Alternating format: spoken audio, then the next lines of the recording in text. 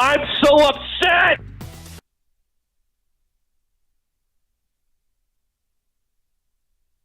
Are you serious?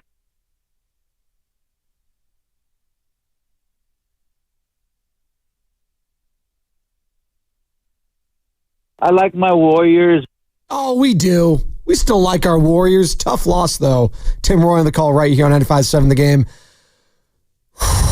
There will be a Game 6, folks. There will be a Game 6. And it says here at the top of the rundown, promote this a lot. Tomorrow, Game 6, Friday, 6 o'clock, Chase Center. Be there or be square. We don't want to go back to Houston. I don't want to go back to the Toyota Center. I don't want any of that. But we're reacting to that game, I guess you can call it, a mess. I don't know what to call it. 40-24 after quarter one, Joe. And it felt even halfway through that first quarter like this team just had no shot in this one. You could feel it early, whether it's from, Jimmy Butler and Steph not scoring, whether it was just the energy. It just felt like the Houston Rockets wanted it. They needed it. Their backs were against the wall. They were the more desperate team, and they played like it. And, hats off to them. Got chippy towards the end. We'll get into all of it. The game, as far as I'm concerned, like there were some moments with the comeback with the Pat Spencers and TJD and Şengün and all of that. I guess that's a minor win that you got the starters back in the game late. But as far as the game goes, it was secondary to now you got a Game 6, and you got to take care of business on your home court tomorrow. That one's just, you hear a lot like, burn the tape, forget about it. Look, I understand that mentality, but to me, that's going to overlook all the great things that the Rockets did in this one that I think can carry over into the next game that you have to shore up. Like, Joe, they have to shore this up. Ball security in the half court. How many times did Thompson get right up into Curry's grill and just pick his pocket? Yeah. Three turnovers for Steph. And, it's just bad.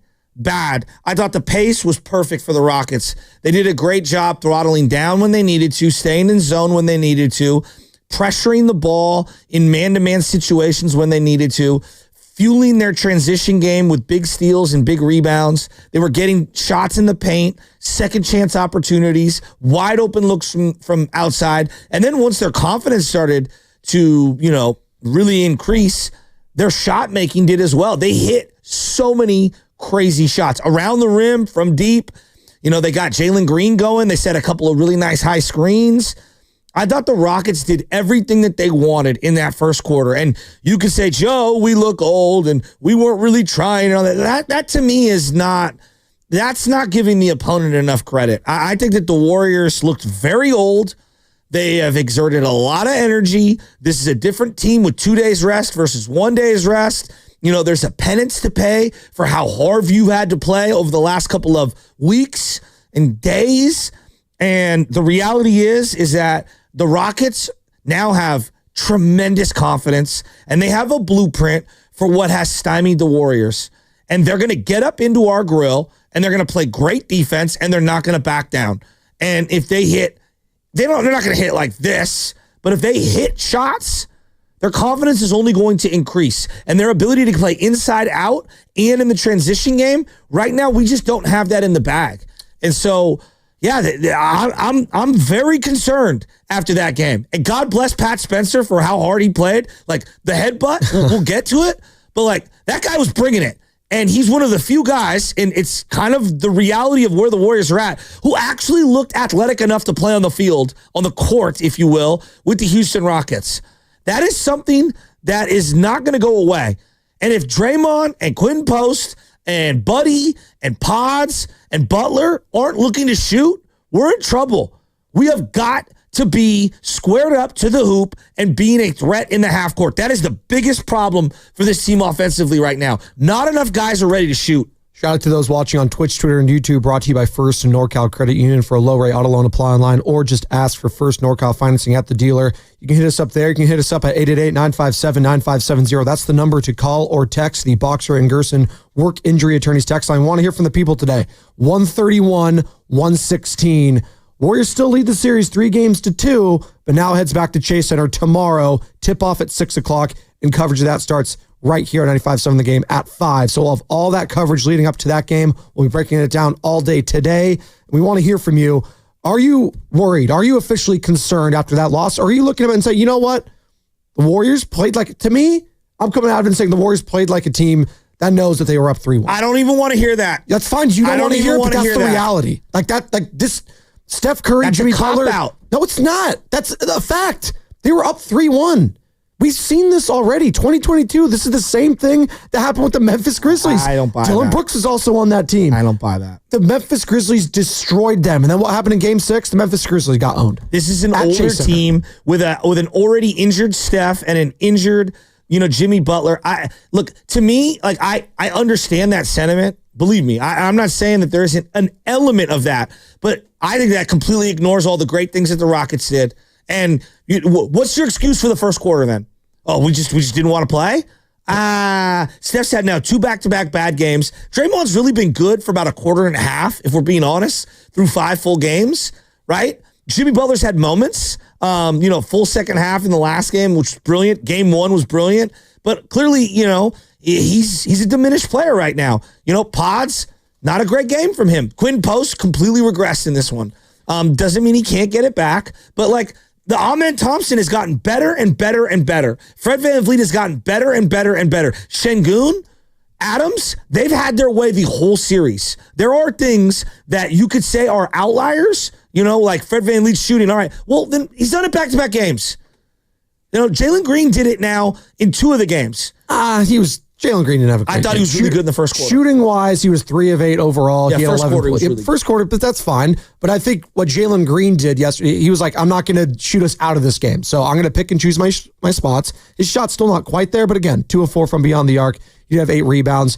And that's, again, Şengün is going to do what he does. He was an assist and rebound shy of having a triple-double. I mean, some of that was due for having to come back late in that fourth quarter when the backup dubs, if you will, the C-dubs almost, were making that run. And if it wasn't for 7 straight Braxton Key smoked layups, maybe they do cut it to single digits at one point, but they couldn't get it done. The Rockets end up holding on there late in the fourth after a furious rally from the Warriors. But even then, there was at no point where I felt really concerned that the Warriors were actually going to come back and win that game. And I don't think there was at any point where Steve Kerr was actually going to go back to his starters. I think he brought Buddy Hield back at one point, and that was about it. And again, you mentioned it earlier. We'll get to the Pat Spencer headbutt heard around the world. Spencer. I know you. Draymond loved it. Jimmy loved it. Everyone. And I love TJD's response in that entire situation. Yeah. I thought Dylan Brooks completely overreacted. I mean, for a guy that's known for physicality and he's saying some stuff in postgame that triggered a lot of Warrior fans, he had newsflash. If people know that you have a specific injury, they're going to go at it. It's pro sports. These are adults. Look, I'm telling you as an older guy who plays against younger players, and I'm not a professional. I'm not pretending like I am. But there are nights where you want to play hard. And because you're old, you just can't summon it. Right? And there's a penance to be paid when you fight as hard as you did the night before and the night before that to win those 2 games, and you don't have the prerequisite rest to get up and ready. And the youth versus the age really showed itself yesterday. And you know what? It's not getting easier. All right, you got Game 6 at 6 o'clock. You got to fly back. You got to get ready to go. I hear you. They knew they were up 3-1 and they played like a team that for me anyways, I know it sounds like you're saying that's a cop-out, but it's just the reality. When you have championship players and champions that have been here and done that before in the past, again, that's why I mentioned the Memphis Grizzlies series back in 2022, where they got blown out in Memphis, came back to Chase Center, and took care of business in 6 games. I'm looking at this in a similar fashion, albeit it's a little different because in that series, you knew there was no more John Morant. The Rockets they're healthy. So there is something baked into that. And Butler's hurt. Sure. But also the Rockets have not won a game at Chase Center in this playoff series yet. That is something that they need to do. And that's where the Amen Thompson's, okay, that was nice. You had some moments at your place. Do it again at Chase Center when the pressure's really going to be on. This is another elimination game for them. I hear you. It's frustrating, and I want to hear from the fans today, 888-957-9570. Jasky's very concerned with it. I'm not as concerned, but I understand where a lot of fans were wanting to take care of business yesterday, considering the fact that after the Warriors game was over, The Minnesota Timberwolves, what did they do? They took care of business early in that game. Yeah. You knew they were winning it. But they also at the end of the game executed down the stretch, got stops. Right now the Warriors are playing right into the Rockets' hands. They're having poor offensive possessions because the Rockets' defense is elite. They're not good. It's elite. Their on-ball pressure has been elite.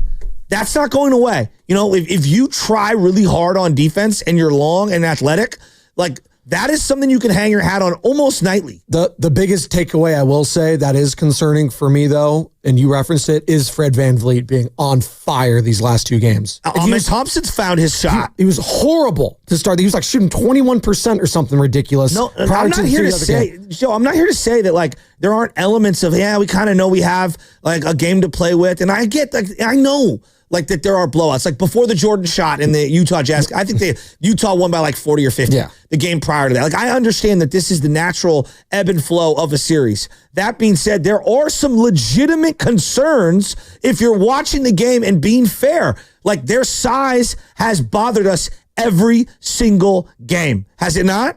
No, yes. Okay. Yes. How about the on-ball defense on Steph Curry? Has that bothered him for the most part the entire series? I don't know what's more bothersome for Steph right now, and he's not going to tell you one way or the other. Is it that defense or is it that thumb right now? That we all saw the picture of, by the way. We get into it. Steph was asked about it. I know you saw the picture. Everybody's hurt. It's no. But I'm referencing the picture that it was leaked. Yeah. It was him getting off the plane, and they zoomed in on his hand, where I think it was his right hand, and the thumb it looked like, you know, those jawbreakers. It looked like one of those was inserted in the top of his thumb. Just this huge ball. It's like, that can't be good. That can't be comfortable. And then he gets slapped in the hand yesterday in that first quarter. No foul was called, whether it was him and Şengün. And he got hit by two guys on the 3-point shot. 2 guys and once.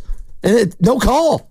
That happens. It's the playoffs. And Steve Kerr talked about it after the game, and he was just like, yeah, you know, like that they haven't been calling that. You can, I guess, slap their hands. It's hopefully something the league will look into, you know, this offseason. But again, that's not an excuse. I'm just saying that's what happened early on in that game. And Steph, is it the thumb? Is it the fatigue? Is it just him being turnover prone? Amen Thompson had 5 steals at the half. 5 steals.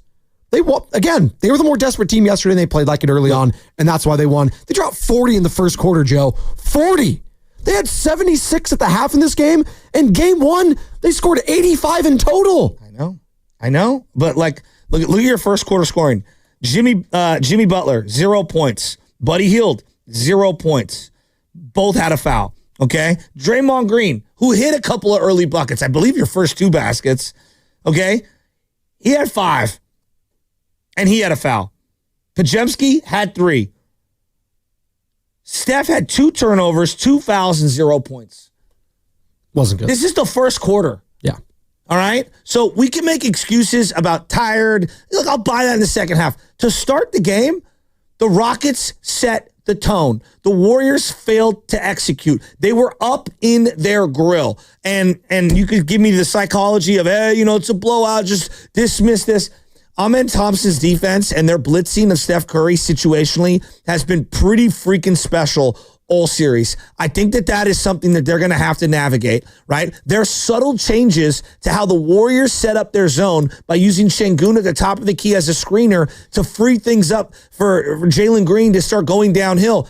That was a nice alteration. Like, these are the little chess match moves. We could talk about officiating. We could talk about, they're hitting crazy shots. And those are true elements of the game. But there are legitimate things that they have done that have stymied the Warriors that I don't know if we have an answer to. 888-957-9570. The one thing I expect not to happen going forward again was, you know, every single player on the Rockets outside of Jalen Green was just on fire shooting the ball. That is an outlier in this series so far. But again, if they do that again, I think you just tip their cap. Like, if they're going to be dropping 130, which is the most points ever scored by the Houston Rockets against said Warriors in the playoffs, like, sure, tip your hat. They'll probably beat anyone if they're doing what they did yesterday. Like, that's just one of those games where you take the L and you move on. You're back home tomorrow again, Friday, 6 o'clock, right here, 95.7 The Game. Chase Center is going to be popping. It's going to be loud. Get there early. We need your support there as we are coming to you live from the Laughing Monk studios right here in San Francisco. Laughing Monk, righteously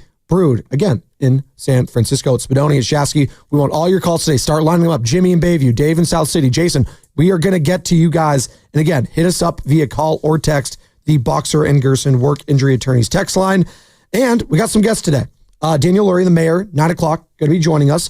And Steve Kerr, 5 o'clock. Can't wait to hear that. Steve Kerr, 5 o'clock today on with Willard and Dids for his weekly. Can't wait to hear what he has to say about this because Steve Kerr's been here before, as we've mentioned, 2022. And also against the Sacramento Kings, like it wasn't the same scenario up 3-1, but I do remember, and this is what you don't want. They were up 3-2 against the Kings, and you and your brother were at this game. They're up 3-2 against the Kings at home at Chase Center, and what happened? It was one of the worst games I've ever been to. It was a blowout. Yeah, they got blown. That is what you don't want. The crowd couldn't even get involved because the first quarter, like last night, the first quarter was all Kings.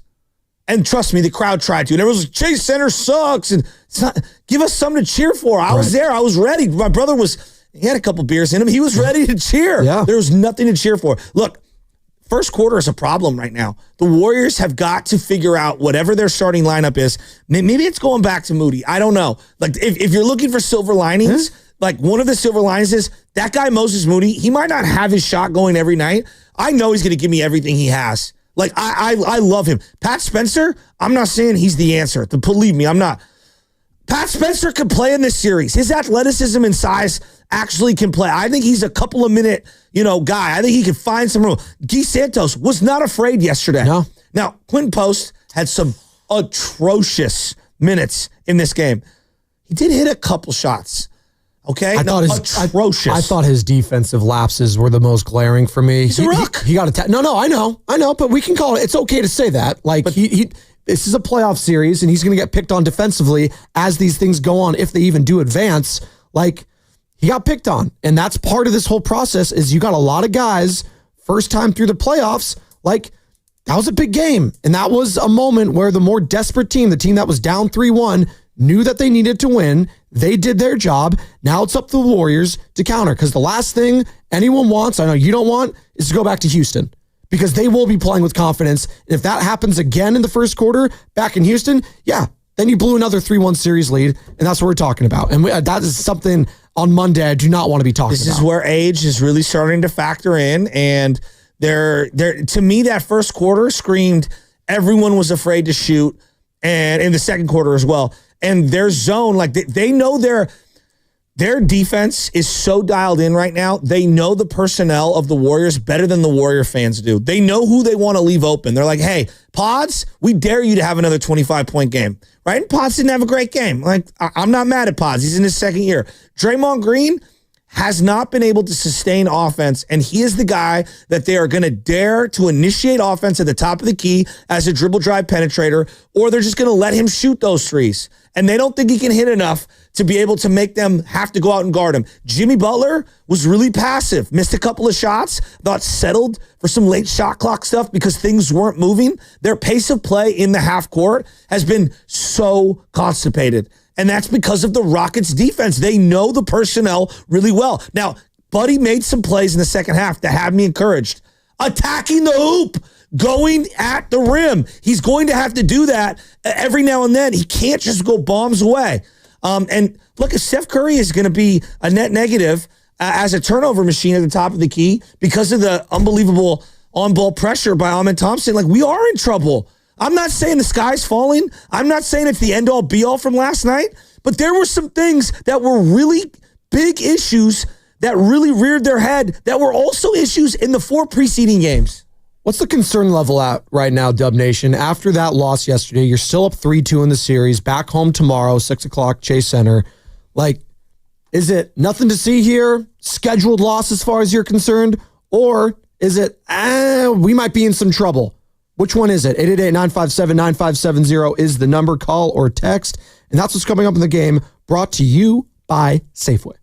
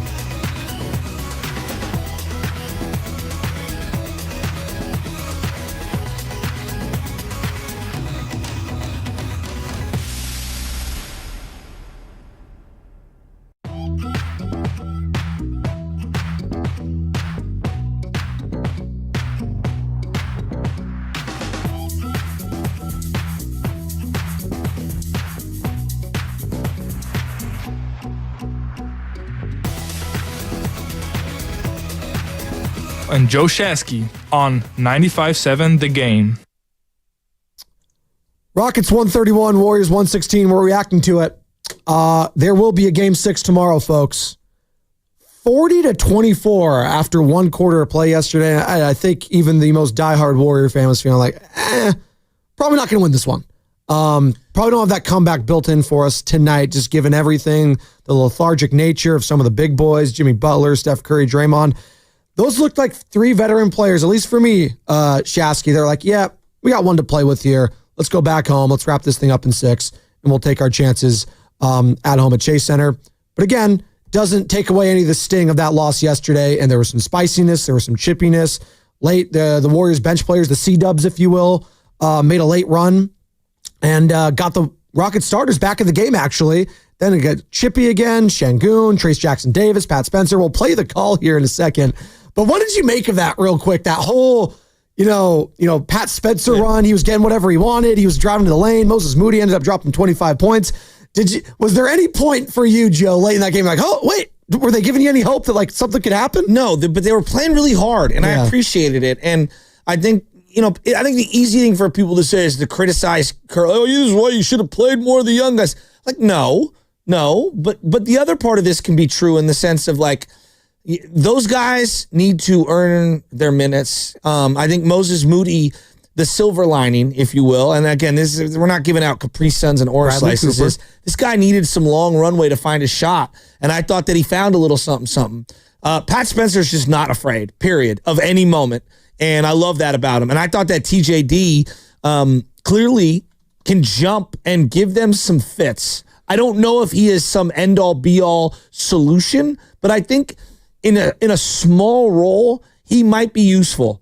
And I think that he has kind of proving that, like, I'm not going to back down from any of these guys. And so you might end up needing him on Friday night. You might end up needing him if it gets resulted to a game 7. But there were certain things. I think the number one thing was like, hey, when you play some of the younger guys, they can kind of get up and down the floor with these dudes. And they were attacking the hoop. And I thought Buddy, specifically in the fourth quarter, is like finally taking the ball off the dribble and getting to the hole. The other element is that they finally like pressured Fred VanVleet and said, we're going to make you dribble. That was the bigger takeaway. We're not just going to do senseless double teams. Make Fred VanVleet dribble. Another aspect of yesterday's game is, again, you mentioned Fred VanVleet. That's back-to-back games now where he is balling from beyond the arc. He's one of those guys where he just pulls up in transition at this point from 3. At least given the last 2 games, I feel like it's going in every time. He's one of those players where it's not off ball. It's just running to his spot, getting it, releasing it, splash. And that's what he did yesterday. That's what Dylan Brooks did yesterday. That's what Amen Thompson did yesterday. They were all balling and getting to the free throw line and making them. Also a big factor early on in that 13 game. 13 in the first quarter. But the Warriors 32 were of 38 overall. Yeah, they were. They were hacking. Like absolutely. anyone, you're like, oh, the officiating. Like, I actually thought the Warriors were fouling. Now, did they miss a couple on Steph? Probably. That always happens. But Butler had a foul. Jimmy had a foul. Jimmy Butler had a foul. Yep. Steph had a foul. Draymond had a foul. Like, boom, boom, boom. And you know why? Because they're slow and they're older and they're reacting to a guy that blew by somebody else. And too many times you're seeing the younger team either get out in transition and put you in a compromised spot, or they're doing some really subtle things like a high screen where a guy's getting downhill and it's breaking down your defense and they're skipping the ball around. And so, like, you could tell me that they punted the game. And yeah, after the results of the first quarter, I would buy into that. But what's the excuse for the first quarter? I don't think you just show up and like, I don't want to play today. I'm going to run through the motions. I think you try to, draw up some energy, and you ain't got it on a given night. Like, I listen to that, but that also diminishes what the Houston Rockets did. Absolutely no. And I don't think it was, an effort level, quote unquote, because I would never question the effort of guys like Draymond Green, Jimmy Butler, Stephen Curry. But I just think the Rockets punched them in the mouth, had their best offensive quarter of the series, exactly, and they ran away with it. And that happens sometimes. The crowd gets into it. Guys, like, even the greatest players of all time, like, when that crowd is in that frenzy, and that's like the loudest I've heard this entire series from the Toyota Center out in Houston, like, that gets to guys like Draymond. He's even mentioned it. You were there at the Garden, like in Boston, in the NBA Finals. Like, that can get to Jimmy. That can get to Steph. Like, the greatest of the greats. Like, that stuff starts wearing on you. You make mistakes. It gets louder. It gets louder. And they could not recover yesterday. Here's how it sounded, though. The Şengün TJD, Pat Spencer, was it 4 minutes to go in the fourth quarter? There's a lot that happened. So Şengün started this all, by the way. Well, Dylan Brooks got a rebound. Yes, in traffic, in traffic, and it looked like Moody and Pat Spencer were boxing out. They were respected guys, and they were jarring for the ball. I thought it was a total nothing to see here play. Yes. And Dylan Brooks is doing I call it the youngster move, where I get a rebound and then I flail my elbows, which can get dicey, right? But guys are trying to tie him up for a jump ball, and that's when the whole melee starts. I thought Dylan Brooks, play the call and we'll explain it. Here we go. And this is sound courtesy of NBC Sports Bay Area. Braxton Key missed the layup, and Dylan Brooks and Spencer, and now Şengün has something to say. Trace Jackson Davis, and here we go. Oh, wait a minute. TJD gave him a pretty good shove there. So Braxton Key missed the layup. Dylan Brooks was pushed out of bounds. He was fouled. Bob Fitzgerald and Kalina has Buki on the call. You can hear the smile on Fitz's face, if you will, through that call. And yeah, Braxton Key missed like a bajillion layups. He's good Lord. I thought the guy was smoking parliaments. He smoked so many layups. Shout out our guy, Tom, the other day. Tim Roy and Tom Tolbert. This is their version on the call right here on 95.7 The Game. Even if the Warriors lose, we're adding another level of spice. I did not think this could get spicy in the fourth quarter. I did not think so either. I thought it'd be super mild. Well, it was Şengün first. Yeah. Well, Şengün came up and headbutted Spencer, albeit lightly now. Just nose to nose. Spencer did it. Well, maybe it's Spencer headbutted him. I thought it was the other way around. I'm wrong. It was Spencer first. And now, but Şengün did the talking, that's for sure. I think Spencer and Jackson Davis may get technicals. Yeah. It must be a lacrosse thing. He came away, and now, I see. Şengün, I think, was defending Brooks, saying it was a cheap play. Yeah. And then Spencer went to him and said, I've gotten whacked in the face by a stick. Don't come to me. Right here on 95.7 The Game, that call. And it was spicy late in that game. And I was actually listening to that version of it. I was driving around, and I heard Tom and Tim talking about it. And yeah, Pat Spencer, lacrosse player, came out there. But I did think Şengün started the whole thing. He shoved him with an elbow. He started all that. But again, Brooks started it by overreacting to two guys trying to tie him up on a rebound. The physical nature, I'm saying, Şengün getting in with Pat Spencer, and then Pat Spencer going back at him. He was up, back, and down. Dylan Brooks, sure. He's going like this. He falls to the ground, which I actually think he knocked himself to the ground, and then the way he got up looking for trouble, to me, he initiated the entire thing. He overreacted to a basic play. Hey, you love that from Pat Spencer, though, right? You love every second of it. I love Pat Spencer. Well, and also, if Şengün's going to get in his face, get out of my face. Yeah. And look, I have a couple buddies that were notorious headbutters. Had Pat Spencer wanted to truly headbutt him, he would have exploded his nose. That's what the real headbutters do in those fighting situations. They will bet. I'm not joking. I am not. I do not say this flippantly. I've seen multiple people have their noses exploded by somebody.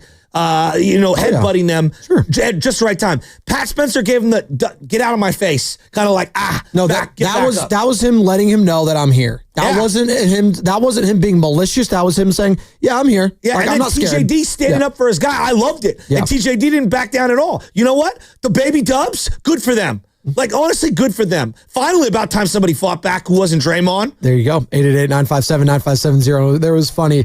Jason and Concord, I'm going to get to you in a second. There was a moment yesterday. I love Pat Spencer. You guys know this. You guys have been laughing at me all year. I get it. I'm not here to say he's do you know how old he is? He's a backup point guard. As a third point guard, you could do a lot worse. You know how old he is? Can you guess how old Pat Spencer is? 28? Great guess. Look at that. Because I know that he didn't start playing hoops until after his lacrosse career. Yeah. He basically won the equivalent of the Heisman in lacrosse. He's going to be 29, I think, here in a couple months. But he's athletic. He is. No, he was getting his spots. He is one of those guys that has played professionally for a long time, albeit either the G League or overseas. I think he played in China.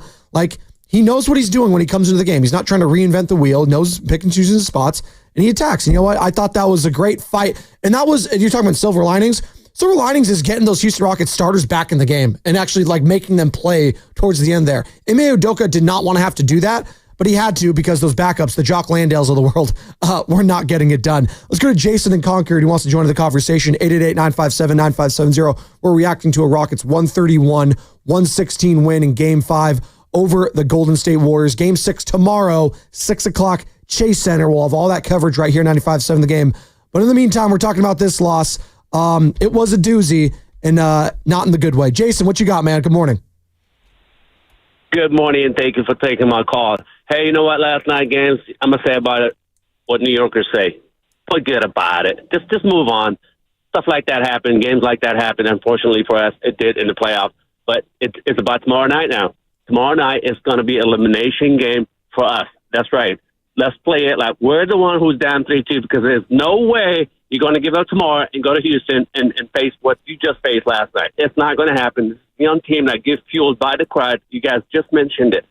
How fueled they were because how loud the arena was. It was just unbelievable. And young teams do get fueled by stuff like that. Where's the one elimination face elimination tomorrow? Because there's no way, no freaking way we're going to go to Houston and try to take Game 7. To me, last night game, what we could take away from it is the first quarter and first quarter only. What happened? Why did that happen? They came out with big, high intensity, with a purpose, elimination game, and they punched us in the face, and we were never able to recover. We need to match that up tomorrow, and there's no other option, guys. That's Jason Concord. There's no way we'll go to Houston and try to take Game 7 after what happened last night. There you go. That's Jason and Concord.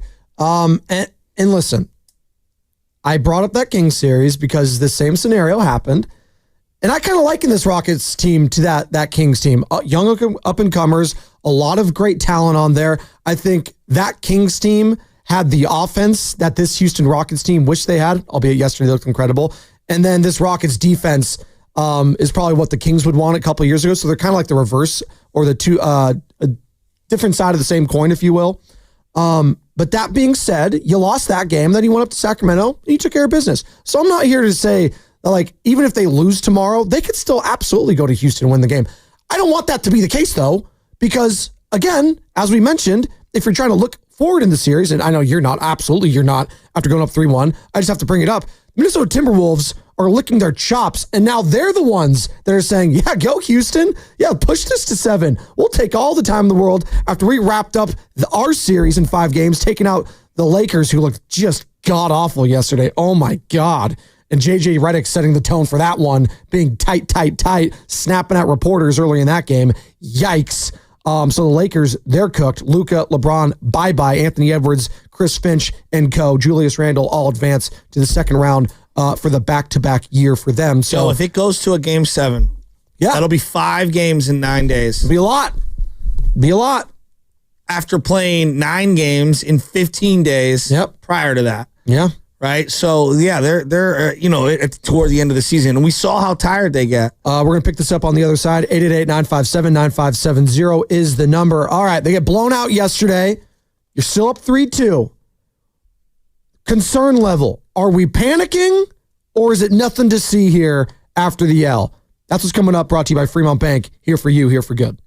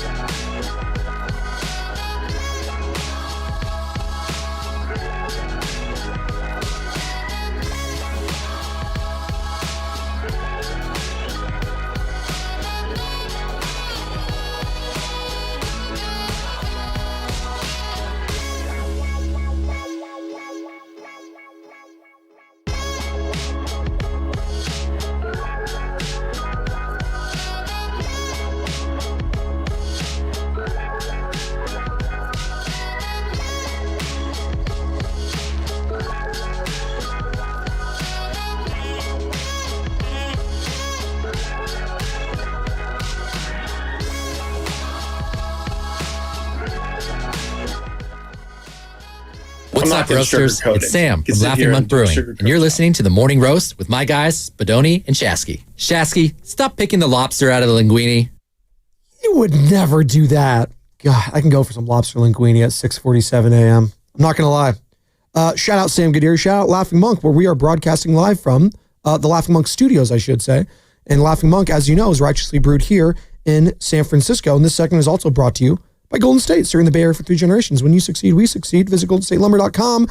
I hope the Warriors can succeed tomorrow in Game 6. That'd be great. Be lovely. And everyone can enjoy a stress-free weekend, right? Star Wars weekend.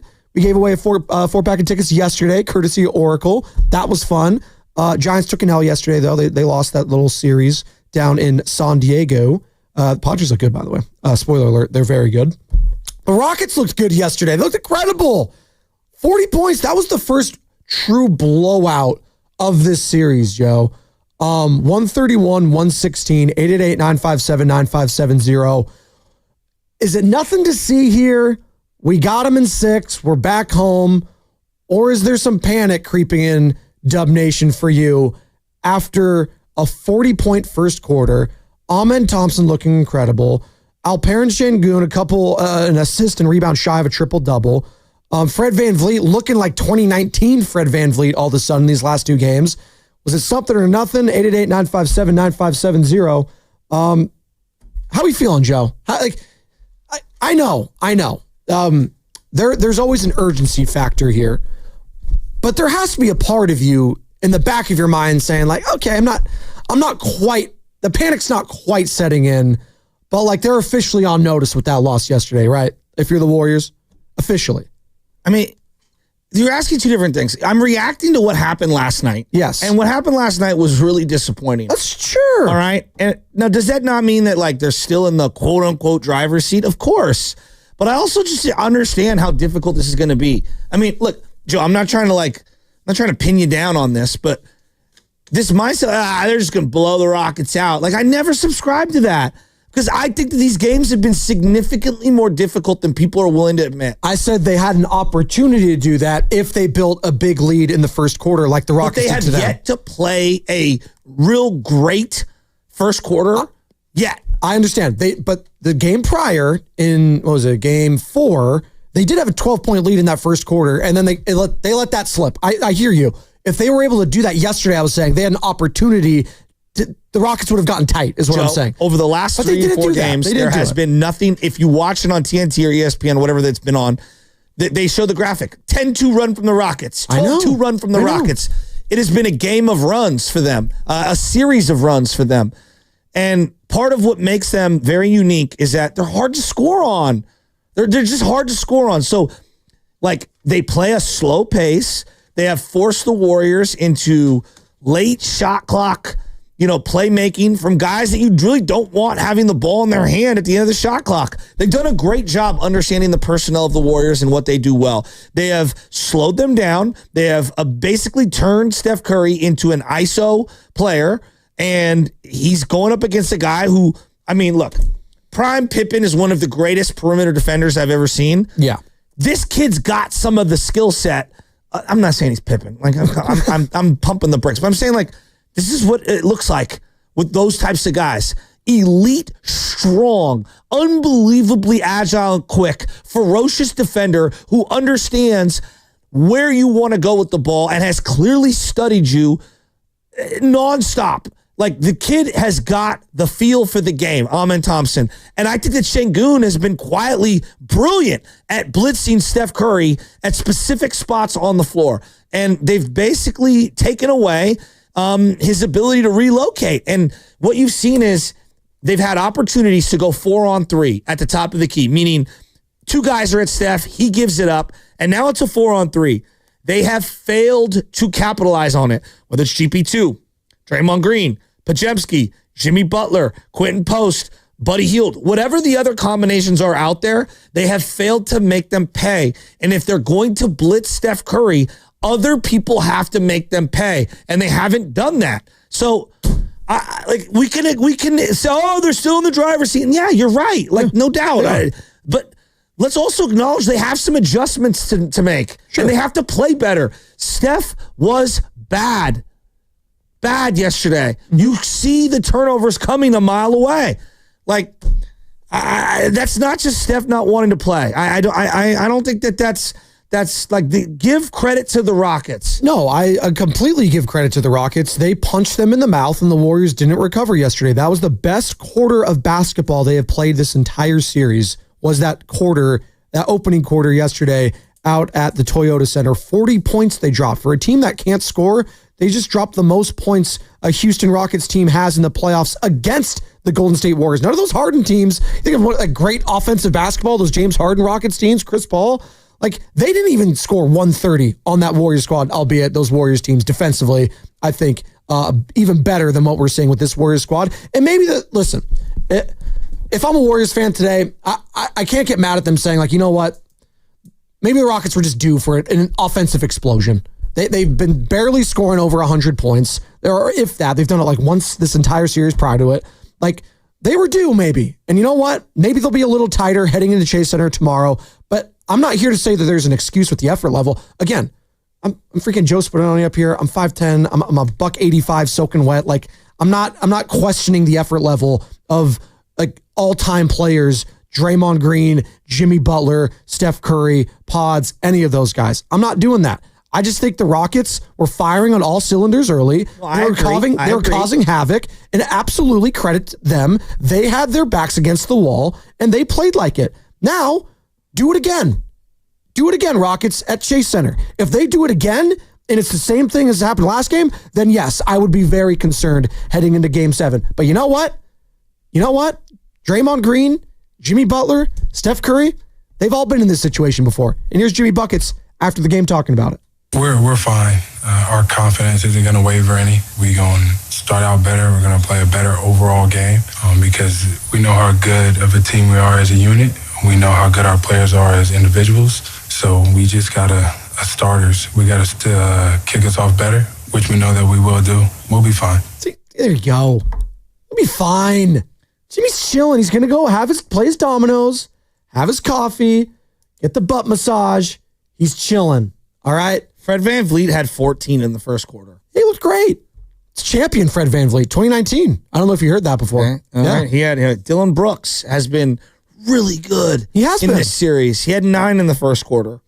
All right? The rest of the guys, 5, 6, and 6. And they played their guys like they comprehensively played excellent yesterday. They did. And look, you can say they hit shots, they're not going to do that. Well, they get a ton of second chance opportunities. That has been sustainable through all 5 games. All right. Now, Fred VanVleet, these last 2 games, has clearly found something. He's clearly found something. Şengün has been a problem all series. Dylan Brooks has been good all series. Ahmed Thompson is getting better as the series is going on. I'm not here to say the sky is falling and the Warriors are screwed. I'm just saying, like, this is a dogfight. Mm-hmm. And if you want to say, there's nothing to learn here, I disagree. There's some big adjustments they need to make. They need to tinker with the starting lineup. They need to figure out how to get Steph Curry going. Jimmy's got to be more assertive. And Draymond Green has got to, penetrate. If he's going to catch the ball at the top of the key and not be a threat shooting-wise, then he has to be able to set up for others or attack the rim. Let's go to the calls. 888-957-9570 is the number you can call or text the Boxer and Gerson work injury attorneys. Text line today. Are you with Jimmy Butler? Says we're fine. We'll be fine. It's all good. Or is panic starting to creep in? Dub Nation for you. 888-957-9570. Let's go to Coach Hall in the aforementioned San Diego. Coach Hall, good morning. What you got, man? Hey, what's up? Good morning, guys. Hey, you guys are deep down here, too. I saw a lot of Giants fans because I live near the stadium. Like, dang, I didn't know you guys travel like that. Oh, yeah. They love going out to Petco. It's beautiful. Yeah, it was a lot of you guys. But regarding the game yesterday, it was at one point in the first quarter, I saw the Rockets shot 11 free throws, and we were at 0.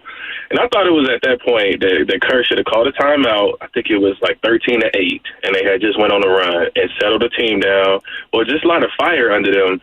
I remember, Shasky, you and I talking 3 years ago when we got blown out by Memphis. I think we lost by like 50 points.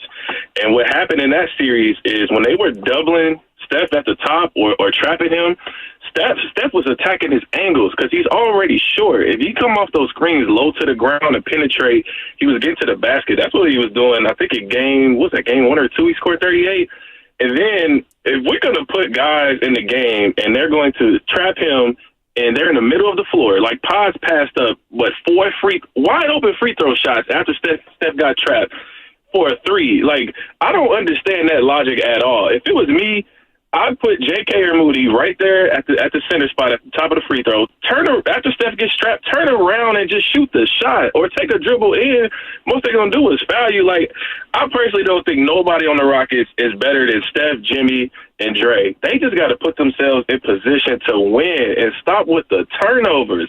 All the losses have the same thing, turnovers. Man, just keep the game simple. We'll be fine. We'll blow them out. But I'm really nervous against the Timberwolves. But I think we win in the blowout on Friday. You say that nobody's better than those guys, and we all agree. I mean, Thanks, the Coach. resumes are cemented, but Van Vliet's outplayed Curry the last 2 games.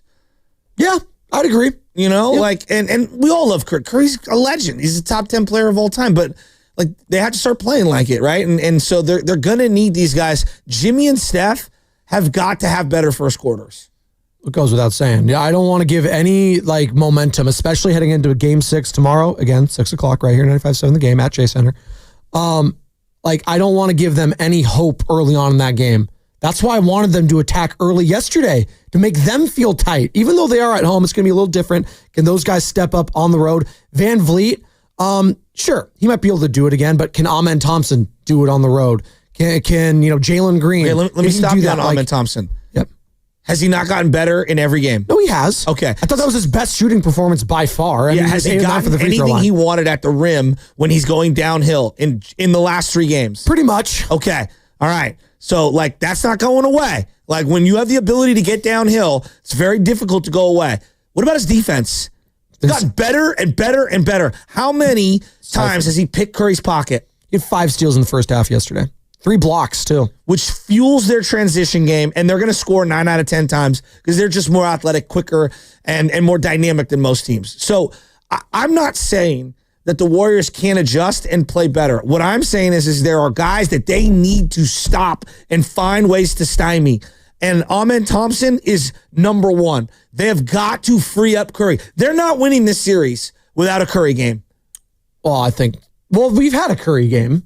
You need another Curry game. I'm saying they need at least one more Curry game. One more Curry game. Well, listen. If he doesn't score 25, they're not winning this one. I don't give a damn who it comes from. Jimmy Butler, Steph Curry. Someone's got to step up and have a massive game in one of the. And hopefully, it's just tomorrow, and there is not a game 7 because then you're absolutely playing with fire. I don't buy the notion even if they do lose tomorrow. And again, you can say this is a loser mentality, and every win is a must. Every game is a must win. It's the fact of the matter is they have been here before. They have been in this situation before. Up 3-2, coming back home. The Sacramento Kings series, just 2 years removed from that. Same thing happened. You were there. They lost. They went to Sacramento, and Steph had an amazing game. It was a Steph game. So I do think that can still be baked in the equation. They have to go back to Houston at some point. I know you don't want to do that. You don't want to, but I still feel in my gut, in my big gut right here, I feel like they could still win this thing if it has to go 7. When people say because 3 years ago, when you were younger and more healthy, you dropped 50. And no, I think this team's won better. A game 7. I think this team's better than 2 years ago. Doesn't mean that's the template. Like the template for me is totally different. They're gonna have to it's gonna be a tighter game, but they've got to execute better in the half court, and they've got to find a way to initiate offense earlier in the shot clock. Sure, that is not going away. They need Brandon Podziemski to be more assertive. He's got to score. Draymond has got to score. Jimmy cannot be relegated to shooting late shot clock threes. He has got to get on the block. You got to ISO him, get him on the block, throw him the ball early, and run some split action off of it. They've got to get creative here. Just think it was a bad game. It was a bad game. It was a bad game from them, from everyone. I don't think anyone outside of Moses Moody off the bench really had a great game. Pat Spencer. And it's hard for me to take the Moses Moody thing with a full grain of salt because it was blowout time. And that's a different kind of game. I understand where people are silver lining stuff. I don't know how much. He did need to find a shot. He did. That I agree with. By the way, it's funny. I was bringing up that game 5 Grizzlies Warriors back a couple years ago, 3 years ago. In fact, that was on May 11th in 2022. Time flies, man. 134-95. In Memphis Grizzlies ended up winning that, and then it goes back to Chase Center. Warriors take care of that in 6. But you know who the leading scorer was or check that. The second leading scorer was on that team was Jonathan Kuminga in that game. 17 points. He had 24 minutes off the bench. First thing I talked with Grandy, and he did not play yesterday. Well, I called Grandy because I was and I go, "Where's Kuminga?" And he's like, "Well, they said he was out with an illness an hour before the game. I had missed it. I was making dinner DNP for the little guy, and I totally missed that. And I'm like, boy, they could have used him. They absolutely could have used him. We could use Paul. I think he could have used the minutes. Too. Absolutely. Paul is in Washington, wants to join in the conversation. 888-957-9570. Paul, good morning. How are we feeling about that L yesterday? I'm not going to lie to you guys. I'm worried because we are leaking oil, man. I seen it in the first quarter. We're breathing through our mouths. I seen swiping at Steph's thumb, and Jimmy's hurt. We're tired, man. I know we used to be what we used to be, but we ain't that right now. We're older, 24 hours to go, and we're going to have to do it all over again. We got to find a solution. I just want to ask a question. I don't understand. Pat Spencer needs more time. Things happen when he comes in. Guy Santos, Kevin Knox, these young legs, we could have used them in the second half, more, and give the starters some rest. Can you tell me why Steve won't do that? Well, because Kevin Knox is barely an NBA player. Yeah. I mean, he was in the we have to be reasonable. I watched him in Summer League at the California Classic courtside with Bonte and Doc Pondia. He was playing Summer League games, like against Bronny James. He hasn't been in the league like 5 years? Yeah, but he was doing but that's where he was at in the league. He was a Summer League player. Yeah. He's not like a rookie. No. Well, in the Pat Spencer minutes, who's he taking minutes over right now? Who do you want him taking? He's a ball handling point guard. Pods is going to get those minutes, and then when Pods isn't out there, it's going to be either Jimmy Butler or Stephen Curry. Well, I would try. I don't know who's he taking minutes for out there. I don't know. Do they need a ball handler? Is he going to play off ball? Is he going to I don't know. No. But I'm asking you, could they use another ball handler? I don't know. I just thought yesterday was a bad game, and Pat Spencer he balls in garbage time a lot, and that's great. And he's had some spurts in actual minutes before. I'm not here to poo-poo Pat Spencer. I actually loved his energy and his effort yesterday. It was refreshing, quite frankly. But I don't know what to make of it, to be honest. I mean, it's a blowout. It's great. You made a run, but it was a blowout. A couple minutes here and there, but no, he's not going to get. No. But one of the elements of this team right now is they could use a ball handler, and this is where to me the answer is simple. It's not Pat Spencer. Who are you playing him next to, though? That's the thing. No, it's Jimmy Butler handling the ball more. It's Jimmy Butler being more aggressive. Okay. Right? Jimmy Butler needs to, in the first quarter, get guys in foul trouble. I thought that the Rockets took the Jimmy Butler playbook of, hey, we're going to go right at you and get all of your guys in foul trouble. Butler picked up one. Steph picked up one. Draymond picked up one. Boom, we're in the bonus. Here is Jimmy Butler, as you're talking about his level of movement right now. And maybe what's the concern with his physical status? It's getting better. It's getting there. Another day and some change of recovery and rest. But that's no excuse for how I played, how we played as a whole. Like I always say, if anybody takes that floor, you're expected to go out there and produce. And more than anything, you're expected to go out there and win. You're not going to hear complaining. You're not going to hear excuses from Jimmy, whether it's the glute contusion, whether it's Steph talking about his thumb, whether it's Draymond talking about the wear and tear. They're not going to use that as an excuse, but it definitely is a factor as this series goes on and on. We talked about it before game one. The pound of flesh that's going to be taken from this series is going to matter. And the fact that you had an opportunity to get it done in 5, I think is the most frustrating aspect of where Warriors fans are at. Because I do think a lot of Warriors fans in their heart of hearts still feel like they're winning this series, but now it's going to have to at least be in 6, and that's what's really frustrating Warriors fans waking up today. Well, and especially because the Timberwolves took care of business yesterday, and then you watched it. That was a team, and I can't get it out of my mind, and I know we're talking about the Warriors today, but I did watch that Timberwolves-Lakers game, and that was a team when not a lot was going right for them shooting the ball, but that didn't stop them from winning the game. You know why? Because they still dominated defensively over the likes of LeBron James. Pretty good offensive player, right? Over the likes of Luka Doncic. Pretty good offensive player. Yeah. Austin Reeves. They took care of their business on one end of the basketball. Warriors weren't able to do that on either end yesterday, and it was apparent in that first quarter. They just couldn't do it. They just couldn't do it. And that was what frustrated me the most after watching Minnesota the game after as they win 103-96 over the Lakers. They win that series, and now they are awaiting the winner of the Rockets and Warriors series, and they're going to be at home in Minnesota regardless. Well, actually, that's not true. That's not true, because the Rockets win, they'll be in Houston. Sorry, continue. There's obviously like defensive issues that have been present the entire series. They've struggled against Şengün, just struggled against him. They've been struggling now with, situationally doubling him and then kicking it out to a wide open shooter who are now starting to feel confident from beyond the arc. So that's an element. That's a real element. But also there's the element of offense. Right now, Steph's averaging 23 for the series. The next highest scorer is Jimmy Butler at 15 points. And then you got Pods, Pat Spencer averaging 11, even though he's only played a couple games. Moody, like that. They need a couple of guys to step up and score. And I'm looking at Draymond, and I'm saying to myself, like, Draymond's averaging 6 in this series. Not great. Now, situationally, he's had some brilliant defensive stops. Game 1, I thought he was great down the stretch defensively. Game 3 and Game 4, he was great down the stretch. But for long parts of this series, he hasn't been good enough. And if we're going to go big three, pound our chest and demand more from Jimmy Butler as he's compromised, we just need a little more offense from Draymond Green throughout the first through third quarters.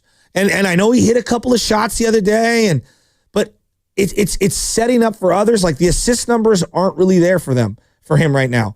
Like in the entire series, how many assists do you think Draymond has through 5 games? Ooh, great question. How many assists in total? Not what he's averaging. In total assists for Draymond, I'm going to go 12. 11. Ooh, I was close. Nice. I mean, this is a guy that gives you 4 or 5 a game, yeah, right? Like in the regular season. Like not good enough. He's one of the top assist getters. So what does that tell you? That tells you like they're too passive.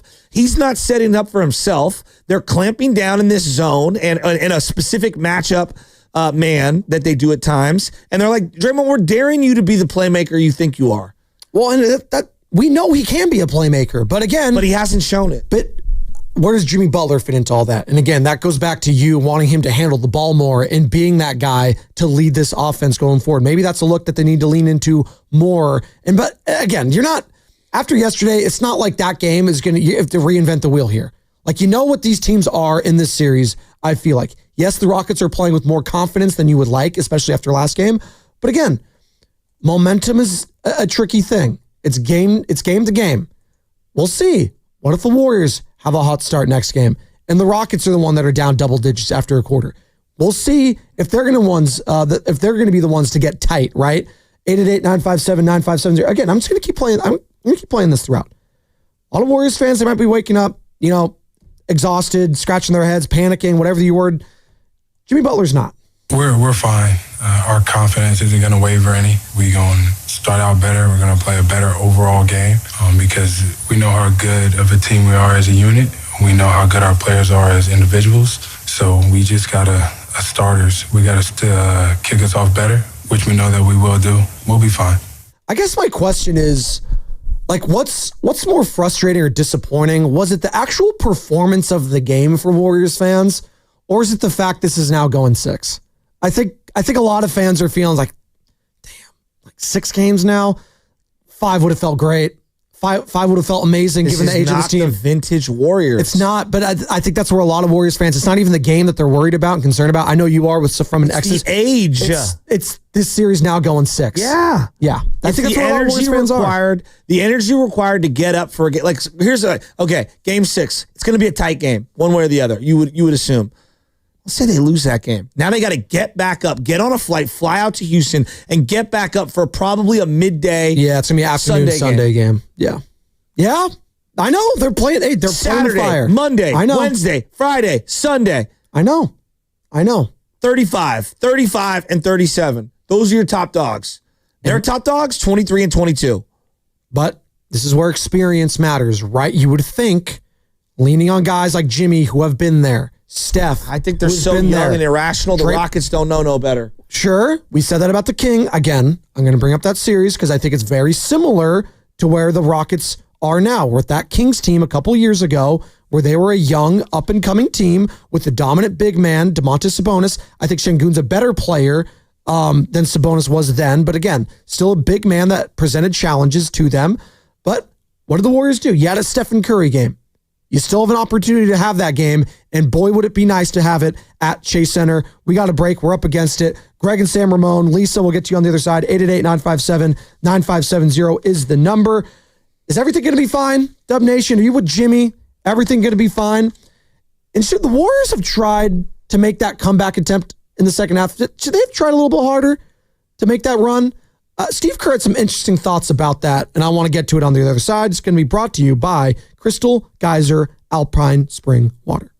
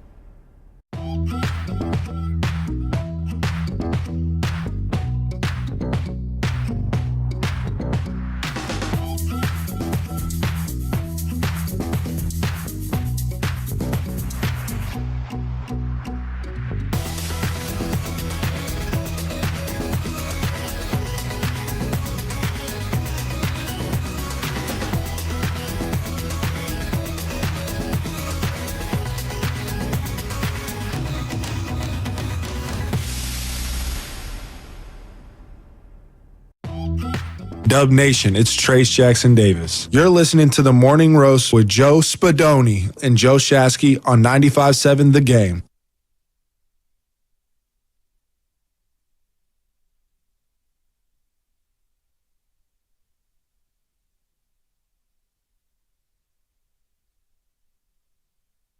We back. We're reacting to the disaster yesterday. That was that first quarter. 40 points from the Houston Rockets as they absolutely punched the Warriors in the mouth. Pat Spencer did get his headbutt in later, so he got ejected, and I wasn't mad at it. They made a little run, 36 points to the Rockets, 24 in the fourth quarter, but nothing that really got to the serious nature as far as I'm concerned. Maybe some people feel else like, hey, maybe you should have gone to the starters there.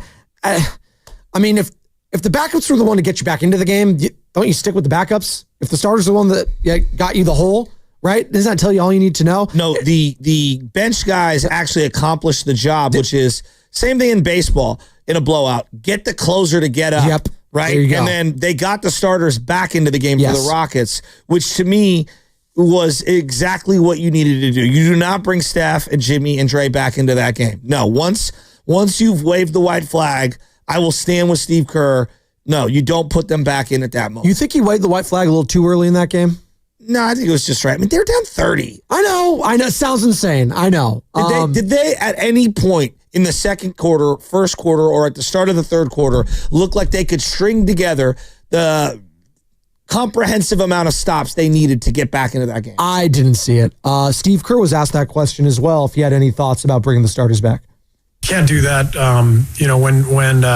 When you make a move like that, and then the starters are on the bench, you can't go back to them. It's just not the right thing to do. And then Draymond Green was asked about that and asked about Kerr telling them not to chase it tonight. Yeah, we had a quick conversation. He was just saying, I don't think we should chase it. I said, cool. We'll give it 5-6 minutes. We can't turn it fast and pull the plug. Are you cool with that, Dub Nation? Did you think that they, should have put the starters in a little bit later? Should they have, stuck with them a little bit longer? 888-957-9570 is the number. Let's go out to Greg in San Ramon wants to join the conversation as we're talking about that blowout loss. Remember, Game 6 tomorrow at Chase Center, 6 o'clock. We'll have coverage starting at 5 right here on 95.7 The Game. Have all the pre and post, all of it. And then you would assume, if necessary, a Sunday game would be on the horizon in Houston for Game 7. But we'll worry about that if a disaster scenario happens tomorrow. In the meantime, Greg, good morning to you. Hey, how you doing? Doing great. Just want to, good. I just want to point out that I think we overreact sometimes, and I say we as Warrior fans, and I try not to do that. But if you told me that the Warriors would be up 3-2 going back to San Francisco for Game 6 before the series, I would have taken that. What happened last night? I think the Warriors made a punch early, very early in the game, but then the officials really seemed to be calling. I mean, the Warriors were in the bonus. Houston was in the bonus, I'm sorry, with 6 minutes to go in the first quarter. So it was pretty evident that this game wasn't going to turn out well. And I also think that we're probably not giving the Rockets enough credit. When the Warriors lose, it's always what the fans will call in and say what the Warriors did wrong. If you look at the games, though, Houston's a very good defensive team, needless to say. And the longer this series goes, they're starting to realize some of their advantages. For example, Amon Thompson, he's unstoppable, it seems to me. I mean, he was like the second coming of Jordan the last 2 games. And so I think the Warriors, if they don't win Game 7, it's going to be really hard. I'm sorry, if they don't win Game 6, it's going to be really hard to win Game 7. So I'm hoping they win Friday. Well, I mean, thanks, Greg. You started off by saying we overreact. I think I'm just reacting to what I'm seeing this series. And what I'm seeing this series is a significantly closer, matchup than whatever the scores indicate outside of yesterday's game. What I'm seeing is this team have a clear advantage. I'm talking about the Rockets in multiple areas. Size, paint scoring, rebounding, athleticism, defense on the perimeter. Those are huge advantages right now. Ball security has been a big thing for them. What have the Warriors' advantages have been? The 3-point ball, free throw line, right? Getting certain guys situationally into foul trouble, cutting off the scoring from the mid-range for the Rockets and the 3-point line in crunch time. Situationally, the Warriors have been really, really good.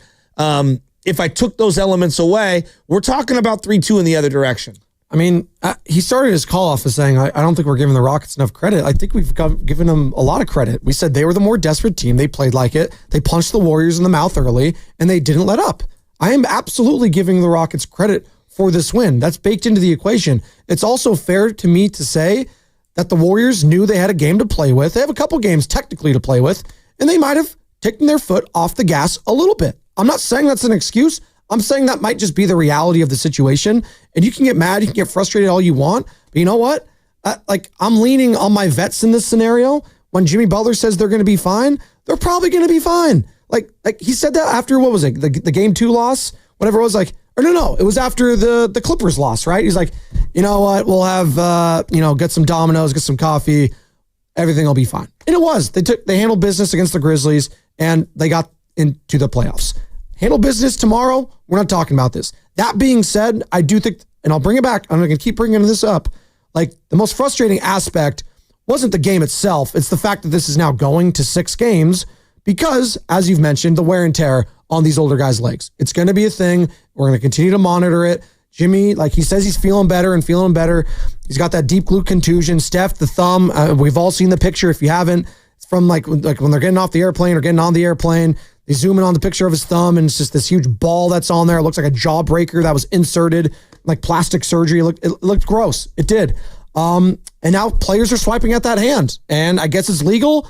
I don't know. It looked like a foul to me when Şengün and Dillon Brooks both collided with him on a 3-point attempt, and they did not call it. They called another foul somewhere off ball, but that was frustrating. I'm sure Stephen Curry's frustrated with it, and he talked about it yesterday. You don't think about it, and if it's a foul, they should call it. That's it. It's a foul, they should call it, and they didn't. And Steve Kerr was asked about players if they're targeting Stephen Curry's injured thumb. The rule, the NBA is once the shot has been released, you're allowed to hit the guy's arm. And so what's happened in the league this year is players always they're going to outsmart, the rules. They know what they're doing.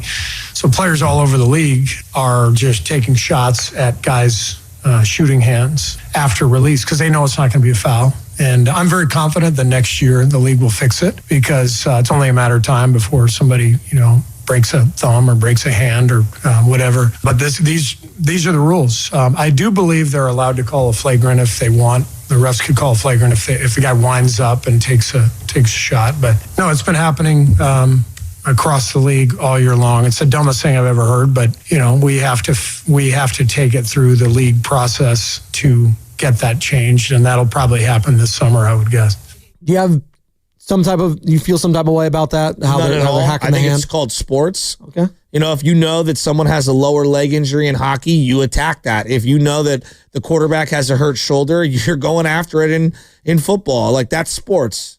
I mean, those hockey and football a little different tthan basketball, wouldn't you say? Though a little bit. What do you mean? If you know that a guy has a hurt hand, yeah, you're gonna get in on his hand. If you know that his ankle, great example, when the Warriors clearly could tell that Ja had hurt his ankle and they didn't isolate him and try to run at him in the Memphis Grizzlies game, I was losing my mind. That's what you do in sports. You see a vulnerability, whether it be health or a weakness on the team, and you attack it and expose it. That's professional sports. This isn't CYO. What? Look, Dillon Brooks is doing everything within reason in the rule book. All right, so I have no problem with it. Right? Do I think Dillon Brooks is a clown at times? Yeah, I do. I also support a guy that can be accused of crazy things in Draymond Green. If you don't think Draymond Green is going at people who smartly might be compromised physically, I think you're fooling yourself. That's pro sports. I have no problem with it. But here's the reality. Yeah. This is why it's so dire. It's not about just losing a game. It's not about being up 3-1 and losing. You can lose any game. There's no doubt. It's the reality of this team getting up for a game just less than 48 hours later after traveling back home, being injured with the thumb, right? Like he's not 100%. It's going to be a little harder. Even at 100%, Amen Thompson is a problem. He is causing problems. He's a beast. Now, you're not at 100%. He's a bigger problem. Jimmy not being 100%. The best second half from Jimmy was after he had extra rest, missing almost the entire game 2, but missing game 3 and having a little bit of rest and being ready to go for game 4. He doesn't get that luxury this time, right? Draymond Green haven't played that great. Situationally, he's been great, but full games, he hasn't been that great. Podziemski's been really good for one game. Been all right for a couple, right? Like there are some trends going on here. This is a bloodbath. This is the way series go. And when you're older, your margin of error is thinner, and it takes harder and longer for you to get up for these games. 888-957-9570. We are coming to you live from the Laughing Monk Studios. Laughing Monk, righteously brewed here in San Francisco. We got the mayor, Daniel Lurie, joining us at 9 o'clock. And don't forget, Steve Kerr, 5 o'clock right here on 95.7 The Game with Willer and Dibbs. That will be appointment radio. We will all be locked into that. And how he felt about the L. Steve Kerr's been here and done that, though. Like, this is why, and I'll bring it up again. Like, he's only lost one Western Conference series. He has been in this position before. He has been up 3-2 multiple times in the West, and more often than not, he has taken care of his. Actually, anytime he's up 3-2, I want to say now in the Western Conference, they won that series because they were never up 3-2 against the Lakers. They were down 3-1 in that. So anytime he's been up in a series in the West, they've won it. So if you're just going off history, like, they're going to win this series. But again, this is an older team, as you've mentioned. You don't want to hear that. This is Jimmy Butler now is here. Stephen Curry, who's 37 years old. Draymond Green is older. The age. Are you starting to focus on the age and wear and tear, Dub Nation, after a loss like this, that you could have got this series done in 5, and now it's shifting to 6, and they got the young guy, Amen Thompson. Dylan Brooks, how old is Dylan Brooks? Still in his 20s, I want to say. If he's not, he looks fresh to me. Şengün in his 20s. Jalen Green in his 20s. Fred VanVleet is the grizzled vet on there. I want to say he's in his early 30s still. Steven Adams is the oldest 31-year-old. I don't know, like, been in the league for 20 years, it feels like, but he's still relatively young in those years. So, yeah, it would be incumbent on them tomorrow, 6 o'clock at Chase Center, to get off to a fast start. That's what I wanted them to do yesterday, and they didn't, and they could not recover from it. I think tomorrow, and we'll have all day tomorrow to preview it. We'll have Bonte in studio for the entire hour at 9 o'clock. Can't wait for that. Get his thoughts on it. Like, they need to get out to a fast start. I don't want this to be a tight game late. Not to say they can't win it. I don't want that on my psyche if I'm a Warriors fan. Well, I would like to win this. But what sparked that yesterday? What sparked it? Was 8-8 at one point. 8-8. That's what the game started out. What sparked it? Sloppy offensive possessions at the top of the key from Steph Curry. Elite on-ball defense. A killer zone defense on the other guys, daring anyone else to shoot. Right? They're going to do that same thing. They're going to need guys to step up. I just don't think, again, I don't know if this is a cop-out. You can get mad at me. Warriors fans can get mad at me and say, I'm not giving the Houston Rockets credit. I am. I would be shocked if they shot that well again. Shocked. I think they've shown me who the Rockets have shown us who they are for most of this series. I think yesterday was an outlier. Shooting the ball wise. Like, they were incredible. Well, that might be true. They were incredible shooting the ball yesterday. No. It wasn't incredible. It was actually historic. Yes. I think 95% effective field goal percentage in the first quarter alone, per Anthony Slater's article. They shot, 69% or whatever it was. It was historic.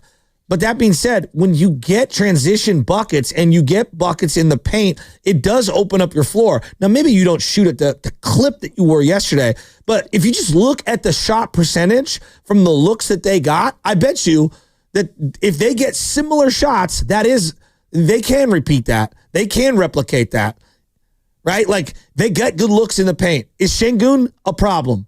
Yes. All right. Is Steven Adams, when he gets subbed in, is he getting them second and third and fourth chance opportunities? He got 3 offensive rebounds yesterday. Again, Amen Thompson at 4, crashing the glass. Okay, you let Jalen Green get downhill multiple times. He hurt his knee in this game. He did, and then came back into it. Did they even test the knee? Not really. No. They didn't go at him. You got to do what Dylan Brooks is doing with Steph on the hand.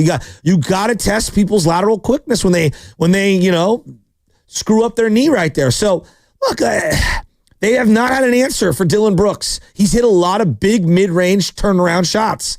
Good ones, too. Like, there's some things that I think that the Rockets are doing, and we're being a little dismissive of how good they've been. Have the Warriors been god-awful? No.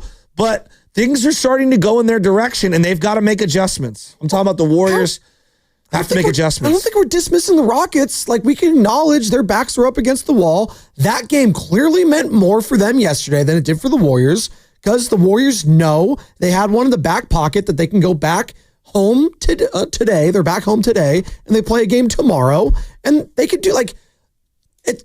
They have this thing baked into the equation already. The vets have been there and done that. I know you don't want to hear it, but that's the reality when it comes to these guys, like saying, yeah, we're fine. And maybe that doesn't land well today, but that's what Jimmy Butler's going to say after a game like that, saying, yeah, dude, I've been here and done that. I've gone to 2 NBA finals before. I've been in this situation where we're up. We need to put a team away.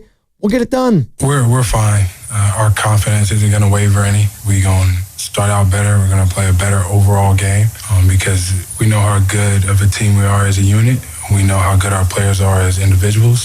So we just got to, as starters, we got to kick us off better, which we know that we will do. We'll be fine. And Draymond Green talked about flipping the page as well. Yeah, we turned the page quick. Just start talking about possible adjustments that we can make, things we see, stuff we can get into. But yeah, we flipped the page really fast. And finally, Stephen Curry asked if he can compare this loss to that one we've been referencing against Memphis back in Game 5 in that 2022 championship run. Yeah, there's definitely something you could look back on part of the journey, but that's all well and great to talk about. You have to go do something about it on the court. And, we talked about our group is trying to do this for the first time together. And I love that challenge because, we have an opportunity to, write our own story and how we bounce back. And we've had a pretty, resilient group over the last 2 months, and it has to show on Friday. So yesterday, the most concerning aspect, I think, if I'm a Warriors fan, though, is at this point, just given the last 2 games, it's Stephen Curry struggling. That's the one for me. And I know he could break out of it, and he's not going to use the thumb as an excuse. But it's not even the shooting ball, because I know Steph's going to shoot the ball. Handling. The turnovers, man. It's just killing him. The half-court turnovers, that's something you can control. That's what's the frustrating part of it. It's not like he's just missing shots, because he can miss shots. That's not, you're Steph. You're the greatest shooter ever. He was 3 of 9 from beyond the arc yesterday, 4 of 12 overall. It wasn't a great shooting performance. That's 2 in a row now. It's the carelessness with the ball. I don't even know if it's carelessness. No, it is. No, it is. No. This is who he is, though. He's built his whole career. No. On some of the passes, I would agree. The ball handling yesterday, which I think has been a theme throughout the series, because Thompson's defense has been elite. No, he's been great. He has picked his dribble 6 times that I counted. 6 times. That has nothing to do with carelessness. I think that has to do with someone playing up in you. Well, that also is incumbent on you to adjust then. Stephen Curry is one of the greatest players, a top 10 player of all time. I'm not letting Amen Thompson pick my pocket left and right. We might be looking at a young player who's just special defensively. He might be. We might look back at this conversation in 4 or 5 years and be talking about Amen Thompson in a different light. Sure. Is Amen Thompson right now a better defensive player than Stephen Curry is an offensive player? I would say no. Stephen Curry is still head and shoulders better than him on the offensive end than Amen Thompson is on the defensive end. That's big in the equation. I think we're sleeping on Thompson. I think if I was looking at perimeter defenders over the next 5 years after this series and seeing how sharp this kid is in terms of his understanding the assignment and defending without fouling and size and strength and fearlessness, hand-eye coordination, there's not many guys I'm taking ahead of him in the whole league. I'm not overreacting. I'm assessing through 5 games how great this kid is. I mean, the Portland Trailblazers took Scoot Henderson ahead of him, and that looks insane today. Hey, well, it's a great name, Scoot. You can't pass up an opportunity like that. Guy's probably has a Razor scooter in the back. Right now, no, honestly, let's what other young guy are you taking ahead of this guy as a perimeter defender? He's better than McDaniels, the kid I saw in Minnesota. Ooh, McDaniels pretty good. No, he's really good. Pretty good. I've taken Thompson. That's how highly I think of Thompson. Okay. Well, who's my other guy? Who's my guy? Dyson Daniels, whoever. It's a very short list. Right. Yeah, he's 22. That's another one. But again, your point is well taken. He's been incredible, and he's a local guy. I root for the local guys. He's been awesome to watch, but it's coming at the Warriors' expense right now. And I think shooting the ball for him, that was what was more eye-opening yesterday. He was 8 of 12, and he hit his free throws. And he gets into the lane. And he was crashing the boards. Like, there's one thing, and we can laugh at it when it's just like, hey, they kept missing their free throws. The scary part is if the Rockets had made their free throws this series, they would have won it already. That's kind of a sobering reality in all this. Okay, so now you can understand why I'm a little like. And again, I'm not saying that the sky is over. Like, they're fortunate to be up 3-2. They are in the driver's seat, as people like to say. But also, like, these margins are thin. This is an older team. Draymond Green tweaked back, some foul trouble for Jimmy. Steph just having another off half. Like, it could be curtains. And the next thing you know, boom, it's 3-3. We're going back to Houston, and it would be our 5th game in 9 nights. We got some calls here I want to get to. Leroy's out in Oakland, wants to talk about that loss yesterday. 131-116 series now at 3-2 in favor of Golden State, who are going to be back at Chase Center tomorrow for Game 6. What's your concern level at right now, Dub Nation? Are you panicking, or are we sweeping this one under the rug? Nothing to see here. We'll get them tomorrow at Chase and wrap this thing up in 6. Leroy, good morning. How we feeling, man? Hey, good morning. I'm feeling like I am in for one heck of a ride this season with the Golden State Warriors, and I'm realizing that I'm going to have to be patient from game to game, and I'm just going to have to enjoy this because the rest of the way, I think we're going to advance, but as we go along, and I say we because I'm a big Warriors fan, but as the Warriors go along, these series are going to get longer and longer. I'm looking for 6-7 game series the rest of the way. And here's why. It's because the team is getting older. And this is my concern. It's like they'll be great for 2 games, and then it seems like they're just dog tired.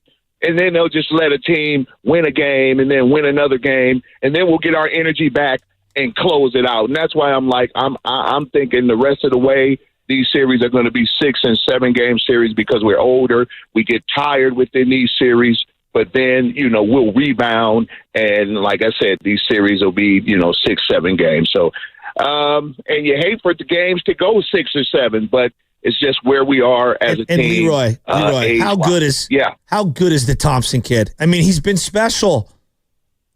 He is so fantastic, but what I can't get over is, where we took Kuminga and where OKC took Sengun, right? That's what I'll be cringing at, like, it was right there for us to grab, right? But no, Thompson is fantastic, man. He is going to be good if he can stay healthy. But the thing that makes me cringe, guys, is seeing Sengun.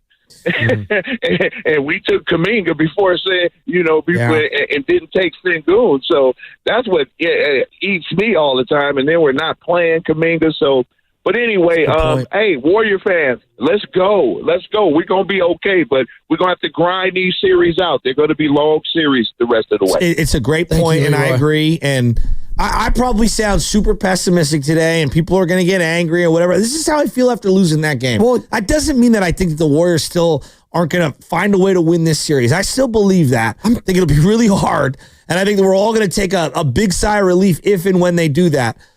But his point about Kuminga, best believe, if and when they get bounced in these playoffs, then we're going to have a very big conversation on you didn't play him, you didn't trade him, you didn't do anything with him. And if we were looking at one of the few things to truly critique Dunleavy over, it's the asset allocation of how they handled Jonathan Kuminga. Either you use him or you trade him and you get something that you can use. Right now, they're losing it, meaning that they're not using him. They didn't move him. They didn't get anything that can help them now.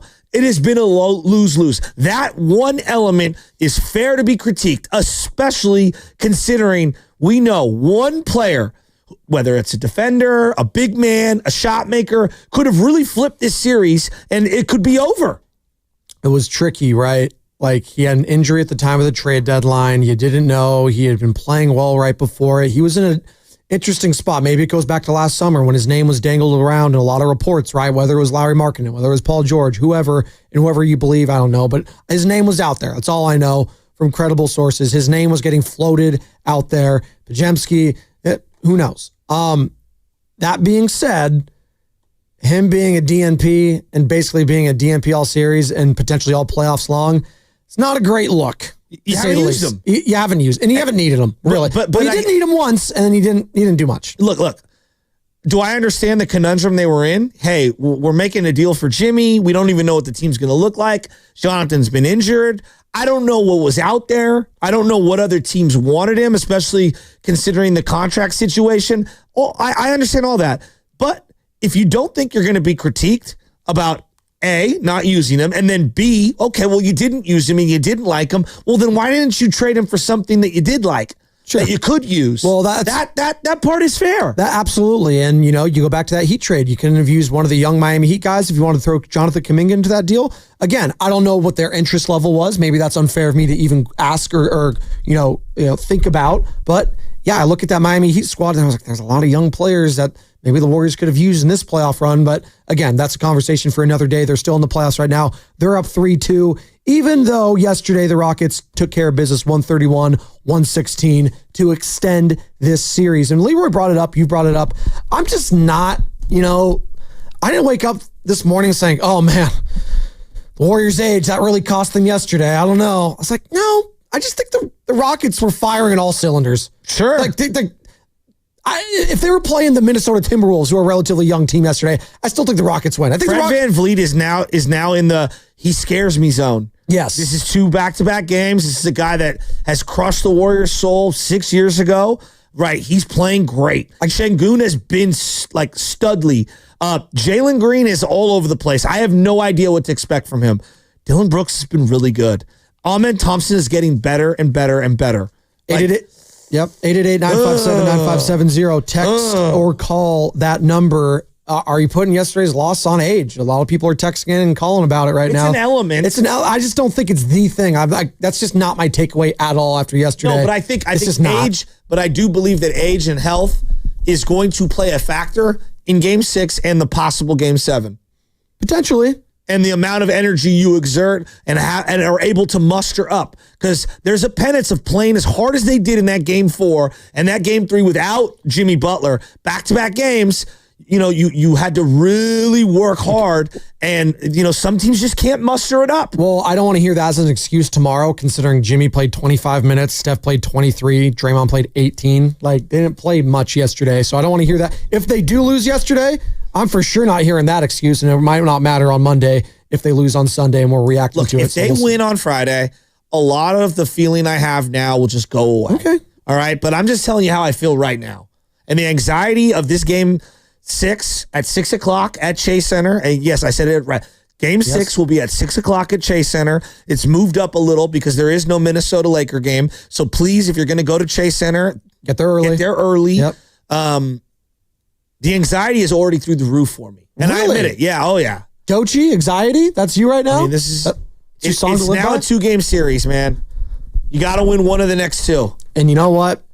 I feel confident because I got Jimmy Butler, Stephen Curry, Draymond Green. They have been here and they have done that. You can say, oh, but the Houston Rockets don't know any better. No, that they're going to start realizing the situation they're in. Now, they do have a leader that's been in this situation before, Fred VanVleet. And now he's playing well. Is Fred VanVleet a good enough player? I know he's been a one-time All-Star. He's won a championship. I'm not disrespecting Fred VanVleet, but there are levels to this thing when it comes to the trust factor in big games, whether it's in Game 6 or potential Game 7. There is just something about leaning on those big boys. There is. There absolutely is. And I think that's baked into the back of a lot of Warriors fans' minds right now. It's like, you're playing at home and you got those 3 guys. You should win that game. Now, I'm going to go to Oscar in Stockton, and I want to get his thoughts on it, 888-957-9570, because Oscar in Stockton, one of the most positive and optimistic Warriors fans we have on this station. This guy was talking about winning it all or going all the way just a couple months ago, and we know he loves him some Draymond Green. Oscar, how we feel about yesterday's loss and heading in your mindset heading into Game 6 now tomorrow? Good morning, Oscar. Hey, good morning, you guys. Hey, Joe, Sedoni, calm down, man. It's going to be all right.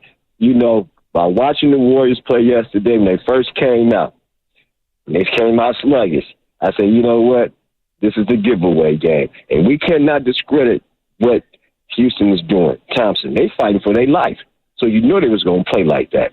They didn't miss no free throws. They was clicking on all cylinders.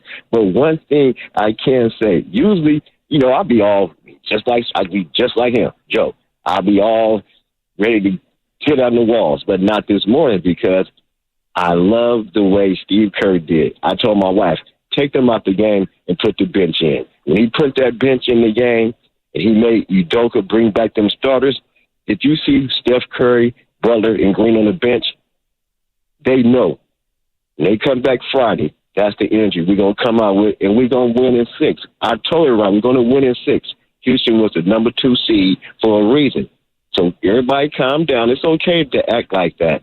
But remember, we're coming home to the Chase Center, man. Just calm down, man. We're going to win it. And guess what? The Warriors are still going to win the chip, man. You guys have a great day, man. Everybody calm down in the Bay, man. We're going to win this championship, man. Y'all have a good day, man. Thank you, Oscar and Stockton. See, that's the confidence right there. Championship. And I do, like you said, I need to calm down. Like I haven't been the one that has been saying they'll be fine the entire show. Because, again, I'm with Oscar and Stockton a little bit here. And I do think that is a good portion of the fan base feels like how Oscar feels. Like, all right, they got theirs. And, after quarter one, all right, the game was over. I can prep my dinner. We were fine. I'm sure you enjoyed a nice meal out with LJ and Michelle, and you were great, and everything was okay. Flipped on a movie or something, put on some Cocomelon, whatever else, Miss Rachel, and you were fine after it. It's okay. It's going to be okay. Tomorrow is setting up to be the situation critical game of all games. Okay, and it's you lose tomorrow. I mean, it feels like 2002 San Francisco Giants. You have to win game 6.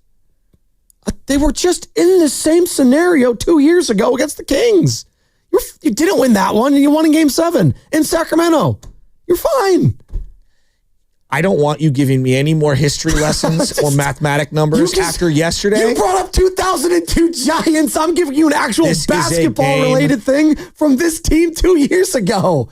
It can't be both. And it is both. Oh, my God. Yeah, like I'm telling you what it is. Like they don't have enough in their tank to be able to go out, play a tooth and nails game on a Friday night, and then fly back to Houston for a Sunday matinee game for a Game 7.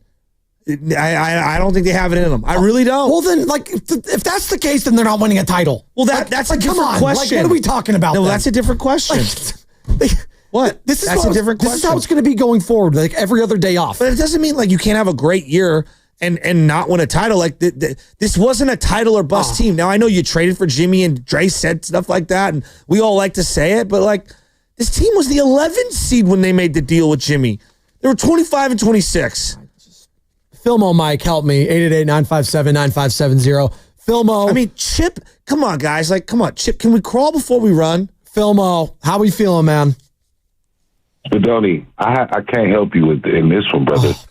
You got to understand what we dealing with. This is not a laughing matter. It's not, we get them in Game 7. Exactly. That's not the point. The point was to get them yesterday. The point was to go in there like Minnesota and take care of business, to nip it in the bud. Now, from my personal standpoint, I don't know I'm not the coach, but I would have went with the youngsters a lot. I sensed they wasn't like the OGs was just it's another game. Put them youngsters in. Put Moody in. Moody out here dunking on people.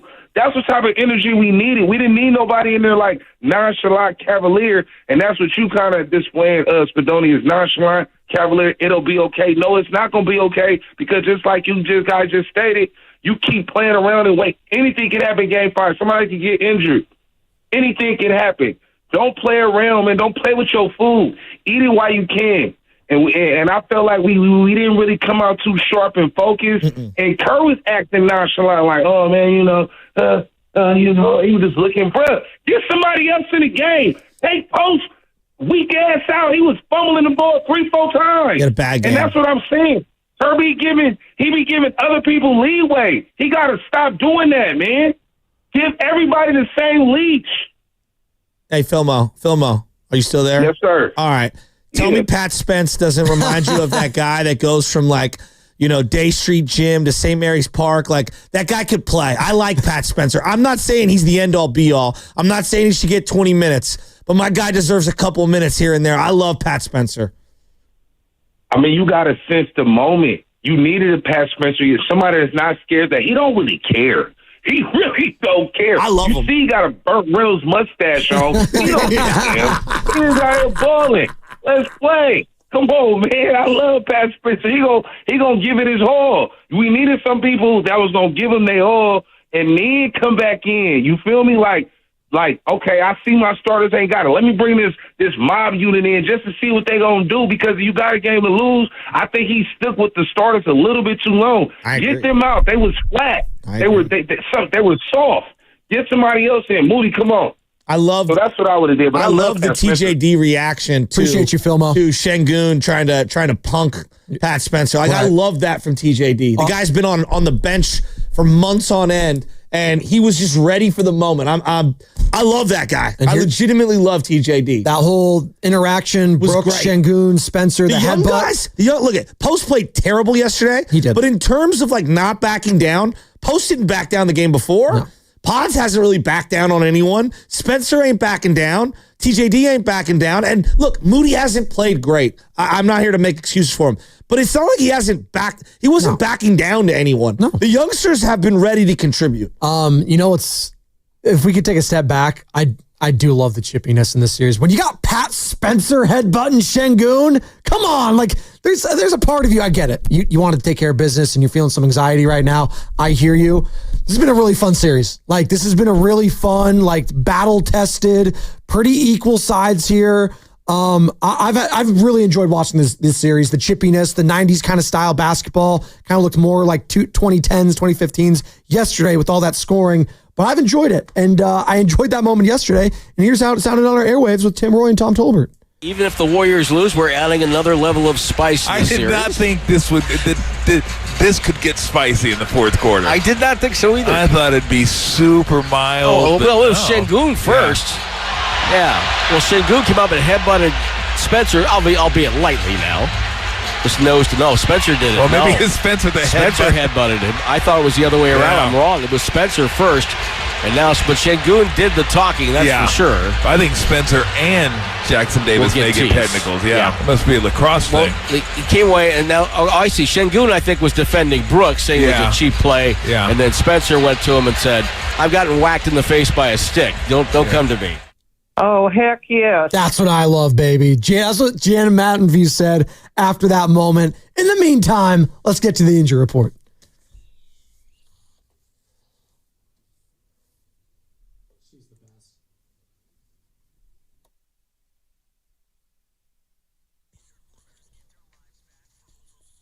Where is Jan in Mountain View? She's got to be feeling some type of way about that loss yesterday, Joe. We need Jan on these airwaves. Jan, I'm putting the bat signal out for you. Not for Steph, not for Jimmy, no. Jan in Mountain View.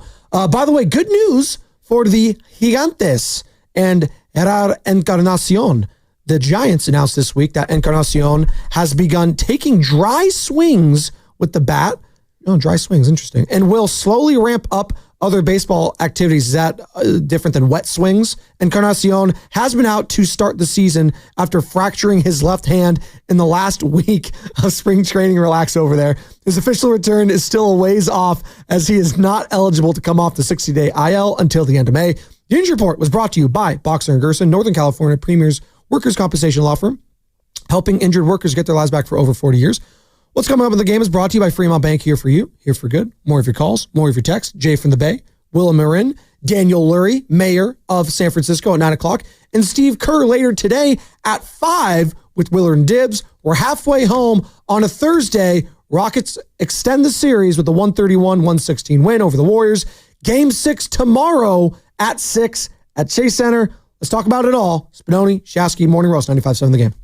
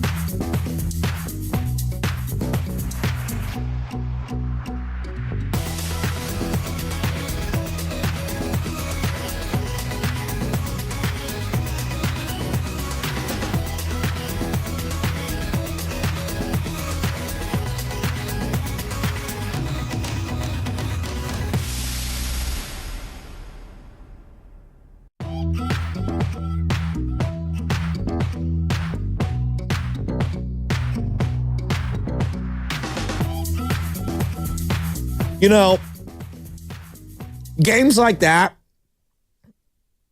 are so frustrating. I know they say, like, burn the tape, burn the tape, burn the tape. Don't even think about it. No, I like to sink into when we play bad. And that's just maybe the coach in me, the X's and O's, because I want to learn something. When you win, it's hard to get people to understand, like, no, there are things we need to do better, right? You get blinded by the success.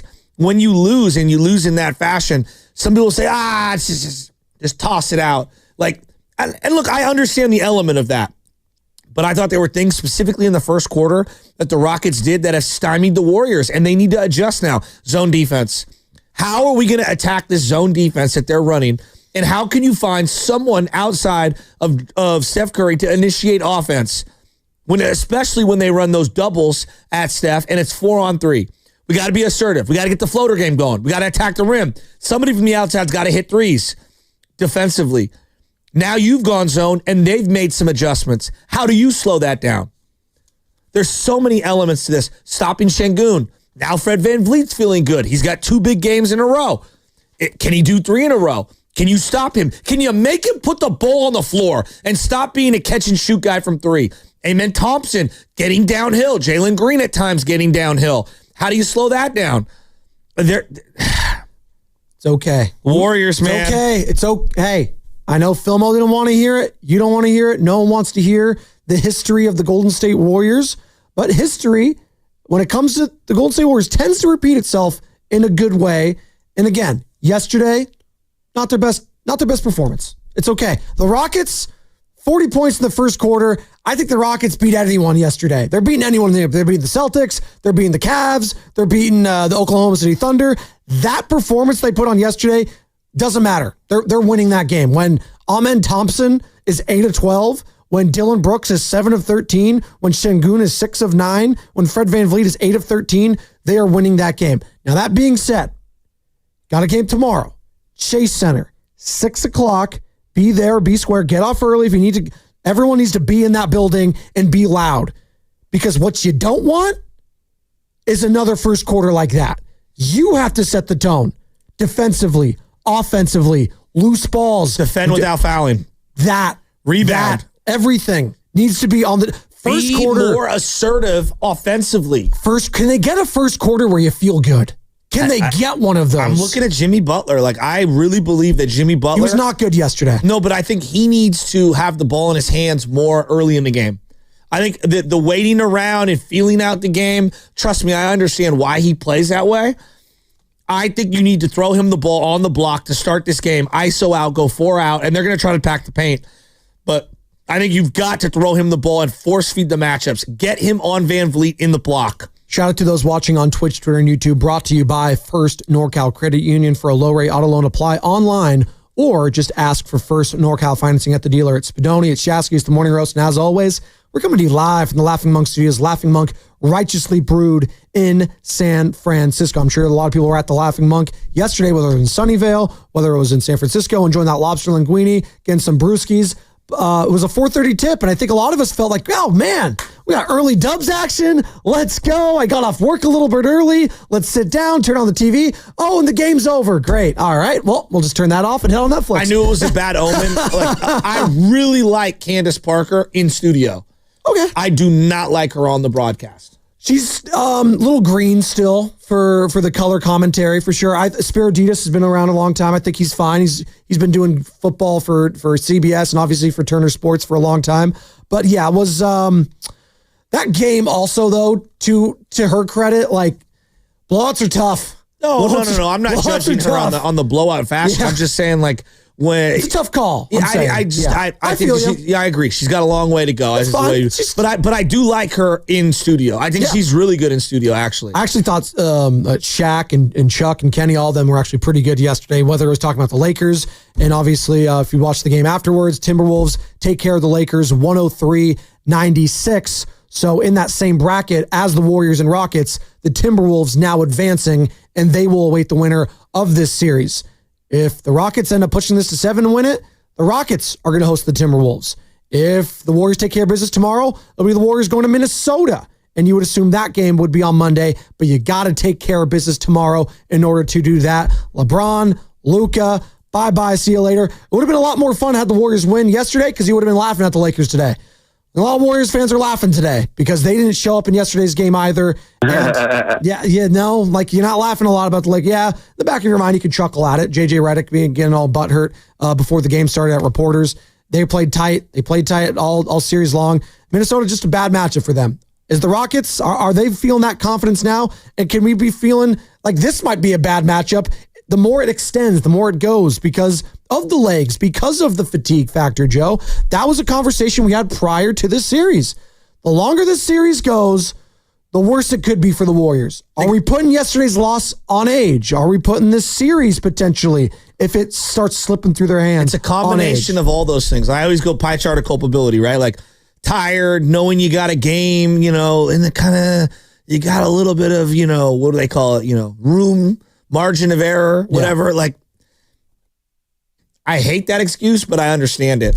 There's age, there's injuries, and then there's execution, which is a huge chunk of the pie for me. I keep going back to this guy.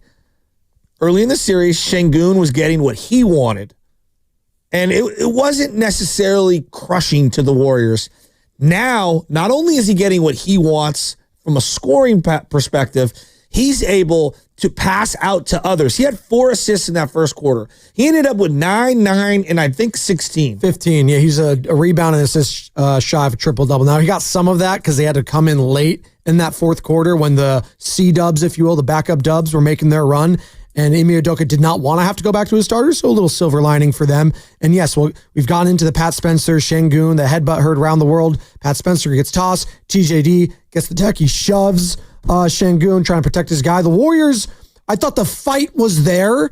The Rockets just played like the more desperate team overall. But the point on Şengün is that I think it's one thing. He's not Jokic, so don't misinterpret what I'm saying. But when you face guys like him, it's either you let them score or you let them pass, right? It's one or the other. And you can't allow both things to happen. Once he gets the ball at the elbow and when he gets it deep into the paint, he's going to score. If you catch outside of the elbow, you need to cut off his passing lanes and make him become a mid-range shooter. And that's where you're going to win. That's how you basically slow down their team. If he is allowed to do either or, well, now others are involved. And now you have to worry about cutters and the passing lanes. And you have to worry about people backdooring you. And then Fred VanVleet from outside. And then now he becomes a catch and shoot guy, Fred VanVleet, as opposed to someone who you want to make put the ball on the floor. So I think, to me, it starts with Şengün and how they defend him. And that goes back to Draymond, because Draymond has been on him for long stretches. He's got to be better. I liken Şengün. He's a better player than this guy I'm about to reference, but we've had, a series against that team, and I'm going to keep referencing them because I do think there are some similarities. But a Sabonis, if you will. And Sabonis is, I know we like to make fun of him and clown on him and say, he's a good player. And I think Şengün's better than him. I think his fundamental footwork is better than him. He's got more moves. He's got more moves than him. He's got a spin move. And he's more aggressive, I feel like, and he doesn't back down. Early in that game, he was shouldering and going right at these guys. And there was a moment, I think it was Looney, where Şengün just drove right into his body, and Looney went flying. He just went absolutely just backpedal and just flew out. It's just like, oh my God. Like the strength of Şengün, I do think, is underrated a little bit. And as you mentioned, he was just, an assist and rebound shy of a trip dub. That is something you do not want. I don't want Amen Thompson going 8 of 12. It's not even the scoring for me. It was the 5 steals and the 3 blocks. Yeah. Just defensively, all over the place, crashing the boards. He was like, we were talking early in the series, like this guy can't control himself, undercutting Jimmy Butler, like he's playing reckless. He seemed to harness this, man. He's getting more and more confident as the series goes on, and it's feeding off to the other players. The confidence is there, and we'll get to the calls. Jay, and Will, Dylan Mystic, Brooks George, playing really well.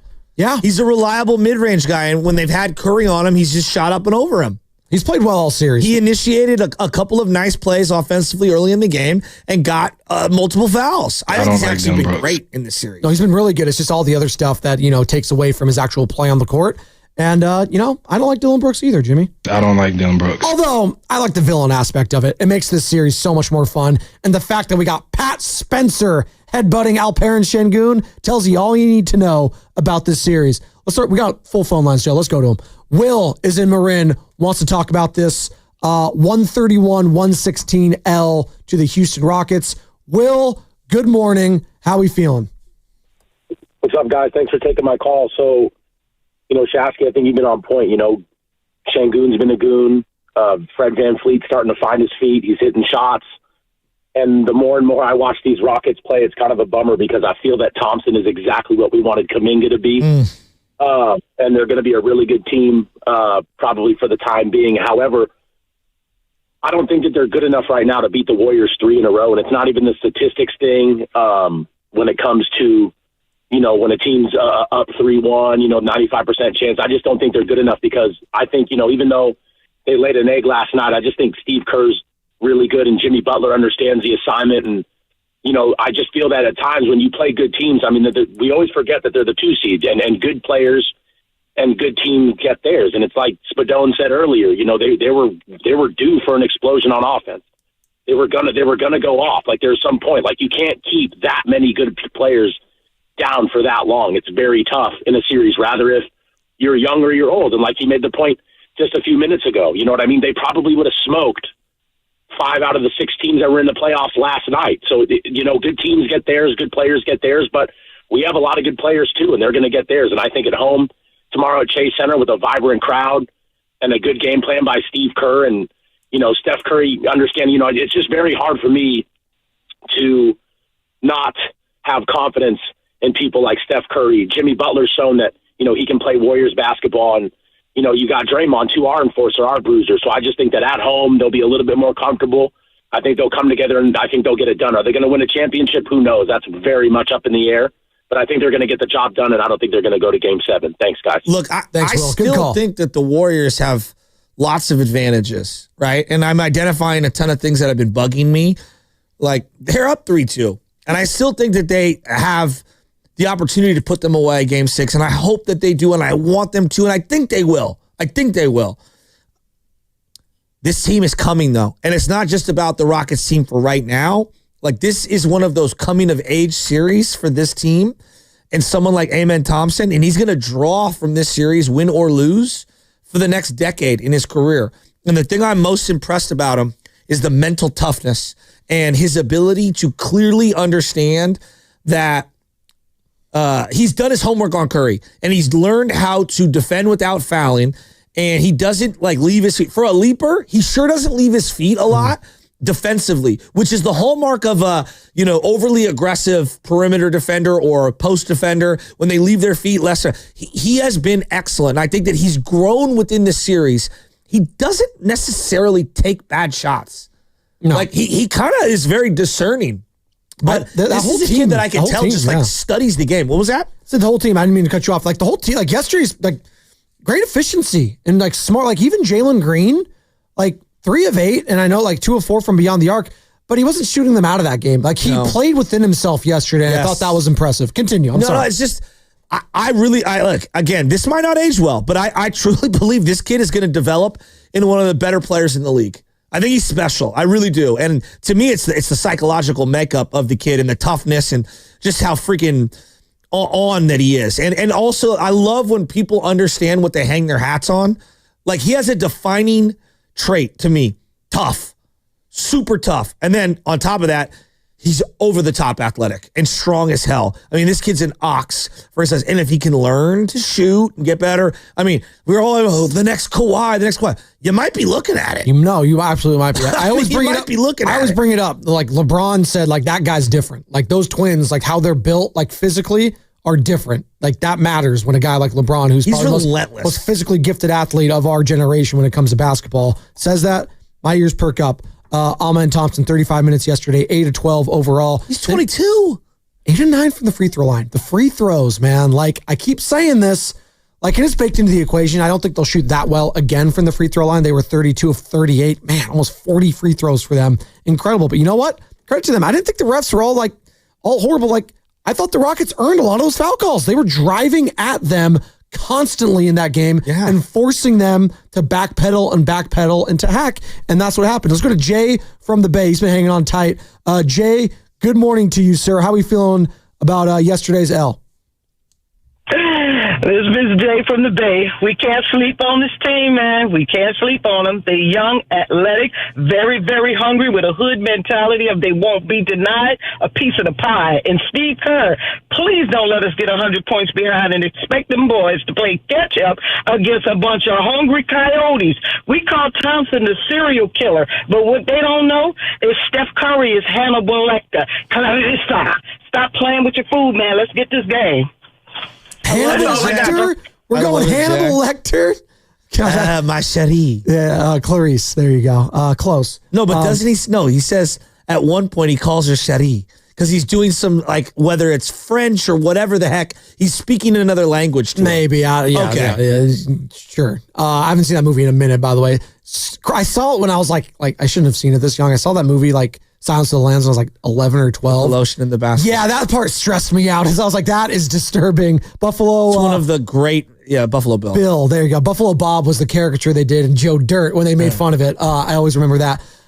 Sure. Are they gonna roll Steph Curry in with the mask? Like, that is funny because Steph does love his Halloween games. Remember, like, he's dressed up as a Jigsaw from Saw a few years ago when he's riding in on the bike.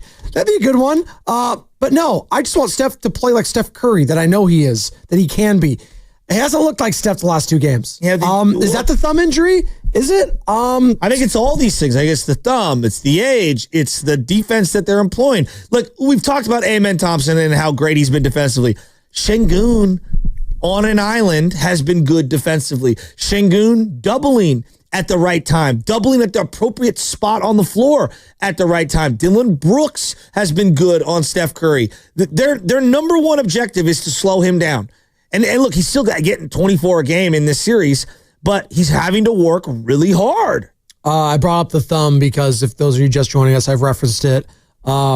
There was a picture of Steph getting off the plane, getting onto the plane, wherever it was, and he had his hands out, and someone zoomed in on his hand where the thumb is messed up, and it's just like this huge ball on the top of his thumb, where he's like, "Oh my God, is that swollen? What the hell is that?" It looked gross. And it was brought up yesterday after the game, and there was a little back and forth between Anthony Slater, our guy Anthony Slater, who was on with us yesterday, and Steph Curry about it. What's the state of your thumb right now? Cold. There was a picture, I don't know if you've seen it online, where it looks pretty swollen. I think it was with you walking to the plane. I got the feds on me? What are you talking about? No, the internet is the feds at this point. I love this league so much. I love it so much. How is your thumb? Besides cold because you're icing it? I don't even know how to answer it. It's just something you're dealing with and you keep it moving. As long as I can play. And you got to rap for a reason, but that's it. It's bothering him. That's what he just told me.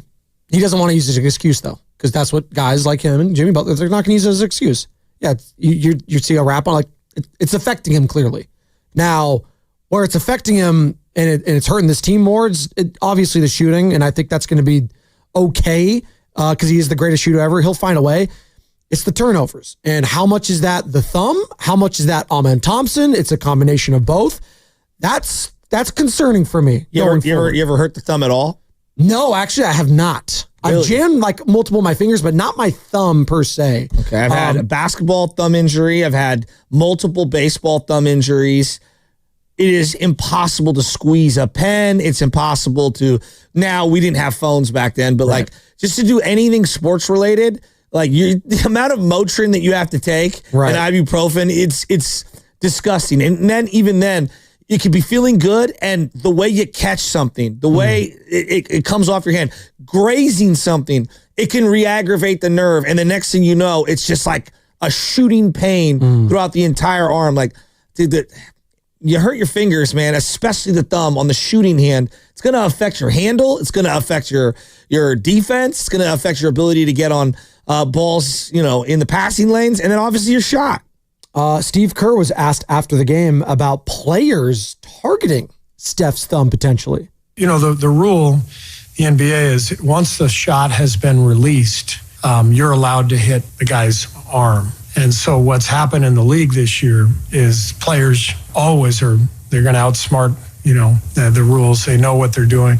So players all over the league are just taking shots at guys' shooting hands after release because they know it's not going to be a foul. And I'm very confident that next year the league will fix it because it's only a matter of time before somebody, breaks a thumb or breaks a hand or whatever. But these are the rules. I do believe they're allowed to call a flagrant if they want. The refs could call a flagrant if the guy winds up and takes a shot. But no, it's been happening across the league all year long. It's the dumbest thing I've ever heard. But we have to take it through the league process to get that changed, and that'll probably happen this summer, I would guess. Well, long story short, they're going to keep smacking the hand because it's in the rules, and they're just going to do that. And we alluded to earlier, you know what? If it's within the rules, they're going to do it, and they're going to try to hurt you. Like, if I could do it, if I'm Dillon Brooks and that little tap there, why am I not going to do it? If the roles were reversed, we would expect our guys to do the same thing. Yes. All right. And so I understand why the coach did it. Yeah. And I would have done it too if I was the coach because you want to put it out there to the league. Sure. It's the Phil Jackson move that we've talked about. In between two games, you want to make sure you set the tone for something to look for. But as a fan, I don't want to hear it because look, when he's having great games, we don't really bring it up. You know, when he struggles a little, and it is a part of it. Like there's no doubt about it. It's what makes the good games even more impressive. But I don't want to hear the whining and crying about what Dylan Brooks is doing because it's within the rules. By the way, Steve Kerr on at 5 o'clock today, Willard and Dibbs, Steve Kerr, appointment radio. You are not going to want to miss that. Coming off a fat loss like that, I'm sure there's a lot of questions the fans have for the head coach on, are they sweeping it under the rug? Are you burning the tape? What can you take from that? There's a lot baked into that L yesterday. And again, Game 6 tomorrow, Chase Center at 6 o'clock. Get off work early. If you can make it over to Chase Center, it's going to be packed. Giants are playing the Rockies at home too. There's going to be a lot happening. So get there early because that first quarter is going to matter a lot. And we need that noise at Chase Center, especially early on because you saw it in Houston yesterday. That place is fired up. Mystic is in SF, wants to join the conversation. What's up, Mystic? Mystic, good morning. How are we feeling, man? I'm not good. I am furious. I'm disgusted, and I am sick. And I'm looking at Steve Kerr. Steve Kerr, I know he's got 4 championships, and hey, I'm a Warrior fan. This has been the greatest era of my sport life. I'm from the Bay Area. I go back to Terry Teagle days with the Warriors. So this has been great. But unfortunately, Steve Kerr is stuck in dogma, and he's got something petty going on with one of the players behind the scene, and we don't know what it is. Because to me, it's criminal that you have a lottery pick, number 7, who averaged 16 points a game this year and 21 points a game during December. And yet, even when you empty the bench, I got to look at Braxton Key. Well, I don't know what the hell's going on. I've never heard of this. Mystic, let me ask you, are you talking about Kuminga? I am. Kuminga, so let me say that. He was sick. Before you continue, he was apparently sick and unable to play in the game. There's something going on, guys, because even if you take yesterday out of it, the fact that he hasn't been playing is criminal. When I look at Jalen Green and I look at the other guy, Amen Thompson, who we're drooling all over, these guys remind me so much of our guy, Jonathan Kuminga. Not a finished product, but guys that can put pressure on the ball and finish at the rim. And this team right now doesn't have anybody to break the paint off the dribble. We've always had Leandro Barbosa, Andrew Wiggins, Kevin Durant. But now we have nobody to break the paint besides Steph Curry. Were we saying this after Game 5? I was saying this. I've been saying this since Kuminga came back from injury and has been losing minutes and then DNP'd. So I've been saying this actually for the last couple of years, that Kuminga, for some reason, is in the doghouse, but it's actually going to hurt our team. So what I want to tell you is that even if you find a way with this old team who was out of gas yesterday, who couldn't guard anybody on the perimeter, and even if you have a way to claw past the Rockets because they can't score, oh boy, you're going to have a problem with Ant-Man. You're going to have a problem with the Clippers or the Nuggets. You're going to have a problem with the East. So I just think Mystic, we're up against it. I don't mean to cut you off there. Good stuff. Kuminga stunk this series. Sorry. Like that Kuminga yesterday with that, great. He was out. Whatever, I liked him to get some more minutes because it was a blowout. And yes, I actually would have. Just like Moses Moody, I think he found his shot hopefully a little bit more in that blowout. So yeah, that was a missed opportunity for him. But the fact that you're talking about him being a difference maker at all in the series, if it comes down to Jonathan Kuminga in Game 6 or Game 7, you're losing. Sorry, that's just how it is. So I'm not wasting any more energy on the Jonathan Kuminga thing right now. If he's going to be a factor next series, just get to next series first. I'm worried about Game 6 tomorrow. In the meantime, this segment is brought to you by Chilton Auto Body. We've got the mayor coming up at 9 o'clock. And we got Steve Kerr again, 5 o'clock with Willard Dibbs. Don't miss it. Spadoni at Shasky. We're reacting to this game. Game 6 tomorrow, right here, 95.7 The Game.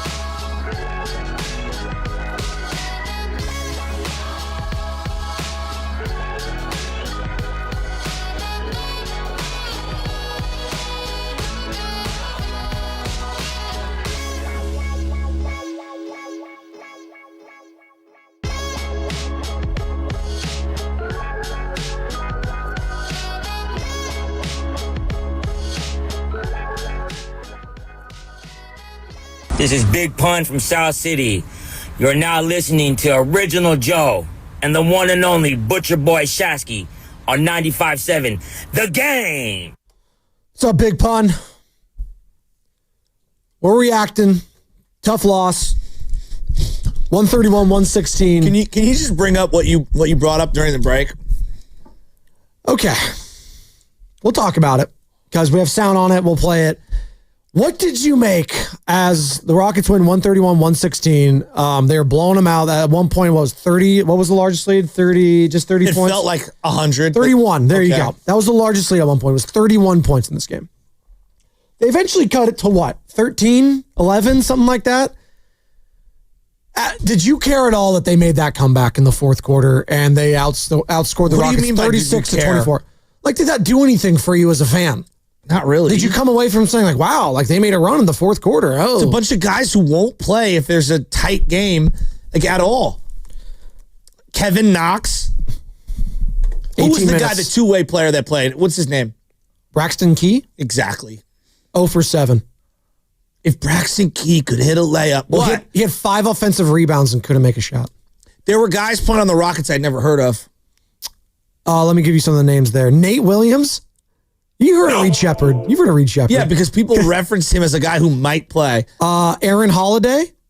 Well, he played earlier in the game. There you go. The second quarter. He played some more though. Like Jock Landale. You love Jock Landale. You do. Look, I'm not getting mad at anyone who's Jeff Green played. Old man Jeff Green played in that game. Can't believe he's still around. No, I bet he's still 33. No, but like, look, I don't get mad. I'm one of those guys. Like, it's never over till it's over. He's right? 38, like, by the way. That's how I view sports. Like, at any moment, something could happen and anyone can mount a comeback. Right? Yeah. But at the same time, I also understand the way the NBA works. And the way the NBA works is when you cut it to about 15, they were going to sub back in their guys, and they were going to find a way to win that game. Of course. And do you take any silver lining in the fact that they pushed the starters out there? Was that like the bench did their job? They got the starters to get back out there, right? Yeah, who was the bench? TJD, Kevin Knox, Spencer, Patty Spencer, as I mentioned, Braxton Key, and then they did bring in Buddy Hield at one point. They brought him back. He was the only starter. I liked what I saw from Buddy, and maybe he can, figure something up. But like, how many combined minutes for those guys in the entire playoffs? Right. Forget their play. How many combined minutes for those guys the last month and a half? Right. They played more yesterday than they have in the last month combined, probably, or at least close to it. Like, is it fun that they fought back? Sure. Yeah. And I love those guys for doing that because that's their job. But is there any like grand takeaway? No. Like this team will win and lose if Butler and Steph play well, if Draymond plays well, Podziemski plays well, maybe Moses Moody. Maybe there's an element of Moses Moody. I'll listen to that. Just seeing the ball go in the hoop and scrapping the way that he did. Maybe he builds his little confidence. I think he should have played Quentin Post down the stretch. He played terrible. He needed a confidence booster. 888-957-9570. But it's so odd. Like, I'm not like, oh, I'm so encouraged that they fought back. It's nice, but I think it has nothing to do with Game 6. Well, did you feel each playoff game is its own universe? What was it, like 14, or not 14, but 4 minutes to go? They were down by like 13, I want to say, maybe something around that. Paraphrasing here, but just give me some rope. Like at that point, did you have any thought like, hey, maybe, Steph, Jimmy, bring those guys in? No, not at all. Once I saw Steph take off all the rapping and all the stuff on him, I was like, yeah, it's a wrap. Well, Steve Kerr was asked that same thing, if he had any thought about bringing the starters back in that fourth quarter. Can't do that. When you make a move like that and then, the starters are on the bench, you can't go back to them. It's just not the right thing to do. And he did appreciate what the bench did to force Houston to bring their starters back in the game. Loved our bench group. They came in, they forced Houston to bring their starters back in.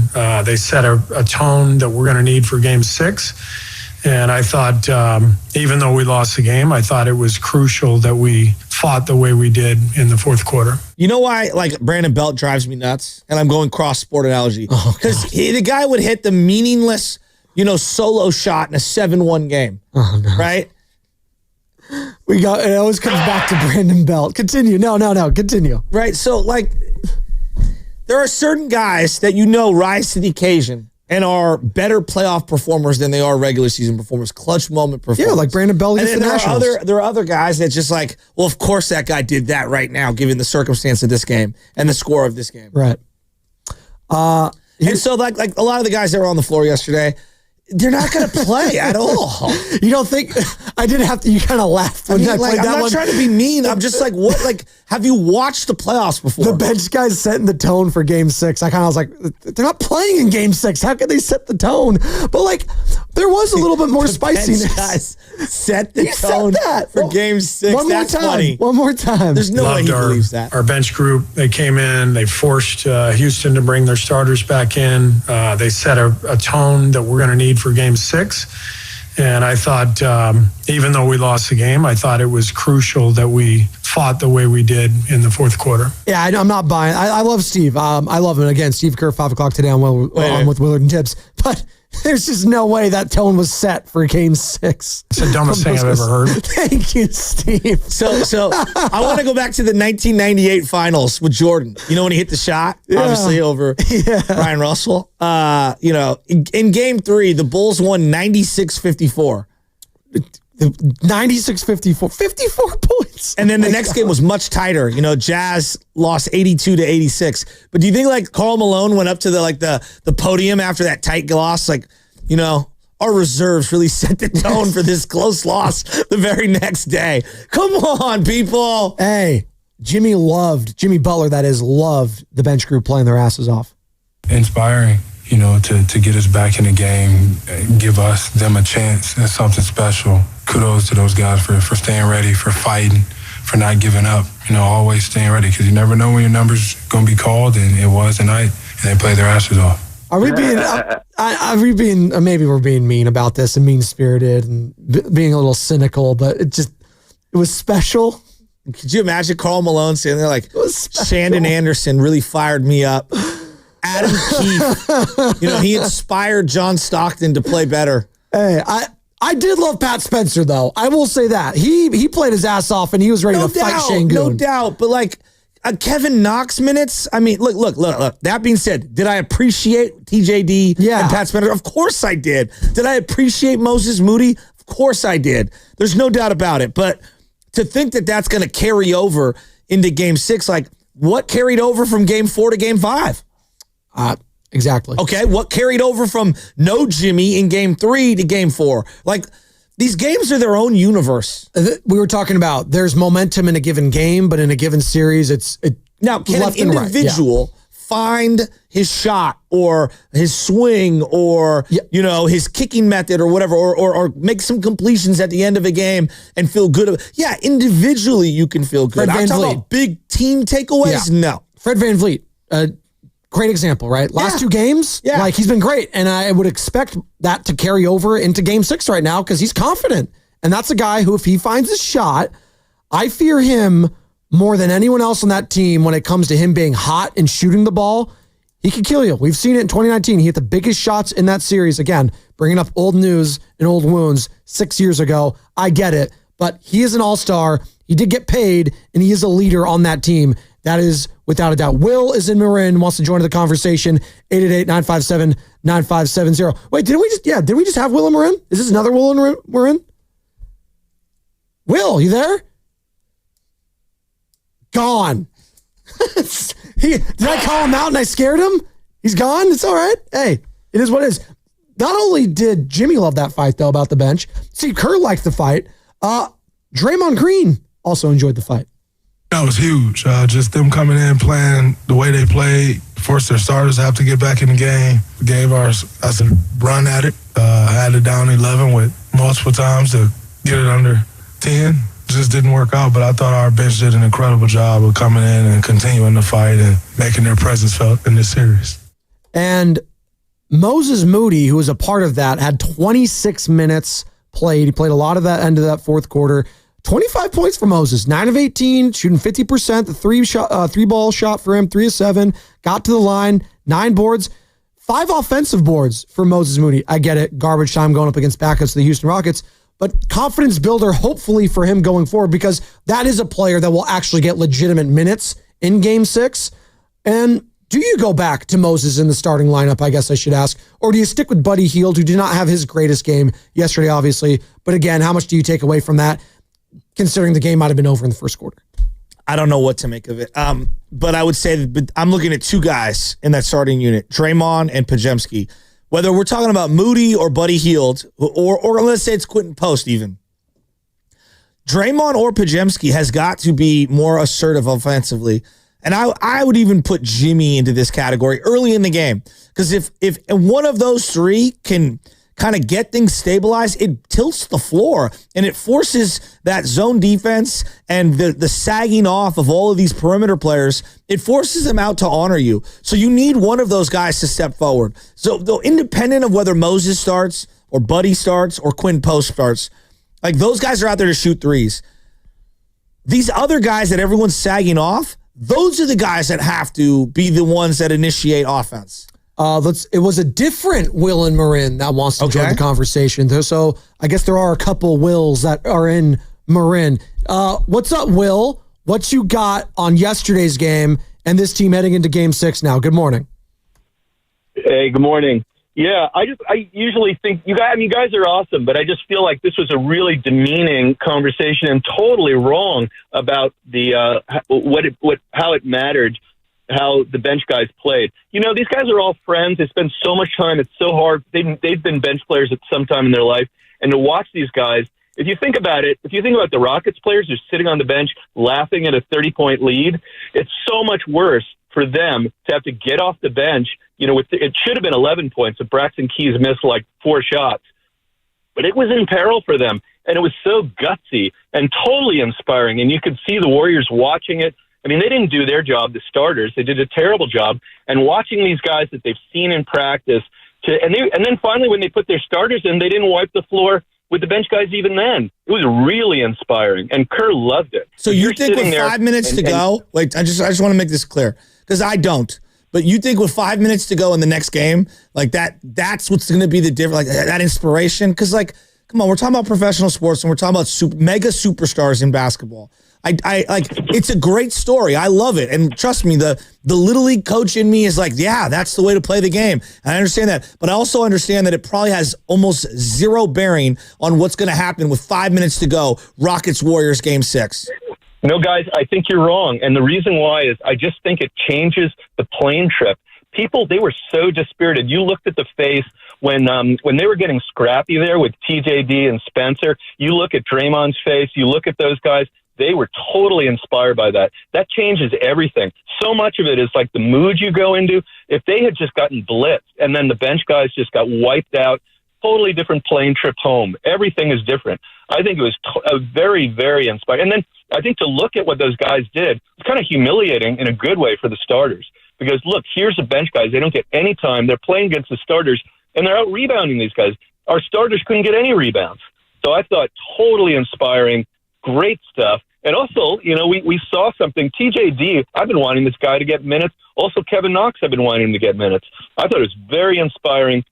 I think everybody loved it, and I think the Rockets hated it. I mean, it was an irritant to them, and I love that. And Spencer, yeah, I mean, these guys are gamers. So, yeah, I thought it was totally inspiring, and I think you guys missed it on this one. Okay. Yeah. That's fine. That's fine. Yeah, no, you can have your opinion. We'll love ours, and I appreciate your perspective on it. That's okay. I just thought it was just fun, like saying it was special. I thought, like, hey, they had a moment. That's great. They couldn't cut. It was a 13-point lead. Like, I'm just not a younger team. Yeah, I would buy it. Yeah. Jimmy Butler has been to 2 finals. Steph Curry has played in 6. Draymond Green has played 6. Yes. Yeah. Steve Kerr 6. Like, they don't need to be inspired. I'm just telling you, like, these guys are individually motivated. That's why they're the great of the greats. Like, Steph Curry has his own inspiration within inside of him to play well and his own personal pride. I don't know. I just disagree. I think you're being a little too naive. That's okay. And that's fair. We don't have to agree on it. I'm not telling him how to feel. He can feel inspired by it. That's fine. I just don't think the players are going to go back and look at that and be like, yeah, that's going to be the real difference. And you know what? If you want to say that's the difference, if they win tomorrow, go right ahead. I don't care. I think Warriors fans just want them to win the damn game. And that's it. Can you not get blitzed by 40 in the first quarter? How about that? Let's not have that happen again. And I don't know if Kevin Knox, being the cheerleader on the side is going to be the difference in doing that or not. But again, it was fun. It made them sweat, just to make them sweat a little bit at the end. That I will buy. Yeah, just make that them sweat. Part I will buy. Yeah. But this inspiration and everything's kumbaya on the plane ride home. Like, these guys know what's at stake here. You know, I don't think that there are no moral victories for a team that is as decorated as they are.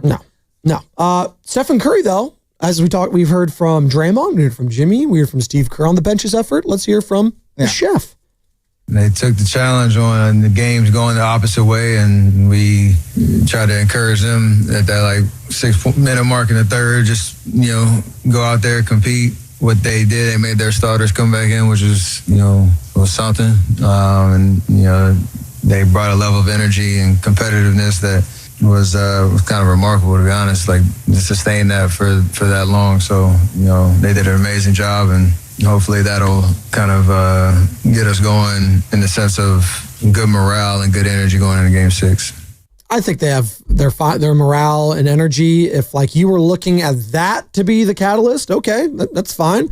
But again, I think Steph's reference referenced this at some point. He's like, hey, if you're looking for like a rah-rah speech or like morale boosters this late in the series, if you can't get up for game 6 at home at Chase Center already, then I don't even know what to tell you. So I know these guys are going to be up for that game regardless of what happened in yesterday's. But again, I liked the fight. I liked the passion. I liked Pat Spencer with that mustache, a la Burt Reynolds, Boogie Nights, going at Alperen Şengün, not backing down, the Dylan Brookses of the world. That was great. That was fun. It was good theater. And you know what? It kept my interest level at least late in that game because, boy, after halfway through the third quarter, hell, you can just go halfway through the second quarter, my interest level waned completely. And I was like, all right, well, time to get ready for game 6 on Friday at Chase Center at 6 o'clock, by the way. So I always like to listen to the professional athletes in these situations and like listen to a Chris Mullen. Like he's this Mully's like Hall of Famer. You know, the guys on the bench coming in and find like that's great for those individual guys and people are, but that's not inspiring them to play any harder. They know what the stakes are. Yeah. These are professionals. And so I think we're bestowing youth sports morale to professionals that have been there, done that. And that's where I just put a disconnect on it. And if you listen to like whether it's Tolbert, Mullen, Steph Curry, they will tell you from game to game, there's no carryover. There's just no carryover in these moments. They're all their own individual games. It's like a different unit. It's not even the same planet. They are different universes. Now, are there individual performances that might be able to carry over and confidences and stuff? Sure. But like once the ball's tipped up, we're playing basketball. Hey, people want to talk about it. People are fired up about this effort showed in game 4. And if it could translate, check that, in game 5 in the fourth quarter, they think it could translate to game 6. Are you buying that? What the morale boost of the bench bleeding into the starting unit into game 6? Is that a real thing? 888-957-9570. Let's go to Winston in San Francisco. Wants to talk about it. Winston, good morning. How are we feeling? Hey, what's up? Hey, what's up, guys? Good morning. Listen, I think, Butcher, you're missing a point here, and that's emotion. I mean, everyone is human, right? It's expected at this level for you to get over that kind of mental stumble, but at the same time, emotion is there, and that's always in the back of your mind. Hey, listen, these guys blew us out by 30. We're at home. We got to do the same. And I get it. I've coached also middle schoolers basketball, and you know, that emotion, it could really tank somebody. And at the end of the day, I think we're all human, so I think it will carry over. I think we have a point to prove now, and you know that's gonna show in Game 6. All right, fair enough. Winston in San Francisco thinks it's going to carry over into Game 6. 888-957-9570. Larry in Hayward wants to talk about the bench effort. Larry, good morning. What you got? Hey, how you guys doing? I'd like to say that you can have a couple of the bench players like Spencer, TJD, you know, come in off the bench, play in Game 6, get underneath the skin of like Brooks and Thompson and, you know, give them a couple hard fouls and kind of set the tone of what we need to set and play that bully ball just like they're playing. All right, fair enough. Larry and Hayward, 888-957-9570. Did the bench effort last night in the fourth quarter, do you believe that will have bearing on Game 6? Simple question. I think it's kind of ridiculous. I think you agree. But you know what? Fans don't think that. They're listening to the players. And, you know, I think that was the players' way of being nice and saying they appreciated the effort and they were bringing up their guys. And you know what?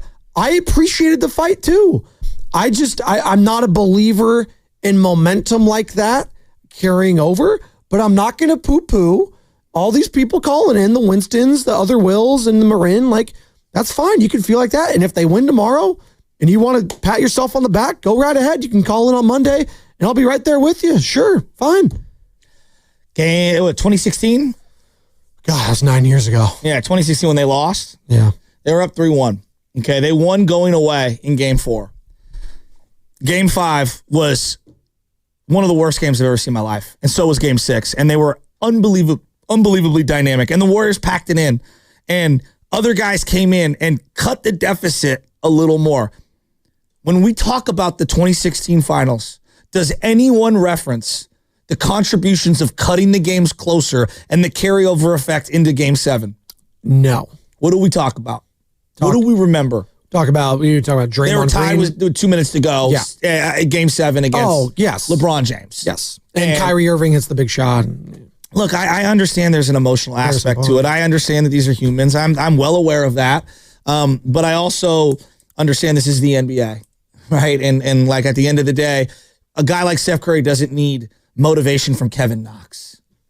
He's individually motivated. That's why he is as great as he is. Did you feel motivated? And I'm not trying to dog Kevin. I'm just saying, now the Pat Spencer scene and TJD and all that, can that endear you to your teammates? Absolutely. Absolutely. And I'm sure they love that, and could you bait them? And now getting them back onto the floor, like getting a closer to get up into a game in a blowout situation, can that have a tangible effect on them in the next one? Maybe. Yes, I'll buy that. I will buy that. Well, that was the goal, to get those Houston starters back on the court. That's what Moses Moody said after the game. Yeah, the goal was to make them put their starters in and not get a break. So we accomplished that. We didn't get the win, obviously, but we got something out of it. They got something out of it. Let's go to Josh on 580, talking about the Warriors game plan last night. We got Mayor of San Francisco, Daniel Lurie, joining us in 5 minutes. We'll get the mayor's thoughts on all this and what is expected to be a huge weekend of Bay Area sports. And as you know, Daniel Lurie, he is a diehard Golden State Warriors fans. I wonder if the mayor took any morale from what the bench did last night. We'll ask him. Josh, 580, what you got, man? Good morning. What up, fellas? Good morning.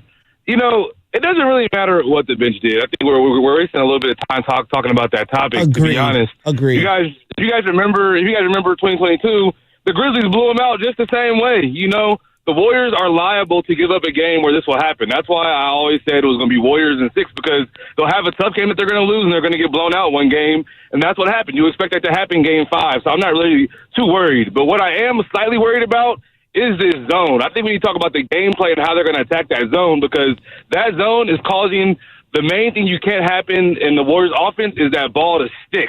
The ball's got to move in order for them to back cuts, the split actions, the Steph kind of off the screen. Listen, I want you to stay on. I want you to stay on. Yeah, all right. I actually think sticking way too much, and that's something that happens.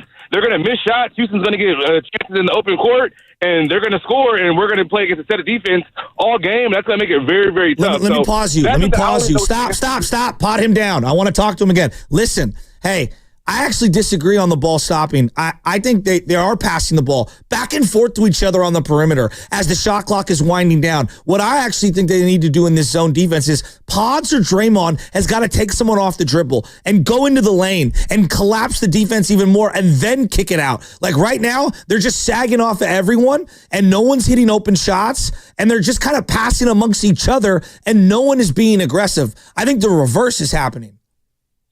Well, I think they are passing, but they're not. I think what Paz does really well when Paz is in his bag, and Steve Kerr mentioned, I think it might have been on Willard and Dibbs, but he catches the ball on the run. He's catching it downhill to attack the defense. And right now, when they're catching the ball, they're just catching in triple threat and jab, and nobody's catching and go. Everything is too slow when they get the ball. So they are passing it, but they're not passing with the intent to attack and break down the defense in that zone. I agree. They're getting very stagnant. So I think that's where it happened kind of in game 4, too, but they were able to prevail because Houston missed so many free throws. But if they don't miss their free throws, they're in a bad spot because they got to figure out how to attack the zone. Jimmy's got to go quicker. Paz has got to go quicker. They got to get stuff off the ball. And that's where something like Kuminga could help. But his confidence is so shot, he's not going to come in and do what he does well, which is what they need is to get downhill. Thanks, Josh. That's Josh in 580.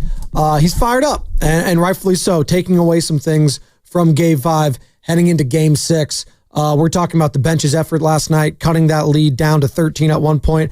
A couple times he had a chance to cut it to 11, couldn't get it done. Rockets bring their starters in. They win the game. But was there anything you could take away from it heading into Game 6? We got the mayor coming up in a couple minutes. In the meantime, Samita in Los Gatos, one of our regulars. Samita, good morning. What did you make of that bench comeback yesterday?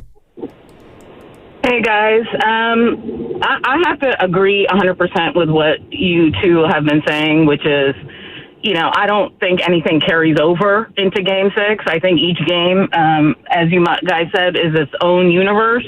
I don't think, you're telling me Draymond Green, Jimmy Butler, and Steph Curry need Pat Spencer to like provide them morale and motivation. I don't believe that for a second. Agreed. I think it was pretty clear from the beginning of the game that this was going to be a blowout. The Warriors did not bring any intensity. It was kind of like, almost like they were like, yeah, let's just go home and win it. Because I didn't see any effort in the first quarter. It was just a complete, beatdown. And they wanted it. And we just seemed like we didn't. And that's what happened. We just couldn't recover from that first quarter deficit. And they just didn't have the drive. They didn't want it.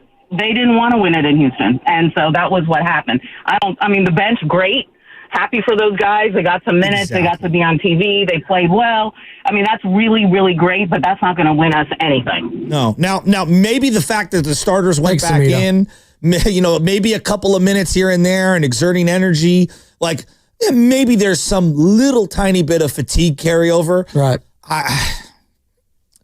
It feels negligible in terms of that, in terms of the actual depreciation that they exerted getting back into the game. They did their job, like the bench guys. But, yeah, I'm with her. You're listening to 95.7 The Game, KGNZ FM and HD1 San Francisco, an Odyssey Sports Station, always live on the free Odyssey app, and now broadcasting live from the Laughing Monk Studios. Excuse me. We've got the mayor, Daniel Lurie, joining us now on the River Islands guest line, and we could bring him into this conversation. Mayor, good morning. Joe Spadoni here alongside Joe Shasky. I'm sure you watched the game, as you always do. You're a diehard Golden State Warriors fan, as we know.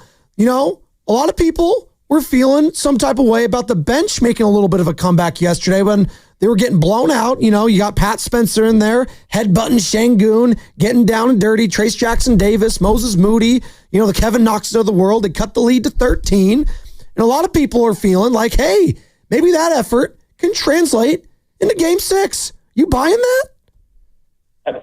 Absolutely. And I was saying this early on in the series where I felt like we weren't going to our bench very much. And our Draymond and Steph and Jimmy, they need a little support. And so I've actually loved seeing a little more bench play come into this series. And I just have to say, when you're short or shorter and someone's putting their head on you, that's not a headbutt. He was just pushing his head away. We don't have much leverage when we're, shorter. So I felt like he was just protecting himself. Mayor, you've been trying to crack down on crime here in San Francisco. I would like you to maybe get the police in on, Dylan Brooks. I don't know. What are you thinking? The way that he's assaulting Steph Curry, as I'm obviously joking here, it's offensive to me as a community member. What I saw in some report about, and I've been noticing it, the swiping at Steph's thumb after the shot by Mr. Brooks that's offensive to me. At least play clean after the shot is up. Do all the hand checking you want, but don't be going after someone's thumb. Yeah, totally. I'm with you on that one. Friday night. Joe, one question for you. Yeah, what's up? Someone said to me that they watched that Netflix basketball series about the summer Olympics. Pour gold. And that they covered Dylan Brooks on the Canadian team. I haven't seen it. And someone said to me, he came off so well. He did. Is this true? Yeah, he did. I watched it on an airplane one day and actually coming back from Hawaii. And I honestly came away going, he actually seems like a good dude. Wait, the Canadian guy was actually deep down really nice? Dylan Never Brooks. heard that before. So they showed him with his family. He was eating dinner. No, he did. He actually came off really good. And here's the thing. Look, I've defended and also traded away Draymond Green for the last decade plus. So I would be a hypocrite if I was out here destroying Dylan Brooks at every single turn when I've looked the other way on a variety of Draymond Green things. I just want to know what Jimmy Butler was saying to Dylan Brooks on the foul line there when they were jawing at each other 2 games ago. I want to get some lip readers on that one. Yeah, John Boy, I think we kind of know what he said. He said, you weak, you a bum. Yeah, I've been busting your butt for many years. A word that rhymes with snitch. All right. Yeah. Thank you. Yeah. I liked it. He got Jimmy going, too. Yeah, something I wouldn't want our youth saying to each other on the baseball field. Let's just put it that way. Oh, baseball fields. Oh boy. Joe. I had a big Zoom last week, Mayor, on the baseball fields with the league and park and rec people and everything. And I just said, hey, look, I don't want to fight. I don't want to argue. I want to be a conduit of change and help. And I just feel like soccer has gotten so much love rightfully. Beach Chalet, Polo Fields, Crocker Park. There's been some great examples of how it can shape a community. Gosh, it just feels like baseball gets the short end of the stick here in the city. You're trying to be the champion of change, like Draymond Green. I am. There you go. I'm trying to get in. So, I never know how those things land because I can come in kind of aggressive. But I kept saying, hey, look, this isn't the fight. This is like, how can we make the experience better for more of these kids to reduce the amount of injury opportunities out there and getting the fields up and running and stuff like that and having the right age on the right size field, all that. So we'll see. I'm trying, Mayor. I'm trying. I appreciate that. And listen, I said this last night at something. I assume good intentions with everybody that is committed to our city. And I know you have good intentions. You were looking out for my son after that little incident happened. And I've told a couple people about that, and they were like, oh, I grew up on that field. It was terrible then. It's terrible now. So maybe it's just a rite of passage. And my son, it was a baby tooth that got knocked out. So, it's going to be okay. But he's turned the story. It was the first batter of the game, right, Joe? Yeah. Well, let me tell the story because I'm going to make it a tall tale. Yeah, what happened? We're at Glen Park. My team was playing his son's team, and we've played him a couple of times. They're a very good team. City Pirates, Willie coaching the team, and Isaiah hit a ball up the middle. It was a pretty hard hit ball. Took a couple of weird bounces, and I had said pregame, this field's not playable. Like the ball is bouncing all over the place. Like I get you're going to get a bad bounce in baseball, but I think this field's a little not up to snub. And what ended up happening, the ball, took a horrible bounce. And I'm gonna exaggerate here. He went diving to make like a Ozzie Smith, Cal Ripken like play in center field. Yeah, almost like Jim Edmonds or Brandon Crawford. Sure, yeah. He was diving and it took a horrible bounce and it caught him in the face and knocked his tooth out. And then he comes off to the sidelines. Well, I had my kid there and I had, the ice pack that you have in the bag for my son's food and whatnot. I ran it over to Willie. We put it on his mouth and he was a tough kid. I said, hey, dude, I cry all the time. It's okay if you want to cry, but he didn't cry. So, he held up pretty well. But like a good father, he showed up, was like, oh my gosh, is my kid okay? And thankfully he was. So I hope he's feeling better. He was. He had some x-rays the next morning. Teeth are all good. Good. But what was crazy about that is I got there at bottom of the first. I got there, a few minutes after. He's got his batting helmet on, and he wants to go hit. I'm like, dude, no, let's take a moment because he was shaken up. The adrenaline was going. Absolutely. As a dad, it was a little emotional. But he's good. He's ready. They got a doubleheader on Sunday. But talking about Tall Tales, his story now, it was bottom of the ninth, bad hop. It got hit. He got hit in the mouth, and he gunned the guy out at home plate. Yeah. So I'm going to go with that story. Gutsy. I co-sign on that one. I like that. No, you handled it a lot better than my dad did. My very first Little League at bat or whatever, Mustang League, I was like 9, 10, whatever it was. I got hit. Very first pitch, very first at bat. I got hit right on the wrist. There's some tears flowing. I just hear my dad. It's all quiet, right? Everyone goes, oh my God, is he okay? All I hear is my dad, put some dirt on it and run to first. Yeah. It's like, all right, thanks, That's Dad. Right. Didn't want to play ever again, right. but other than that, so yeah, I think you handled it a lot better, Mayor. Yeah, he did. He did. Hey, Mayor, Friday night, we got Rockies Giants at Oracle Park, and we got Warriors at 6 o'clock. For those that are out there, 6 o'clock, the game starts a little earlier than usual. Oh, really? Thank you. I didn't know that. Yeah. Are you going to either one of those games? I mean, because two events right next to each other. I mean, this is what you dream up when you're putting together these beautiful ballparks in such a close vicinity of each other. Sawyer and I were talking last night. My daughter's in the ballet. She's got a show at 8 o'clock. I have seen her in this ballet, so I think I have a pass to maybe sneak Sawyer to the basketball game. But we're trying to figure that out. You can bet I'll be watching. I love it.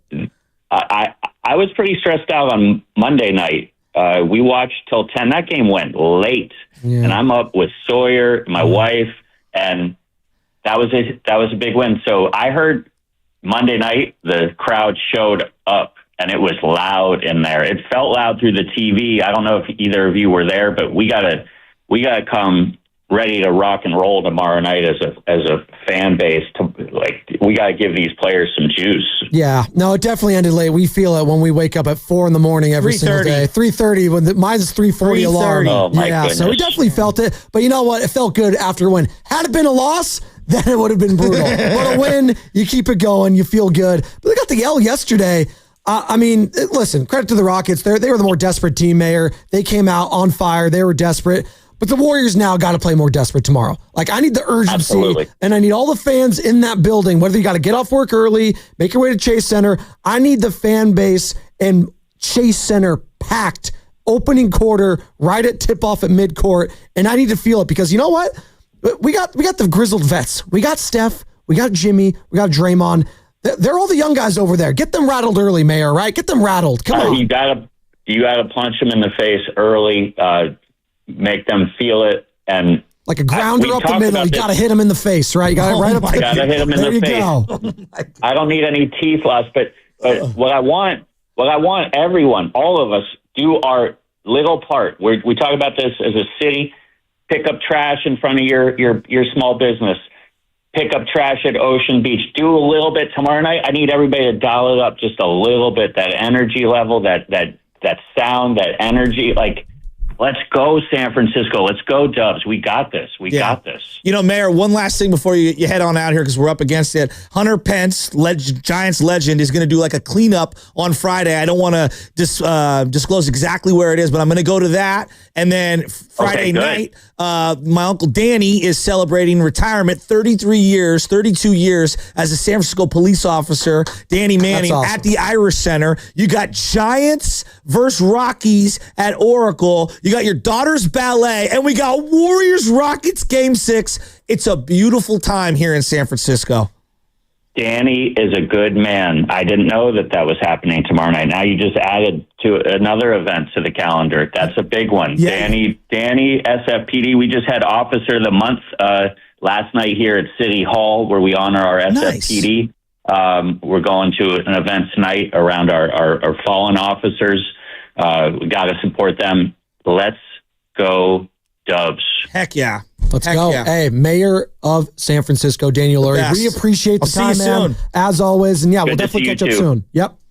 Take care. There he goes. That is the Mayor of San Francisco. And by the way, 2 weeks from tomorrow, don't look now, 2 weeks from tomorrow, the Golden State Valkyries home opener at Chase Center already. Wow. 2 weeks from tomorrow. How do they know? They must have tentative dates for the playoffs. Exactly. They must know. They must. There's a relationship between the NBA and WNBA too. No doubt. That's interesting. Okay. Yep. And they're going to be playing the Los Angeles Sparks and Cameron Brink's team. So that'll be very fun to watch. Obviously, Cameron Brink, being a legend at Stanford and returning from her ACL injury. Yeah. So that'll be huge. This Can't will be wait. big. Friday's a big day, man. Yep. Friday's a big day. You know, it's Cinco de Mayo weekend, essentially. Oh, God. What? Cinco de Mayo. It's the best. One of the most fake made-up holidays in the history. What are you talking about? And if we want to make fun of Valentine's Day, like, come on, Cinco de Mayo, they don't even celebrate that in Mexico. They don't even celebrate that. So what? So why are we celebrating it? As a guy that grew up a block away from Mission Street my entire life, there's something fun about Cinco de Mayo. I don't need an excuse to drink Coronas or Modelo's or burritos or anything because I grew up in California. So I'm going to do that every day. Well, no California was a part of Mexico for a very, very long time, and we have connections everywhere. And I love Cinco de Mayo. It's fun. I grew up where the original state capital was in Monterey, California, before it was Sacramento. Once upon a time, Joan Alameda will get you on the other side. 888-957-9570. We'll put a bow on this conversation before we hand it off to Steiny and Guru. What did you make of the effort from the bench yesterday? Is that morale going to carry over into Game 6, them cutting that lead to 13 with the bench unit? 888-957-9570. It's Spadoni, Shasky. It's the Morning Roast, 95.7 The Game.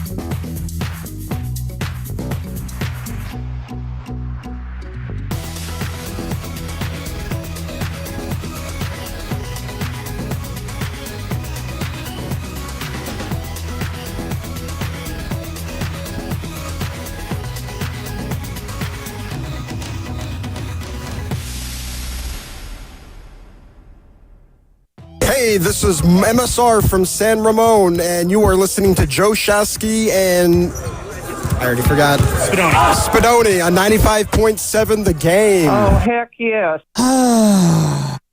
You like that? You like that? I do like that. You know what else I like? Me? Garlic fries and baseball, guys. You're a part of it. Sam Lubman, Joe Shasky, and occasionally Steven Risotto have the best Giants talk in the world.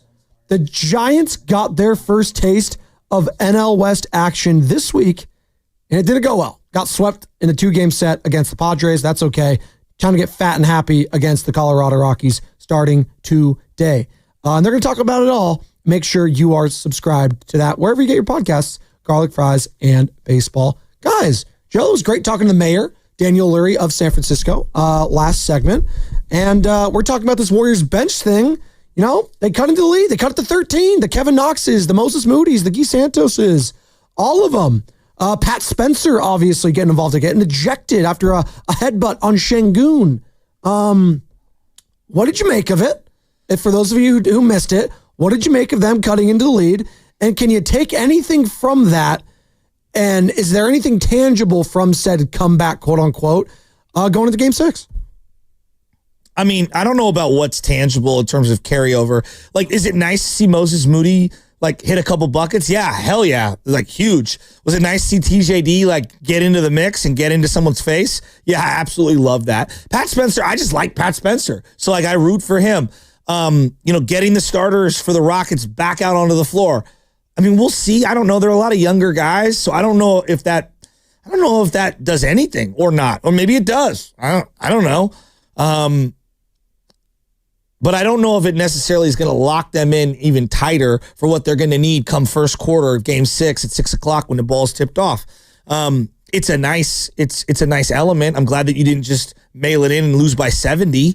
You know, that I don't want to see that. The guys did what they were supposed to do. And so on that level, I'm happy for them.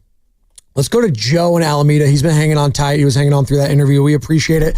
Joe wants to talk about that bench comeback and potentially it carrying over, whether that's through morale or somewhere else. Joe, good morning. What you got, man?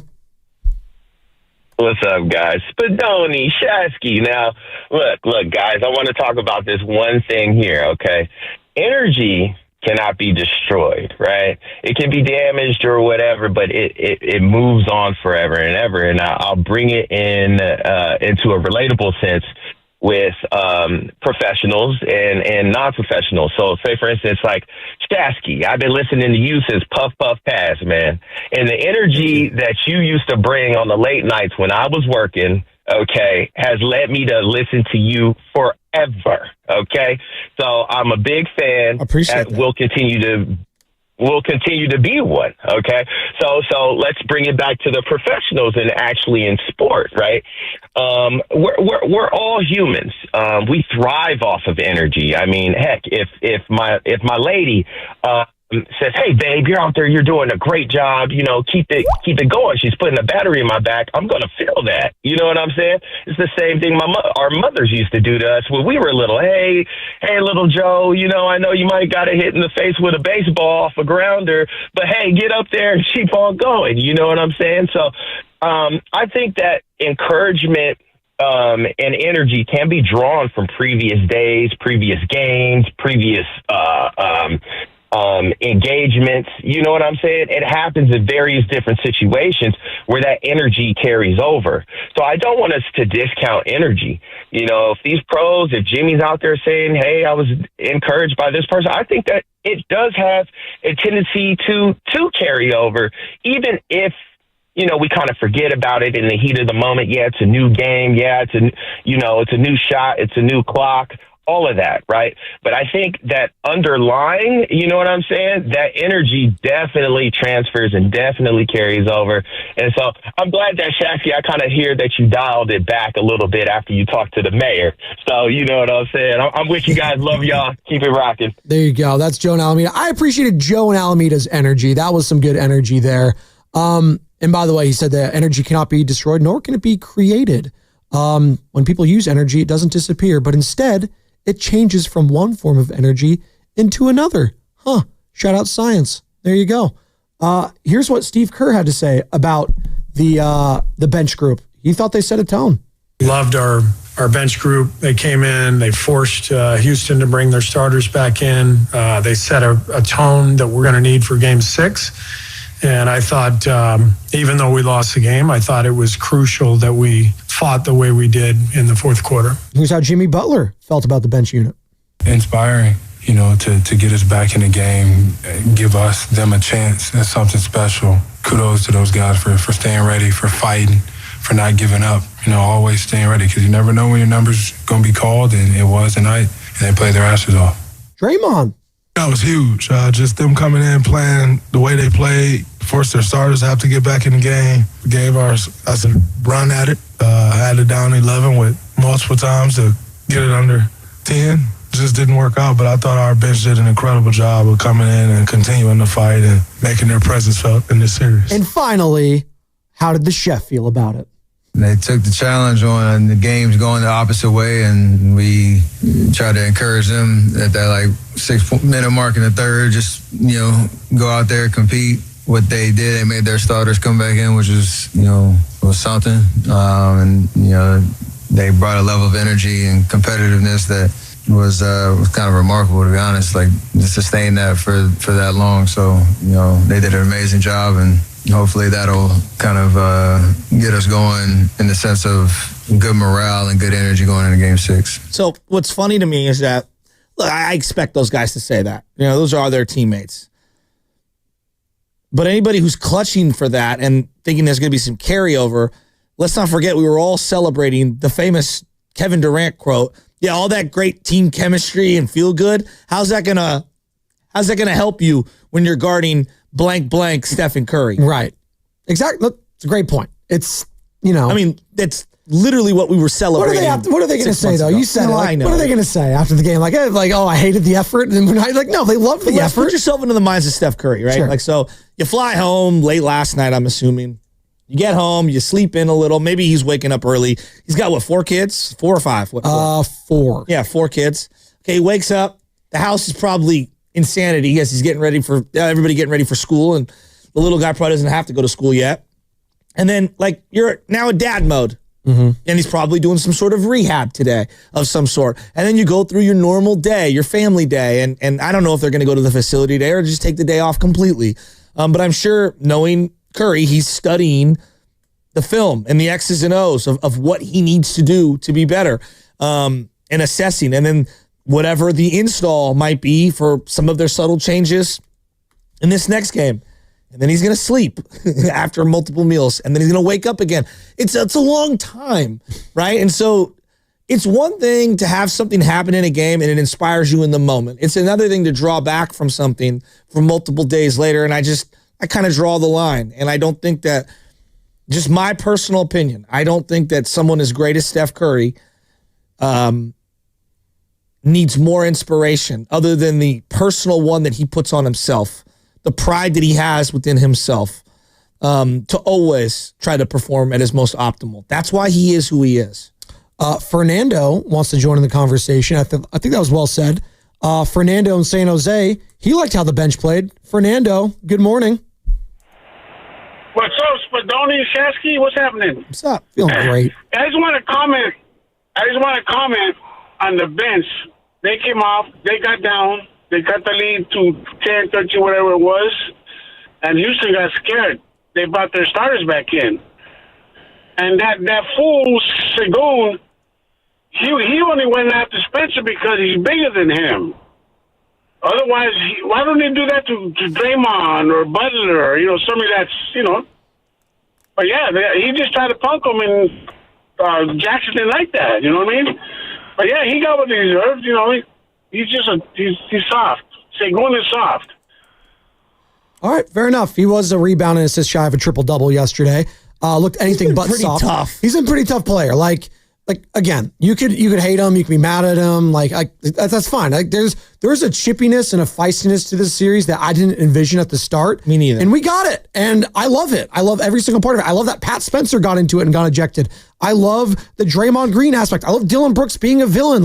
This is fun. This is why we like playoff basketball. I don't want lovey-dovey. Give me a hug at the half court when my team's losing to you kind of a stuff. LeBron and Anthony Edwards, like being best friends at like middle of the court, like laughing during like tough playoff minutes. No, I don't want that. I want this hatred. Good old-fashioned sports hatred. It's good in your life. No, I'm with you on that. Did you see once the melee happened, did you see who the first person for the Rockets was to come over from the other side? Because it was closer to the Warrior bench. Who was it? It was Ime. Oh, it's your boy. Hey, it's good leadership.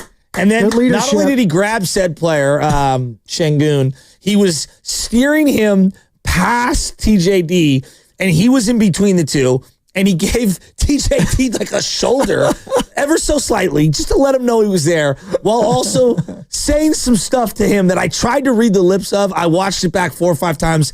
I'm not sure exactly what he said. Got to get John Boy. But he said something. Got to get John Boy on the lip reading. But it's funny you bring that up. I also bring up. It was funny. I laughed. The chippiness early on.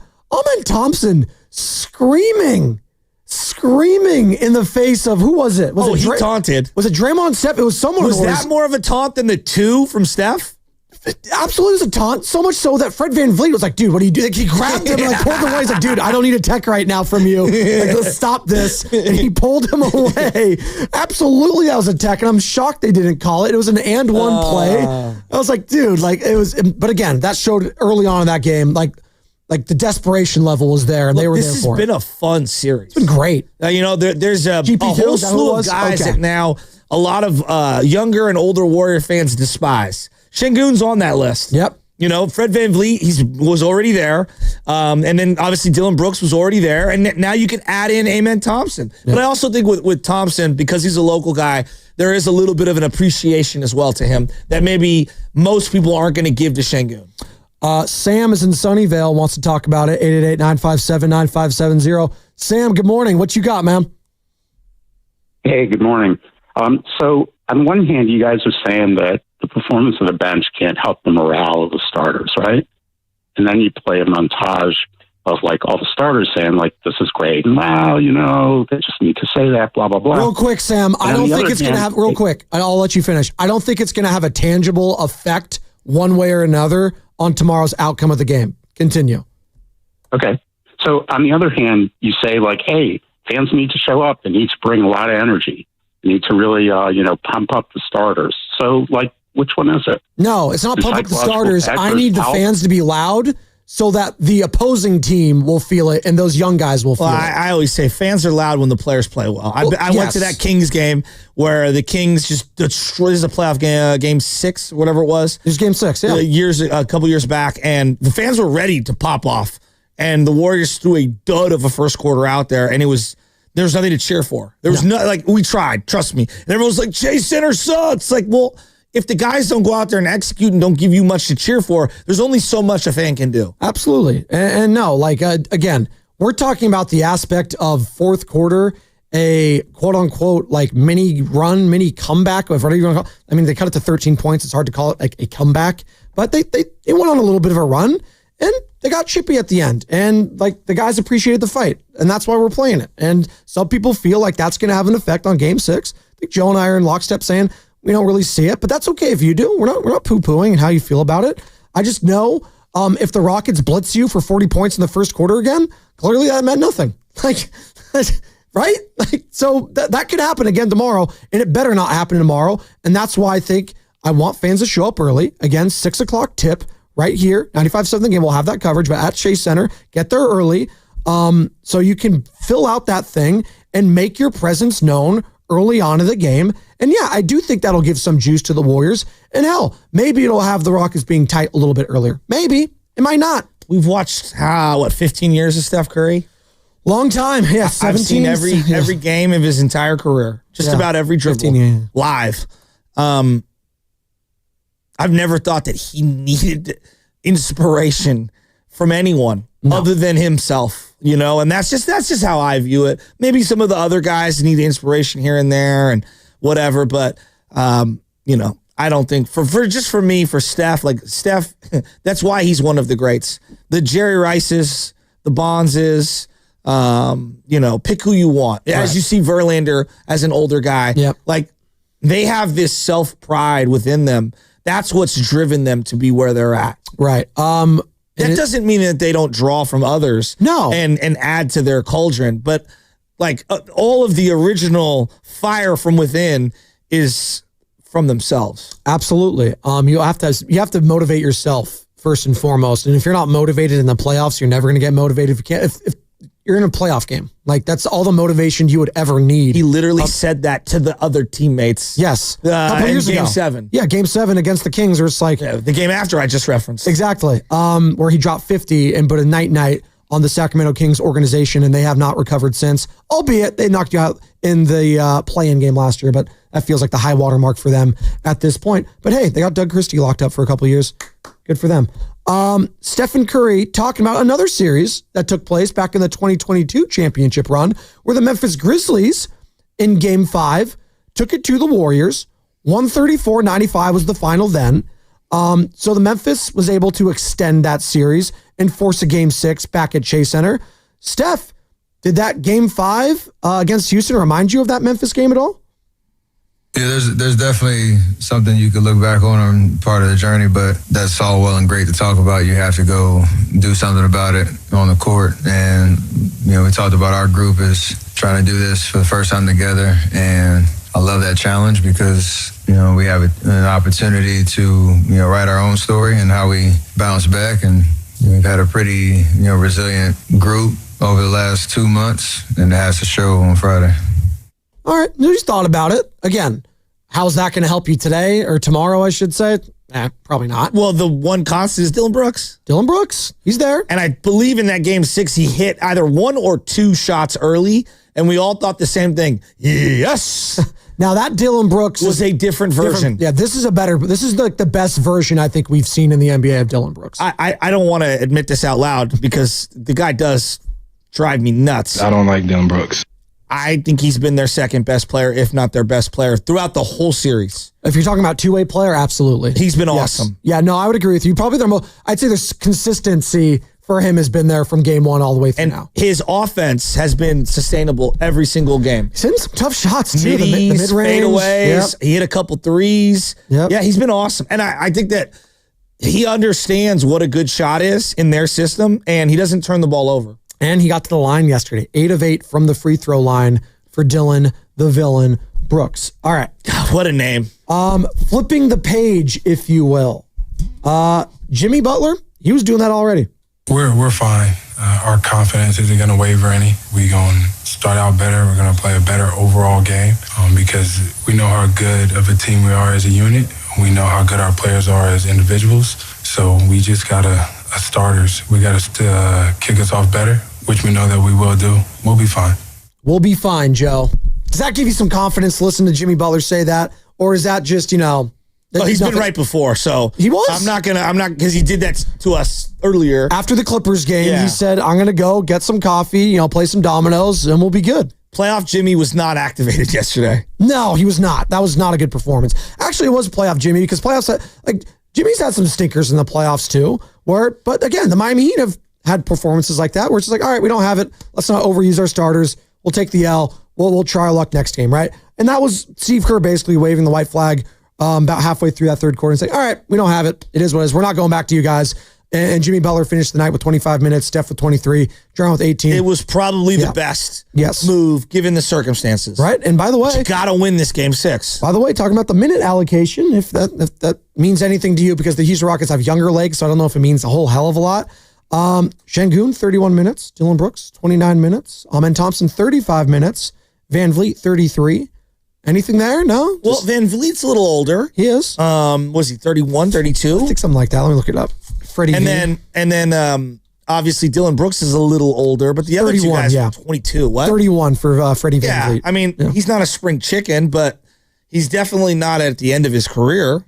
Adams has logged a lot of minutes. He does. Yeah. He's a guy I wonder, but he doesn't live off explosion. He's more grounded in brute strength, but he got up multiple times in the game prior with some blocks at the rim. So I don't know. He's logged a lot of minutes for him. 17 yesterday, though, for Steve, and I think he's been pretty much 25 and under about that. Yeah. But he's not young. No, he's not. Not in like playoff. Like we're talking about Kevon Looney. Age-wise, he's young. Yes. Playoff-wise, he's not young at all. He's got a lot of wear and tear. There's a lot of rings in that tree trunk. Yes, thank you. Here's more from Steph Curry after the game, because a big talking point has been, we've been talking about it all show, it's been a thumb injury. And where's he at?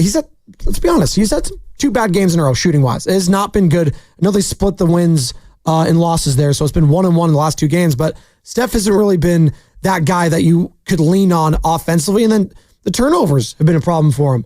And he had a back and forth with our guy Anthony Slater after the game talking about the thumb and the picture of his thumb leaking on social and leaking everywhere, where it looked like there was this massive bowling ball on his hand. Here's that back and forth with Slater after the game about his thumb. What's the state of your thumb right now? Cold. There was a picture, I don't know if you've seen it online, where it looks pretty swollen. I think it was with you walking to the plane. I got the feds on me? What are you talking about? No, the internet is the feds at this point. I love this league so much. I love it so much. How is your thumb? Besides cold because you're icing? I don't even know how to answer it. It's just something you're dealing with and you keep it moving. As long as I can play. You got to rap for a reason, but that's it. Thumbgate. I mean, listen, you mentioned it earlier and I agree. If he has a great game, the thumb's not a problem. If he has a bad game, it's the thumb. Like, and he's not going to use that as an excuse. He's just not. Like, that's why he's one of the best. That's why the greatest of the greats don't use those excuses. You might wait till after the series to say, like his knee, the year that he hurt his knee. Well, I was going LeBron after the finals and they lost. And he had the well, that was ridiculous. I mean, and then he stormed out in his short shorts. He had the big Prada bag too. Yeah, he had the purse, the man purse. He went full Karen. He was ridiculous. How about him last night pretending like he broke his ankle and his knee? Oh, did you see that Luka injury yesterday real quick? Oh, my God. The back? Which one of the Luka injuries? Well, no, his back, bent. Like, the one that legitimately looked like it was painful was when the back tilted and, his knees. It's like, oh, boy. And he came back with a wrap around his back. I said that the Lakers were the matchup I wanted more than any other. We're gone. Like what Chuck said at halftime. Oh, well, Luka will start rehabbing tomorrow. He was on fire. He was in his Prada bag, if you will, Chuck, yesterday. Wolves 103, Lakers 96 as they wrap up that series. I'm surprised that, with the game on the line, the season on the line, they didn't go to Bronny, highest paid second rounder of all time. They didn't have any Dalton Connect minutes when they couldn't buy a 3-point shot, and one of the best 3-point shooters on their team just didn't even get a look. All right, it's fine if you want to do that. By the way, real quick, because we're talking about that game, and that's the Warriors were to win tomorrow. They'd be playing the Minnesota Timberwolves. You'd be going to Minnesota. They have to take care of business, though, tomorrow. And the Rockets are now looking at all of a sudden. It's like, hey, if we win tomorrow, we get Game 7 at home, and then we're hosting the T-Wolves. So, I don't even want to think about this. No, you don't, but I'm going to talk about it because it was the other game that happened yesterday. Yeah, they are scary. I think they present a ton of problems for either the Rockets or the Warriors. Julius Randle's looked really good. He had huge rebounds, huge finish in the lane. He's a big body. He's awesome. He's a load. Mike Conley hitting a big corner 3 late. He's so old, too. But he's fit. Nas Reed, Warriors killer. Gobert was the story for me. I mean, 30 and 20. He had 27 points and 24 rebounds. Yeah, it was ridiculous. 27 points and 24 rebounds. That guy, Rudy Gobert, who we all laugh at come playoff time, he's going to play off the court. Jackson Hayes was a DNP. They're only big. They went like Rui Hachimura at the 5.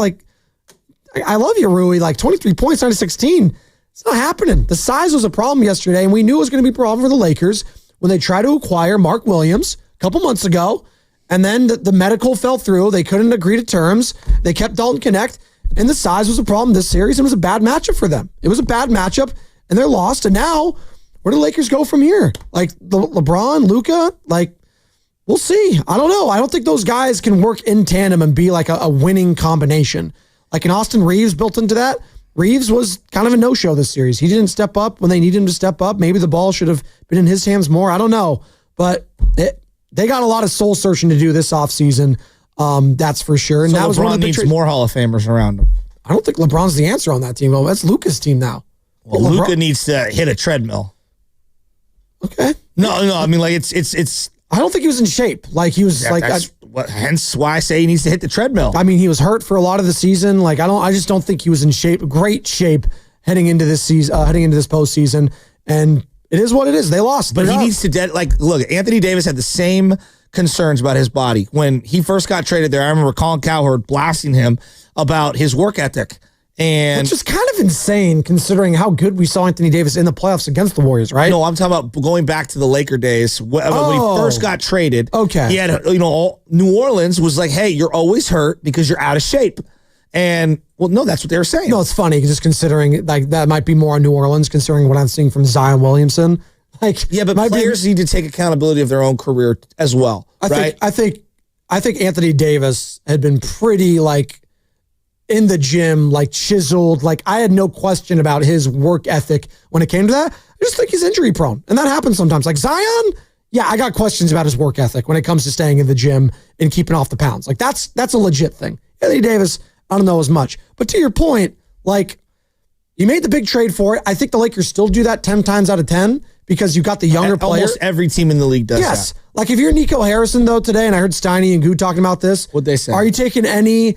Like victory lap if you're like a tiny victory lap. Yeah, to the bank when you get your like severance package when you get fired. Really? Just nothing's like I was right about Luka. No. You're not using that as a okay. All right. Just wanted to talk about it. It's an interesting thing. I don't know. Everyone's talking about the Luka trade being the business, this whole huge thing, and the Lakers are first round exit. They're gone. See you later. Bye bye. But they weren't. They're like. Again, like to me, it's about the next 10 years for them with that, when you make that trade. It's not just about this year. We have the sound. We cut it. Might as well play it, right? JJ Redick, do you hear him before the game? Los Angeles Lakers head coach. What condescending comment did he make to the media? Let's hear it. As you watch the film, what do you recall about your thought process in the moment, sticking with the five you stuck with in the fourth quarter the other day? And is there an assistant or someone maybe that you'll lean on tonight, maybe to try to get some other guys involved if that opportunity presents itself? Are you saying that because I'm inexperienced and that was an inexperienced decision that I made? Do you think I don't talk to my assistants about substitutions every single timeout? No, I just think there's a lot of coaches lean on their assistants in those situations. As do I, every single time. That's a weird assumption. And then he stormed off after that. I'm gonna I'm being real with you. There are a lot of people covering sports that don't understand what it's like to play or coach sports.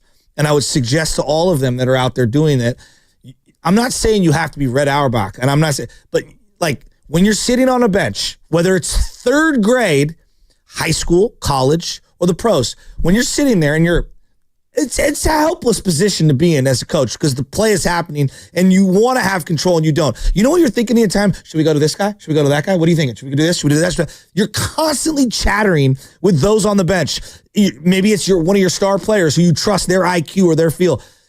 To not understand that every head coach in the league is having these conversations, like, it's kind of a bad question. Just my personal opinion. It's kind of a bad question. I don't think it was the greatest look for JJ, but again, like that's kind of what I feel about JJ already. He's a Duke guy. Like I kind of he doesn't suffer fools. No, like he's just that's who he is. He's prickly and he's going to be snarky, and that's who that's how he was on ESPN. Oh, he's sensitive. Like I don't deny that. I think he's feeling some type of way about someone. And Charles Barkley, I thought, had a good point. He's like, hey man, just own up. It was a bad call playing all your starters in game 4. I don't like the entire second half. I don't like JJ's response to what I thought was a poor question. Okay. That's the way I would describe it. That's a great way of putting it. Yeah, like, and I'm not even mad at the guy, like, because I listen to some of these questions and I'm like, I mean, come on, do we not know what's going on? Like, Joe, if you and I were coaching young Benny's first ever, basketball game, first ever, we'd be sitting there and you'd be like, what do you think? Who do we go to next? Like, that would be like one of the first things immediately after tip off. Right. You're constantly like, all right, what do we do? What do we do with this? And you're looking for either validation or someone to question what your next move is so that you could think about it. You're every single, even the worst coach has other people on their bench that they're going to be, picking the brain of. That's why you have a staff. I do appreciate, and it makes me appreciate even more. And again, JJ, he's a rookie head coach. I think he did a lot of good things this year. They were 50-32. They had home court. Timberwolves, quite frankly, just a better team. On paper, the matchup, they were better. But it makes me appreciate the Warriors head coach that much more in a situation like this. Like, I know in this series, Steve Kerr's beating this guy when it mattered most. Ime Udoka. Different team, different roster. Actually, that Celtics team was, in hindsight, is better than this Rockets team, obviously, given the scenario. So, like, I know like I'm leaning on my head coach when push comes to shove more often than not in any scenario, in any matchup against any other head coach in the association. Like, that makes me feel so good about tomorrow is the coaching aspect and the leadership on this team.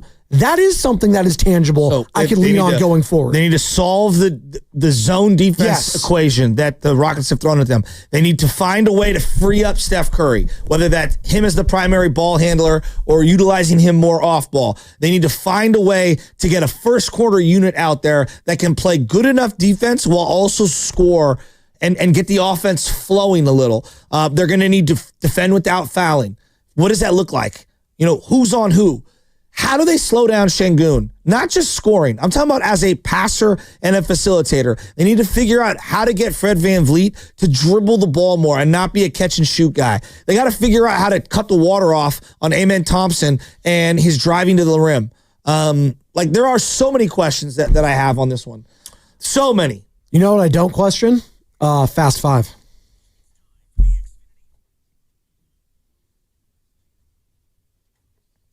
I don't like Dylan Brooks. Oh, heck yes. I put out the bat signal, and I was disappointed. I did not get Jan in Mountain View, but you know what? Maybe she calls up tomorrow. She's fired up. Maybe she'll call Steiny and Guru or Willard and Dibs when they have Steve Kerr, the aforementioned Steve Kerr, on at 5 o'clock right here on 95.7 The Game. What's your final thought, Joe? Well, JJ Redick, who you referenced, he's an interesting guy. I'm going to be, honest, and I'm going to tell you how real basketball is. I would have just appreciated, me personally, and he'll never do this, if he would have just said to the reporter, we kind of just do what LeBron and I are thinking about doing. Right. Would anyone, honest to gosh, would anyone critique that if he just came out and said it? Like Belichick, for example, when he had Brady. That's what Brady wanted to run. I agreed with him, and we went with it. It didn't work. Who's arguing with that? I mean, LeBron basically is the assistant coach on that team. So no, but I know. But why can't coach. you be? Why can't you just be just be honest? Great example, Nolan Ryan. I watched the doc on Nolan. This is a different time, different era. Their pitching coach goes out. He's going to take out Nolan Ryan. Nolan Ryan's like, no. You're going to take me out for that guy? And he points to the bullpen. And then the coach goes, you know what? You're right. And he stayed in there. And then the reporter says, well, it looked like you were going to take him out. What were you thinking? Well, it's Nolan Ryan. And he told me that he wanted to stay in the game. So it's Nolan Ryan. Yeah. So I kept him in the game. There you go. There are certain players that there's kind of no rebuttal. Yeah, you're not taking me out of this game, coach. I'm staying in there, right? We can critique LeBron all we want.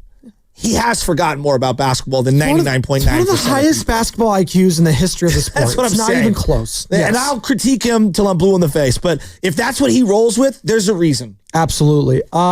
Rizzo. It's great that they lost, though. Thank God. I know. It would have, again, I mentioned it earlier. I'll get to you, Sexy. Sorry. It would have been better if you're a Warriors fan had the Warriors won last night because you could be wallowing in the misery of the Los Angeles Lakers and drinking all those tears up. But you lost, so it's like, we can't really talk right now because we got home a little bit. And the Ant-Man's just sitting there waiting. Nas Reed, too. That's the guy that everyone... Gobert. Well, and their coach is a good coach, too. Finch? I like Finch. No, Chris he Finch called some very timely timeouts, I thought, yesterday. I like Finch. I like Finch. They attempted 47 three-pointers yesterday and made 7 of them and won the game. Oh, man, that's got to hurt. Absolutely incredible. That's absolutely incredible. Steven, what you got? Yeah, no, pretty rough night for the Warriors. And we spent a lot of the second half of the show talking about the bench. And I just want to say that you would have thought that they won this game or even came close to winning this game based on the way people were talking. And I do want to say that the bench did a great job. But what they did was they made this loss go from unbearable to a little less unbearable. So it was not like, the second coming or anything of, Pat Spencer did a good job. But what's the most that's going to come out of this? So I don't think that there's a ton of momentum, but I just think the effect is very, very little. Your new nickname from the YouTube chat is Pasta. Yes, that is what has been called by Dan Devone, Evan. There's a few people around here that call me pasta. I didn't know that. Risotto. This is a type of pasta. Well, let me do my Dan Devone. Steven, I'm going to call you Pasta.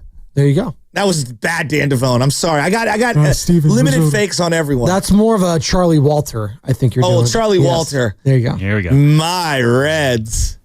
What's the guy from Simpsons who used to do that? Who did that voice Kent all the time? Brockman? No. The Simpsons. It's Duffman. No. Who was my guy? Hey, Sam, take over. I'll figure out his name. All right. Well, my final thought is also just putting this whole bench comeback thing to bed. Like, two reasons why I'm not really buying into it. One, was it more the bench coming back, or was it more just the Rockets easing off the throttle a little bit and letting the Warriors back into the game? I think it's more the latter. So I'm not really going to be inspired by something the Rockets kind of allowed to have happen. And number two, if there's any series where just momentum from one game to the other doesn't seem to exist, it's this one. Like, each game this series has felt like its own individual battle where what happens in one game does not translate to the next. So it'll be interesting to see how these two teams battle out in Game 6. But you know what? It's like Steven said. It took a really lousy loss and turned it into a less lousy loss. There are certain days where I'm always intrigued as to how Steiny is going to twist the knife into my chest.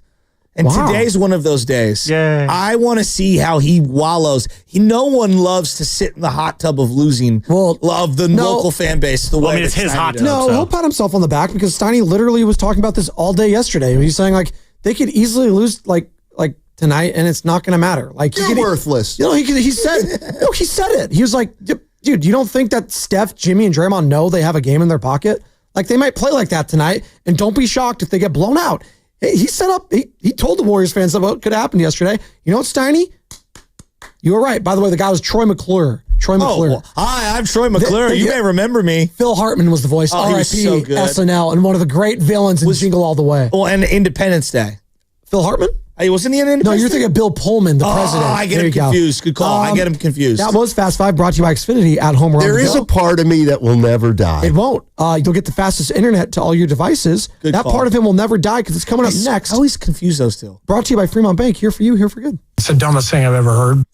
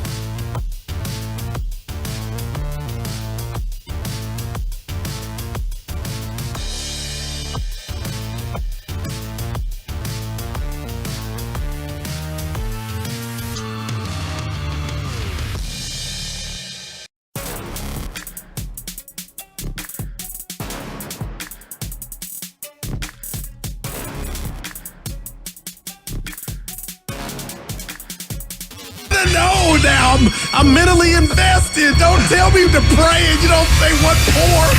He brings the perspective. Yeah, I think they both have a great point. Get off me, text line. He's truly one of a kind. That is wow. Oh, my God. And he's doing a great job. I need you to man up and say what you really want to say. Diamond, you're doing a great job. Championship coming soon. And together, they're Steiny and Guru. Yeah. On 95.7 The Game. Final score from Houston, the Rockets 131 and the Warriors 116. Houston takes Game 5 of this first-round Western Conference playoff series and sets up a dramatic Game 6 at Chase Center on Friday night.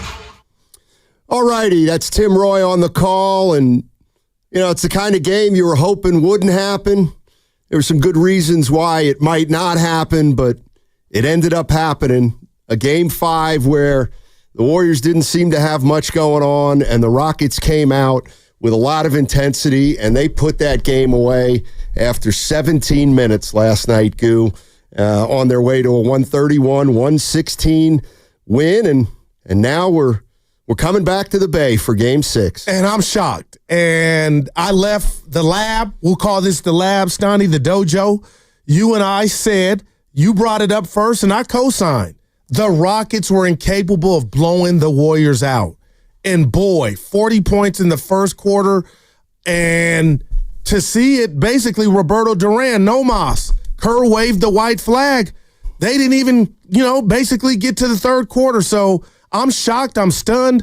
But I'm going to be careful here because my prediction's out the window. It's not about me, but these are my thoughts. I do go back to the game on Monday, Steiny, where Houston had the ball down 1 with the chance to tie the series. So now I'm getting a little nervous about, is this starting to turn into old versus young? And the reason I go there first early is that's what Draymond, Steph, and Butler looked like yesterday, Stoney. They looked old. Well, listen, I think if for whatever reason the Rockets would have won on Monday, I think that game would have been entirely different last night. Yeah. I mean, I just think it is, and I get it.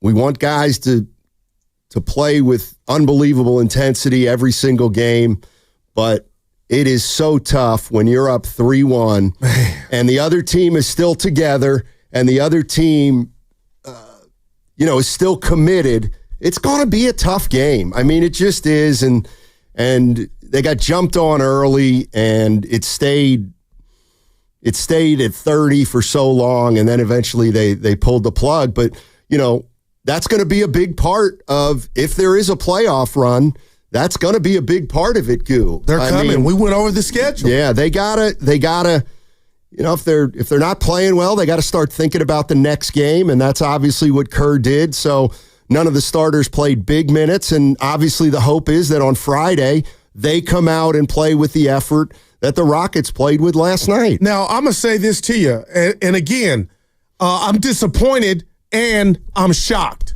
I still think the Warriors got this, and we'll be in the house. I'll be in the house Friday. Nobody asked, but I'm excited about that, and hopefully they can handle business. But, Steiny, this is the 8th quarter, once that final buzzer went off, to where Steph Curry had 13 points. We saw what he did the previous game. I'm just throwing it to you. Even when the Warriors win, these games have been stout. They've been tough. I've been impressed. I thought the Rockets would lay down and let go of the rope. Do you think it's crazy that maybe they figured something out defensively to where the chef hasn't been the chef, per se, the last 8 quarters of playoff basketball? I mean, I think Thompson's a great defender. He's really, really a good defender. He's long, he's young, hooping. He's quick. And last night, Steph had trouble handling the ball when Thompson was pushing up on him. Got him a couple times, Steiny. The thing I don't talk to me. They're not going to give up the Rockets. Like, that's the one thing that you got to acknowledge. They're not gonna get down and kind of pack it in. And I know this doesn't have, one thing doesn't have to do with the other, but I kind of think it does, is if you look at those games last night, so you got the Rockets who are down 3-1, and they play with unbelievable desperation, and they win. And then you look at the Lakers, and it felt like they were playing a regular season game last night, down 3-1, and they end up losing. And what just hit me is a team like the Rockets, that's the effort you want from a young team that's down 3-1, and it kind of makes me believe, you know what, that team can grow together. On the other hand, you look at the Lakers and the way they finished their season, I mean, you got to start thinking, we got to make some moves in the offseason. No doubt. So, even though... But you got a 40-year-old and another guy that's basketball fat. Yeah, and so we'll see. But the Warriors, give the Rockets credit. This was over at half. It was over... They had a 30-point lead. Oh, my God. 17 minutes into the game. Think about that. The team that we thought, and you dubbed, no pun intended, offensively challenged. 40-burger in the first quarter. So I know we have standards here. I want to just throw this away and say they had one to play with, but hold on. When you, Willard, and Grandy and I got together doing the crossover yesterday, we put emphasis in your brilliance. You brought up this is as important as the game against Memphis in the play-in so you can get rest. So when I look at it through that prism, I'm like, this was a letdown, and you don't get that rest, and you got to get right back on the court tomorrow to muster. Not saying you can't. Stoney, I just hope this was their, you know what, we're up 3-1 game. Because if not, then Houston, Golden State, we do got real issues. I mean, it does feel like, when Jimmy Butler got to this team, everything changed, and they've played really well. But it feels like some fans still think this is the Durant era. You're talking to me because I go there, man. I feel like there are Warrior fans out there that think, well, if we want to win, then we're gonna win. If we really try and we really want to win a game, they're going to win the game. But and that's haven't we seen that since the inception of Butler, though, Steiny? No, we haven't. I mean, we haven't. I don't think. I mean, the Warriors used to be able to, with Durant, as long as they played hard and were conscientious, they were going to win. They had that much talent. This team's not like that. This team's got to be better. This team's got to play the right way. They've got to defend. They can't turn the ball over. And, I think last night, I think they wanted to take the easy way out, the Warriors. And I understand why. In other words, they wanted to stay in the game, playing at a certain level, and then taking their chances if they were hanging around. But are you diminishing the Rockets by making that statement at all, or was that your intent? This game was all about sense of urgency. The bottom line, period. And that tells me that that game last night tells me that the Rockets, again, they're not going anywhere. They play unbelievably hard, and they're going to be a tough out on Friday. Man, because they were a tough out on Monday. Yeah. But now we'll see what happens. 888-957-9570 is the number. Yeah, it was not a great effort by the Warriors last night. There's no doubt about it, and I don't know what you pin it on, but Game 5, sometimes that happens. All right. I'm going to say something because I've been holding it. So I was so distraught with what the starters did collectively. I'm not going to come in here and minimize what Guy Santos, Quentin Post, Gary, the reserves did. But Stoney, that didn't make me feel any damn better at all. And with that said, I have no problem with Kerr not going back to the starters. I don't think they deserve to get that opportunity. So I don't know where you're at, but I'm sitting there watching that game, and I had my eye on it like, oh, this would be an all-time collapse by the Rockets. It didn't happen, but I don't know how much time we're going to spend on the others bringing this game back, because to me, I was mollywopped in regard to disappointment on what we saw from the starters. And Stoney, when you talk about rest or lack of rest, they got one day to get today, and then they're back at it tomorrow against this young, fresh bunch. And I'm just wondering, it's like a boxing match. Is it getting later? Are we getting into the 9th, the 10th round, and you see fighters tire? I hope that's not. Tomorrow will let me know if it's that. I mean, look, it's no secret that before this series, look, the theme of the Warriors is they're older. They're good. Their 3 best players are older. And it's not just me or fans talking about the age thing. The Warriors, they are managing these 3 guys during the playoffs. They have to. They have to look ahead and try to see windows where they might get a little bit of rest. And last night, when you're down 30 at half or whatever it is, you got to pull the plug and put your eggs in Friday's basket. But as far as the Rockets having to put their starters back in, to me, they're 18 years old. It doesn't matter. Yeah, I'm with you. It's a nice little effort by the second group, but I got a problem. I don't think it matters on Friday. Go ahead, Snotty. I'm good. I don't think it's far-fetched to feel like I have, and Warrior fans, that we're not Durant but we ain't far off, Stoney, and that's why I got this team doing something in the playoffs. I mean, don't forget those teams had Klay Thompson, who was really, really good. But 888-957-9570. Warrior fans, did you see it coming?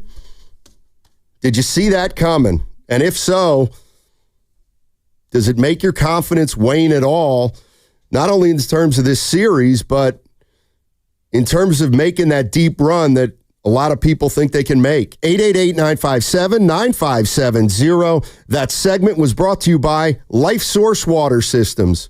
Are you sick of drying, chlorinated water in your home?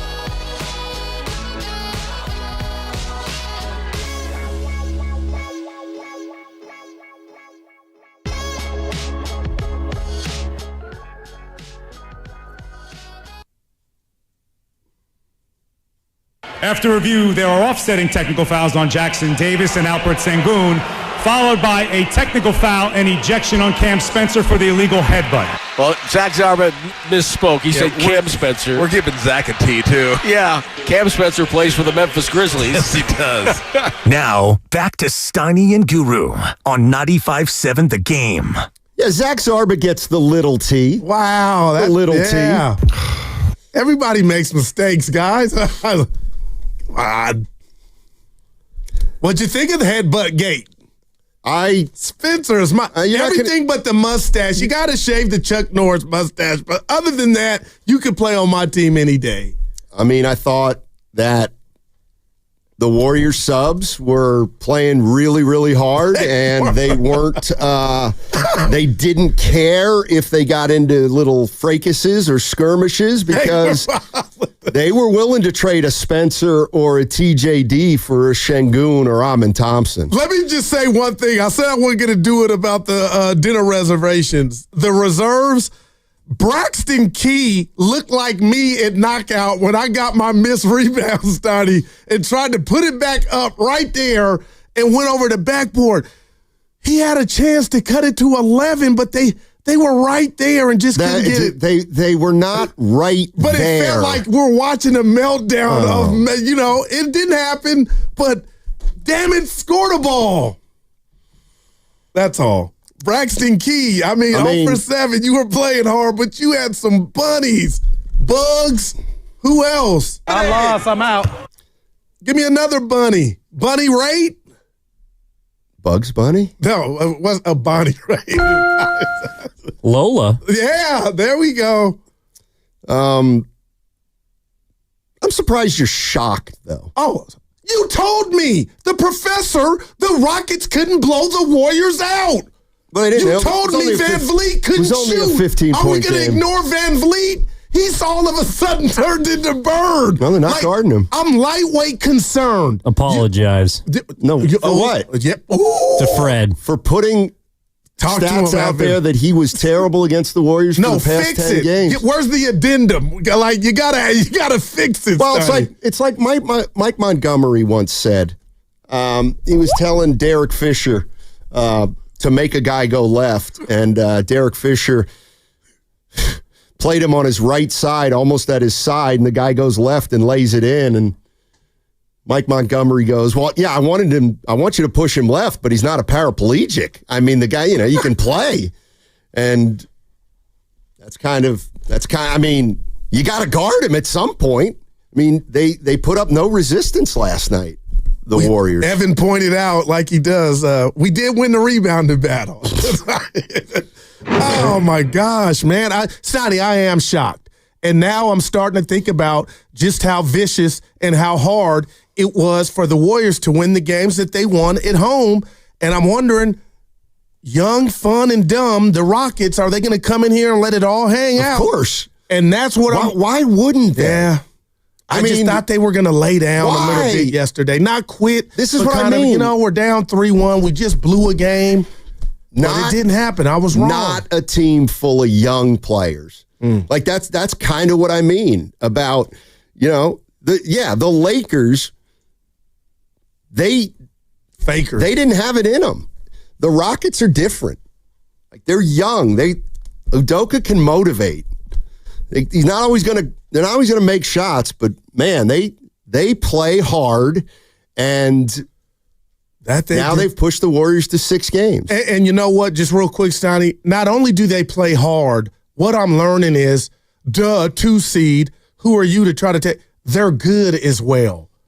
Thompson is balling. He picked Curry 2-3 times. Yeah. Now, I don't want a victory lap for this, but we talked about coming into the series, what were our concerns or X factors? I had mentioned this thumb issue for Steph. Steiny, as it gets longer in this series and even moving to the next, assuming they win Friday, it's starting to get more traction. And Kerr talked about it, guys trying to play through it. But where are you at with, I'm looking at Curry being just regular the last 2 games. To myself, when he had 30, we weren't talking about a thumb. So I'm giving credit to the Rockets defense more opposed to that thumb issue. What your thoughts on the thumb and everything that's going on? You're not going to like what I think. It doesn't matter. He's got a bad thumb. And Jimmy Butler has a sore pelvis. It's the playoffs. And if those injuries become too much, a lot of times that's what gets you beat in the postseason. I don't know how much it's bothering him. Maybe it actually affects his ball handling more than his shooting. Wow. I don't know. I'm not dismissing the injury or saying there is no injury. I showed you that picture. It looked like it's pregnant. Yeah, I'm just saying. It's the playoffs. That's it. Let's go to Edward in East Palo Alto to get us started. EPA. Hey, Edward, how you doing? Oh, I'm hanging in there, man. I'm doing pretty good this morning. Nice. Listen, what I want to speak to you about, the Warriors. Now, do you think? I don't understand how you can depend on. You got Steph, you got Draymond, and you got Butler. But I've never seen a team yet that went to a championship or even got deep into the playoffs without a bench. You got to have a bench. And I mean, maybe they have, but I don't think Jordan or anybody else, the old Lakers. I mean, you remember back when the Lakers had Magic Johnson and Kareem Abdul-Jabbar, where they had people coming off their bench like Michael Cooper that could have went anywhere else and been a starter. But I don't see how you can get deep if you don't have a good bench. Do you know of a team that won a championship that didn't have a bench?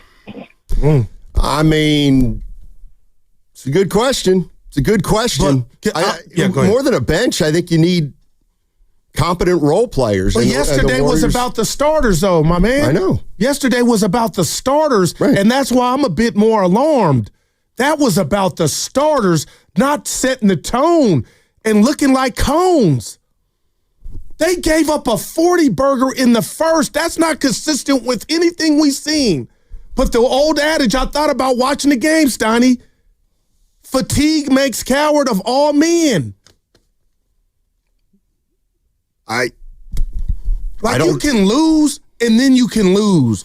That was just, my gosh. But it's one game. It's one game. I got you. It's one game. That's how I went to sleep until tomorrow. And this is one where, I'll be honest with you, because, we're the Warriors. We all know about the Warriors. I mean, we know more about the Warriors than every other team. And so because we know them so well, we tend to give them the benefit of the doubt. But if you looked at this game as a basketball fan and not a Warriors fan, I think you look at it and say, yeah, that makes sense. Well, what makes sense? What makes sense is that the Rockets were playing at a level that the Warriors couldn't get at last night, whether it was physical or mental. I think they wanted to come into that game.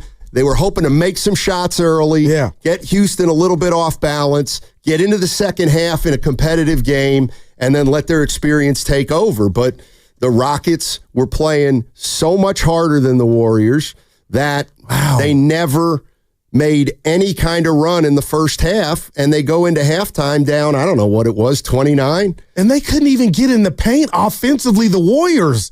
It felt that way, Stoney. Like they couldn't even try to, impose their will on the Rockets. Everything was just a damn three or a jumper. Yeah. All right, we got tomorrow. Let's go to Tony in Oakland. What's up, Tony? How you doing? Good morning, fellas. How we doing? Doing well, man. All right, man. So I just wanted to chime in, and I agree with you guys. I think the Rockets just came out and just hit us with a bunch of haymakers, and Coach Kerr just, he saw the writing on the wall and just pulled everything. So I just wanted to say that, I wanted to follow in with what the other gentleman was saying, is that I think when we got Jimmy Butler, we thought that having Jimmy Butler was going to solve all our problems. But really, all Jimmy Butler really did was make us a threat. I don't think we're title contenders just yet. I think that we do have to make a couple moves. I believe that we're about two veterans away that come off the bench, like the gentleman was saying before me. I think we need to beef up the bench with a couple vets just to make us title contenders. Because as you see right now, man, these young guys, they're ready to close the chapter on this older generation. This younger generation is hungry. I mean, LeBron James looked like you guys were saying that it was a regular season game. He was laughing it up with people on the sidelines, like they weren't going to get eliminated. I just think that now this younger generation, they just want it more than this older generation. So they're coming to make a stamp in the league.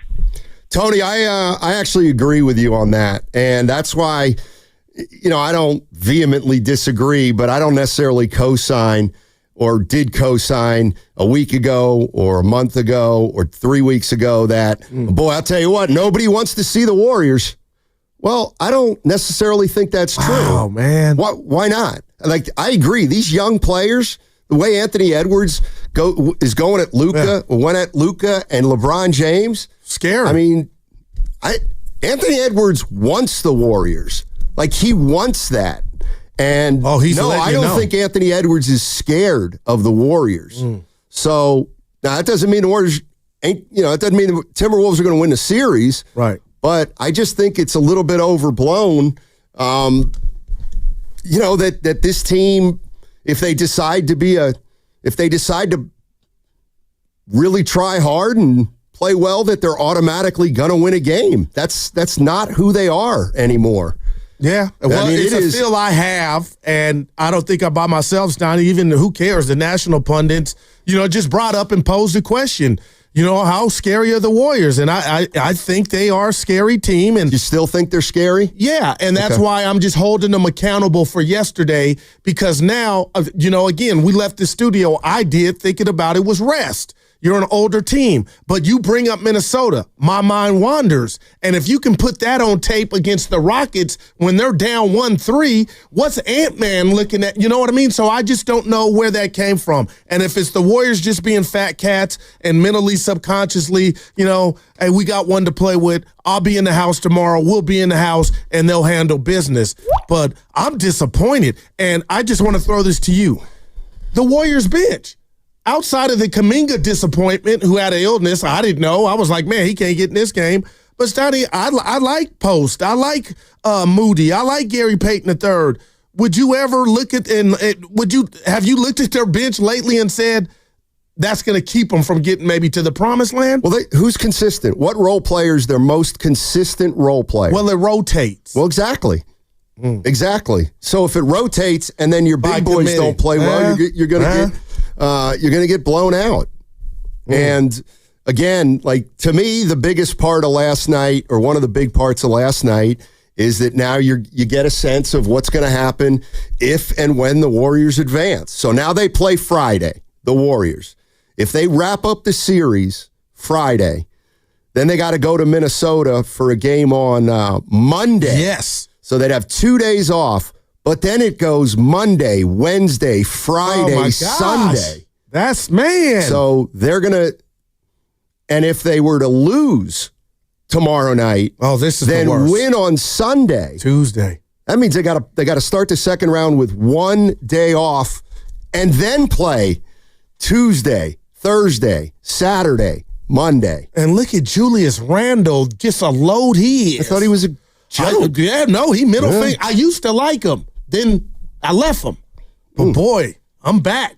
He's a load. Let's go to Jet. Don't worry about him yet. You don't need to worry about him yet. You don't put yourself in a position to worry about Julius Randle yet. I'm trying to. Oh, go ahead. John and Hayward. What's up, John? Hey, fellas. Thanks for taking my call. So the acronyms start, Golden State Warriors, gunshot wounds, this. Oh. I just can't, I'm mind boggled, I don't understand why Steph is doing those. Even in game 4 with 30 seconds left, he gives that behind the back pass to Jimmy Butler. I thought he would have learned from his 2016 behind the back finals. It's just the passing that they got to control, they can't let Houston get off to the open court. I just don't understand. I know that's a business. They're trying to make money. I think, for some reason, I'm just thinking that they wanted an extra game, at home. Who's they? Joe Lacob, the owners, I'm worried that they're playing with fire. Gotcha. That, they should have had, come out. This was just a terrible, pathetic performance. And Steph's got to realize that he doesn't have much time. He's got maybe another 2 or 3 good years. I'm just, embarrassed as a Warrior fan with that output. Thank you, guys. Yeah, I get it, Stoney. Wow. I don't think Lacob is happy. I mean, he ain't going to turn no funds down, but this was about rest. This was about, look at our uniform. The dark blue, we're on the road. We're up 3-1. Let's handle business and laugh the last part of the third, fourth quarter. That's how I envisioned yesterday. In a different way. Wait, say it again? I thought that, late third quarter, the Warriors take the starters out because they're maybe up 18-20, it's over, and Houston's, you know what I mean? I just thought that. I'm being honest. That's why don't we look in the mirror, okay, as Warrior fans, and say to ourselves one of these two things. Let's be honest. This series is absolutely, positively between two evenly matched teams. And in fact, the reality might be the Rockets may be outplaying the Warriors. Now, it doesn't matter. It doesn't matter because they're up 3-2. Yeah. But you've watched the games. You've seen how competitive the games are. The Rockets are right there with the Warriors. They're right there with the Warriors. So you got to give them credit. No, and I have. I've been impressed. And yesterday was the biggest one for me. And I thought it was the game before that where they had, again, the ball with a chance to take the lead. But, again, Stoney, I'm keeping it real, man. It's not about me being perfect on my predictions or whatnot. Tomorrow is going to be maybe the hardest one if they get it done. Yeah, and last night was going to be the hardest one, as we saw. I do want to, like, what happened to the Warriors last night is not unusual in a playoff series where a team's leading 3-1. It's just not. It's such a tough game. I got my buddy from back east. Yeah. He texted me before the game. What do you think about the game tonight? And I'm like, at this point, I have no idea. Don't ask me. I don't. That was your answer. Yes. I'm like, I have no idea. And he goes, I'm loading up on the Rockets tonight. And I said, okay, fine. Noted. You're loading up on the Rockets. And his thinking was very simple. That Warriors had a game to play with. Houston was going to play desperate. Warriors couldn't match their intensity level. Wasn't even a ball game. We go back to Chase Friday. All right. I love the last part of that. Warriors did not match their intensity level. Stoney, I felt like, and I'm looking at the big three, Butler, Dre, and Steph, just their body language, their mannerisms, they were not spry at all. So if you're I get the mental part of not being there, but physically. They're older. Like what last night show, like that's what's concerning. I watched it again, and I didn't have to watch 4 quarters. I watched 2. Like, my goodness, guys were just beating them to the court. Whatever Houston wanted, they got. It was over at half. It was over before that, really. But you're right. Here's another game I kind of remember. Was it 2 years ago where the Lakers eliminated the Warriors? Okay. So remember what happened in that series? Lakers took game 1 at Chase Center. Jordan Poole missed. Warriors tied it up 1-1 at Chase. Lakers won games 2 and 3. Lonnie Walker. They go back to Golden State for a game 5. And it's the Lakers were in the same position back then that the Warriors are in right now. And you know what? The Lakers got blown out in game 5.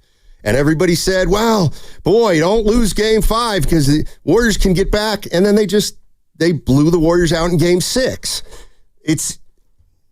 It happens more than you think. And I'll tell you what, I was watching Mullen and Bonte and the rest of the gang, and they're not the only ones, but they keep bringing up Memphis when the Warriors had that blowout in Memphis a couple years ago. Yeah. But Stoney, though, that was then. Jimmy Butler has a a pelvic contusion. Now. Stoney, Curry, knuckle is growing another one. Like, that's what's concerning me. If some of what we saw just in this series, we're getting into the later rounds of the fight, and you're starting to lose a little bit. That's why I'm getting concerned. Did you think they were going to get stronger as the playoffs moved along with a core of Butler, Draymond, and Steph, knowing that they were going to have to carry a big load? I mean, anybody, every Warrior fan knows that the age thing is an issue, and if they are going to do something special, they will have to overcome the age issue in the playoffs. These games are really hard, and now they start coming more and more and more. And sometimes maybe, you got to cut your losses. Yeah, and that was my introduction, and probably some other Warrior fans, Stoney, actually seeing that play out on the court if you are right. So if that's what it's about, they bounce back. But, again, they didn't have to play 48 minutes. Hopefully, they'll use that energy, come out, reckless abandon. And the game tomorrow is not 7, right? Tonight is 6 p.m. 6 o'clock. That's right. That's 6 p.m. It's a 6 o'clock start tomorrow. Let's go. We've been asked to make sure the fans know that. Normally the Warriors, of course, play at 7 on a Friday night. But tomorrow's game, because 6 p.m. Timberwolves wrapped up that series, tomorrow's game is at 6 o'clock. 6 o'clock at Chase Center. Let's go to Jimmy in Bayview. Minnesota! Hey, Jimmy, how you doing? Hey, guys. Thanks for putting me on. Yeah, this stuff happens. That's a young team. They play better at home generally, and they just shot the lights out. I will say the alarming thing is the Warriors' lack of ability to get in the lane and the lack of ability to keep the other team out of the lane. It's an issue they've had before the playoffs. If you'd have told me Jimmy Butler would have been out a game and hurt another game, and for us to be up 3-1, it's pretty amazing. And, this is a second-seeded team. They're tough. And it's the playoffs. Right.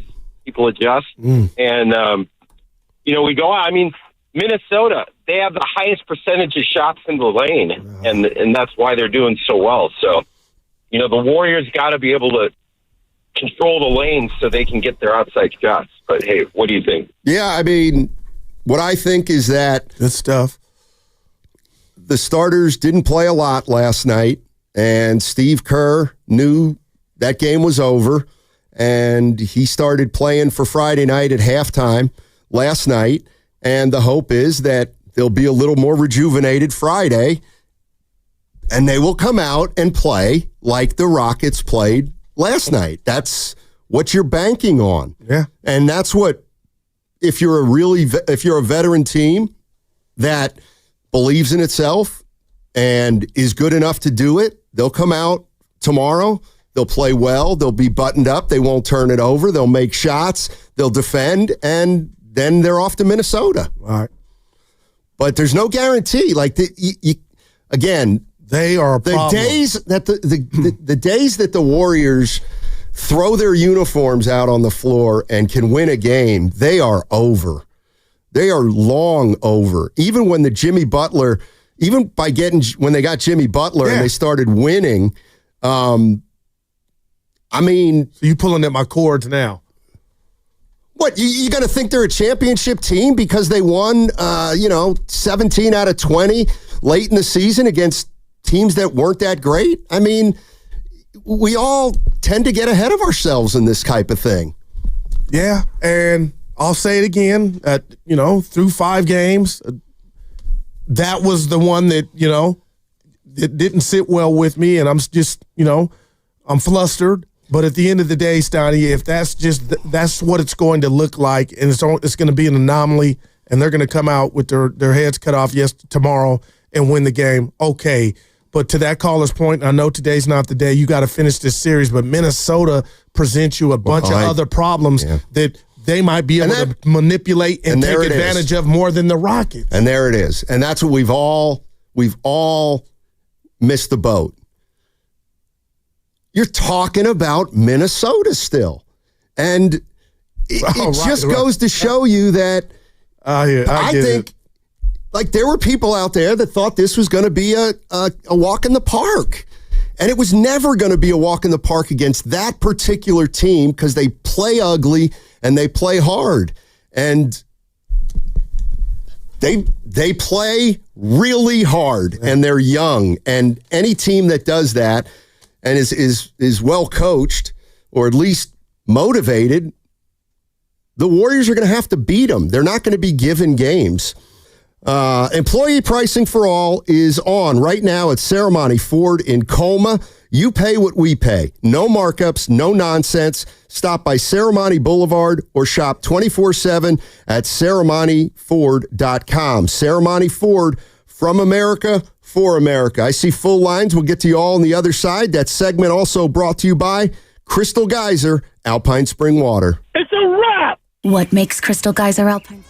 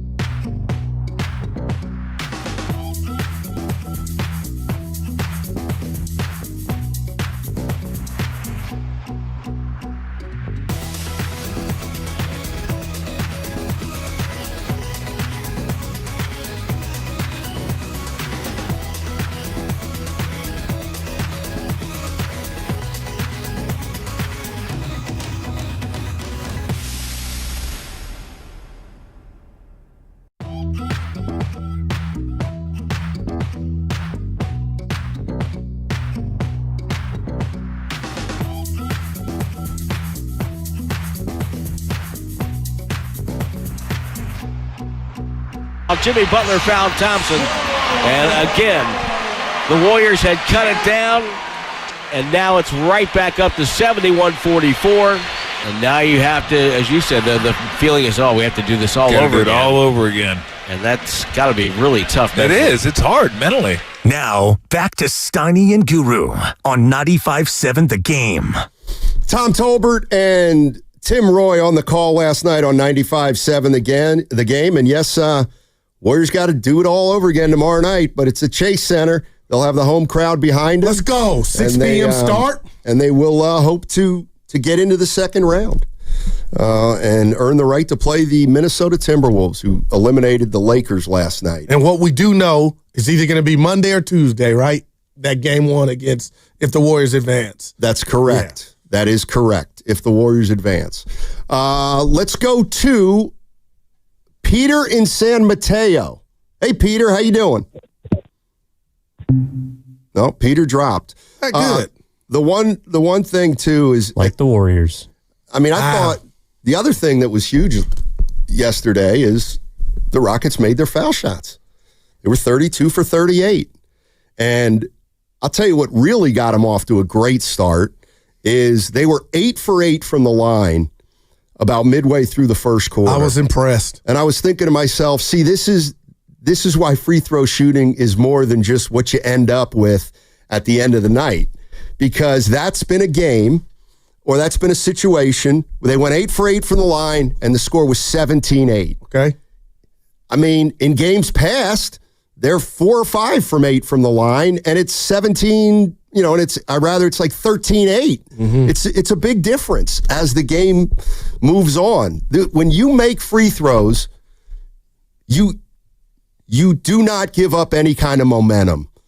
When you miss free throws, you give up any of your momentum. And with the Rockets making their free throws, they just were able to stay ahead comfortably and not have to worry about it. Yeah, and it got to the point to where yesterday I was telling you it felt like turnovers when they were going up there missing them. But I'll give our guy Willard credit, Steiny. He said the team that's won every game in this series won the free throw battle. And yesterday the Rockets continued that trend. Yeah, let's go to Tom in Concord.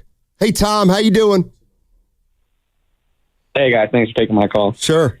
I just really want to get your guys' opinion on this. I agree with Goo. I really think that we had a chance to maybe get back into the game in the fourth quarter. I was okay that Steve Kerr pulled the plug in the third. The starters weren't going to do anything last night.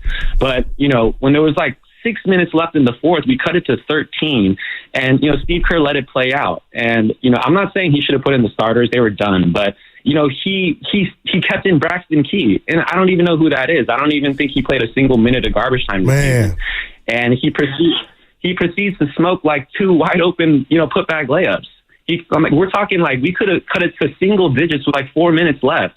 And I'm just saying, like, man, Steve Kerr had an opportunity to maybe like put in Guy Santos. If he's feeling frisky, put in GP2. And like he doesn't. I really think it was really disappointing. Like I'm not saying we could have won the game, but Steve Kerr, like he could have stayed engaged and done something special.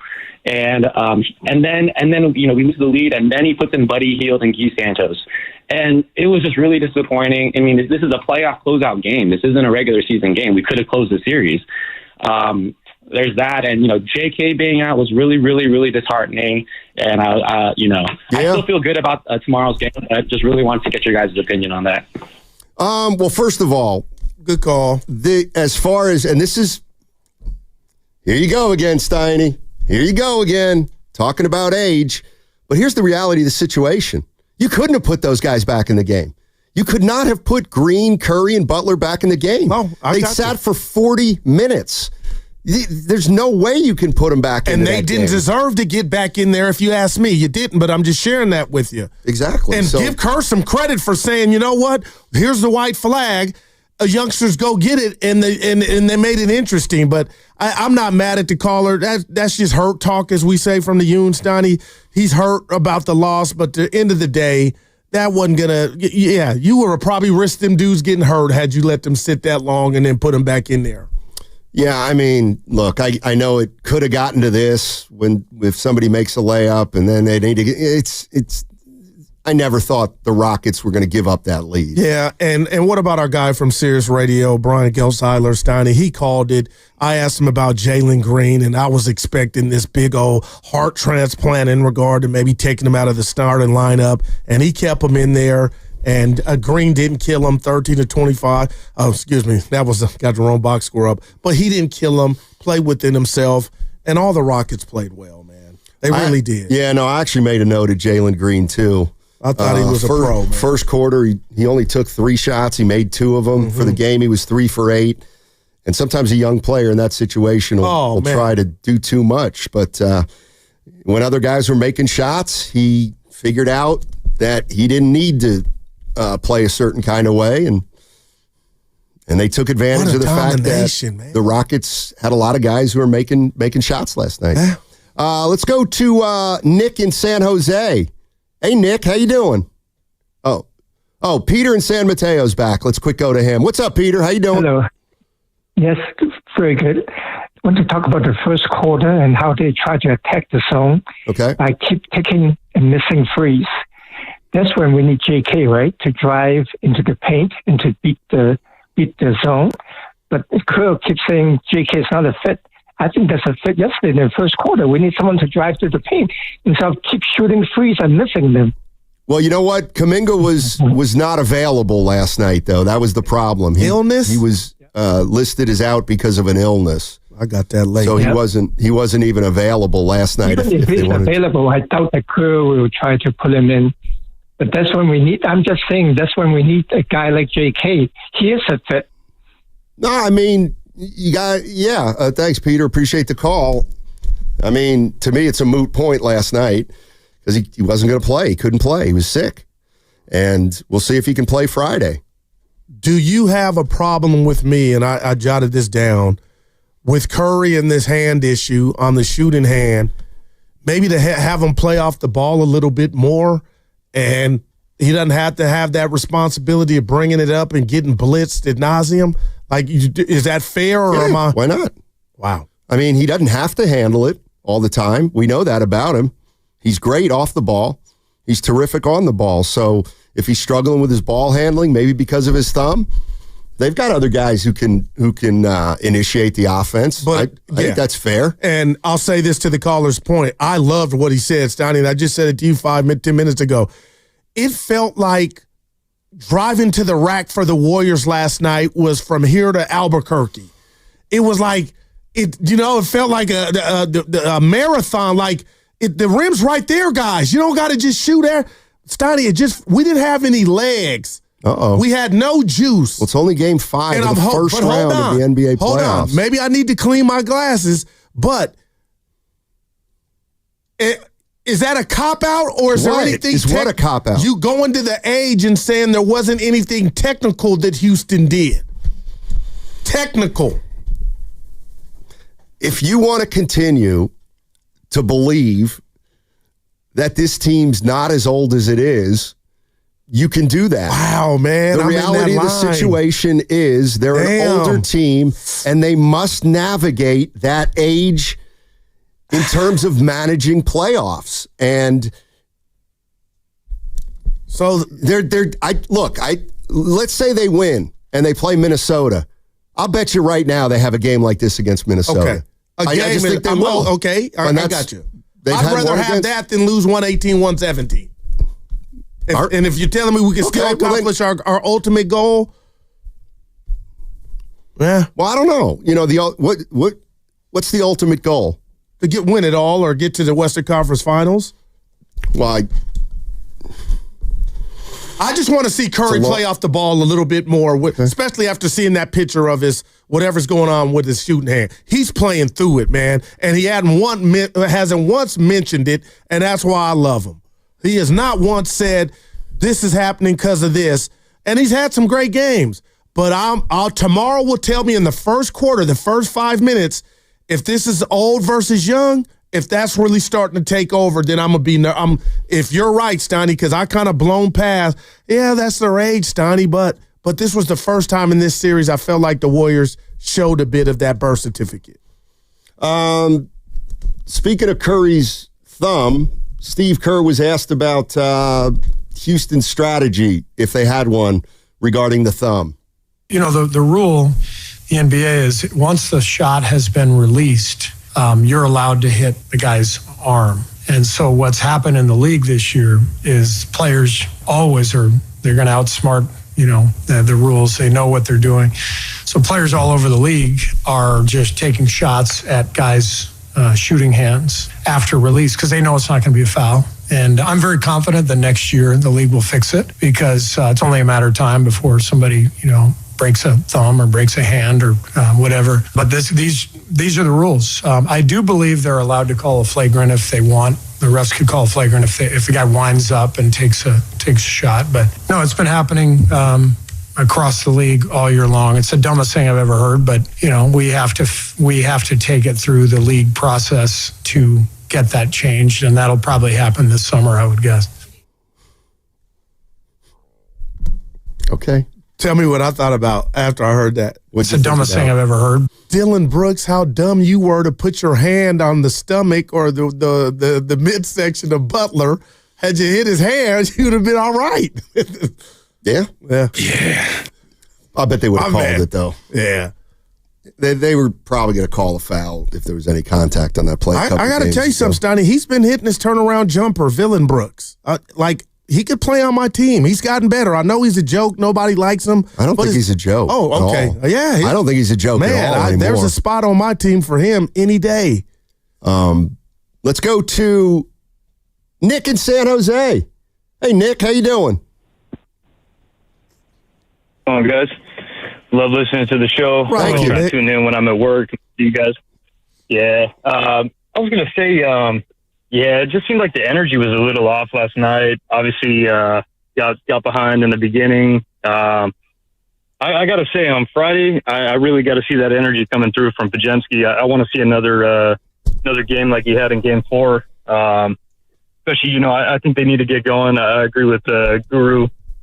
I think they need to get going early tomorrow night and just bring that energy. And, man, the biggest thing, too, is just the turnovers. That's a big factor right there. I've seen Steph turn the ball over early, like careless plays. That kind of stuff's going to cost you.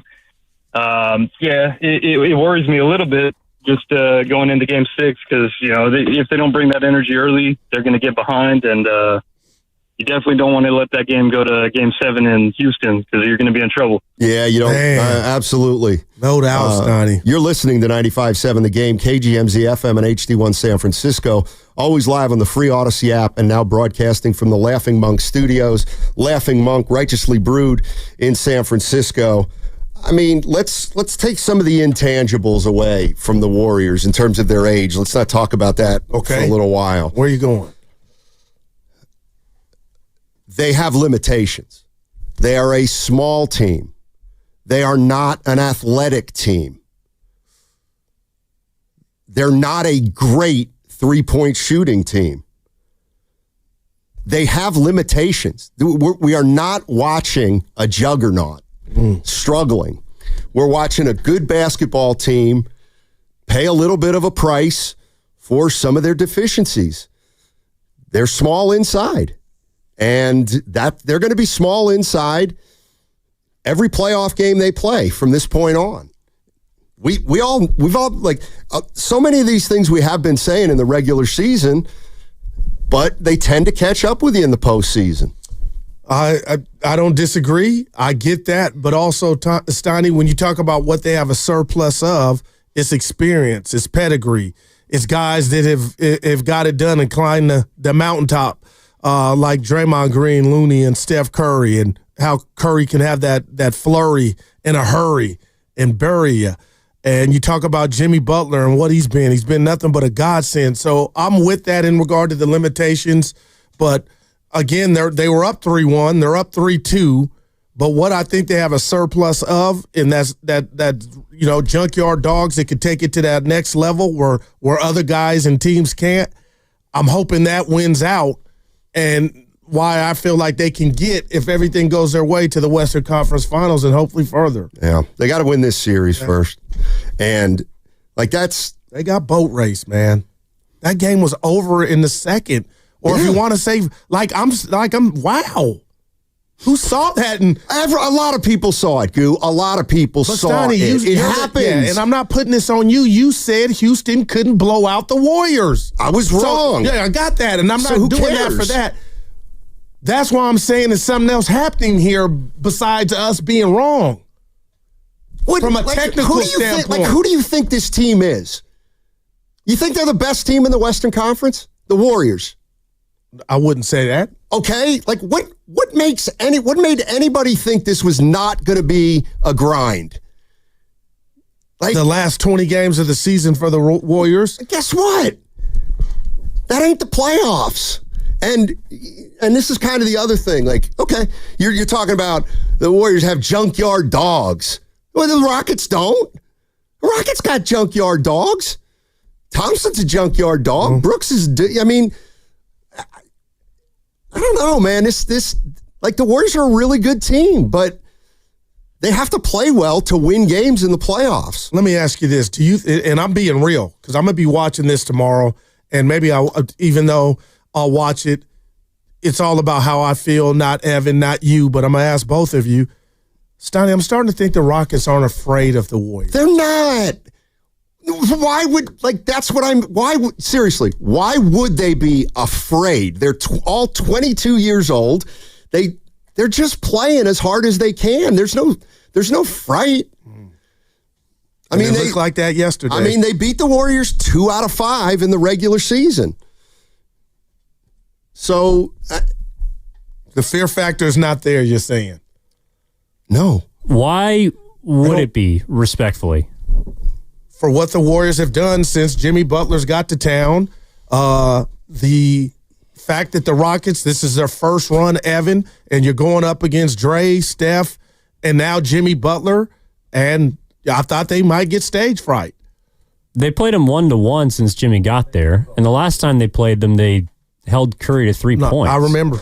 On the road. I mean, I'm just saying, if they hadn't beat them or if they had gotten blown out in 2 games, I could see them, I don't know if fear is the proper word, but not playing up. But, they're the 2 seed.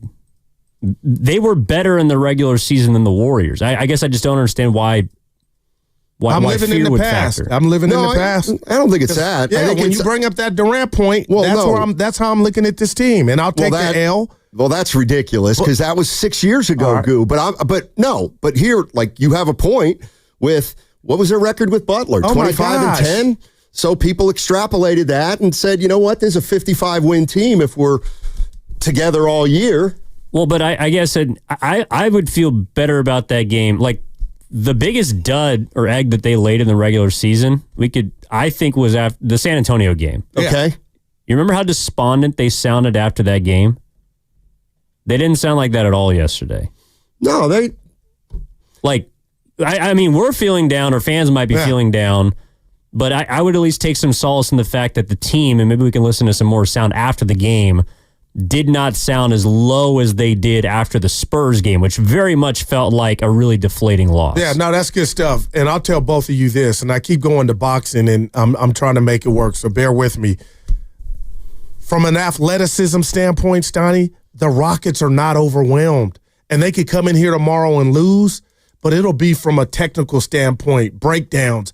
There is nothing on this Warrior team that's scaring Houston athletically without Jonathan Kuminga. And I'm not saying I just throwing that out there because he's your most athletic dude you're not using. So with that said, it's like being in a boxing ring. Evan could hit me, but he doesn't have the power to knock me out. Now you can take me out by winning it on the scorecards, by winning the game tomorrow. But that's what abundantly is clear to me. I'm looking at the Rocket dudes like they ain't worried about Draymond or Steph going by. The idea that they would have been to me is just I had that in my form. I had that on my my bingo card, man. Houston won 50-plus games. They won 50-plus games. Okay, what did you do? Did you overrate the Warriors or underrate the Rockets? Underrate the Rockets. Okay. Here's Jimmy Butler. It's okay, Goo. We're fine. Our confidence isn't going to waver any. We're going to start out better. We're going to play a better overall game because we know how good of a team we are as a unit.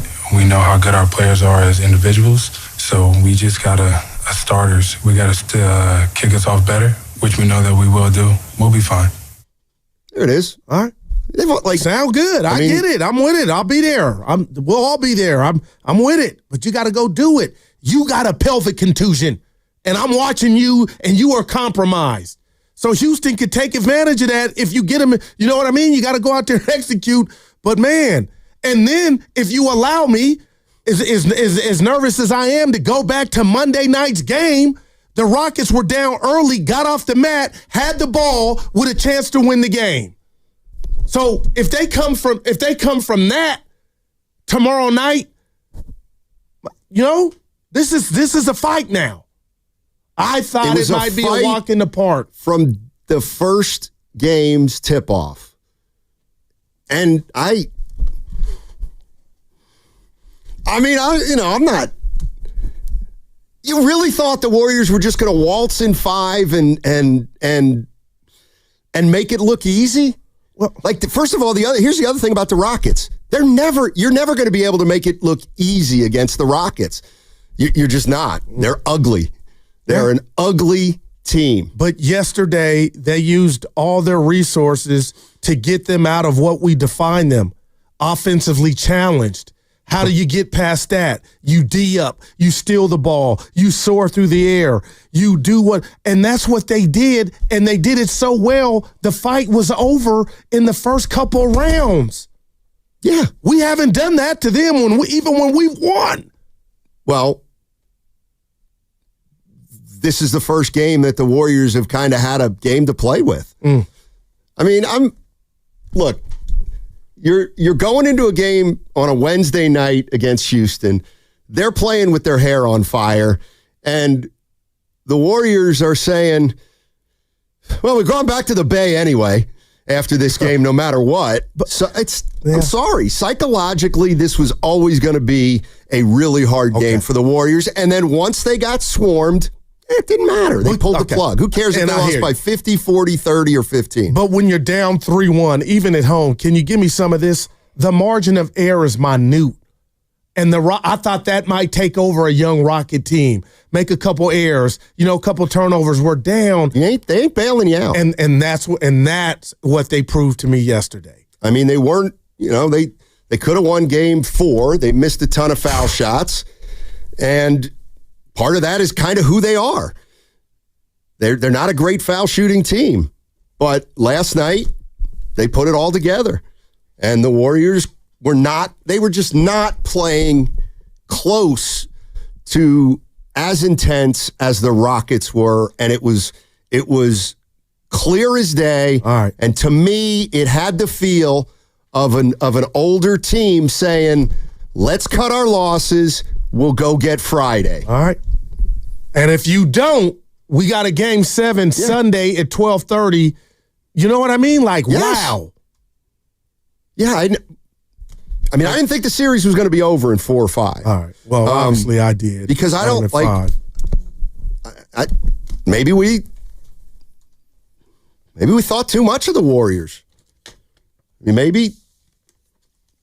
Well, or to be too little of the Rockets. And that's what I'm, Evan. And why would I do that when they earned the 2 seed? Maybe I just thought I didn't put enough respect on what they've accomplished and how they did it.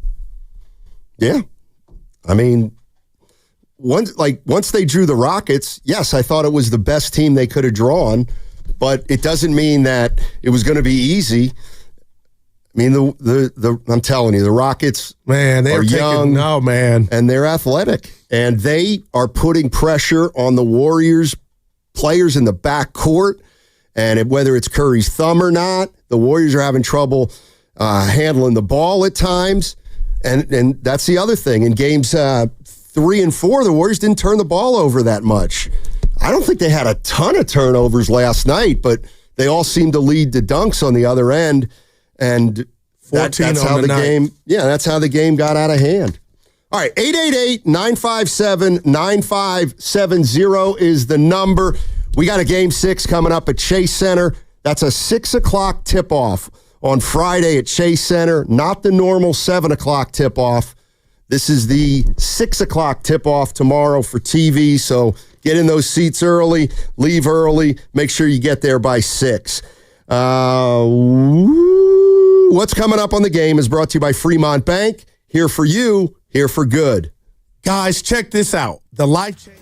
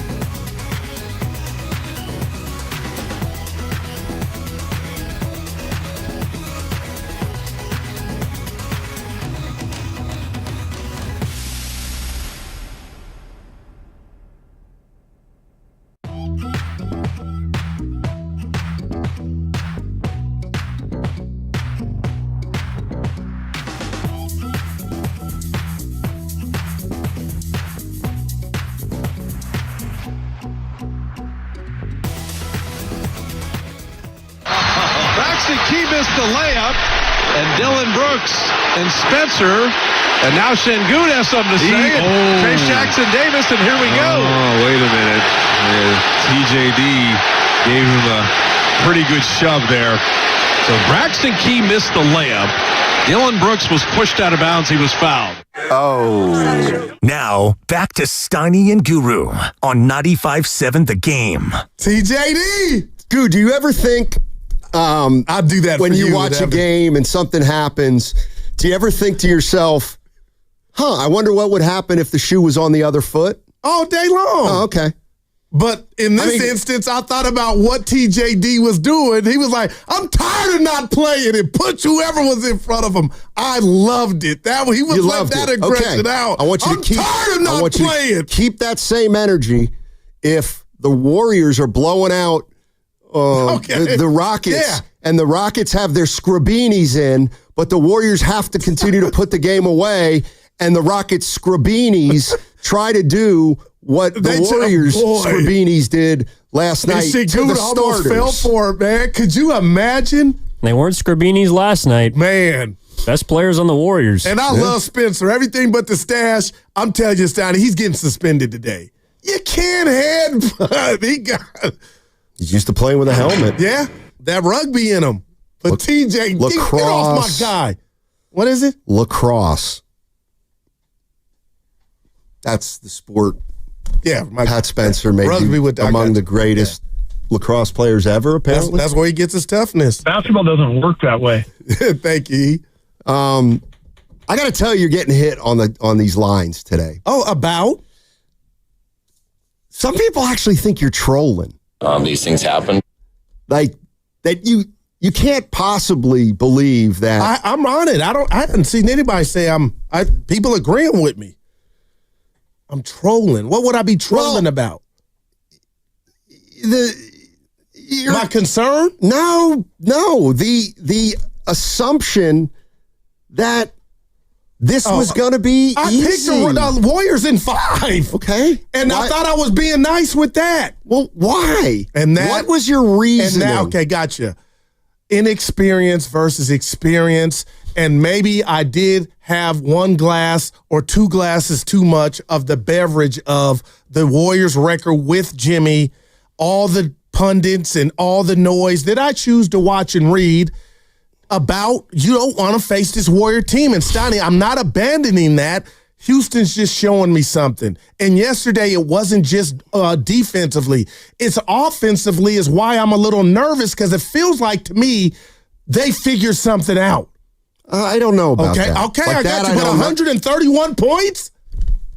But every game's been different. Okay. I don't believe in momentum. All right. I believe in momentum during a game. So we should be fine tomorrow. I don't know. Again, like just because the Warriors play hard and are really want to win a game, it doesn't mean they're gonna win it anymore. Like they can play hard. They need to do 2 things now. They need to play hard and they need to play well. And that's the way it should be in the postseason. One other thing, can't quite remember. Let's go to boy, who's been waiting? Mike in Oakland. He's been hanging in there. Thanks, Mike. Appreciate it, man. All right, let's go to Jim. Jim and Martinez. Sorry, no. Look, can we go to Steven? He's been waiting for a while. Steven in Mountain View. How you doing, Steven? I'm doing good, man. Good to hear you guys. I've been listening to you guys all week. Thanks, man. And last night's game, I just want to talk about that really quick. I have full faith in the Warriors pulling this off and making it into the next round. And here's why. Last night's game, the Rockets came out. We knew they were going to come out with a punch, and they did. They were making every shot, every contested shot. They made I think at one point they were like 65% from the field.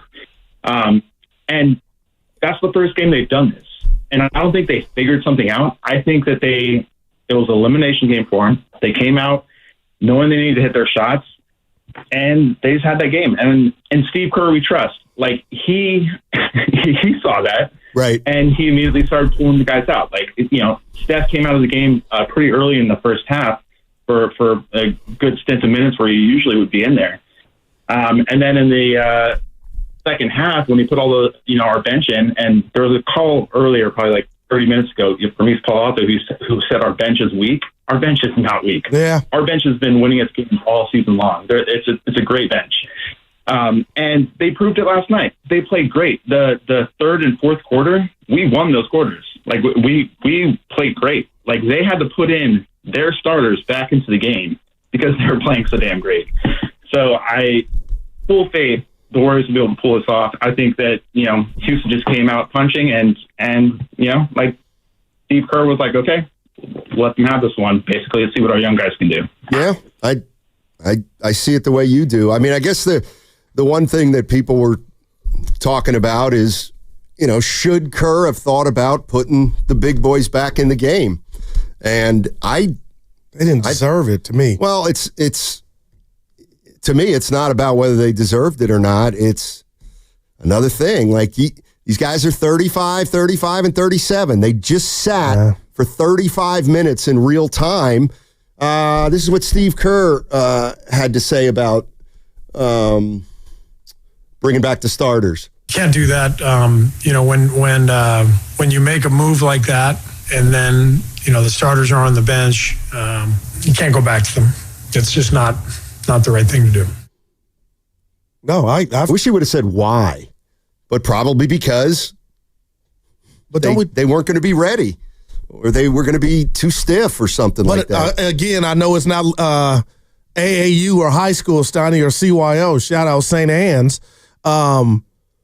But how unfair would that have been? And that's why I always feel like we never see the starters go back in. You got guys rolling. You obviously said you talked to Draymond to wave the white flag. Nobody knew they would go on a run. So if I'm a coach, I would never reward guys that I'm taking you out because you guys just didn't show up. And now these young cats are balling.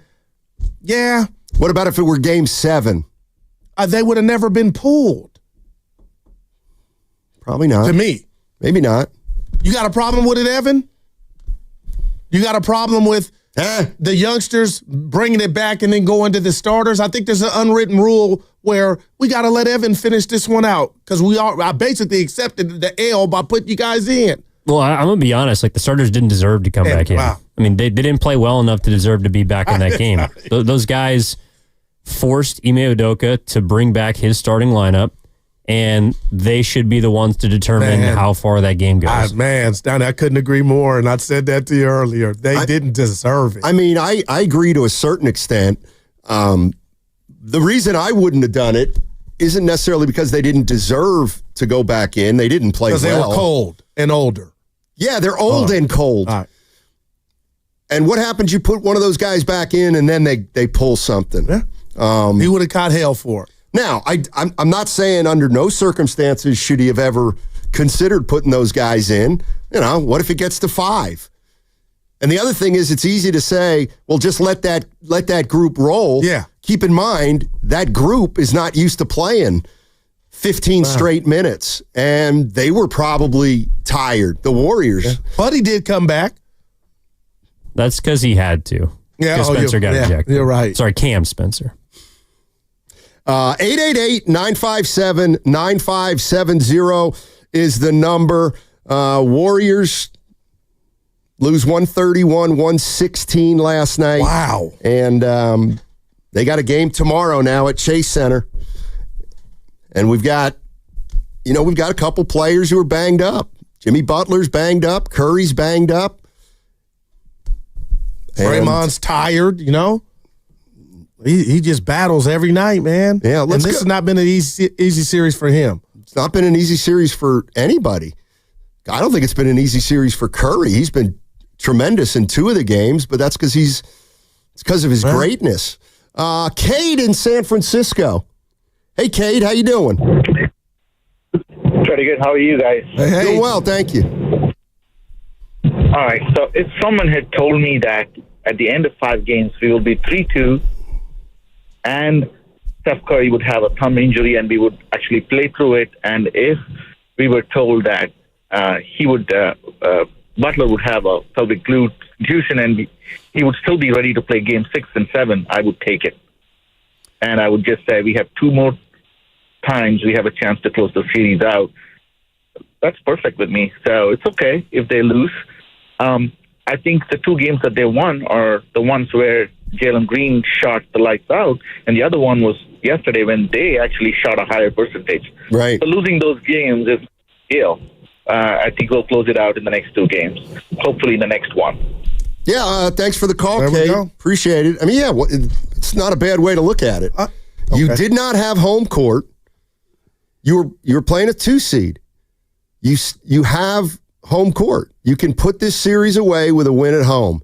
Not only are you up 3-2, you're essentially up 3-2 with Jimmy Butler missing 2 games. He played 10 minutes of the one game of game 2 and then didn't play in game 3.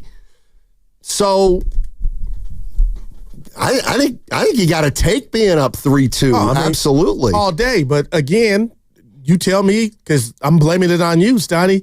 Tell me if I'm being a fat cat. Had they closed it out yesterday, what were we talking about? The rest factor. Now that's off the board.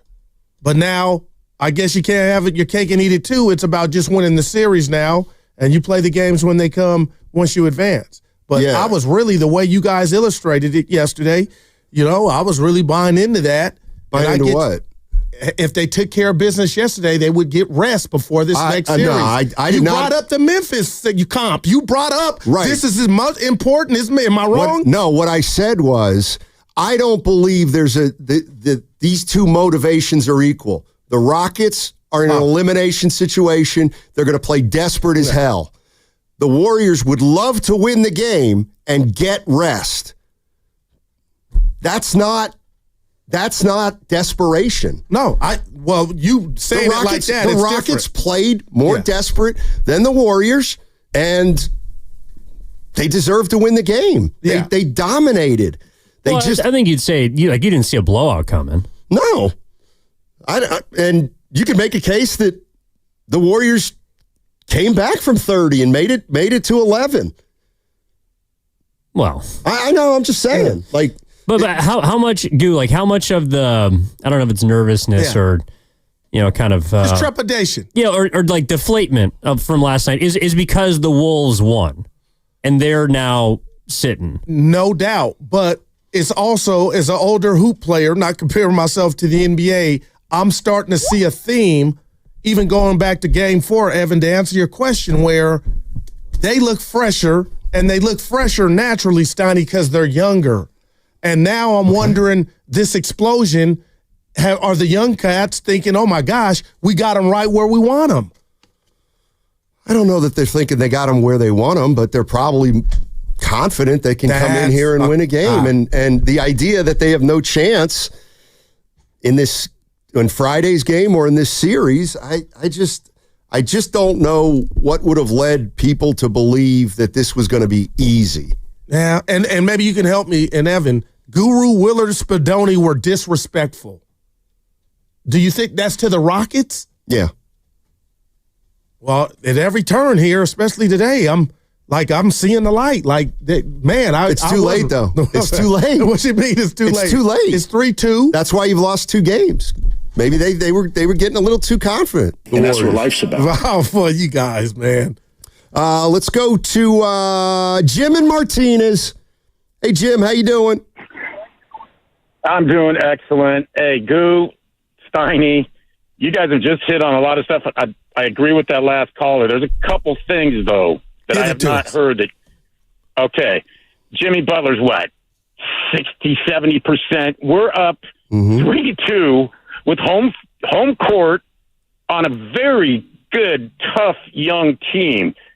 Draymond doesn't need to go back into that game with his foul and his temper and everything. Now maybe you throw in GP2 or that's all fine, whatever. So we're all questioning Steve Kerr again. This cracks me up every time, Goo. Come on. So we're up 3-2.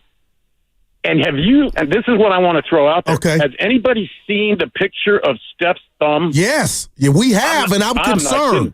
That thing looks like somebody sewed a ping pong ball onto it. And I've been in a lot of stuff and seen a lot of injuries. I don't think I've ever seen that thing. I'm with you. It's like, but we're up Now, again, like a caller a minute ago, say we're driving along and I'm listening to you guys in February, and Steiny says to you, Goo, or me, hey, man, you're going to be up 3-2 with a home game Friday night, and I'm driving along in February, and we're like 500. I would say, man, I'm buying the drink. I got feeling that. I'm not saying we're winning, but I'm very, very confident about tomorrow. We got to get the guys some rest. And then Minnesota is Rudy and I'm not jumping ahead, Steiny. Don't give me it. Rudy Gobert is not going to be Shaquille O'Neal and Olajuwon against us and Draymond. That ain't going to happen. So everybody chill. You know, Jonathan Kuminga is not flying in with his cape. It's unfortunate that the way things fell with him, because his athleticism would come in handy. But if those kids make a couple of those tip-ins when it's like it was going to be like a 10-point lead, and Houston had to scramble. Now they got to fly in here and find some rooms and get ready for tomorrow. And guess what? We still do have the experience, and we just need the guys to be up for the game tomorrow. We're cool. Hey, thanks, guys. Great show, as always. Thanks, Jim. Appreciate the call. And I get when we were 500 or 2 games under before the trade started, and I'm telling you we're up 3-2, I'm with it. I'm still positive. And when it's all said and done, Houston does have to win 3 games to win this series in a row. So, I mean, we've won the last 2 weeks of the season, the Warriors lost to Houston, San Antonio, and the Lakers. Yes, sir. It made them a 7 seed. It made them a play-in team. Clippers. Yeah, Clippers. Yeah. Yeah, right. It made them a play-in team. They won the play-in. That gets them to 7. Now they got to play the Houston Rockets, who have home court advantage.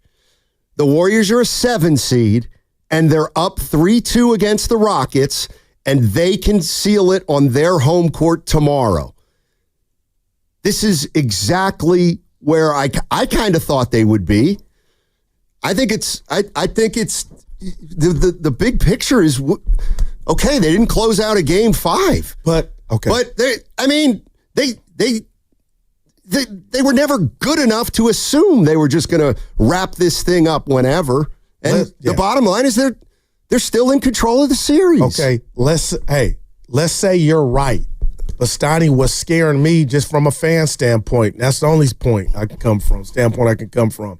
I don't like what he talked about, that picture of Curry's hand. Okay, he's not making excuses. And I don't like Jimmy Butler with this pelvic contusion. Like, I really believe yesterday, and he's saying the right stuff. Oh, I'm good. No, you didn't yesterday. No, you didn't. They were going by you along with everybody, your mates. And not only that, they were taking the ball from the chef and then going down there doing 5 slamma jamma. Like, that's giving those guys major confidence. So when you set it up the way you did, I get it. But now I'm talking about what's real too along with that. And we're kind of banged up as we're the older team. And maybe they win by 40 tomorrow, Steiny. I'll be happy. There hasn't been one thing that's happened in the postseason that has shocked me. Even this Minnesota 4-1? Well, no, I'm talking about the Warriors series. Gotcha. I mean, there really hasn't. Yeah. The Rockets have won maybe 2 of the games because their effort level is off the charts. But they haven't been able to finish games, at least games 3 and 4. But they came close as you can. Wouldn't you say? Yes, I think, right. I think you could make a case that Houston's outplaying the Warriors in this series.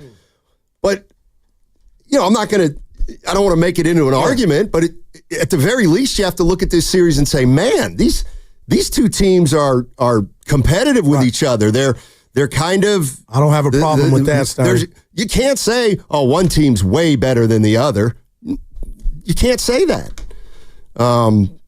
One's more experienced than the other, but yeah, I can't. A lot of that went into my Warriors in 5. So experience won you games 3 and 4, and age lost you game 5. I'm not mad at that. Let's go to Bob in Marin.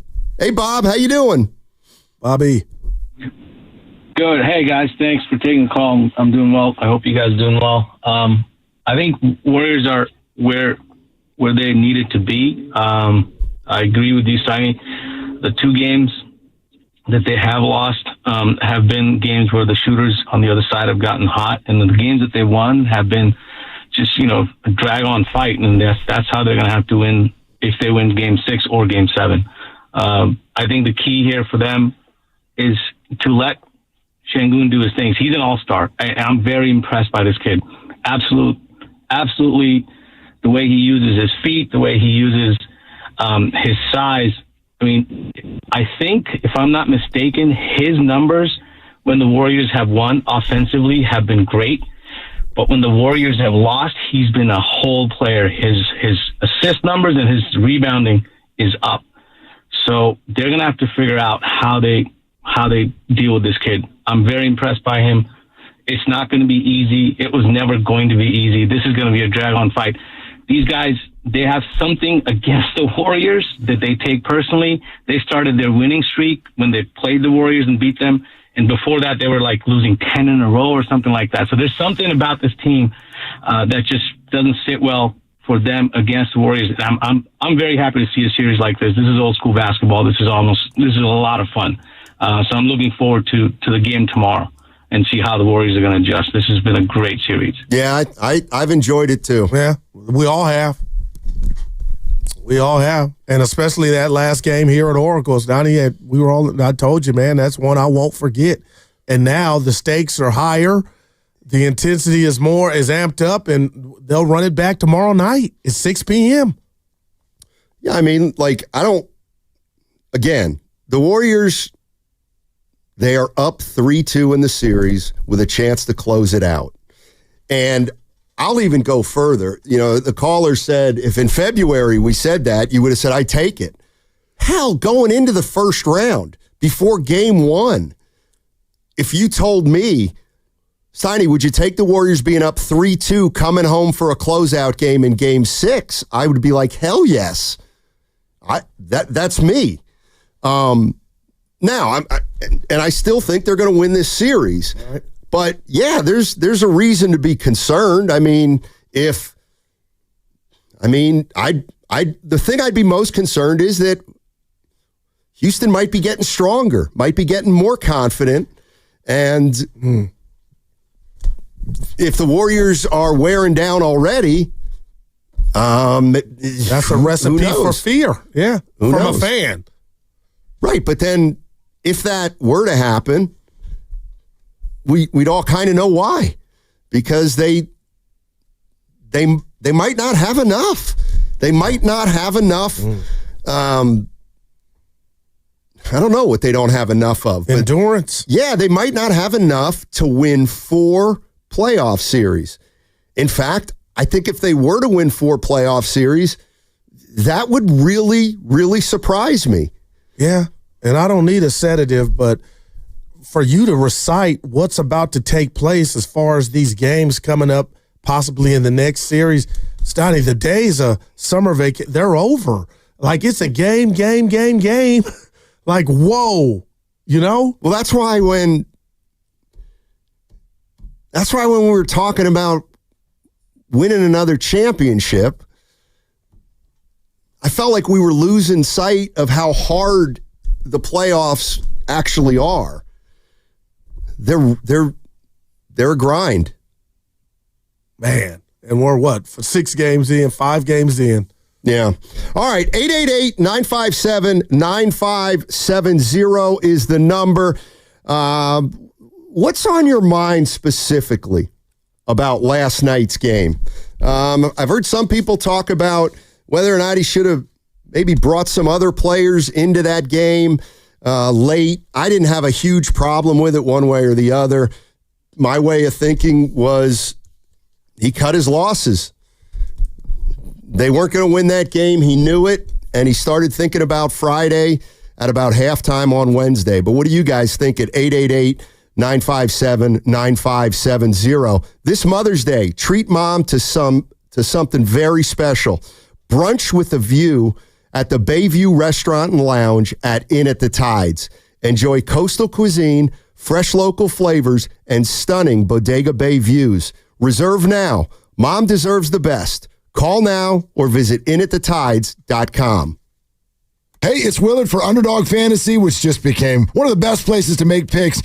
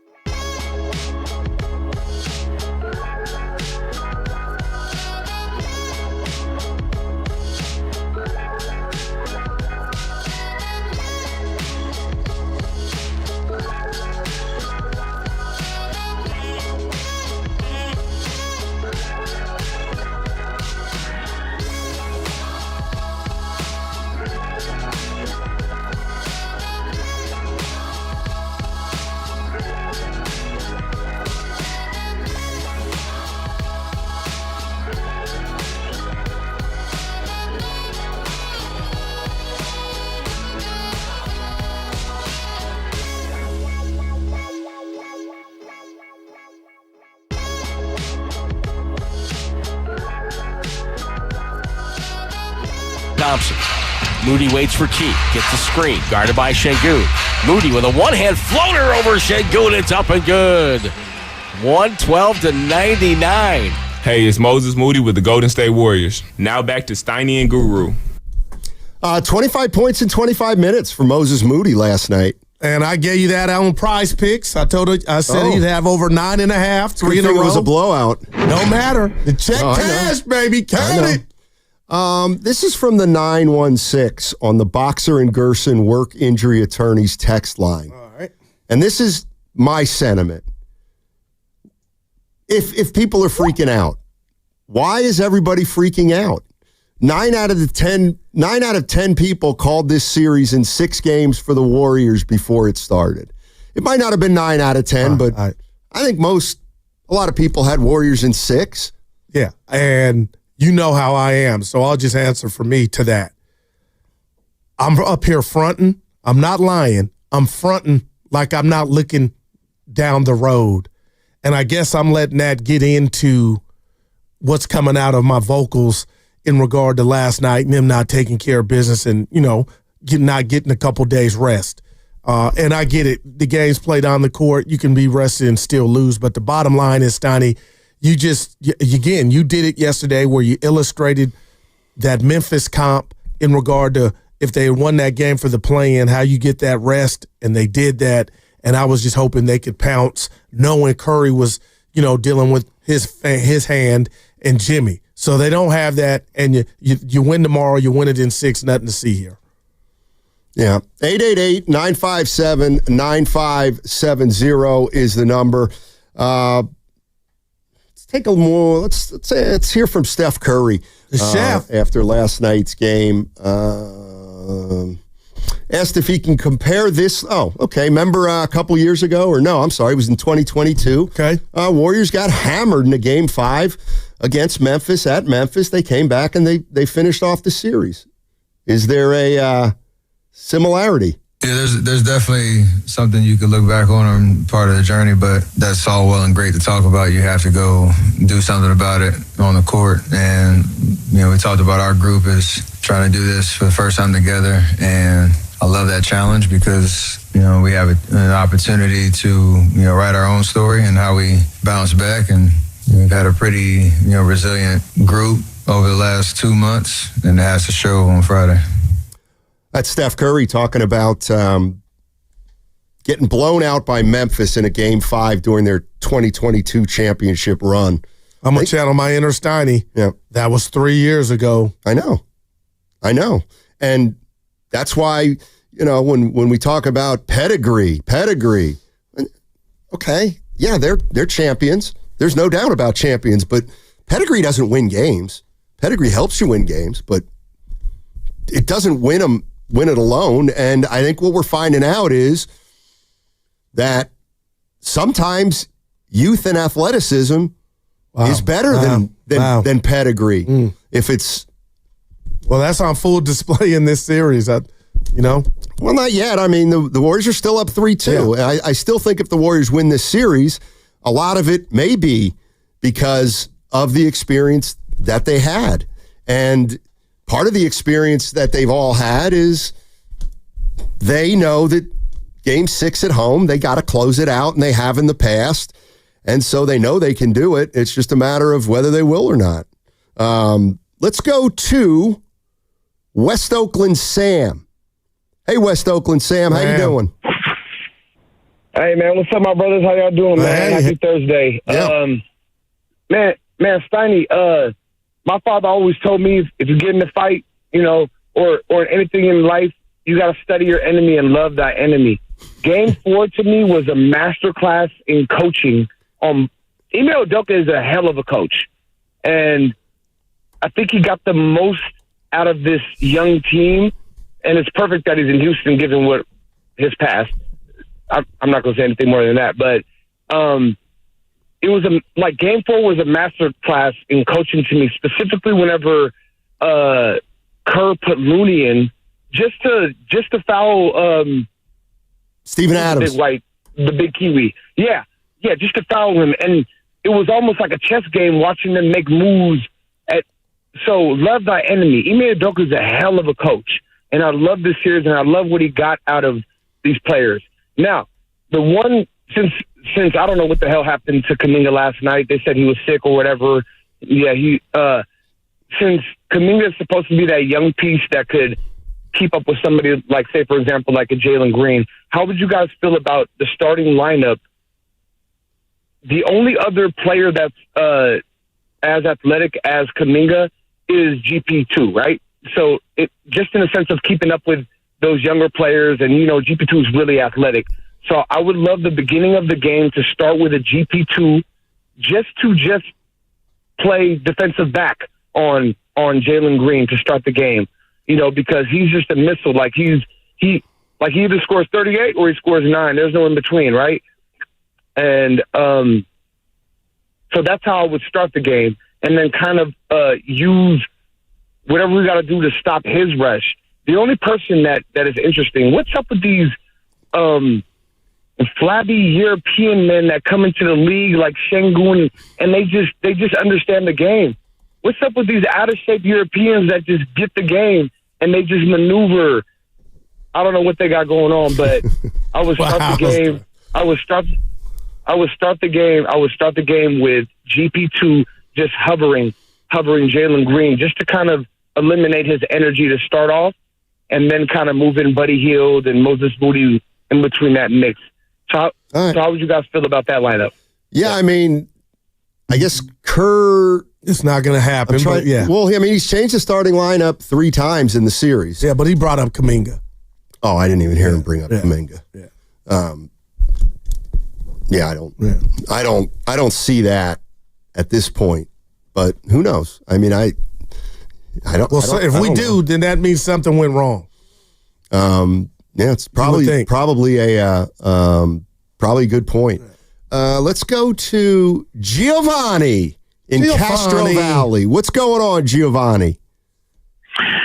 Hey, guys, how are you? I don't know if I should call you Steiny or Stanley from yesterday's call. That's right. Either one works. Pretty good.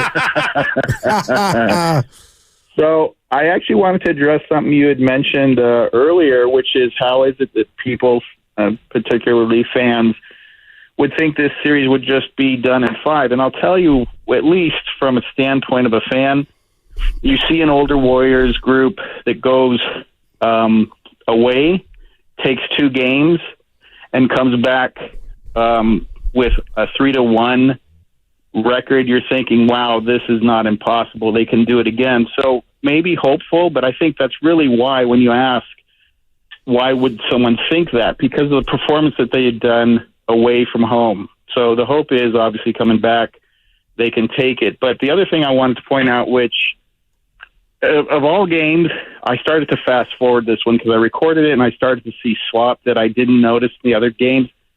And I was hoping you guys could comment. I think why the Warriors lost yesterday was mainly very little points in the paint. Whatever it is that Houston did, all these guys were gunning from the line, the 3-point line, and they were not driving. Games 1 and 2 and 3, they were coming in and doing their business, and that's how they were getting the higher percentage shots. What the Houston Rockets did to prevent that this time is beyond me, but I think that's the key to winning tomorrow night's game. Oh, good point. That's appreciate the call. And we talked about it, Stotty. So when you say, Goo, are you worried? I am worried. Why didn't they penetrate? Why didn't they try to enforce their will in the paint and take guys off the dribble? Now, one, that takes exerting energy, and maybe subconsciously that was it. But 2, I'm like, okay, was the Rocket defense on lock collectively? And that's why we didn't see that. But I noticed that, and I told you early. What's that? The Warriors just didn't attack the paint at all. They who's their best penetrator? Jimmy. I mean, who would you? Well, I mean, Murray? Steph's obviously one of them, but if his thumbs, he can't he's turning the ball over. Pods doesn't really seem to be having a lot of luck when he gets into the paint because they got D. Not that Pods is playing bad; it's just they're fast. Exactly, and the Warriors are not an athletic team. Warriors. This is from the 510 on the Boxer and Gerson work injury attorneys text line. This is kind of what I saw after Game 4 too. Warriors won a very contentious, electric, and poorly officiated Game 4. They celebrated like they'd won Game 7. It was emotionally draining, and the Game 5 blowout was not a surprise. Now you got to come in with focus in Game 6. All right. Okay. Leave it there then. Yeah. Let's go to Mike in Oakland. Hey, Mike, how you doing? Hey, fellas. I'm good, man. Thanks for the call. Sure. Listen, there's several things that Steve Kerr can do to win. All right. One is you have to take the ball out of VanVleet's hands and Şengün. Every time they get the ball, somebody has to bomb rush both of them. It's gonna make them shaky. It won't let them get into rhythm. That's something that they have to do if they're going to win Game 5. The other thing is to win Game 5, since we're small, whoever shoots the ball, he fouls his shot, and he sends somebody else to the basket, and he sends 3 others back on defense every time. Send 2 to the offensive rebound and send 3 back. That way, if they get the ball, we can need them right there, and we can go full court with them down that way. There are several things that they can do when you're small, and that's what you got to do. There's more than one way to skin a cat, and that's how you skin that cat. And whoever we play that's big, that's what we got to do. We got to make sure we get more than one shot. That's the game plan for you, Steve Kerr. I hope you're listening. Thanks, fellas. I appreciate you guys. Have a great day. Back at you. Thank you, Mike. I mean, the Warriors are going to have to play a bigger team every single series if they keep advancing, whether it's Minnesota next round, Denver or Oklahoma City, and then Cleveland or Boston. You know, they're gonna play every series at a size disadvantage. And speaking of size, Donnie, you can look at Steven Adams' log and be like, oh, what'd he do? But Steiny, his ability, and I'll go back to Bogut and Zaza, to set screens and set those guys up. It's incredible, man. It's like an offensive lineman. He's a big boy. That's all I guess I'm saying. He's a big boy. All right, tomorrow at 6 p.m., Steiny. This is it. No, it's not. They have a Game 7 if necessary. But I wouldn't see you over the weekend, but if you're telling me this thing's going 7, yes, then I would say, you know what, even if they got it done, them getting it done, I might have been a little bit over my skis. But come on now, up 3-1 and you're getting it at 7, and you got to get back on an airplane to win that game and then play Monday or Tuesday against Ant-Man? Well, what? Let me ask you this. Yeah. And you're listening to 95.7 The Game, KGMZ FM and HD1 San Francisco. Always live on the free Odyssey app and now broadcasting from the Laughing Monk Studios. Laughing Monk, righteously brewed in San Francisco. Nobody laughing right now. If it took 7 games, the Warriors lose tomorrow but then win Sunday, what would be wrong with that?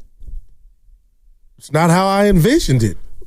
But you still made it to the second round, right? Yeah, but you used a whole lot of gas that you might not have for the next round. So you're acknowledging there's an age issue and a fatigue issue and an endurance issue. No, I'm not acknowledging anything because I don't got to sign nothing. The bottom line is I got a glimpse of that, and I'm wondering because I don't know if that was a part of why they no-showed yesterday, the main 3.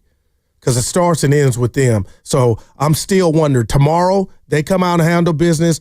I'll feel a lot better and won't say it's what you're talking about. But Sonny, if somehow they lose and then we get to Game 7, I'll be like, now I'm going to turn into you. So you're telling me the first round was 7 games. Then you got to turn around. Right. You know what I mean? It's a bear. Yes. But a bear meaning there was a bear trap because they could handle it. But not when you get eaten up by the bear. Then it's like, okay, Steiny was right because they couldn't overcome it. I'm right about their age. Yeah. They may overcome it, but I'm right about their age. I'll give you that. And let me tell you, let me ask you this. Do you think their age, the Warriors' age, has been any factor in this series? I'm being real. Yeah. No. I do. I think it's Steph's whatever's going on with his hand and Butler's pelvic contusion. We'll see. I really do, partner. Okay. Now you turn in another one of what you did yesterday tomorrow night. You don't think they're going to have a game? I'll text you. You were right. You don't think there's going to be another game like this if they play Minnesota? No doubt. Well, yeah. And why would they have a game like that against Minnesota? A letdown. Or they've got to cut their losses because they've got to take into account how to manage their 3 guys. But Stanley, I'll say this, and I know I'm rambling. If I win a series 4-3 and all three of the losses are blowouts, I'll take that all day. If that's when I need to breathe to catch my breath, but when I'm on, and we get to 4 first. I mean, when you watch a team like the Rockets and how they're defending the Warriors, you can't tell me that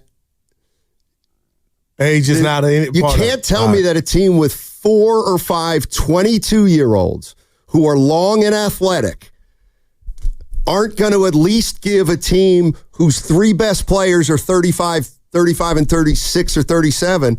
Like, that in itself is a challenge, especially because that other team is playing hard as hell. So maybe, and I'll say it, and I'm talking to myself, I undersold that component to this series.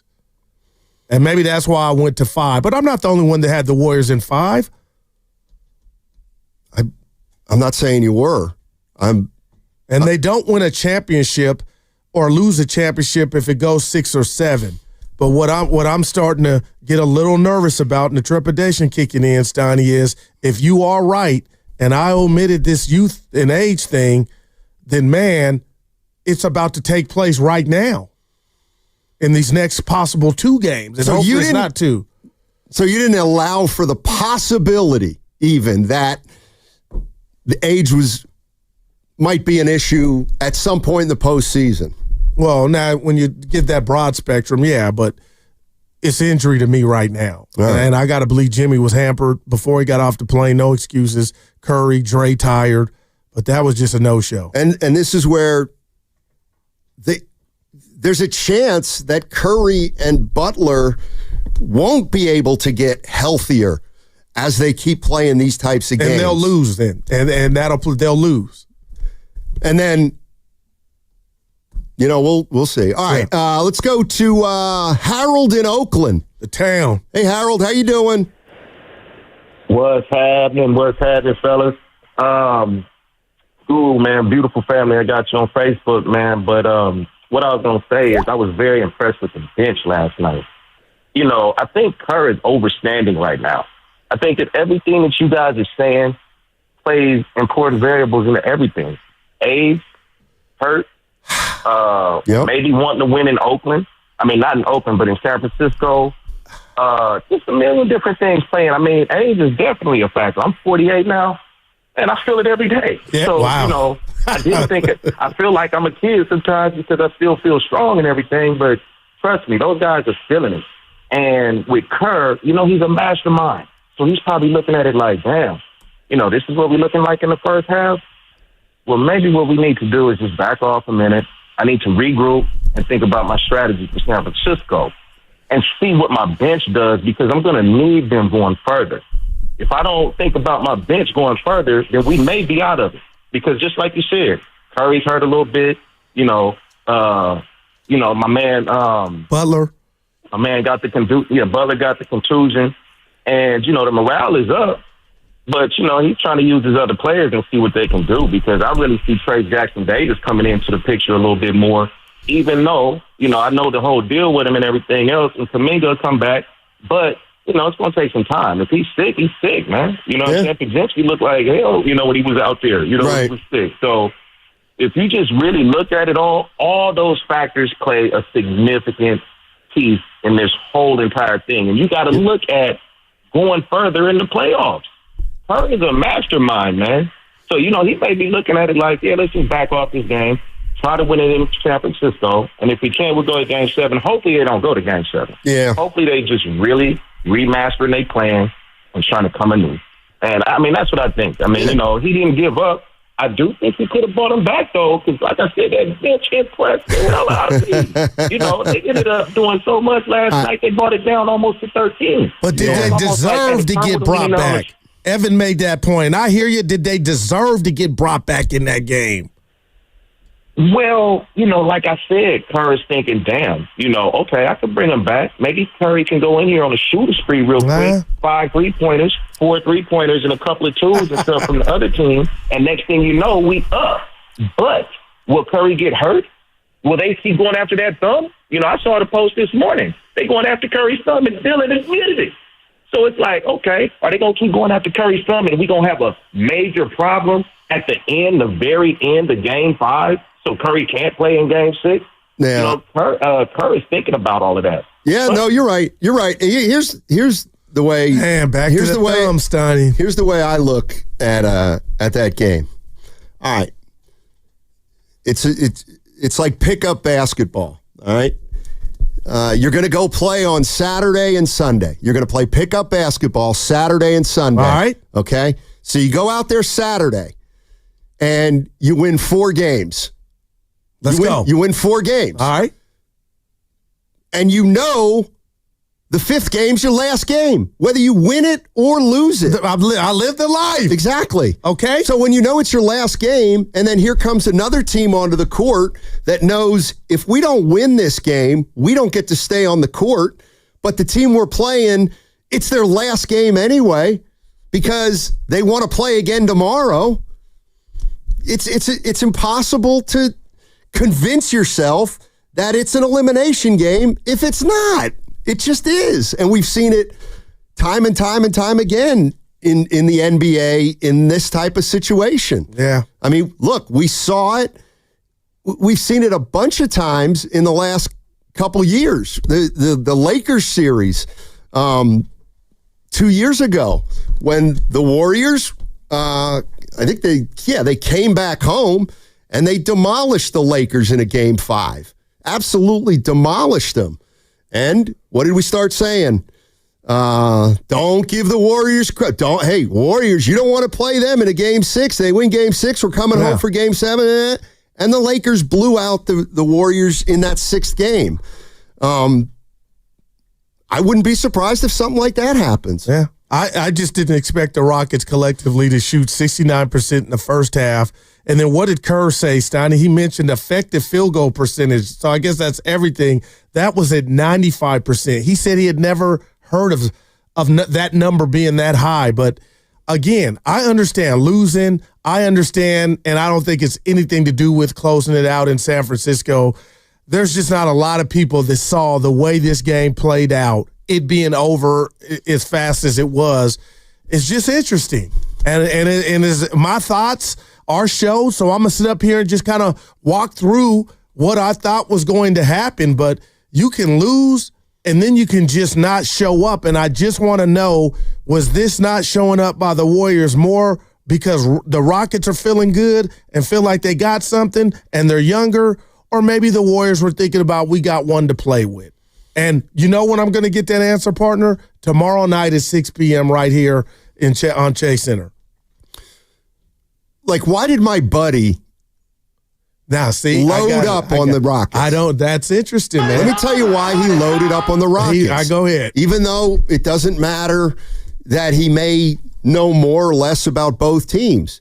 He bet the Rockets because of the circumstance of the series. That's what he did. Well, he probably should have bet the Lakers then, too. No, there's a difference, Goo. The Minnesota Timberwolves are the young team in that series. They're the aggressor. They're like Houston. The Warriors are an older team. Like, I get like that. The vintage game last night by the Timberwolves, they did not play well. But guess what? They played really hard again. And I think, like, that to me might be a reason, why the Timberwolves were able to do what the Warriors couldn't. How big of a problem is Amen Thompson starting to become? I'm starting to, like, you want to end this thing tomorrow because, Steiny, that's when I say figure something out and settle in. Dude's becoming a problem. Just saying. Yeah. By the way, a lot of the sharp money last night was on Houston because it opened at 2.5 and it moved 2 whole points. That's a lot of movement. So the majority of the money, maybe not the public, but the money was on Houston last night. Yeah, cha-ching. Did you bet on this game last night? Okay. I would have lost. Oh. No, I would have lost. Well, I thought you said you had Moody. Moody's over points. Oh, yeah. Well, yeah, I hit that. There you go. Warriors 4.5 tomorrow night. We'll see. What are you going to bet on tomorrow? I'm still in the lab. I'm going to watch the game again tonight. Well, they're going to lose by 15. They're going to get down big. No spoilers. Hey, Evan, I'll watch the half, not the game. Really? Right. You just... No, we got to go. But all you need to watch, honestly, is the first 2 minutes of the game. You guys were quick yesterday, man. 888-957-9570. I still see a bunch of callers on the other side. We're going to get to everybody. Warriors still have home court advantage.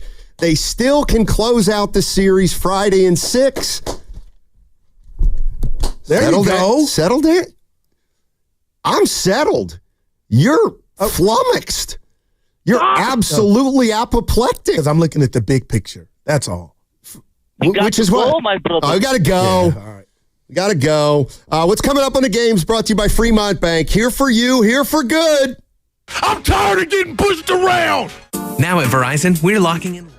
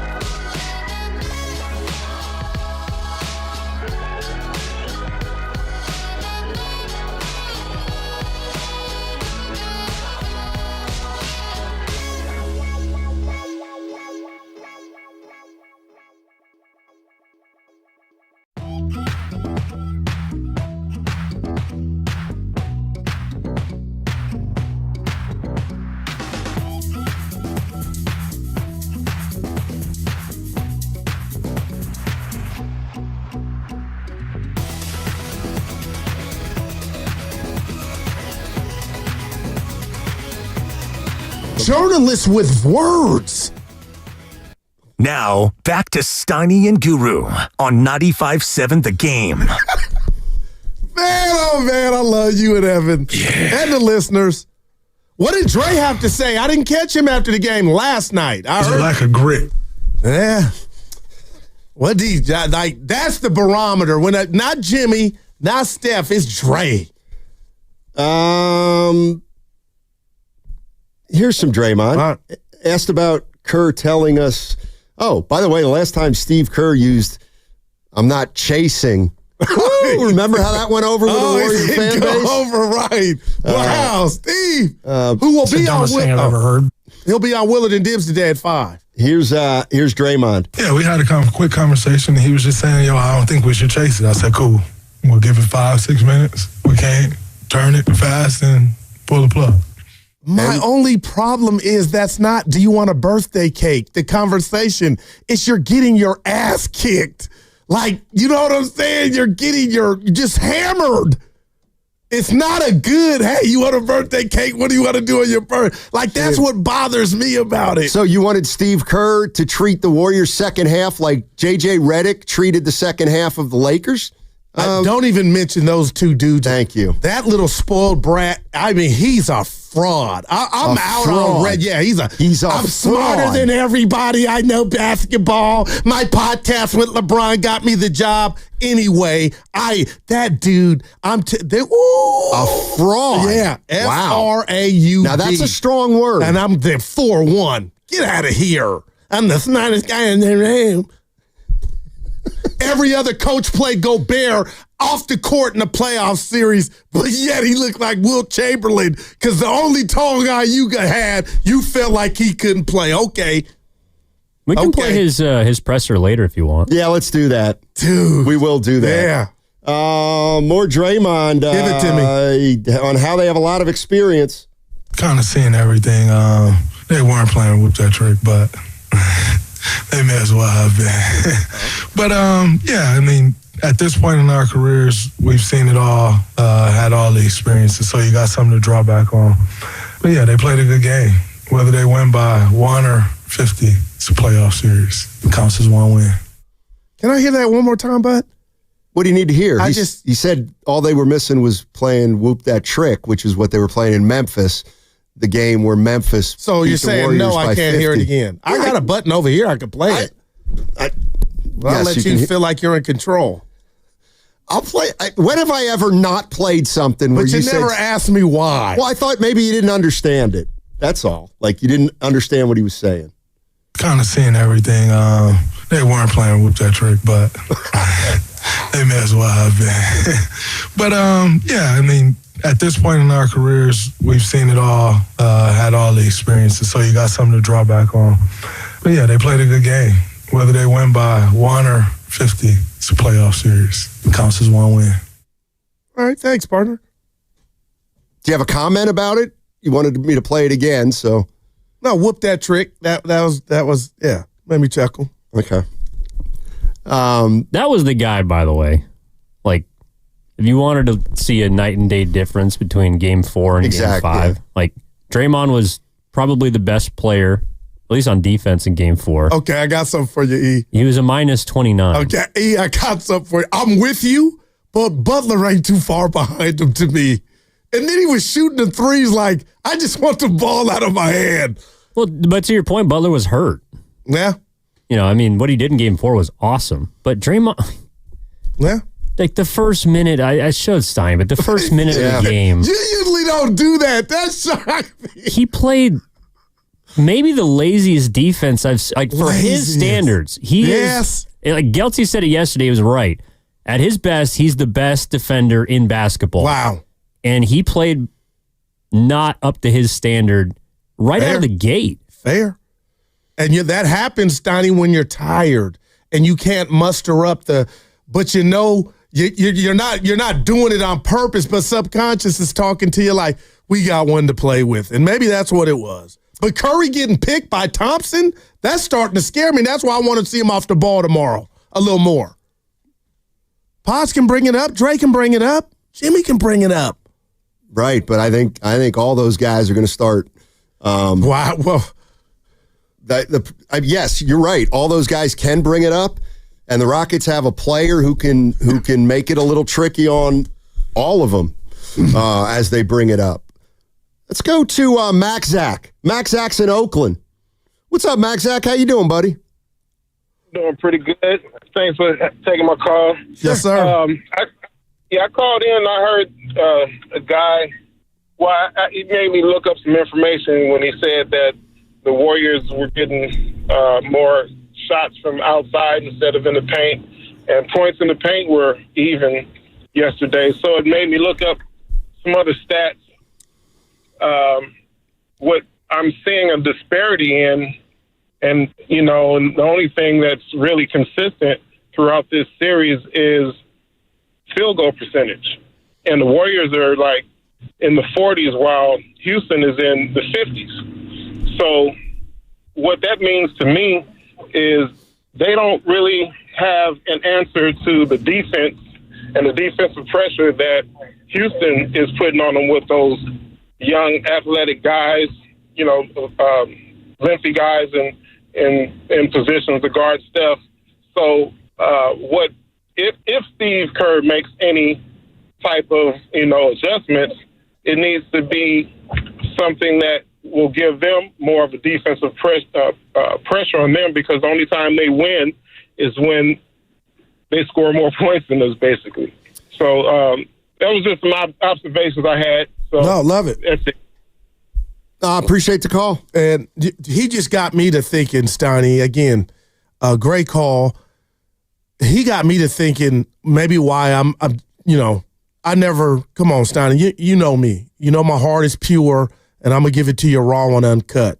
But what's starting to really concern me about this series is we could make a great case that the Rockets have lost this series at the free throw line. So when you say, Goo, the Rockets may have outplayed the Warriors, like that's a conversation. But the bottom line is we're up 3-2. But to his point, when he was trying to see the disparity or whatnot, I'm thinking disparity. The free throw line is probably the reason we're up, partner.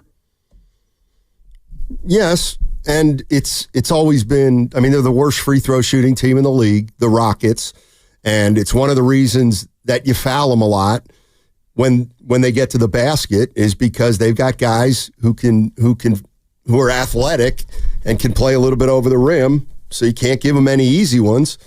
And the reason is because they're not a great free throw shooting team. Last night they were really good.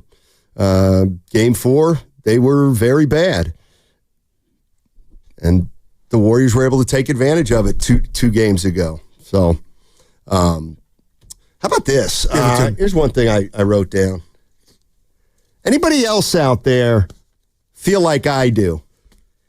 Have the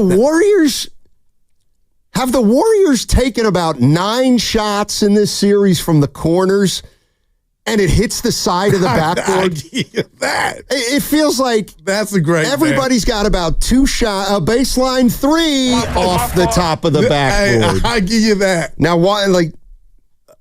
To me, that's got to have something to do with defense. I mean, think they had it. It's happened twice a game. I get it, buddy. From the corner, it hit the top corner of the backboard, ricocheted toward the free throw line. Here's the other thing, and I wrote this one down after the first 2 minutes. You know what? When Podziemski and Green hit some early threes, not the worst thing in the world. Not the worst thing in the world. You could put Dre in there too. You could put Dre in there. I said Pods and Green. Well, that happened Game 4. I think Pods and Draymond hit 4 threes in the first quarter. Yeah. I just don't think it's the worst thing in the world if they come out and make their threes. Only if they keep shooting. There you go. There you go. Scott in Pleasanton. Hey, Scott, how you doing? Good, Steiny. Thanks for taking my call, Steiny and Goo. Hey, Goo, I think a couple things. We shouldn't be surprised about this. Talk to me. You look at the tape, we'll run it again. There are 3 things we got to think about. One is you'll see that 2 teams came out at different speeds. You knew within the first 1 to 2, 5 minutes of the game. Wow. Houston came out blazing. They came out at a 10, where the Warriors are coming out at 7 and 8. And the only way the Warriors are going to win a game like that is if Houston was lulling back and they kind of got the rhythm later. Kerr knew that. He wasn't going to show any of his cards.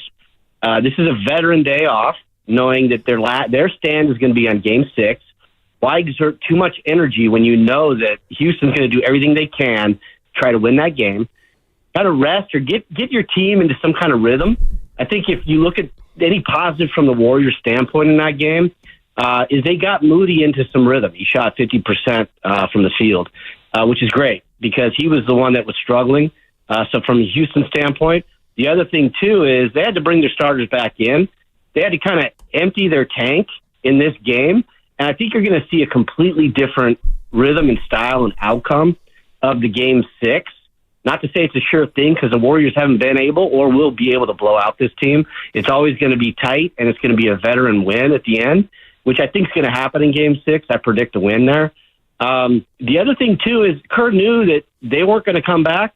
Why put your starters in and risk injury? And again, why even show any of your cards?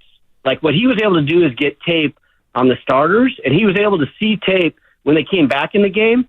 He didn't show anything to Houston for Game 6 for them to do any early adjustments. They're going to have to be in-game adjustments.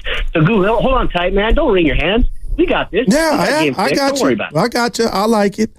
But I'm going to say this, and he was my MVP yesterday. Who's that? Steve Kerr. He was not happy.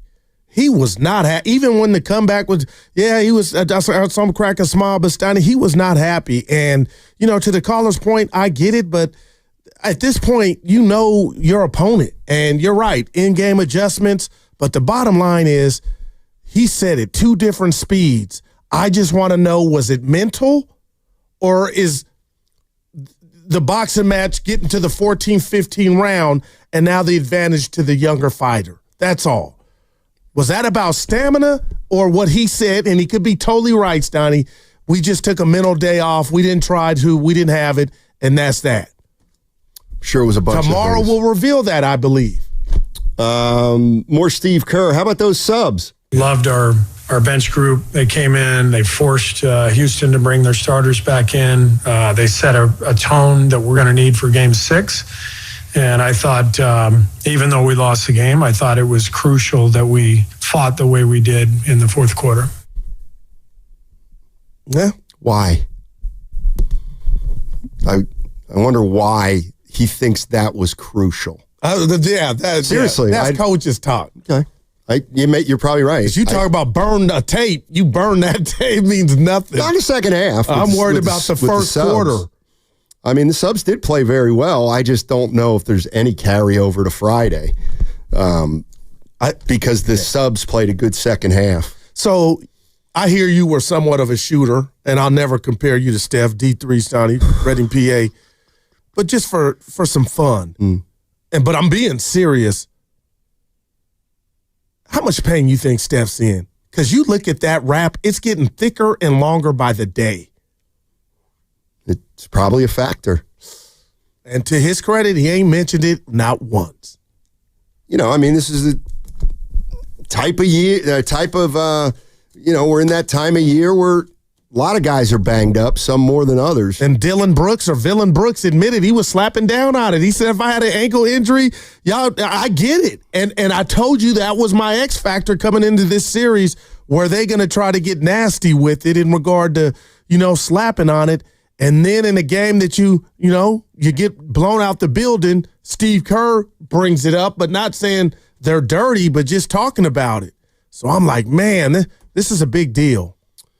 Yeah, it's all noise. It'll be noisy tomorrow, 6 p.m. at Chase. I mean, well, it'll be an earlier start. I think one thing also that flew under the radar yesterday is there were a lot of empty seats in Houston at the beginning of that game because it was an early start. That's right. And tomorrow's game is a 6 o'clock tip-off, not 7. So if you're going to that game tomorrow, make sure you get out there in time. You going? You thinking about it? I'm going. Back to back. I'm a game time. All right. Decision. All right.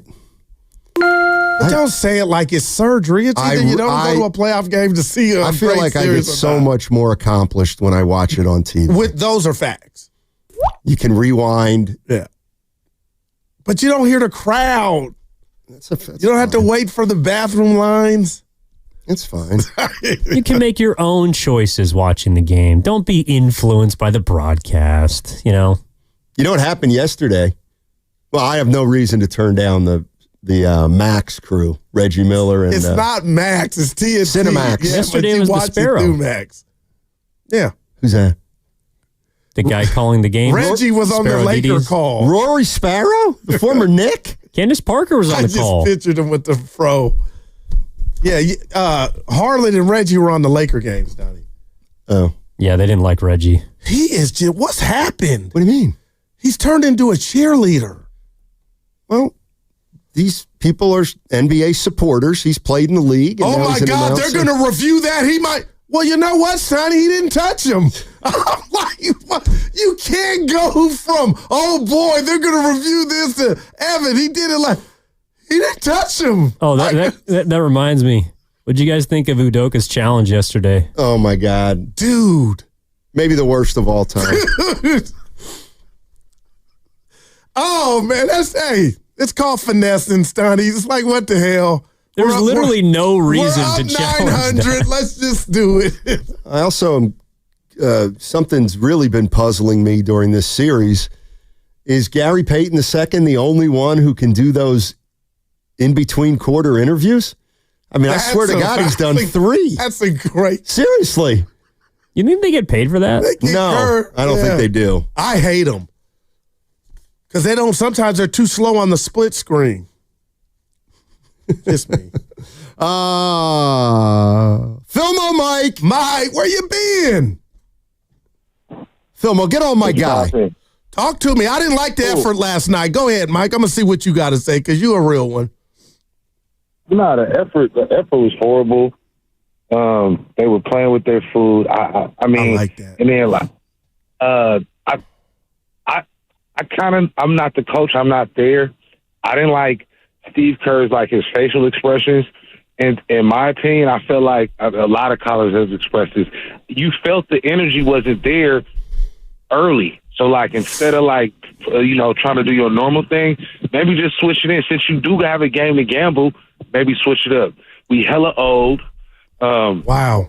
And it goes, no, when I say that in context to this, you know how you older, right? And you playing ball, but then there's some young dudes and they kind of good. I know. But they're rambunctious.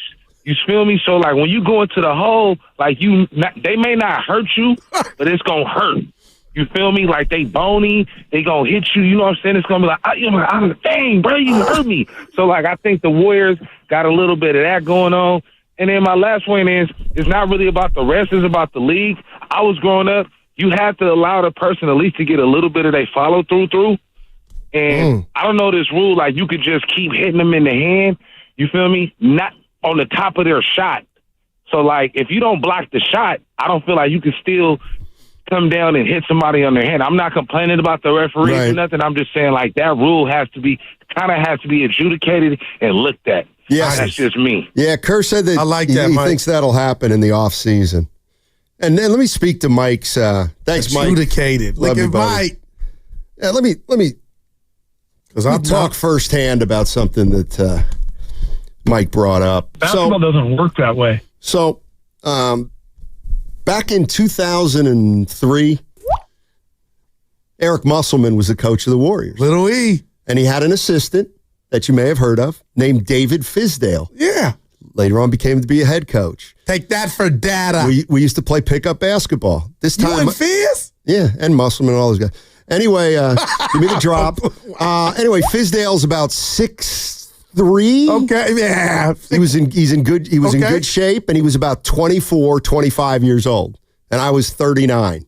Oh boy. And I'll never forget it. I couldn't do a thing. I could not get by him.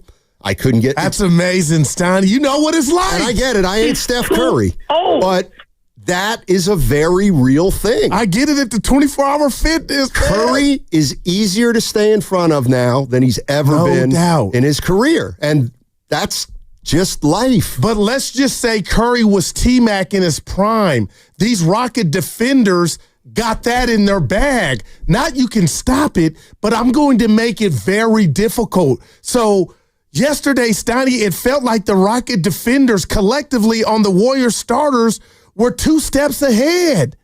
And I didn't see any determination. It was almost like I don't want that smoke of trying to create a shot in the lane. That's how I felt, and that's why it was kind of cryptic. Good call, Mike. But Steiny, I want to hug you right now because that's probably why you quit playing pickup if you felt that way. I didn't quit. I feel that way, but I got shoulders a little wider than yours, so I'm still able to kind of get to my spot. But when that dude is there, I feel like what you just described. Let's not compare each other. Well, I'm a little taller. In terms of basketball. Look, my first step a little faster, son.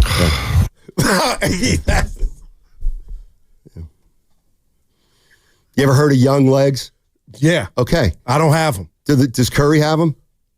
Well, does Butler have them? Does Green have them? Up until yesterday, yes. Well, they don't have the rocket legs. Okay, what's your point?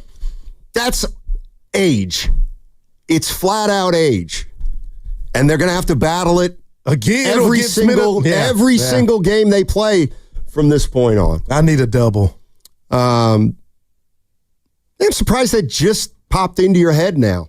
That this is an old team. Well, this is an old core. I kind of feel like that yesterday was the first day I've seen it. The first day ever? Yeah. No, not ever. You know what I'm saying? On this stage. In the quest you for haven't 5. noticed that.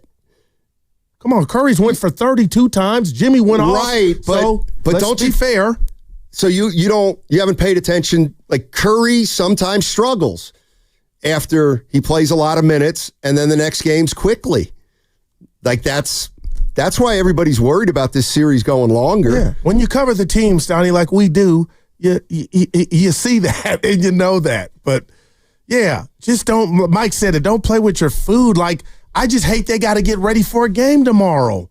It's basketball. I hate that people actually think the Warriors are so good as a 7 seed that they can play with their food. They got run out of the gym last night by a young athletic team that nobody saw it coming, though. Be fair, though. Even you. When you say nobody, you're wrong, Guru.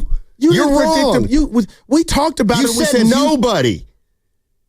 Anybody who's watched an NBA playoff series knew that there was a possibility last night that the Warriors were going to get blown out.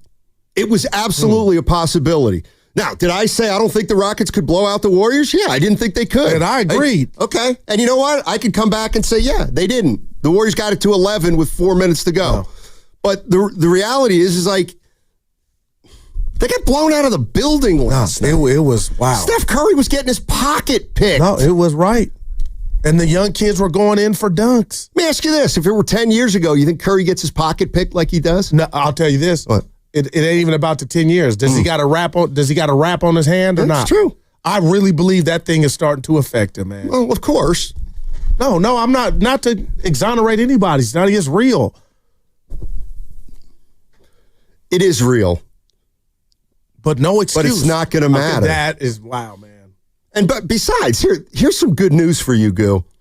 You know, Butler's got it. I mean, let's be honest. Butler's got a pelvis injury, and Curry's got a terrible thumb.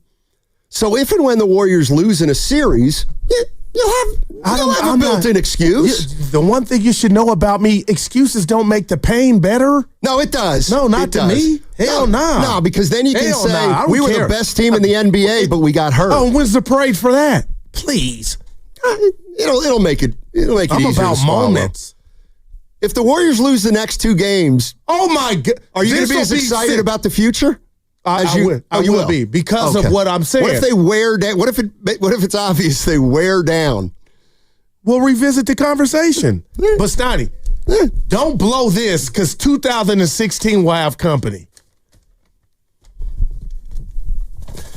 Why would you bring that up? Now you made it worse. Dude, no way. No way it happens. Just no way. This series is over tomorrow. Okay, there you go. That's the Goo I know. Give me a double. That's the Goo I know. And I'm going as a patron tomorrow, so not covering the team. Yeah, I tell you what, this is one thing, and I know I got 15 seconds, but one thing I do, and he doesn't even know it, I protect my guy. I protect him. I'm like a goon in the NHL who protects Gretzky. You're like Pat Spencer.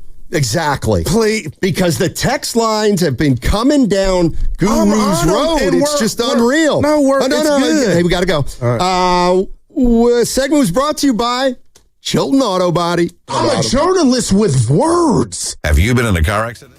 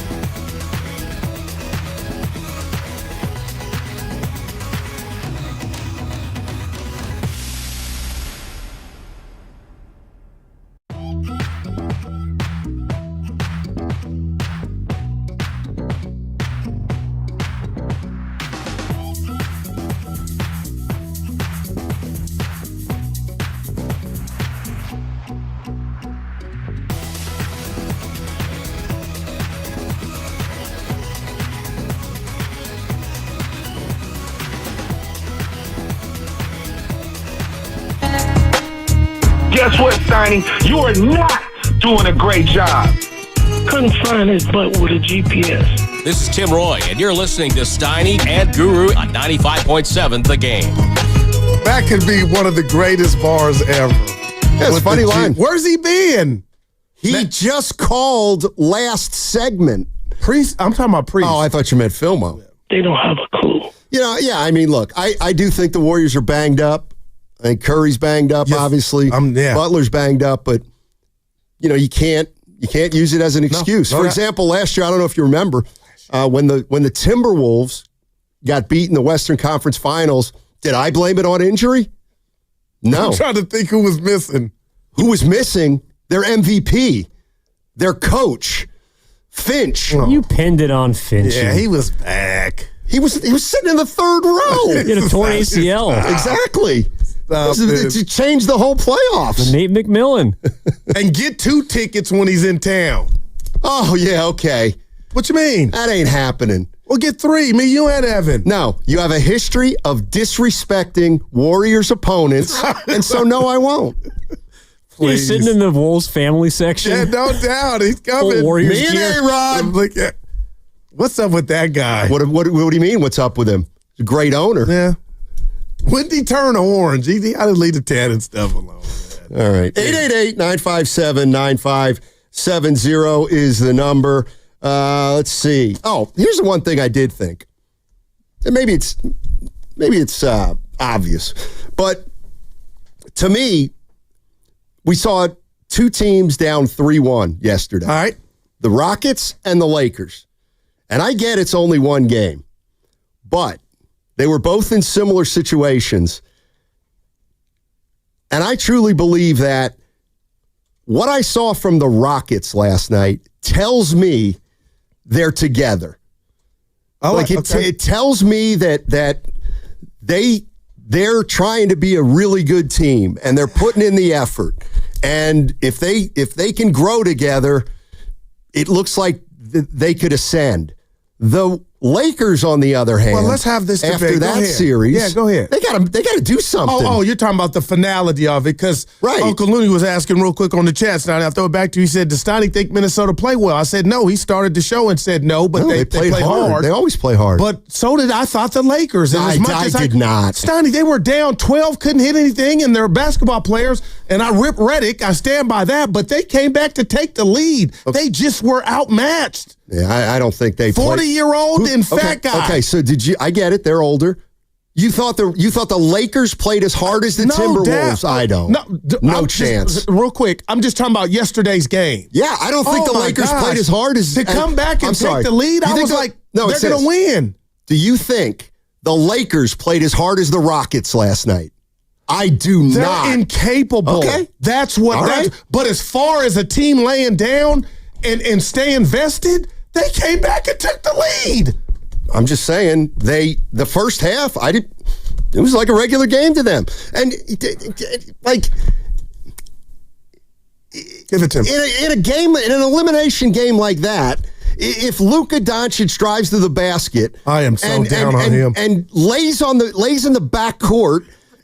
Then he's not playing as hard as he can. That's what he said. Lay. And you know what? And maybe it is their age, but LeBron's got to coast for stretches now. Yeah. Let's go to T in Oakland. T. My guys, my therapist. Talk to us. Hey, all right. So, hey, Goo, remember the other day you asked me, you said, who I got? And I told you Warriors in 6. He did say that's setting up perfect. All right. Yeah, that's setting up perfect because I believe that, a broke clock is right twice a day. So Houston got there too. But I'm looking at this. I would love for Kerr to insert Moses Moody back in the starting lineup to be on Thompson. He needs to get checked. That was the outlier in the game. I believe he was the X factor. He did some things that I don't think we were really looking for him to do. I also believe that the Warriors, that was just a mental game for them. They just let go mentally, and it was what it was. But I also see that, I love how the Pups came in the game and did their thing. I believe it would have been a little bit different if Pat Spencer hadn't gotten ejected, because that kind of took the momentum away from what they were doing at the time, and it kind of slowed the game back down, and they gave Houston an opportunity to rethink what was going on. And I believe we have him mentally, because if not, Udoka wouldn't have put his starters back in the game. If he believed that who he had in the game was going to finish it, he would have left them out there, but he didn't. So I believe that edge goes to the Warriors. And we ain't going to worry about no injuries. We ain't going to worry about them trying to hurt us or anything like that, because that's part of the game. But what I will say is I'm going to listen to what Jimmy Butler said in the interview. He said, we're fine. Well, and he said it calmly. Yeah. So that's what I'm going to put my hat on. Looking to close them out. And I'm going to make a suggestion for you, Goo. Go ahead, baby. Go in the lab and get your Timberwolves stuff ready, because Steiny going to come for you next week. No, well, I'm going to tell you this about that. I'm going to tell you this about that. I'm worried about Draymond getting hurt. And when I say that, I think he is going to match up with Julius Randle. Julius Randle is giving you prison ball vibes.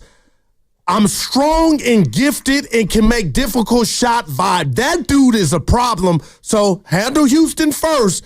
But, man, Randle scares me, fam. Yeah, he's a baller for sure. Yes, he's a baller for sure.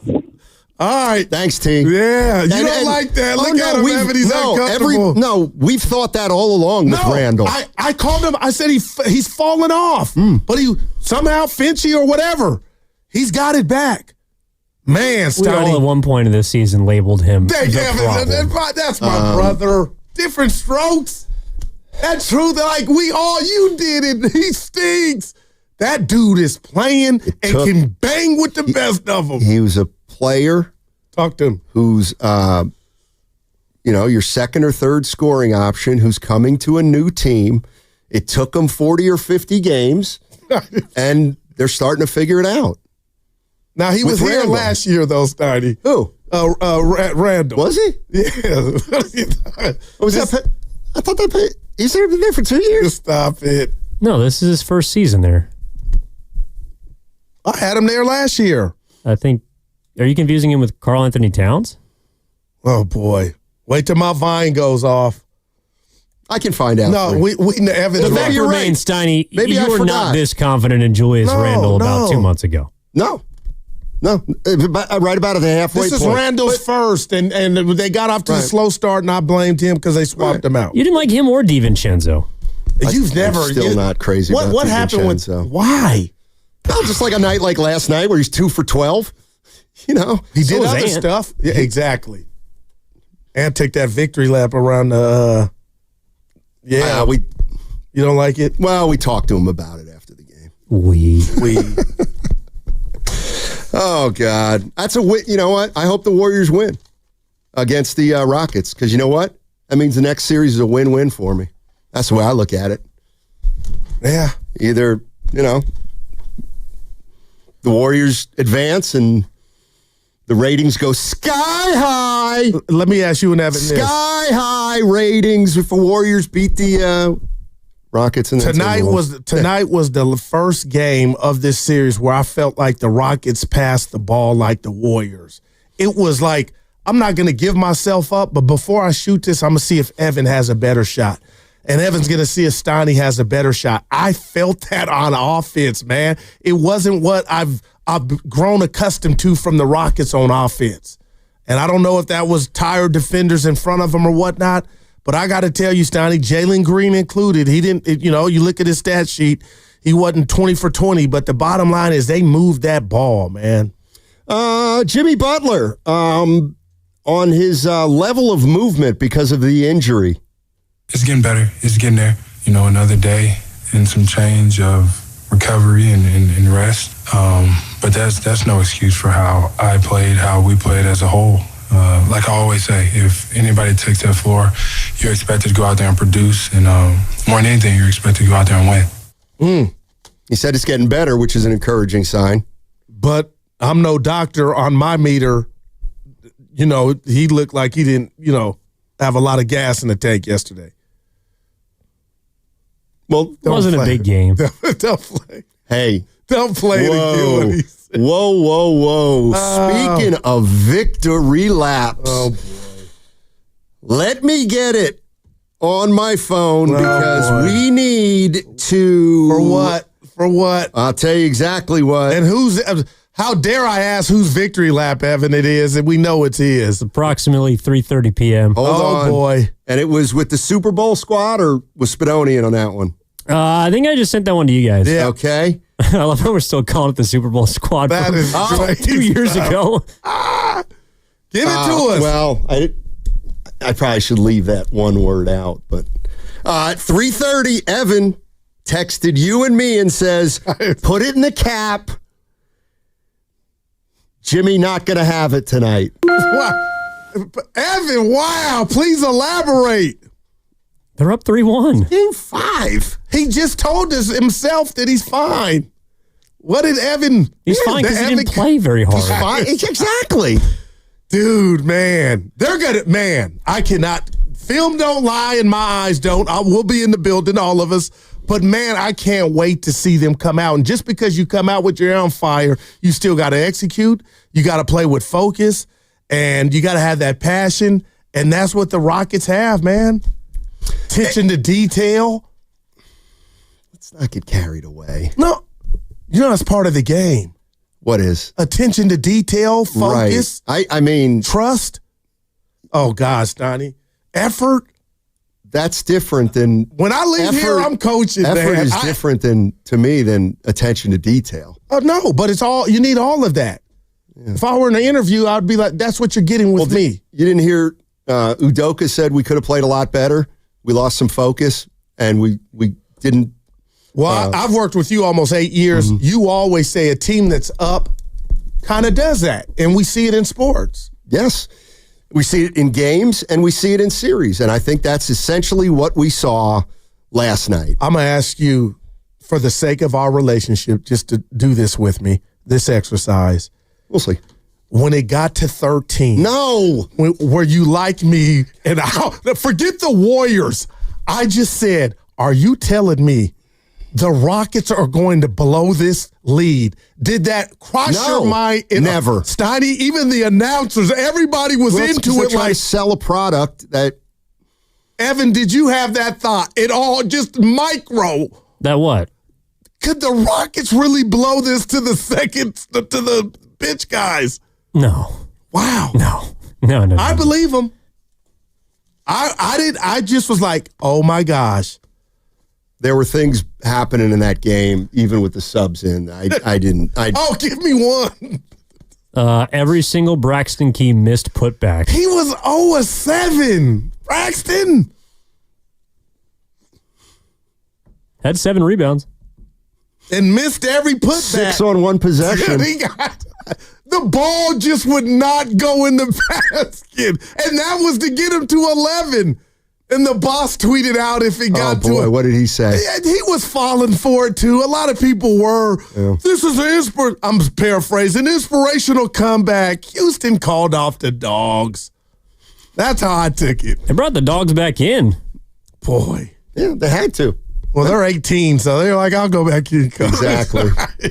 I mean, those guys are just like, you know, going back into that game was like going back into the club. They were ready to go. They don't care. That's pretty good. Oh, man. By the way, first of all, you're listening to 95.7 The Game, KGMZ FM and HD1 San Francisco. Always live on the free Odyssey app. Now broadcasting from the Laughing Monk Studios. Laughing Monk, righteously brewed in San Francisco. By the way. Yeah. I mean, more Buddy Hield disrespect last night. Well, they only started that had to go back in. I'm going to be honest. I thought it was because Kerr was like, we get a 3 or 2, and Buddy can hit him with the best of them, Evan. That's how I looked at that. I'm like, Buddy, you might go to a little flurry against go ahead. That's how I looked at that. Of course, he missed his one. Yeah, no, I'm just kidding. I just think it's funny. It's like, Buddy's just in the middle of everything. You guys are crazy, man. Yeah. No, I thought the same thing, Goo. Yeah, I thought, I swear. Why not? You know, you don't want to put Curry back in there, so why not put Buddy in there? And who knows? And he was playing, I thought, Buddy, the way he thinks, it's house money. We're not supposed to come back. They're putting me in for a reason. Just let it fly. Oh, man. Let's go to Marco. Marco's in Sonoma. How you doing, Marco? What's going on? I'm good, guys. Hey, Curry's had 2 questionable games. Jimmy even stated they all didn't play well. Pajemski was off last night. And, when our bench guys were in, they didn't back down to the starters. They got up in people's face. Trace Jackson-Davis defended his guy. I'm not too worried about Game 6. I don't like it going to a Game 6. It would have been nice to finish it off. But I have a feeling we're going to see Olympic Curry, France game Curry come out tomorrow night. I don't think he's going to let that lay.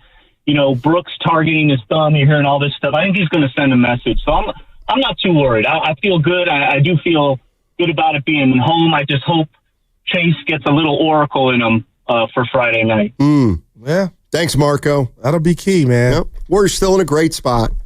I agree with that. There's 7 seed who's up 3-2 against the 2 seed. Yeah. And you got all the pedigree in the world. Even if it's old pedigree.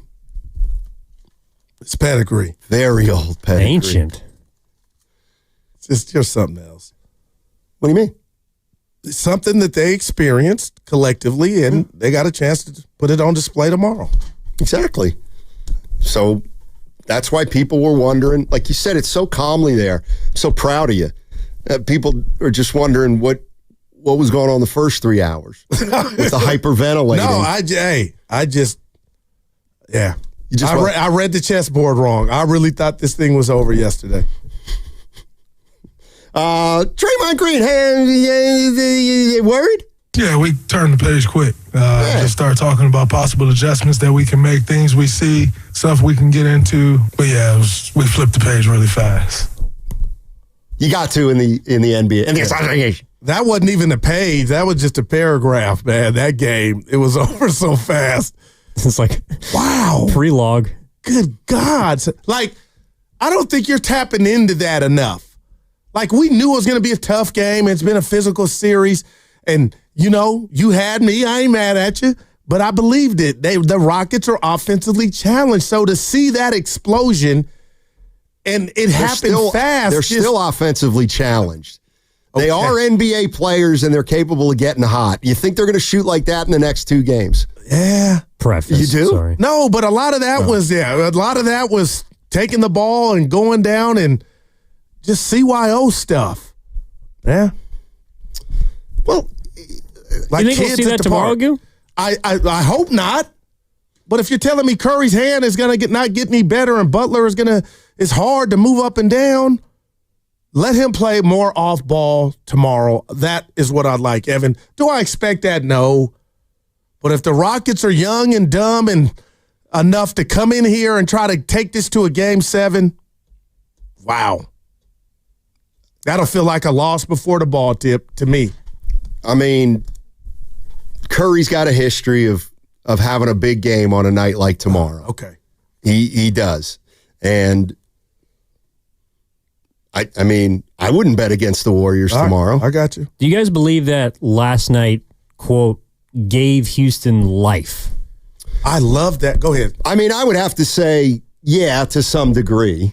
Yeah, because I think they're going to come out and play really hard again. That's the one thing I think you can count on with the Rockets. And it's interesting. It's twofold to me, Evan. What's scary, and maybe why I'm doing what I'm doing today, letting it all out, is I think game 4 gave them confidence. I thought they would wilt and be like, oh, we blew it. We're done. Here you go. Game on a platter, even if we're at home. And for them to take that into what we saw yesterday, my answer to your question is hell yes. And then we're 48 hours, 72 hours removed from them having the last possession down 1 to even the series. But and you're right. But let me ask you this. So they're doing everything I'm expecting them to do. If Şengün had made that half hook, okay, do you think the Warriors would have been down 30 at halftime last night if the series were 2-2? I love that.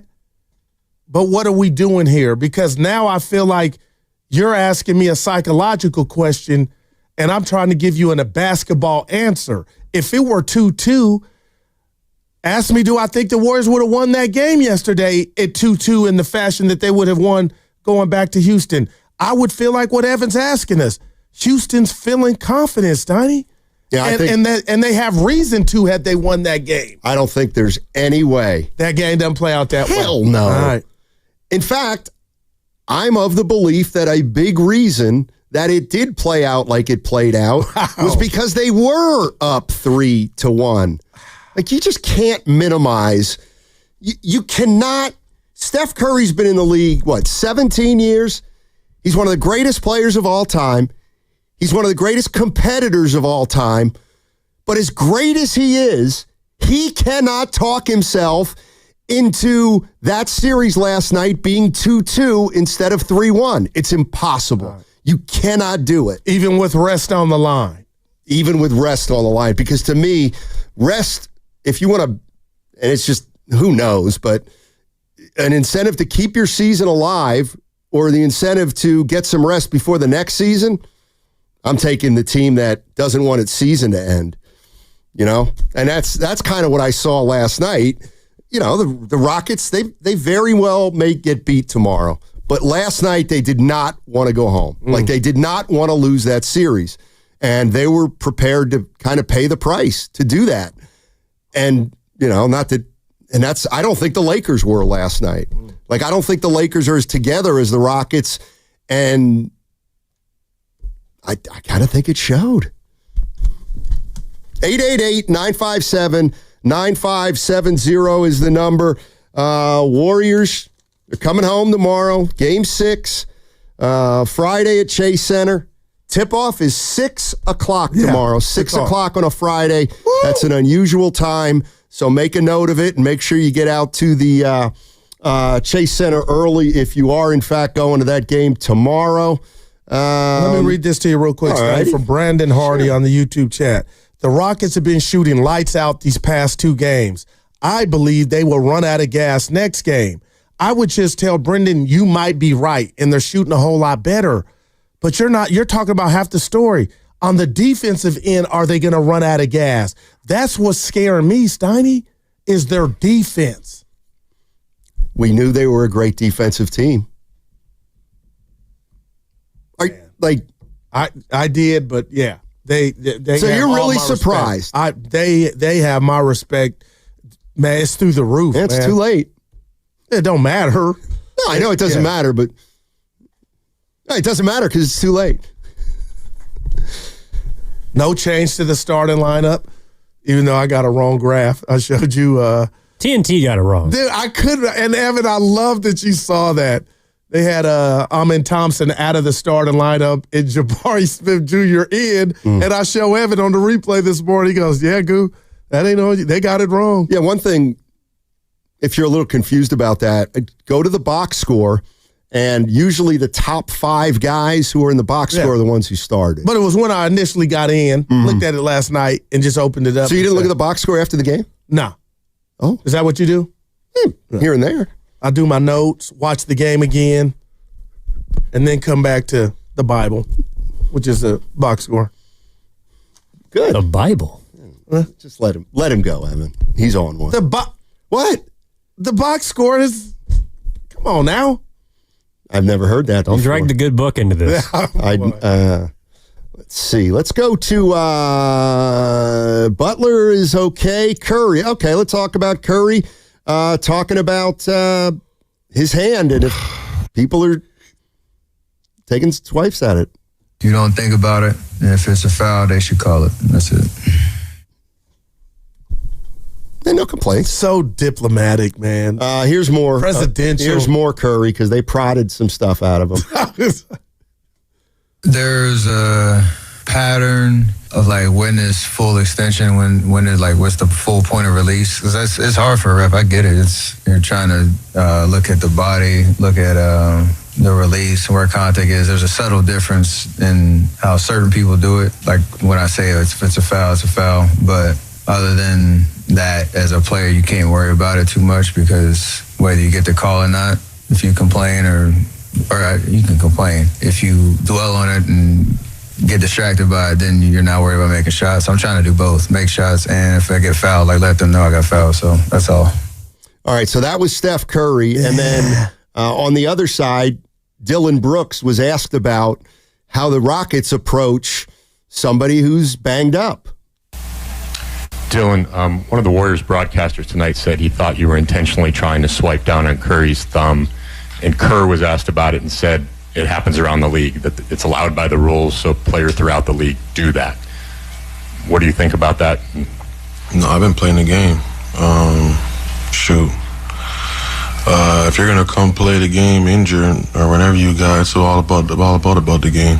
You know, if I had an injured ankle, I would attack that ankle every single time. So, whatever they're saying on the broadcast, they can keep saying it. I told you this, man. If this were the 90s, he might need a cast. But I get it. And, you know, if Draymond was guarding somebody that had an ailment, come on, Stoney, that's just part of the game. And that's why I love Steph not saying, he's being dirty. But, boy. I absolutely, positively do not believe that Dylan Brooks was trying to hurt anybody last night. Evan? No, otherwise he wouldn't have pulled Amin Thompson off of Gary Payton's second. This from Rommel Murdoch. $5. This is a $5 super chat text on the YouTube chat. Gary Payton II needs to constantly cover Van Vliet. No one can stay in front, and he can't miss. I told you guys before the series. Apologize. I told you guys before the series. We got to get out. Oh, maybe on the other side because we're 13. Let's see. What's coming up on the game? Brought to you by Fremont Bank. Here for you. Here for good. Elevate your kitchen at the Mila Innovation.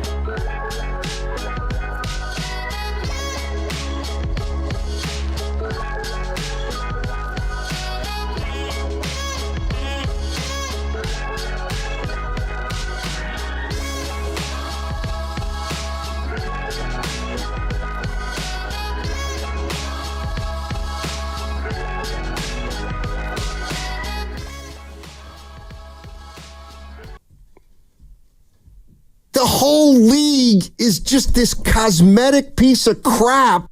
And that's what life's about. Now, back to Steiny and Guru on 95.7 The Game. Let me tell you what's the sign of a great team. A great team knows when they got one to play with. Great teams know when they got a game to play. I got PTSD from the last time we were up 3-1. I'm sure in the finals. How'd that work out? I bet you since then the Warriors have been up 3-1 in series and closed out. That very well may be true. My bottom line is that's what I go to when I hear Dubs up 3-1. It'll never go away on Father's Day. Yeah, well, look at it this way. Oh, my God. Look at it this way. Had that not happened, the Warriors would only have 3 titles, not 4. You don't know that. Yeah, they wouldn't have won it without Durant. I work with hosts here that were like, was it a good thing losing the finals because we got Durant? Exactly. I hated that. Every part of it. You never want to lose a chip. Durant. One step back to take 2 steps forward. Yeah, I hear you. Boy, tomorrow's going to be electric, man. And you would hope. Do you two know you would hope, the but it's city an early is start. active? They got I was walking with a guy today. Convention? Yeah, software convention. He gave me the company name. I forgot, but it's active. There's one like every week. We're like one of the convention cities in the United States. I'm just telling you, two smart asses, it's active out there. And if the other conventions are every other week, Evan, I hadn't noticed like this one. It's activity out there. If you know what I mean. Notice people with freaking pocket protectors and name cards walking around. They're safe though. I like that, Stotty. When I know you, I ain't got to worry about you. Like, well, how you doing? Let's go to Joel in Louisiana. Talking about Game 5. Up, hey, Joel, how are you, man? Doing good. Not really discouraged about the loss that we took last night. Kind of saw it coming from the opening jump whenever we were just low energy. And we've seen it happen before in 2022, Game 5 against the Grizzlies. I'm expecting the Warriors to jump out to a fast start in Game 6. I feel like they're veteran enough, they have enough experience to know what they need to do to get the job done. And I want to look forward to the next series after we close out in Game 6 to the Timberwolves. I feel like we have an advantage over them considering we won 3 over the 4 matchups without Jimmy Butler in the regular season. So I know it's going to be a tough series considering what Ant just did to LeBron, but I just have utmost confidence in the Warriors right now. Good stuff, Joel. Appreciate the call. Yeah, you know what? And we'll have plenty of time to get into this. But, yes, the Warriors beat Minnesota 3 out of 4 this year without Butler. So what is the So can we just assume that the Warriors are better than the T-Wolves? We're better than the T-Wolves overall, and now they have Butler. So this should be if Warriors in 5 against the T-Wolves? Hey, that's a fun exercise for people on the outside, and boy, I lost mine for this series. But the bottom line, Statty's going to be handled on the court. I don't know. But what we do know is he's changed everything.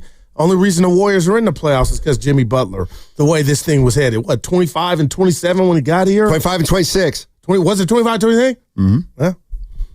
And then they went on that run. But that run... Let me ask you this. Is Minnesota playing their... Uncle Looney asking me this, directed at you. Are they playing their best basketball of the season? I have an answer. I mean, it's hard to say they're not. Okay, all right. I mean, now, I guess if I'd say, are the Warriors playing their best basketball, people would probably say no. Well, if you would would ask it... Are the Warriors playing their best... Before last night's game, are they playing their best basketball of the season in the first 4 games against the Rockets? I don't have a problem with saying yes. We came in here one day, we talked about Pods when he went off. We talked about GP2. We talked about Moody. Steph, I don't need to say anything. We talked about Dre. We had Geltzeiler on the other day, and he was talking about Draymond Green, Jimmy Butler, 12 from 12 from the free throw line. So, Stotty, I'm going to be honest. I don't have a problem saying yes up until last night. I just really don't. I have looked at this for a while, and I think, and this is one of those things where now you look back, and at the time, the easy thing to say is, well, you can only play who's on your schedule. Right. But the Warriors get Jimmy Butler, and they beat the Bulls. They beat the Bucks without Giannis. Okay. They beat the Rockets the game before the All-Star break, which I thought was a little weird, the whole game. They beat the Kings. They beat the Mavericks without Anthony Davis. They beat Charlotte. They beat Orlando. They beat Charlotte again. They beat the Knicks, who were playing without Karl Anthony Towns, I think. They beat the Nets. Nice win at home over the Pistons. Beat the Blazers, Kings, Knicks again when they weren't at full strength. And then they beat the Bucks again and the Raptors. So you have to acknowledge that they were in a pretty good stretch when Jimmy Butler got here. Okay. All right. I got you. Then they lost to the Hawks, lost to the Heat. And that was a disappointing loss that Friday or Saturday to the Heat, to the Hawks on the road. Yeah, then they got it back. They won against the Pelicans. They won against the Spurs. Then they won against the Grizzlies when the Grizzlies weren't playing very well. But then that's when they beat the Lakers and the Nuggets, lost to the Rockets, beat the Suns, lost to San Antonio. So a lot was going on. All right, the Lakers were eliminated last night by the Timberwolves. And before the game, J.J. Redick met the media. And if you missed it, during Game 4 of that series, J.J. Redick did not make a substitution in the second half. The 5 players who started the second half all played all 24 minutes of the second half. And it's the first time that's ever been done. And yesterday before the game, J.J. Redick was asked about it.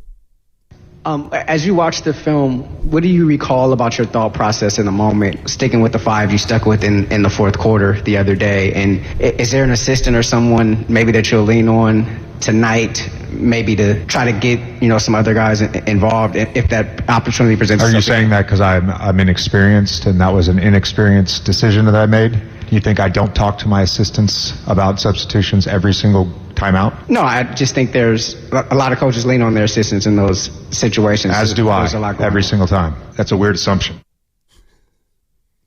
JJ, relax. Oh, it cut off the best part. Oh, I know, Evan, that part hurt. You didn't hear the best part? The best part is at the end after he drops the mic and gets up, he walks off, and the reporter in the back just goes, "Thanks, Coach." Like, dude, relax. Yeah, you know what? And Reggie Miller said, I guess in the pregame meeting before the game, he was overly amped. Like, dude, we know it's your first year, but to take somebody, slap him. Throw some water on him. He made a worse move last night. I already know where you're going. He put in one of the worst players in the NBA. Steven Langford. Maxi Kleber. Hadn't played in 45 games. What are you doing, and Reddick? He puts in Maxi Kleber. In a tie game. What are you doing? Jackson Hayes, you did something, brother. You did something. It'll come out. We'll find out what you did. What he did was play very poor basketball over the course of the series. Over the series, okay, but come on, Stein. Guru, he stinks. He's a body.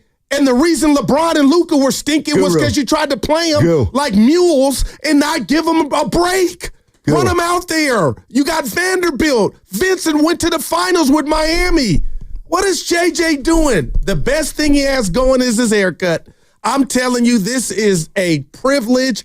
I went to Duke. I'm smarter than everybody. LeBron got me my job, and now you're getting the business, and I'm here for it. He reeks of, I'm smarter than you. I'm better than you. Ain't got no business with the damn job. I love it. Because I'm telling you, Stoney, check on Redick. I don't like people like that. Go get me some water. He's one of those, like, I'm better than you. Oh, I loved it. Everything. He did get one thing right. Oh, what's this one? Jackson Hayes stinks. Guru stinks. But you needed hot coach. He for Cleveland Jackson to Hayes come plays in like when he's 6'4". He stinks. Oh, now I think you're doing him a disservice. He ain't Shaq by no stretch, but come on, man. Helen Keller could see we needed some size, Coach. And that's why he went with Kleba. Moses Moody. Yeah. Talking about what the goal was when the subs went in. Yeah, the goal was to make them put their starters in and not get a break. So we accomplished that. We didn't get the win, obviously, but we got something out of it. Did they? No, I'm asking that. I'm asking you. No. And what would that be? We got some youngsters to come back in the game, play about 7 more minutes of hoop.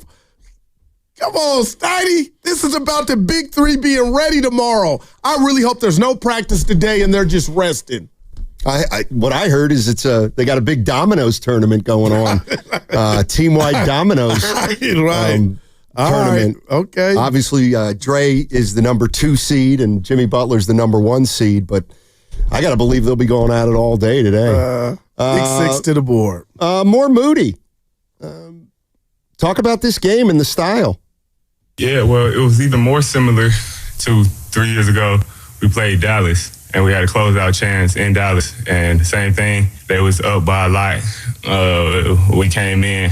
It was me, J.K., Belly, Cheese, D. Juan, maybe. I forgot who else. Cheese wasn't there. But, so they brought their starters back, tied them out. They had to fight for the win, and we walked them off the next game. So let's finish that story the same way. There you go, Moses. All right. Hearing it like that, okay, I'm in. Boy, they didn't have a finger issue. Curry and Jimmy didn't fall to the ground. No, 5-1-0, you're absolutely right.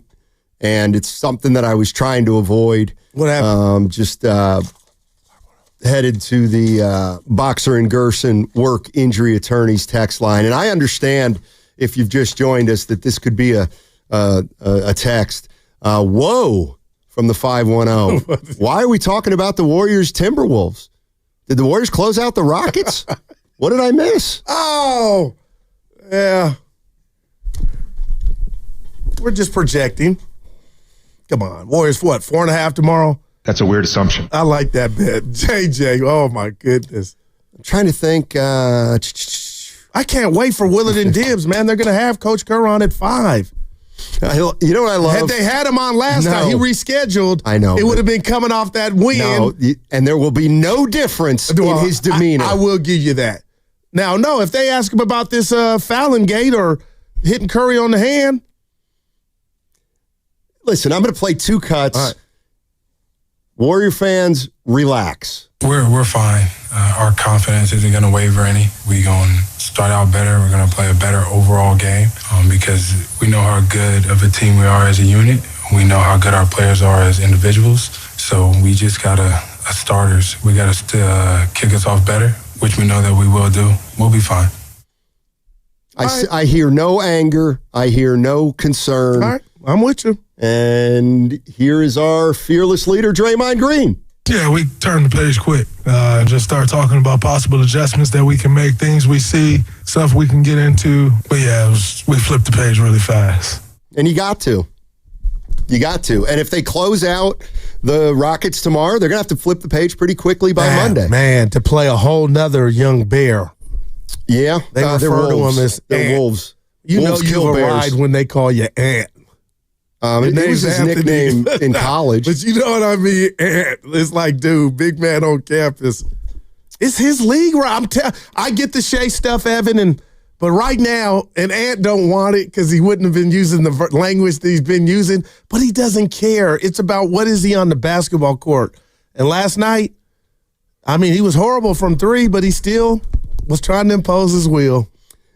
Steph Curry was asked about the early game foul trouble.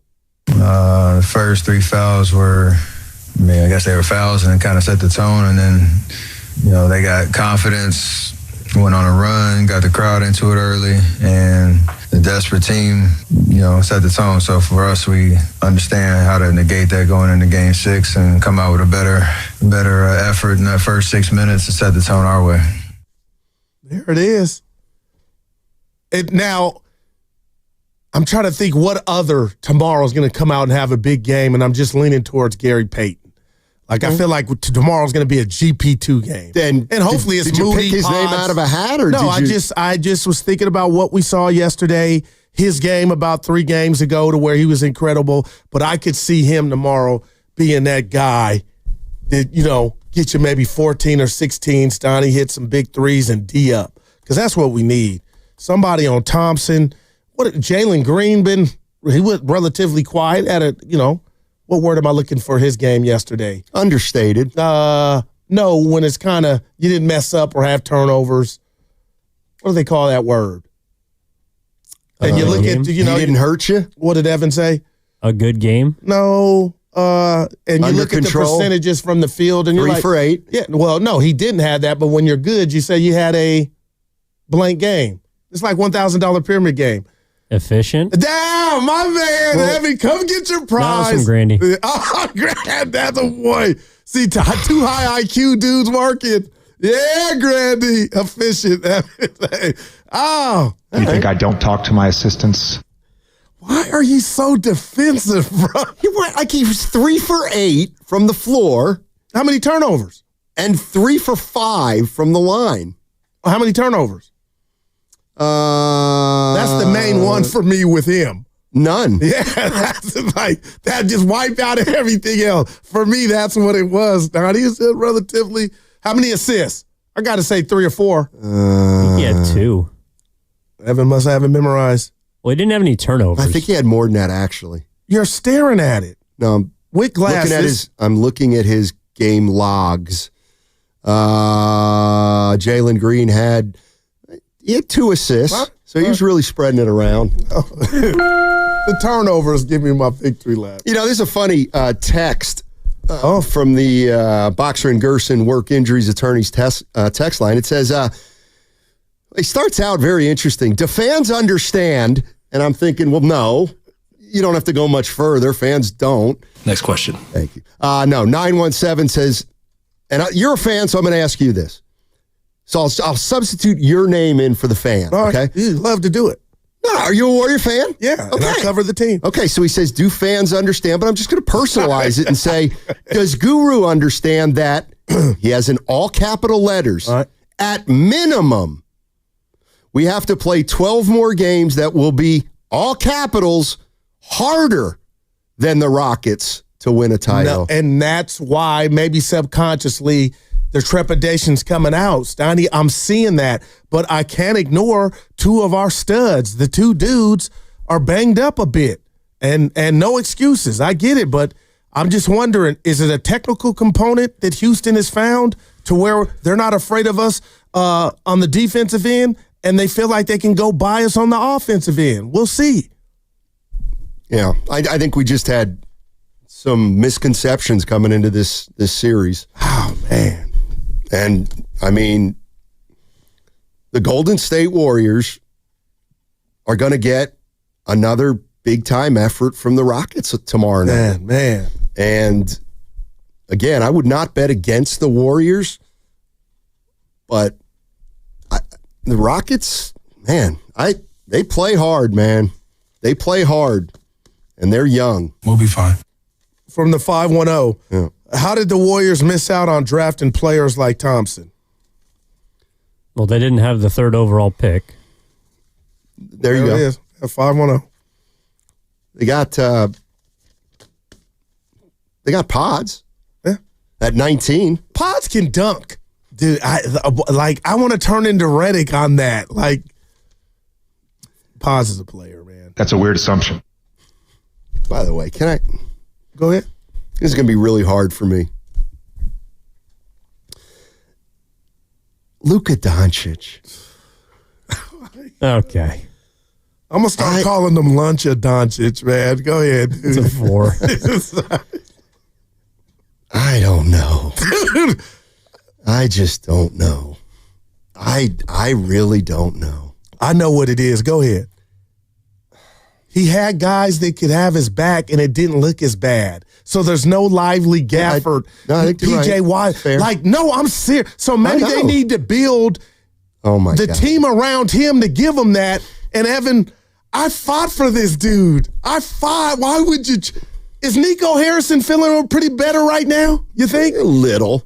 A sliver. Evan, no? He exonerated just a little bit? No. A sliver. Give him a sliver, I'm Evan. giving you a sliver, I'm Evan. giving him a sliver. And it pains me to do it. Fat load. He cost the Lakers. He can't guard a chair. Here's the one thing. That one where McDaniels caught it at the wing. Took one step and was at the rim. It was like in the first 4 minutes of the game. He act like it didn't happen or we couldn't see it. Just like, oh boy, Luka. 916, let me help you here. Right on the table, Kuminga got another DNP. He was actually, he was ill last night. So he wasn't available last night. Let me ask you this. Do you think there's, so there's 30 teams. Let's say everybody has 15 players. That's 450 players in the NBA, minus Luka. So there's 449 players in the NBA other than Luka. Do you think there's one player out there in the NBA who's saying, I want to play with Luka? I got to play with Luka. Now, they brought that up last night, Kenny, Ernie, and Chuck, and I guess in Dallas, that answer was yes, Donnie. Yeah. Yeah. I mean, when he checked in the game, I said, this got to be an SNL skit. Redick, you're not doing this. Who, Kleber or Kleber. Oh. Luka's just, man. Just imagine you're looking down your bench like, I need to go to someone here. I got to get something going. Maxie, get in the game.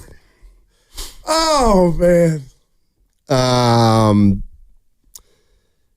Okay, Here's a question, Steiny. Do you think the NBA decline will be fast over the next decade? LeBron seems like the last quote-unquote superstar. I think Curry's got a couple more years if LeBron packs it in. Well, Edwards and SGA, and why doesn't my guy in Boston get any love? Do we deem him soft? Both of them. No, he's boring. Brown and Tatum. He's boring. But that's what I want my kids to be. I don't want you to be, you can't be the running face around of the the stadium using the N-word. You can't be the face of the league if you're boring. You got to have some kind of pizzazz. You saying Timmy Duncan wasn't the face of the league? Well, Kobe had him. I mean, they never really. I mean, that was the thing about the Spurs. They just they were so fundamentally sound. A lot of people thought they were boring. Now I didn't. Now you don't know. This you might have because they didn't have a lot of guys with a ha-ha. God, I should have saved this. So yesterday I went to the gym before the game. Sure. Now see, we're going to talk about that because something's going on here. So I missed the hour before Slater's tweet that Kuminga had an illness. Okay. So when the thing got to 40, of course I tweet all caps, put Kuminga in. Stoney, the thing's still going with laughter. Like to do with an illness. I'm like, I missed it. Okay, but what's so funny about that? And I covered the team. So apparently you got both lineups wrong. Oh. He thought Amin Thompson came off the bench. He was ready for Kuminga to play. Evan and I, with Evan's help, caught TNT. They put their graphic person messed up. Evan attests to that. All right, we got crossover coming up next. Willard and Dibs I got in the a bone house. to pick with Willard. We got Dibs or Grandy today. Evan. Dibs. Dibs is in for Grandy. That segment was brought to you by Safeway. And that's what life's about. Things are buzzing in Fremont. By choosing to bank with Fremont Bank, you're helping create a more vibrant Bay Area. A percentage of the bank's earnings goes right back to local charitable causes.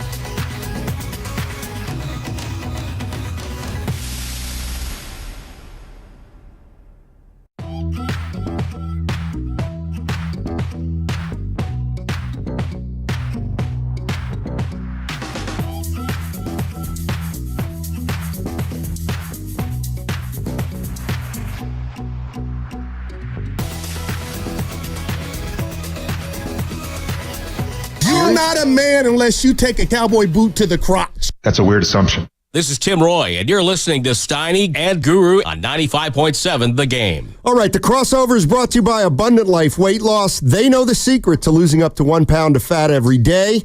Go to AbundantLifeWeightLoss.com. Yeah. Let's welcome in Willard and Dibbs. Gentlemen, how are we doing this morning? Hi, who's shocked? Because I'm Captain Shocked. Shocked? That's too strong for me. I'm surprised. It was over in the second. Yeah. No, I'm surprised it was that bad of a Okay, game. all right. I'm surprised I it was that appreciate bad. that. But like surprised they lost? No. I mean they were underdogs in the game. I'm mad at you a little bit, Willard. That's why you mad at me. Because I've been trying to reevaluate everything. Like, I never once disrespected the Rockets. I knew they were Yes, you Steven. did. They were young. Let me finish. But, Willard, I got to say this. I'm driving in like, where did I go to subconscious? And then I was with the 11 Kamingas. Like, I expected them not to bounce back and wilt yesterday. And they showed me something. And they showed me something Monday, Dibbs, when they were possession away. Right. When you said they're not dead from winning. They were a possession away, and it came down to your best defender against their best offensive player, and Draymond was better. And if you really take a step back, and I shared this on Twitter yesterday right before tip, because the more I was thinking about it, that was a Rockets blowout. The recipe was there. The ingredients were in the stew. I had it as an 18-point deficit, but I had it as a lower scoring game. And then you watch the opening 4 or 5 minutes. Jimmy is settling for threes. Draymond Green, defensive three in the key. Steph Curry's getting picked by nobodies. And it's like, okay, I see the way that this is going to go. And you lose. Your 3 best players kind of didn't show up. And Houston came out hair on fire, and you're down early, and then you're down more, and then you're really down, and it's, okay, let's pull the plug. It's all right. You're up 3-1. Let's go home. And I was just telling Evan and Grandy, they probably should have just said, Steph, Draymond, and Jimmy, don't even get on the plane. Let's just chill. You guys get your rest, and we'll go forward with Pat and Braxton and all the fellas. You weren't here yesterday. Real quick, Willard, he wasn't here yesterday, and we all talked, and I thought it was brilliant. You guys were talking about making the comp to the Memphis play-in, and if you win, what that rest would mean. So I thought with this finger thing that's growing, the story, and Jimmy, Willard, I thought that would be they would be incentivized enough to take care of business. I don't want my man to catch a stray, but Grandy's the one who made yesterday the biggest day in the history of mankind and creation.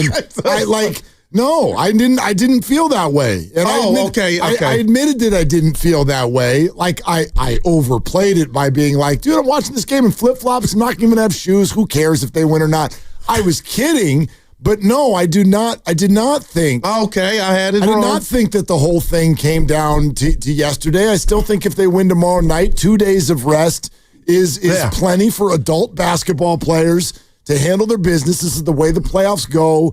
I'm not going to react to any one basketball game and change the whole tenor of this. I get it. The day after losses, you feel sick and you feel like it's going to snowball. There's zero evidence of it. None. It almost like the Warriors won 2 home games. How did it snowball? Not well. I don't think yesterday snowballs into tomorrow. It never snowballs. I'll take you back to 2022, where they went to Memphis. They were the 3. Memphis was the 2.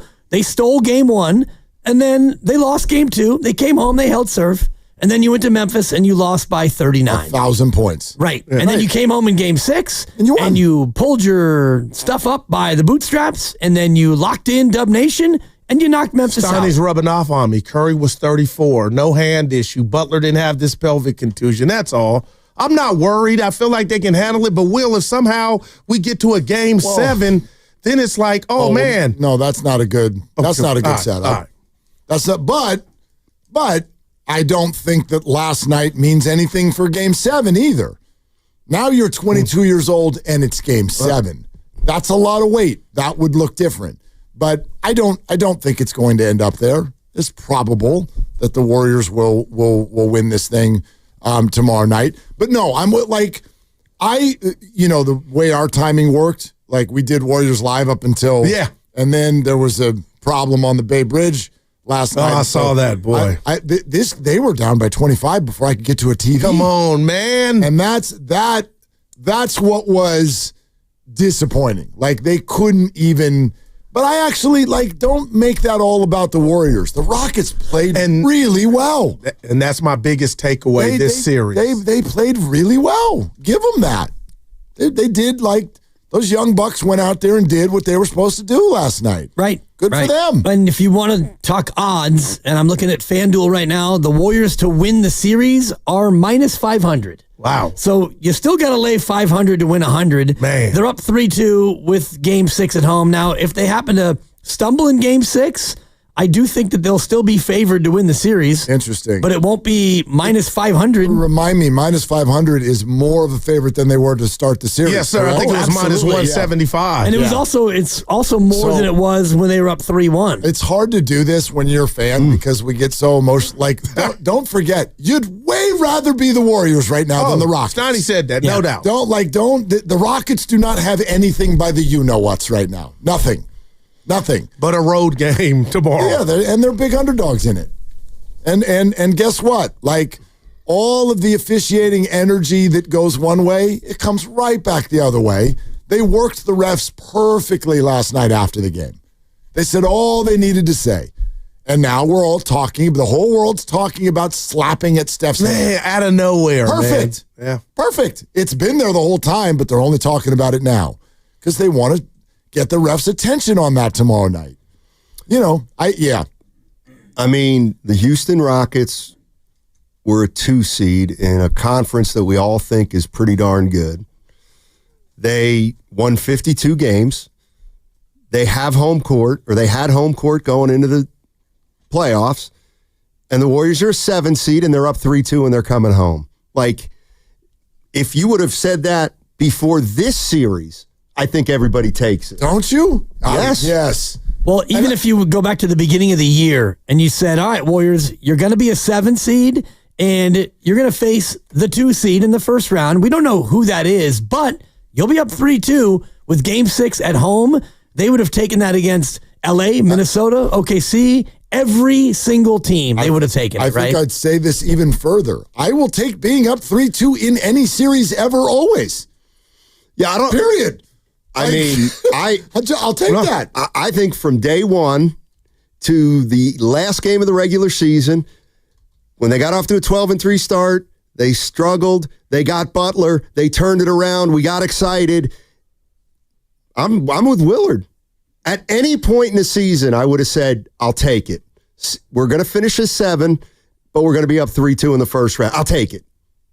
There's no reason why you wouldn't.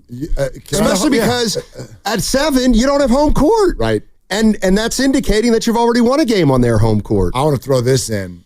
I mean this. I would have been more bummed if they lost that game by 3. Absolutely. That would have stung because you had a shot. You had a shot to close it, and your veteran closers didn't close it. Yesterday's a burn the tape game. Good God, you got But the question smoked. is why? After the game that you just won 2 days ago, Willard, you won at the buzzer. Oh, you got to with this so easily. This is the NBA. Yeah, okay. And let me just, I got beat you last night. Is there anything, because they're young, fun, and I disrespected the Rockets. I know they got talent, but even when I didn't think when they got down 12 the other game on here Monday, I just thought they would fold. I thought they would fold yesterday, but they never got down. But for them to come back with their backs against the wall at home, we've seen many teams just kind of wilt you know what? We had our chance, Game 4. So I'm impressed from that vantage point. Oh. But we can't sit here and ignore the athleticism and the stuff that I thought is not as important as pedigree and moxie, which the Warriors have, and closers and guys that have done it. But this is just me. I keep going to Monday thinking, how did we win that game? By the skin of our teeth. And then the next game, after Stoney and he signed me up for this, the Rockets are incapable of blowing out the Warriors. We all thought that, not bought it, but we saw it, so we can throw it out. But my question to you three is, why did that game go down like that? Is it the youth? Are we in the 12th or 13th round of a 15-round bout and the older guy is starting to get a little tired? I don't think it is. Just got outplayed. But when we're in the building tomorrow, we'll know in the first quarter if there's been a little bit of a shift. And I'm going to ask you this, and I'm going to be quiet. You think the Rockets are scared of any Warrior offensive player? I'm starting to believe now, no. You think the Rockets are scared of, or the Warriors are scared of any Rocket offensive player? I don't think anybody's scared. They outplayed him. That's why.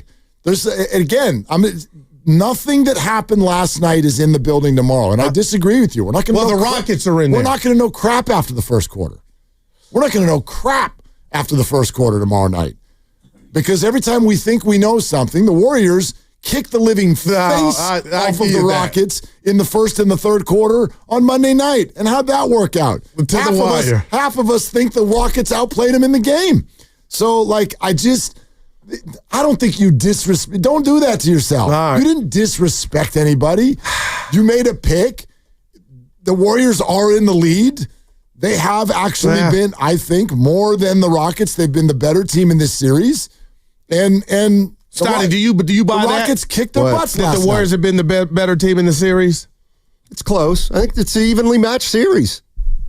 I mean, it's 3-2, and the one different game was a 1-point game. They're very close. Right, and that to me was the difference. The circumstances, though. The difference was in the game that was certainly in the balance, the Warriors with, maybe it's their championship pedigree, the experience, the veterans, whatever it was, the coaching. I do think it was all of it. They won the game that was most in the balance, and I do think that it's all those things. Udoka choosing to go with Şengün against one of the best defenders in the world. Jabari Smith with a terrible 3 and a turnover. If you look at the last 3 minutes of that game, game 4, Houston made a lot of rookie, quote-unquote, mistakes, and the Warriors were the vets, and the Warriors won the game that was in the balance. I'm also going to add this in, though, and whether people think this is fair or not. Go ahead. You're not only up 3-2 as the road team, you played 2 games without Jimmy Butler. Steph Curry's hand has something growing in it. It's pregnant. And the Rockets are at 100% full strength all 5 games. And you're still winning. So I actually don't think it's that even of a series. I don't. I think that a lot of things have gone against the Warriors, and they're still ahead. Yeah, the Butler damn near get 2 games. And Pods got all sick all over himself for a game.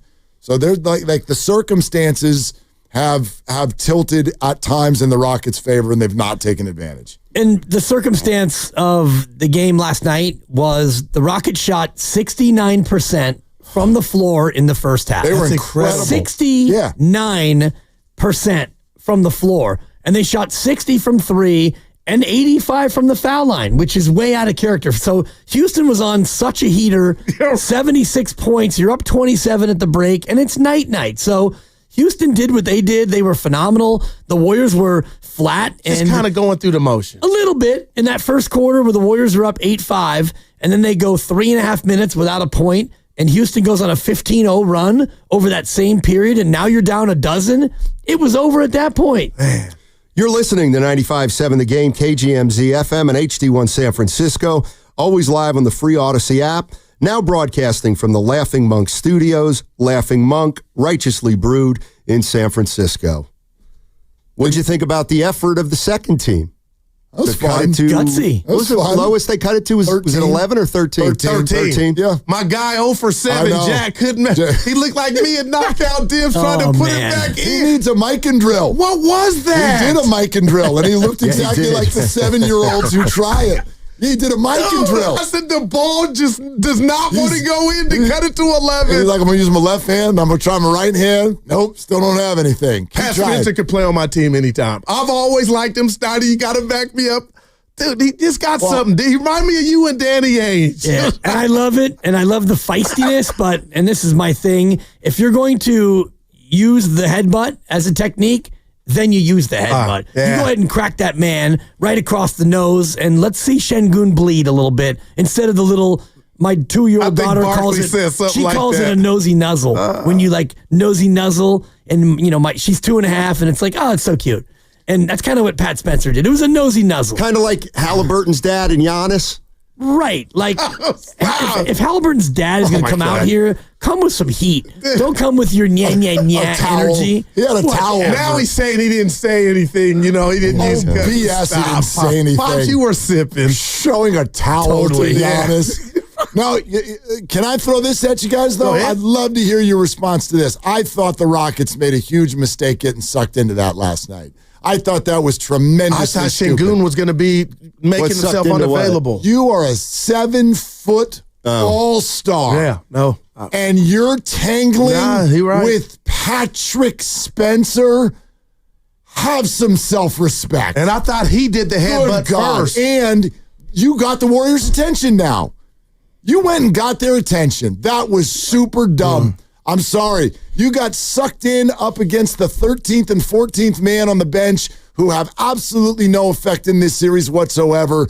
That was And I guess he was reacting to GP2's, and it was a pretty hard foul on throwing Dylan Brooks to the ground. Was it GP2? Yeah, I thought that too. It was Pat Spencer and Moody. I'm looking at it right now. Yeah, it was Moody. Right, GP2 wasn't even on the floor.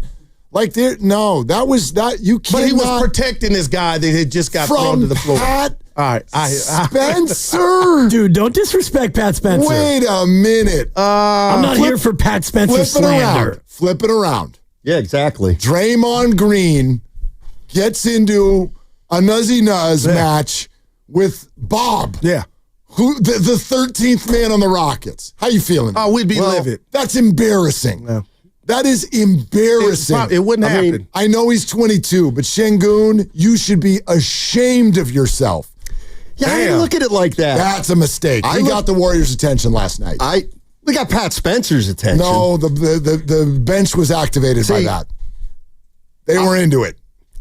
So it was the Warriors Scribinis were not trying to bait the Rockets starters. Doesn't matter if they were. You're the starters. You're an all-star. Don't get baited into that by Patrick. Well, this is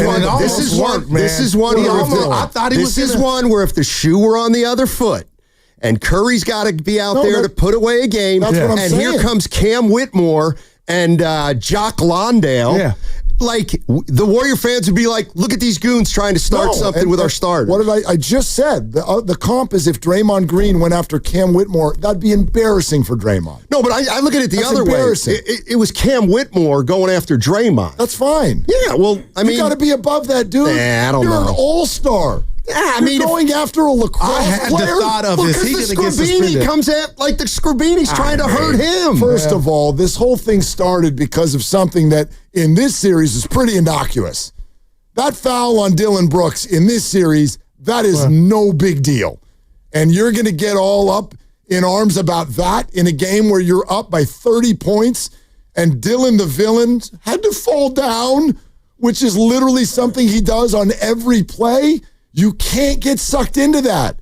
That's stupid. Well, game was down to 13 at that point. Potentially in the balance. And you mentioned it. TJD scores to cut it to 13 with 5 to go. The next possession, Moody misses a layup. This is incredible. Spencer misses a 3. Knox misses a fadeaway. And then Key misses a putback. They had 4 shots before Houston It was even like got a Charles chance Smith to get the when he was ball. with the Knicks trying to score on man. Pippen and Oh, my Jordan. God. It had 4 or 5 cracks at it. Put it in. That looked like a Nerf hoop game in the living room. Yep. Good Lord. Pat Spencer, by the way, becomes the first player ejected from a game this year in the playoffs.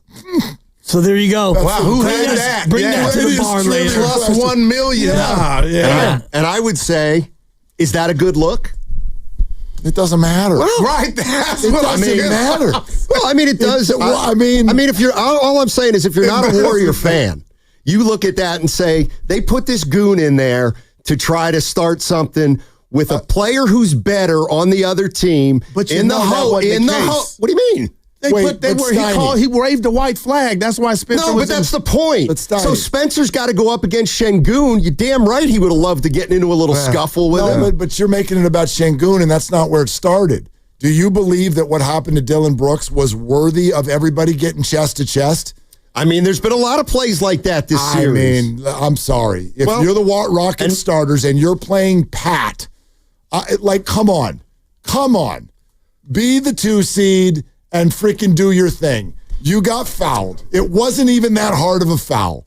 I'm not getting sucked into that. That's on you. Yeah, bad look, Şengün.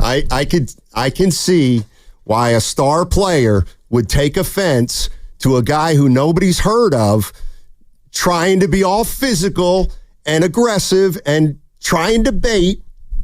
Again, I think you're jumping from point A to point B, though. Point A was not that big of a deal.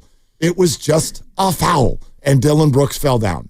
No big deal. Well, wasn't even as hard as what Jimmy Butler did to him the night before. So then what was Spencer's role in any of this? Well, Spencer was the one who kind of threw him out of bounds. And Moses was there. Spencer can't get the ball, and he just gives him a little forearm to the back. And, Brooks definitely, he flew a lot more easily because he knew he would get the foul. And then Şengün's got to come in and take up for his guy. And so, he gives Pat a shoulder.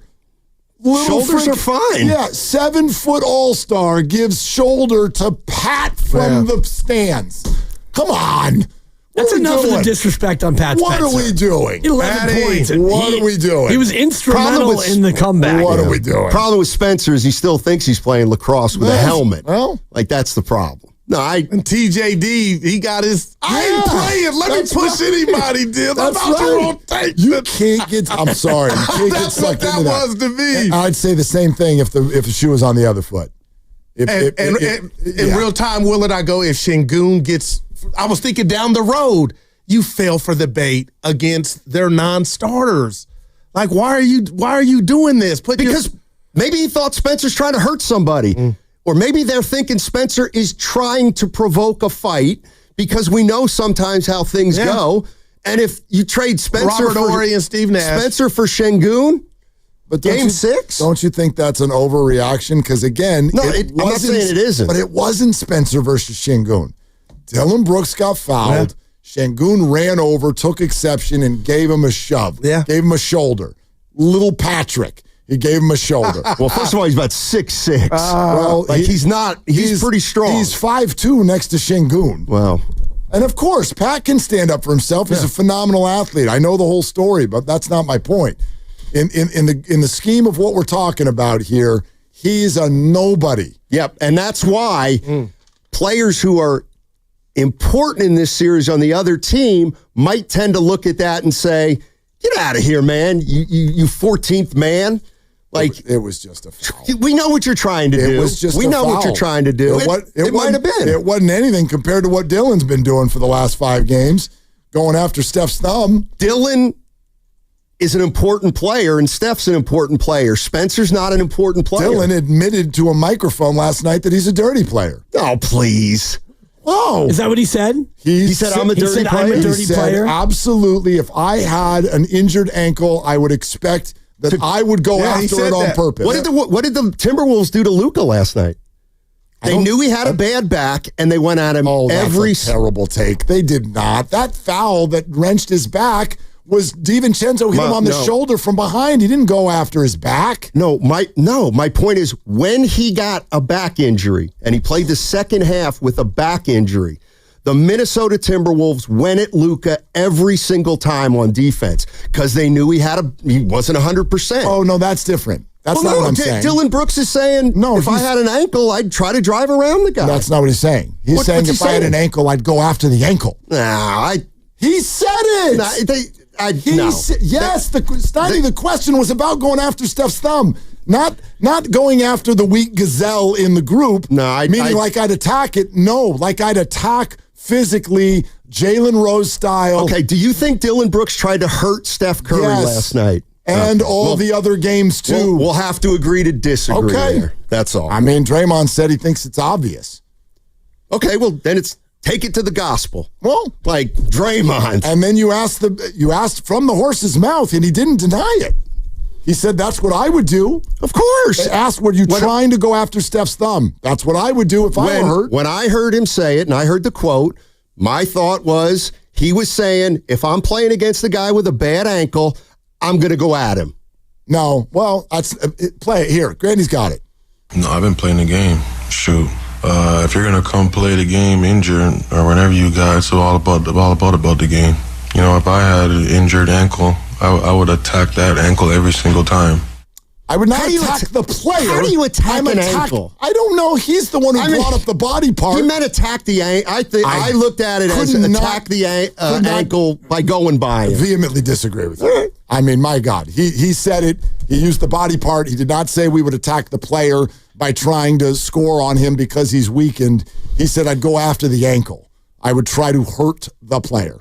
No, that's your interpretation. You're darn right it is. Yep. That's fair. Well, and not every contact to the thumb is illegal, as you know. Also true. The rule, as far as contacting the shooter's hand, it depends on how much of the follow-through that shooter's been able to complete. So you can go about contacting a shooter and not have it be illegal. There's a difference between incidental contact and contact that is aggressive, purposeful, and meant to potentially injure you guys saw the shooter. Picture, and that though. comes That down to the referee's discretion. That thing is humongous, man. It is, it's incredible. He's not using it as excuse at all. I buy what Steve Kerr said, which is that there's a rule that the NBA put in, and they did not mean it for players to do this, which is to say the refs are not going to call a foul. The NBA meant it. You're not going to call a foul anymore when hands touch each other after the ball's been released on a shot. So had Dylan Steve Brooks said, now you have players going, oh,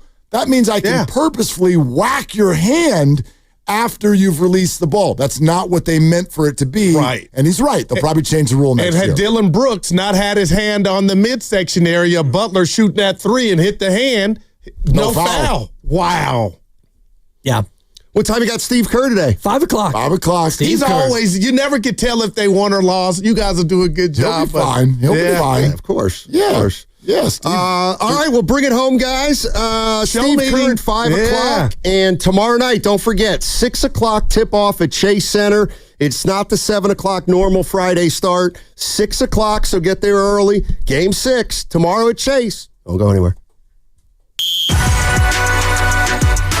Are they the smartest show in the Bay Area? You guys are an intellectual feast for the smart sports fan in the Bay Area. Wow. You're pretty much the smartest guys on the radio. I agree. Good Lord, how big is your ego? Are they the funniest show in the Bay Area? Give it a laugh. Come on. You're a funny guy. Come on. Give me a laugh. You are funny, dude. Hit that S again. Are they the coolest show in the Bay Area? And no white boys. They're cool. That's what people are saying. You guys are phenomenal. This is one of the most perfect ways that I could end my day, getting a chance to talk to Mr. Mark and Dan, you know. We'll let you be the judge. Oh. All I know is it's a couple of Bay Area boys talking sports. I know nothing. Thanks. It's Willard and Dibs on 95.7 The Game. All right, let's go. 888-957-9570. I cannot wait to get into this with everybody today. But yeah, man, that is my first thought. Everything is fine. Everything is fine. For those of us who predicted Warriors in 6, this is the only thing that surprised me last night was how awful they looked. And I don't want to make it just about the Warriors, how good the Rockets look. Exactly. They're allowed to play well. I checked. I looked at the rule book. They're allowed to play well. They did. Give them some credit. They won the basketball game. They won it going away. It was completely definitive. I do not think last night's game is in the room tomorrow night at all. I actually think, and we can get into this, I think some things happen in the second half of this basketball game that really set tomorrow night up for the Warriors. And some of them were a mistake on the part of the Rockets. And what we were just talking about, I firmly believe to be one of them. You know, you can say that this is putting Şengün or whoever in an unfair position when you are in the midst of garbage time and your all-stars need to come back out on the floor and you decide, I'm going to go run across the room and protect Dylan Brooks, who has probably got 3 inches and 40 pounds on Pat Spencer, and you're 7 feet tall, and you're going to shoulder the Warriors' 13th player on the bench to try to send a message in a game that you've won for 2 hours. I think it's a mistake. I think it's a bad look for Şengün, and I think it's a mistake because you get everybody's attention, including the refs, the fans, the media, and everybody heading into the next game, and I think that they have not set themselves up for success by that maneuver. Yeah, I don't see it that way at all, and I see The first part that you made a point about, I do agree with, and I'm looking at it here where there's 8 minutes left, and the Warriors have cut it to 17, and Udoka calls timeout, and it's Green, Brooks, Thompson, Van Vliet, and Şengün, and all 5 of you in, and the other 5 guys, you're out, because we feel like it's slipping away. So that part of it, I do think, has some carryover effect, because they had to go out there and still play basketball at the 8-minute mark, and the Warriors, they were chilling. 4 minutes into the third quarter, Steve Kerr calls timeout. He waves the white flag, and that's going to be it for you guys. There's no more pods. Buddy actually had to come back in because Spencer got ejected. Somebody had to go in there and play, but I do think that part of it favors the Warriors. As far as Şengün getting into it with Pat Spencer, that to me doesn't really matter. That's a guy who's taken up for his teammate. Dylan Brooks got shoved out of bounds. No big deal. Common foul. We move on. And the fact that Şengün got involved in that, I don't think that has any carryover effect, in my opinion. I don't think that the Warriors starters who were on the bench are like, okay, now we're coming for Şengün. No, I don't mean that. You get to game 6, and these games don't have carryover. The only carryover is the fact that they actually had to play harder to win that game. Right, but I agree with you. There's no carryover, and I don't mean that. I don't mean like the Warriors were just going to, lollipop their way through Friday night. Oh, but now they're mad. I don't mean that at all. What I do mean, though, is that I think you watch, if you ever watched Phil Jackson coach, if you watch any of the greats, Popovich, they will work the room. They will work the situation. Udoka does it also. Like Amen Thompson, I don't really think it's his role, but he was trying to do it after losing game 4, talking about how the refs will only let Draymond talk and everybody else is not allowed to talk out there. And I'm thinking to myself, hang on a sec, Draymond's leading the series in technical fouls. He's had a technical foul in every game except for one. So no, the refs are not allowing this. Your head's kind of in the wrong place, and this is not your role, but it is the role of the coaches. And so what has taken place is it gets further feathers ruffled and it gets attention into a spot where right now the Rockets don't want it. If you're the Rockets, you want to come out of that game with attention on the fact that, well, hey, actually some of us have learned how to shoot and maybe the Warriors are shaking in their boots a little bit. But what's the entire nation talking about? The whole nation is talking about Dylan the Villain again and his situation under the hoop with Pat Spencer. Who the hell is Pat Spencer? And look, there's a golf ball in Steph's thumb, and are the Rockets purposefully going after it, and is it okay? That's what people are talking about today. That does not favor the Rockets the rest of the way in this series, and they would have been much better served to just keep it cool, keep it calm, and confidently ride your way through the rest of that game. But they didn't. They got into a fight with a lacrosse player, a 7-foot all-star. And I don't know if it hits us this way, but as a Warrior fan, I'd be embarrassed if Draymond did that to the 14th guy on the bench on the Rockets. I'd be embarrassed. Well, he's done things to non-stars before. No, I'm not talking non-stars. I'm talking the guy at the end of the bench that's literally in there just to make the minutes go away. Like, come on. Draymond's never done it to a player that you've never heard of. Yeah, I don't really see it that way. And that's fine. You're making a case and you keep disparaging Pat Spencer as a lacrosse player, and I find that to be lightweight offensive. I'm not disparaging him. You keep saying it like Pat Spencer. Like you got in a fight with Pat Spencer. Correct. This is not a player who plays. Pat is a walking victory cigar. It sounds to me disrespectful. That's fine. I'm sorry it sounds that and way. I'm not going to cape up for Pat Spencer, but the way you're laying it out for me has nothing to do with anything. No, it has everything to do with who Pat Spencer is. He is not someone who plays minutes that matter for the Warriors. He's a guy who threw Şengün's teammate out of bounds, and that I don't think that. He forearmed him. Whatever he did, Şengün saw it, and I don't think he was thinking, this guy's the 13th guy, I'm not going to react. He saw what he saw. He reacted the way he did. He saw a foul. He saw a foul. Well, what he saw was obviously something that moved him to where he wanted to get over there and be a part of what had occurred. And I think that's a huge mistake on his part. I don't think that it's a mistake at all. Right. I don't think that there's any carryover. I don't think that the nation is talking about Şengün saying like, Şengün, he pushed a lacrosse player out of bounds. Houston, they've lost their way. Actually, nobody is really talking about, are the Warriors now in trouble? No one's talking about that.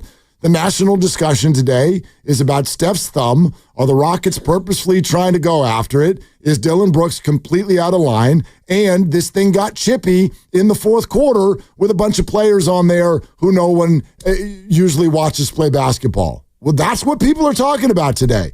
I don't think the Rockets needed it there.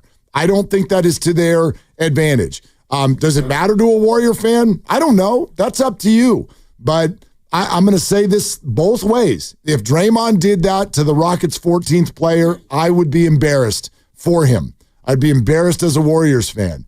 A 7-foot all-star running a shoulder into Patrick Spencer because he fouled someone, especially who he fouled. Right. Quite frankly, the dirtiest player in the league. Well, then take it a different direction. What if, because, if Dillon Brooks, in this case, would be Draymond Green. If Draymond Green got shoved out of bounds by fill in the blank, Houston Rocket, let's just say Cam Whitmore, a guy who is their version for this year of Pat Spencer. If Whitmore shoves or forearms, however you want to describe it, Draymond Green into the camera well, and then you have... Not what happened, but okay. Whatever. I mean, he fouled him.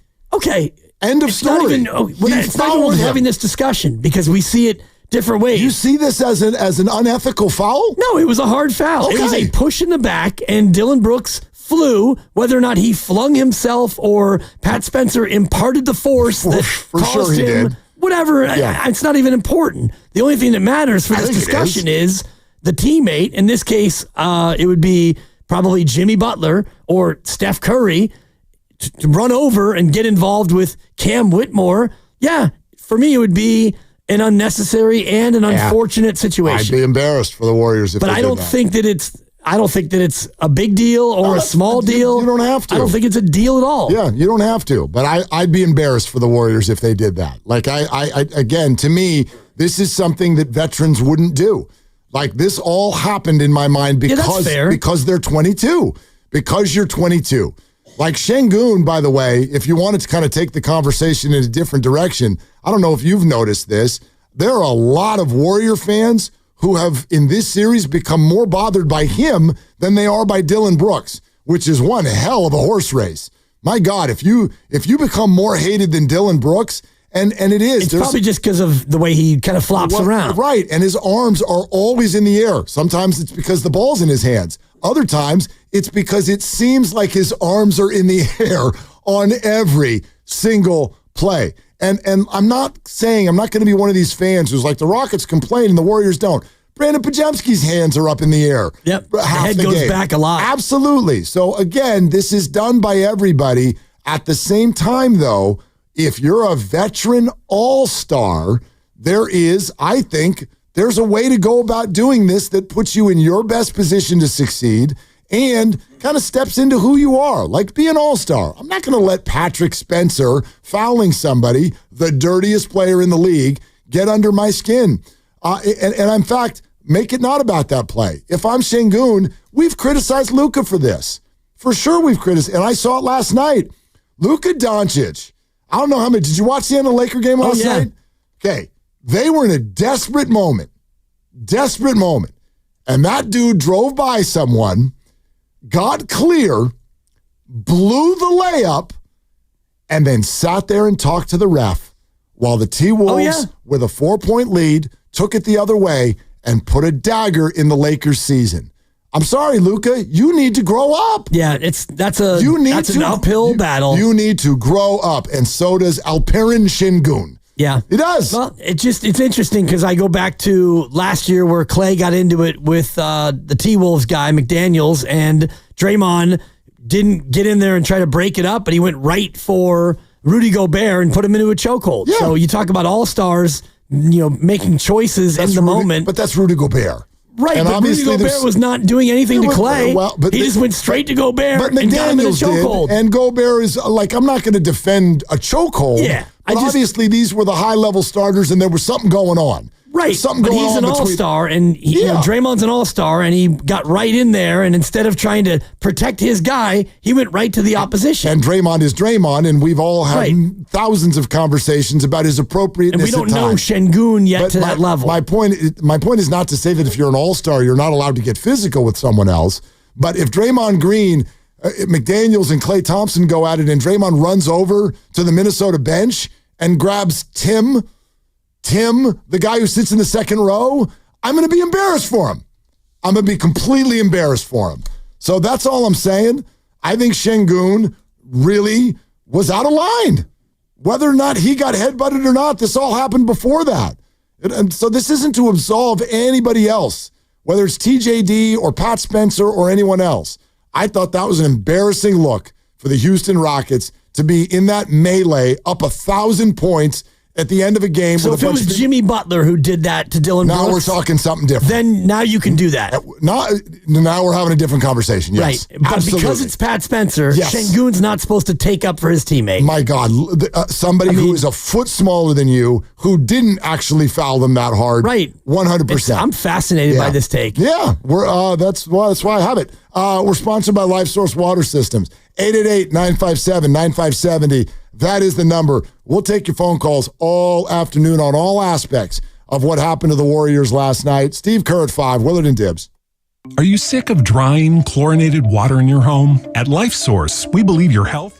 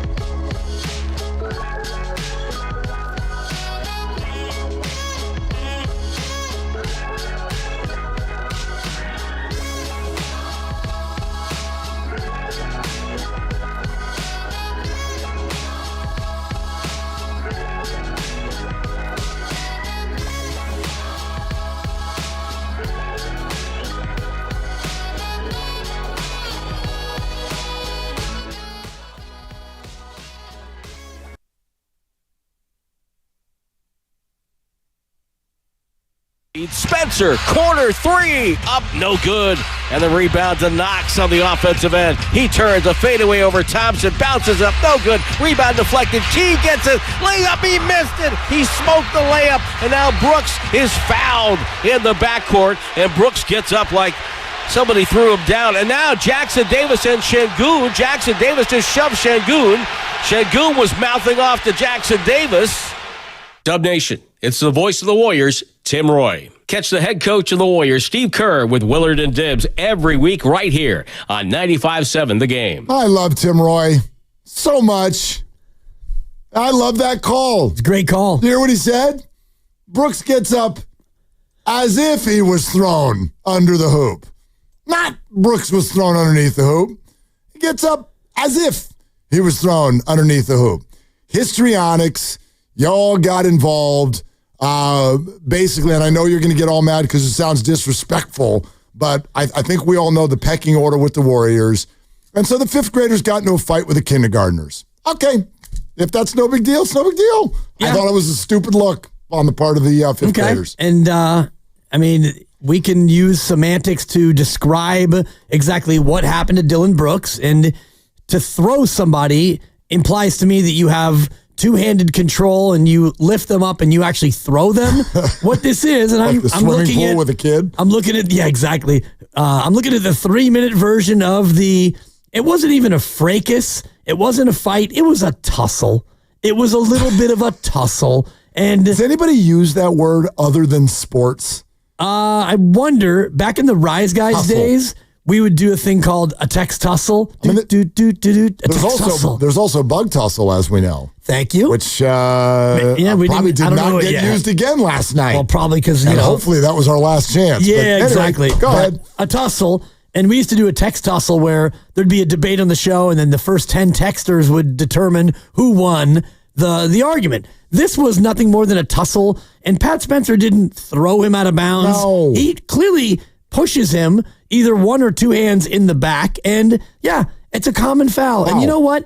The frustration came from Tim Roy's excellent call. Put back, miss. TJD, miss. Kick it out, miss. Knocks him. He smoked the layup. And at that point, Brooks gets it, and Spencer's like probably thinking, Casey Schmidt, that was our chance to really maybe creep. You know, there's 4:14 to go. You score there, you're down 11. No, you're still probably not going to win. Yeah. But you had 4 chances to score. You didn't, and so you just pushed a guy. Yeah, I mean, you just pushed him. Yeah, he fouled him. You didn't throw him. He fouled him. Right. He fouled him. That's right. Like, miss me with the idea that Dylan Brooks is now offended by physicality. Good Lord. So, look, there's 2 questions that I think we're really heading toward out of this. And let me ask you this one. First off, and I kind of already mentioned it off the top. What are you laughing at? Because I'm looking at a freeze of Şengün coming at TJD. My guy, Double Z's, Zach Zarba, he's in there, and in the background, GP2, he's got a towel over his head, and he is grinning ear to ear. Oh, my God, he's laughing so hard. My point is totally drawn from the looks on the faces and the reaction from the Warriors bench. You know, the actual people who play for the Warriors in big games. Draymond, happy. Those people. Kevon Looney clapping it up. Why do you think they're happy? They're happy because TJD is about to bow up on Şengün. Because they think the whole thing is funny. And here's your 7-foot all-star out there on the floor, and he is a big, strong man, and he is flustered. I'm sorry, dude. You can't get sucked into that. It's funny. And not something that a veteran player, and maybe he doesn't count as one, even though he's not a rookie, but that's not what you do. It's just, so I was embarrassed for him.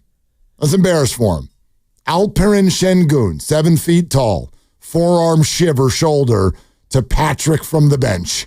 Okay, if that's what you want to do it. You're allowed to. And he got thrown out of the game, and so great. But I think that was a total sign of immaturity. Of course. On the part of an all-star. Certainly, it's immaturity. You got a guy who's 22 years old. He's never been in the playoffs before. And the way Dylan Brooks bounces up after he gets shoved out of bounds, And immediately one of the refs, not Zach Zarba, but the ref is there like, whoa, whoa, whoa. And Fred VanVleet's there as well. And they stop Dylan Brooks. It's like, and then Dylan kind of whips the ball behind him like, I'm just going to have to walk this off because what happened to me right there was not okay. And then Şengün gets involved with TJD. So yes, it's immaturity, but a lot of it was caused by Dylan Brooks and his reaction. Because I don't think Şengün probably doesn't know. I mean, Dylan bounces up like he wants to get a piece of somebody. Which is what he does every single time down the floor. And so that's when Şengün immediately caped up for him because he saw that his teammate was mad. You think the Warriors are in trouble? I don't think they're in trouble, but I do think that tomorrow night, 6 o'clock tip, by the way, in case you're going or if you're not going, you can catch it here on 95.7 The Game, but it's an early tip. I think that tomorrow is going to be a 48-minute war. I don't think tomorrow is going to be a cakewalk. Oh, I don't think it's going to be a cakewalk. So I don't think that they're in trouble. I think they're going to win it. I'd like their chances. Yeah. If I was to bet, like last night, if I was to bet, and I would never bet against my team because I don't like that feeling. I don't even really like betting on my team. I just don't. I don't want to. Last night to me was a pretty easy call, and I sent it out on Twitter, I think, right before the tip. I put it as an 18-point game. Houston was just going to be so revved up. And they played great. Yeah. They played like sometimes, but sometimes when you're revved up, it actually spills you in the wrong direction. It can. They played great. They were awesome. Yeah, give them all the credit in the world. A young team in their first ever playoff series for the most part, playing at home, backs against the walls, against a veteran team that the way they played, they were like, all right, I guess we got to play this game. It did look like that. Steph's thumb is gigantic. Yep. And, Draymond Green needs treatment on multiple body parts every time he comes out, and Jimmy Butler's got a tailbone bruise. Right. But those things aren't new. Those things were all true in Game 4. Right, but you go to Game 5, you travel all the way to Houston in Game 5, and it doesn't go well early, and you're down 20-8. It's easy to kind of say, okay, all right. Well, I mean, we've got Friday. So, Steve asks him at halftime and says, hey, what do you guys think? And it's like, give us 5 minutes. If we can't cut this thing from 27 down to 18, then we're good. And that's what it was. 27 turned into 29, and it was a wrap. No, it was over. Yeah. It was over. It was over a couple minutes. I mean, it was already over, but yeah. It was over. I like the way they played that. And certainly we'll ask Steve about all of those sort of approach ideas, including how close was he or would he have been to bringing the starters back in if that thing had gotten to single digits, which it threatened to do so, but didn't. And there's a lot to consider there, which is to say that, A, the bench players are the ones who brought you back. So do they deserve to stay in? Or would they have gotten tired? And then are you bringing in Jimmy Butler, Steph Curry, and Draymond Green cold? They've been sitting on the bench for a while. Does that put their muscles in some sort of danger? And so a lot to consider. Can't wait to talk to Steve about that. We'll talk to him about all of these things. He will join us today at 5 o'clock on Willard and Dibs. We'll take your phone calls until then, 888-957-9570. I get it. In general, whatever happened most recently is what's on our mind and shaping our emotions. And I, too, was surprised that this game got that out of hand that quickly. I really credit the Rockets for that because they're the ones who could have come in tight, and they did not. They came in the opposite. Very loose, very confident, used the home crowd to their advantage. Officiating certainly went their way early. They took advantage. They made their free throws. Give them all the credit in the world. But that's really the only surprise. To be honest with you, Dibs, if before the series had started, and I think you and I both had Warriors in 6. Yep, absolutely. If before the series had started, if someone had said to you, oh, you like Warriors in 6? Tell me which 4 go to the Warriors and which 2 go, and you know exactly what I'm going to say. Right. It has literally gone to script. Right. The Warriors would steal game 1, the easiest one to steal. The Rockets will respond and get game 2. The Warriors will hold home court for 3 and 4. The Rockets will desperately get game 5. And then the Rockets will give the Warriors a little scare in game 6. And the veteran experience and officiating in your home court will take care of the fourth quarter tomorrow night. And the Warriors will win. Now, maybe not. Maybe not. Maybe not. And we'll have to check on the crew tomorrow morning. That's what I would have said before the series started if I had to guess. Yeah, and I think I had the first 2 games reversed. I thought that the Rockets would win game 1 and the Warriors would steal 2, but I also said that they would win the 2 at home, and then you go back to Houston, and a closeout in game 5 is always going to be tough, especially when you are going up against a team that's going to show that much fight and that much verve, and Houston did. And so you got down by a dozen halfway through the quarter, and you really didn't make any inroads. And next thing you know, you're down 20, and Curry wasn't hitting, and Draymond Green was lackluster, and Jimmy Butler suddenly thought that he was Reggie Miller. Like, you come out and you shoot 4 threes in the first quarter. Like, I don't know. It felt like they approached it in terms of a batter who's just swinging for the fence. If I connect, this thing's out of here. And so I'm going to swing as hard as I can. And if I don't connect, well, it's going to be a 3-pitch at bat, and I get struck out, and that's just going to be the way it goes. Want to go to the phones, but this is totally random, but this just popped in my head thinking about last night. And Grandy, you could weigh in on this too, since you and I talked about this yesterday. Did you sit down and root for the Lakers? Like, no, you were of course. No, God, no. See, you say of course, and you say God, no. I don't know how you do that. How what does that feel like? I tried and I couldn't. Yeah, no. But I know what you're thinking, Grandy. I know I get it, which is that you want Minnesota to have to keep playing. Yes. Yeah. Against any other opponent, maybe, but rooting for what's best for the Warriors supersedes hatred for any particular team. Yeah. I get it. I wonder about that, because if the Dodgers are facing the Padres and it's game 162, and if the Dodgers beat the Padres, then the Giants win the division. Are you rooting for the Dodgers? Absolutely. Well, yeah, I don't know if you can do that. You're not. You're rooting for the Giants to lose the division? Well, you'd still be a wild card. So, and in this scenario, it's not like you can't beat Minnesota now because they have a couple of days of rest. This is the Lakers, and I don't, under any circumstance, I can't do that. Like, yeah, LeBron, go Dodgers. Give them the ha-ha. You can play that all you want, Randy. You're not gonna shake me off my spot. No, but Laker fans up in this building. I'm gonna split the difference on what the two of you are saying, because I will agree with Grandy for sure. If something's gonna give a playoff berth to your favorite team, good Lord, you'd be shocked at what I would root for. I'd go way past the Dodgers. Well, this is just getting an additional. I mean, not an additional amount of rest, but getting it so that Minnesota doesn't have 2 days of rest. Right. Well, here's the idea being that you wanted either to not be at a rest disadvantage, and who knows, maybe that series ends up going to 7, and you end up getting a total rest advantage. It could go out to 5 or 6 days potentially even. So I get where he's coming from there, but here's where I'll meet you, which is that I sat down and I rooted for the Lakers, but I just couldn't really put my heart into it. And the second they lost, I was like, that's kind of fun. It's always fun. Pure joy. That's kind of fun watching the looks on the face. JJ Redick looked like he aged about 10 years last night.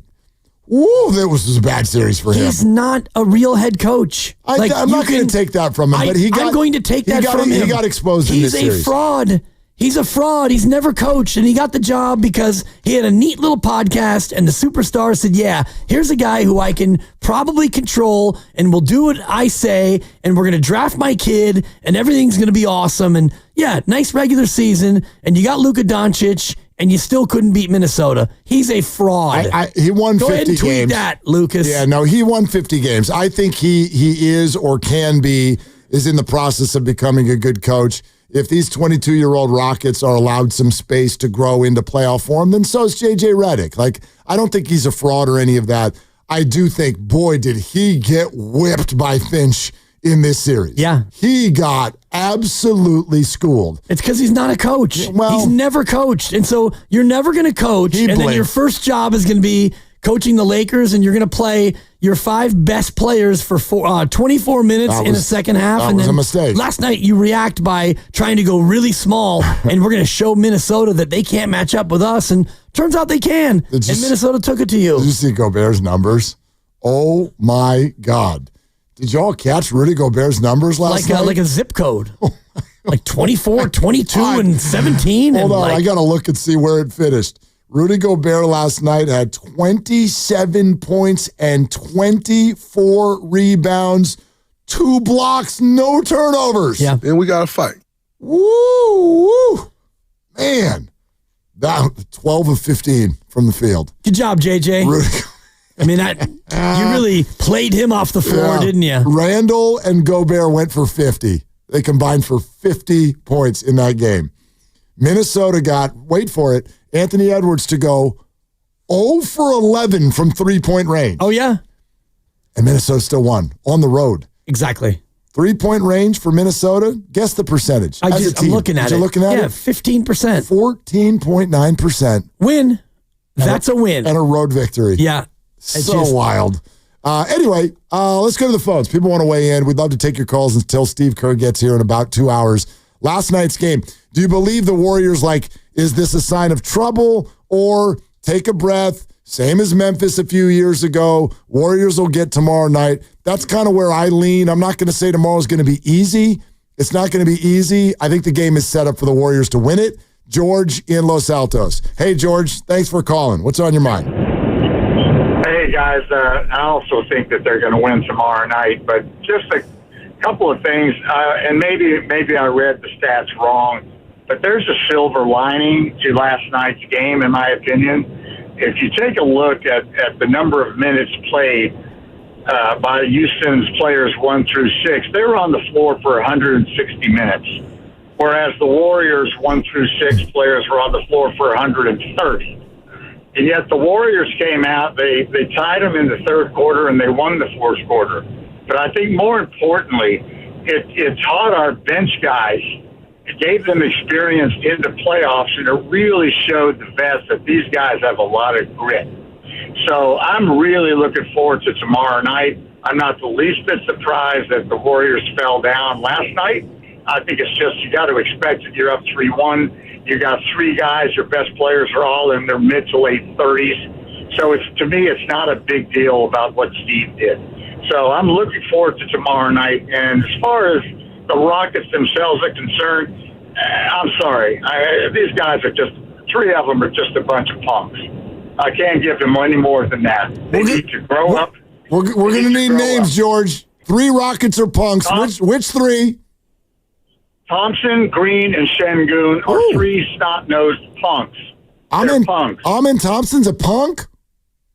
Do you see his attitude on the court, man? Come on now. I know he's only 19 years old. I'm not talking about his skill as a player. I'm not saying that about any of the 3 of them. I'm just saying about their attitude. You could tell these guys are not ready for this stage yet. They're going to be a force for many years to come. I give them that. But I don't think they're ready for the stage right now. And I think that's why they're going to lose this series to the Warriors. George, thanks. Appreciate it. Amen's actually 22, just like everybody else. Right. All Rockets are 22. Doesn't matter who they are. They're all 22. Outside of Jeff Green and Steven Adams and Fred VanVleet. They've also now gotten waivers. They also are 22. Jeff Green has played 22 years, so that might be his personal 22. Yeah, exactly. Anyways, I think a little Thompson is a little strong for me. I think he's a good player. Yeah. Oh, gosh. Amen Thompson is a good player. I know he's the one who, and everybody's got a different opinion about the Jimmy Butler injury, and I know that was Thompson. But I don't think he's a punk. Dylan Brooks is a punk, and Şengün is a punk in the making. It looks like to me. Well, he carries on a little bit, and even when he got head-butted by Pat Spencer, and it was a nosy nuzzle. It wasn't even really a headbutt. He gets bipped by the head, and then now we throw our head back, and we stagger 4 steps back. That's what I'm saying. It's a little too stereotypical Euro behavior. It's absurd. And I don't want to paint all Euros with the same brush, but Luka is from Europe, and the way he carries on with the head snap and the rest of it, it's a little too dramatic is what it is. Yeah. And that's what I'm getting at. And you can say that this is like a sidebar, and I'll even partially agree with you. It's not what last night in the end was about, but if you are a 7-foot all-star, and even if you do think something happened under the rim, there's a foul, everybody's walking away, and you decide, I'm going to go give a shoulder to Pat Spencer, the guy who watches Warrior basketball games for a living. I'm going to go shoulder that guy, and then I'm the victim when he gives you kind of a headbutt-ish. Nah, it wasn't a headbutt. Whatever, yeah. Like he gave him a little and you're going, we're going to fly across the floor. Like it's embarrassing. And to your point, and I'm just going to do my amateur lip reading because I'm looking at the 3-minute clip of the whole sequence, and part of the 3-minute montage is they cut to Draymond Green, who's looking up at the Jumbotron, and he looks at it, and he sees it, and he just utters 2 words. One word is a synonym for a female dog. Okay. And the other one is a synonym for a donkey. And he's smiling. I think I got it. He smiles and he goes, same initials as Brandon Ayuk. Correct. All right. So Draymond's looking up and he goes, BA. Yep. And he's like laughing like to Shane. Basically, totally. Shengun, female dog mixed with a donkey. That's what I think of you. This might be hilarious. One of my favorite texts on the Boxer and Gerson work injury attorneys text line that just came in from 650. Shengun was barely an all-star. Oh, well then, okay. Maybe if he could just barely get into a fight with the 14th man on the bench, then it'd be okay. Like, I get what you're saying. I'm not saying Shengun is a starter. He's not Giannis. But, dude, you are an accomplished 7-footer in this league. You're an accomplished 7-footer, an all-star on a 2-seed. You're going to go take your shoulder and chase down Pat Spencer, who you've got 8 inches on that guy, and then you're going to go flying across the court when he challenges you? Embarrassing.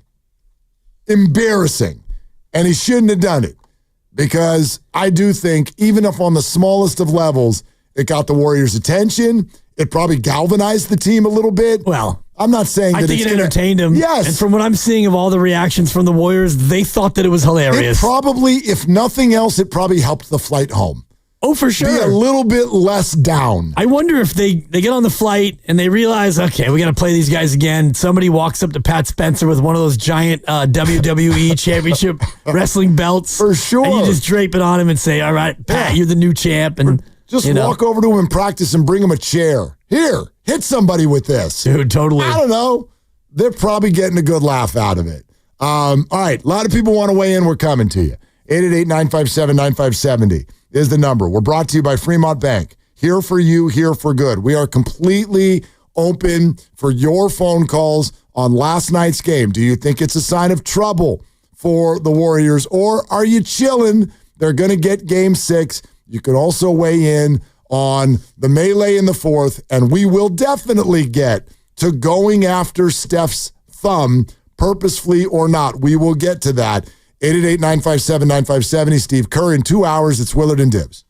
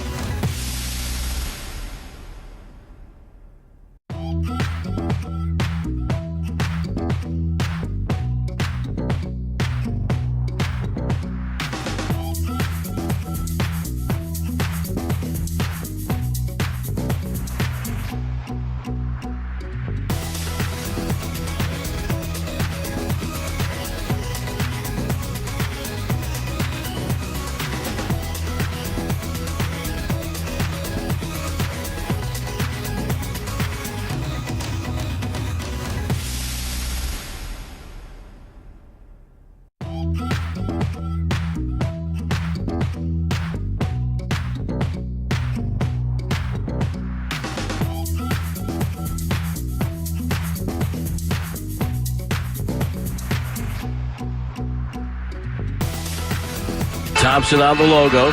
Guarded by Moody. Thompson forced left. Passes to the corner. Smith Jr. wide open. 3 balls up and good. And the route is on in Houston. And when you go to a 1-3-1 zone, which that was, those are the areas you got to protect the corners. Dub Nation, it's Steve Kerr. You're listening to Willard and Dibbs on 95.7 The Game. Steve Kerr in 2 hours. I love that Tommy was still trying to break it down, give a little analysis. Here's my analysis. This game's over. Yeah. Let's eat. Yeah, exactly. And we did. Right. Yeah. And we ate, and then it's one of those where I got to turn this thing off, and then you don't because it's a playoff game. But if that's I don't know, Orlando in January, we can't get up for Orlando in January. If that's Orlando in January, that thing gets turned off. You're down 30 in the third. It's like, all right, Totally. I mean, what are we doing? Yeah, you have some of those. It's super disappointing when it's a playoff game. I actually, and I know everyone right now, I'm one of the people at our station here, the people are going, you're disrespecting the Rockets. You want to know what I think is actually disrespectful to the Rockets?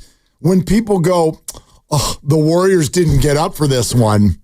That's disrespectful to the Rockets. You're acting like the whole game is just controlled by Steph Curry and Jimmy Butler's emotions. The Rockets played awesome. Yeah. They beat your ass. Eat it. Oh, whoa. You'll take it. Yep. Take it. Sorry if you're on your way home from school. They beat their butts. They really handed it to them, Mark. Their tushies Okay. were red. Yeah. Red tushies. Rashy rash is what we call it in our house. They beat their butts. What is happening? What do you mean? We're talking about... They kicked their you-know-whats. That's right. Yeah. They turned the Warriors over their knee and gave them a thorough spanking. They gave it to them. They shot 69% from the floor in the first half. Just like 25 of 36. And oh, by the way, maybe there's a night where the Warriors are equally hot. And boy, we've got ourselves a real wild hootenanny. The Warriors had 10 turnovers in the first half, shot 35.6%, and they were awful. And then the Rockets were equally that good. So the Rockets were, I don't know, a 10 out of 10 in the first half, and the Warriors were probably a 2. I think Steve Kerr at one point talked about the Rockets' efficiency and said, you're not going to win that game. You're just not going to win that game. Give the Rockets credit. They were absolutely head and shoulders above the Warriors on this night. And my personal take, that's got absolutely nothing to do with tomorrow night. Of course. At all. And that's why I go back to 2022 where it happened in Memphis in the exact same scenario where you were up 3-1, you travel to Memphis to close, you lose by 39, and it's like, oh, boy, Warriors are in trouble. And then you come home and you win by 14. Yeah. And you move on. It's close, though. It was a scary game. Yeah. They're up by 1 to start the fourth quarter. Against Memphis. Yes. Yeah. It was a close game. Scary. And I expect tomorrow night to have some scary. There'll be some scary in there. Yep. No doubt.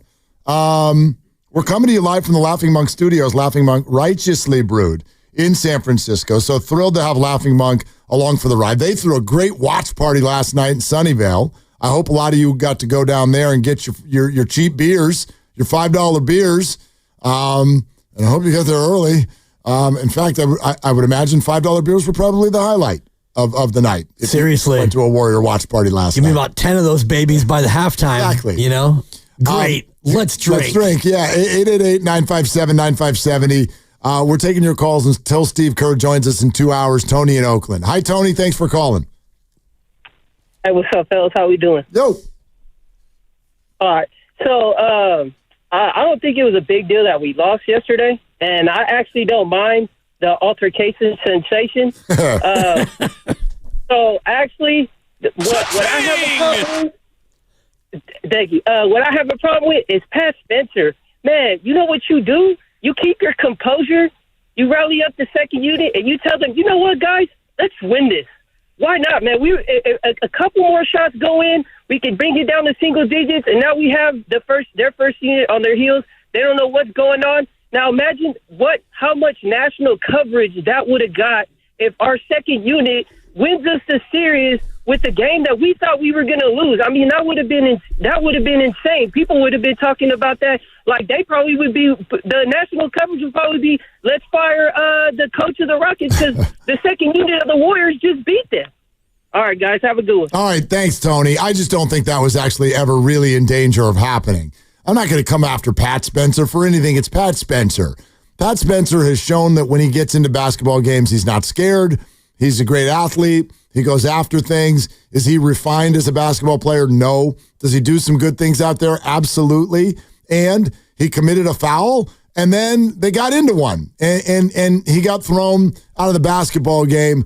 I know that there was like a little glimmer of hope suddenly there in the final 5 minutes where it looked like the Warriors were about to cut it to single digits. But let's be real. This thing was never, I did not feel like it was ever really in doubt. They needed to go on one more 6-0 run, and then we might have had a basketball game and a conversation. Might have, and I do think that possession that ultimately resulted in him throwing the headbutt and getting ejected, that was the possession, because if you score there, it's down to 11, and there's some momentum. Stop and a three-pointer, and we've got action. Exactly. Yes. And the fact that you had 4 shots at the hoop on that possession, and you couldn't get any of them to go, including, I think, was it Knox or no, Key missed Key. the layup? Yeah, it was Braxton Key. He smoked the layup. Yeah. And it's like, if just one of those could have gone now, not that it's nervous time for Houston, but you're going to have to exert. You're going to have to continue to exert here down the stretch. That's a sphincter situation. And I wonder, and we'll ask Steve Kerr today at 5 o'clock about,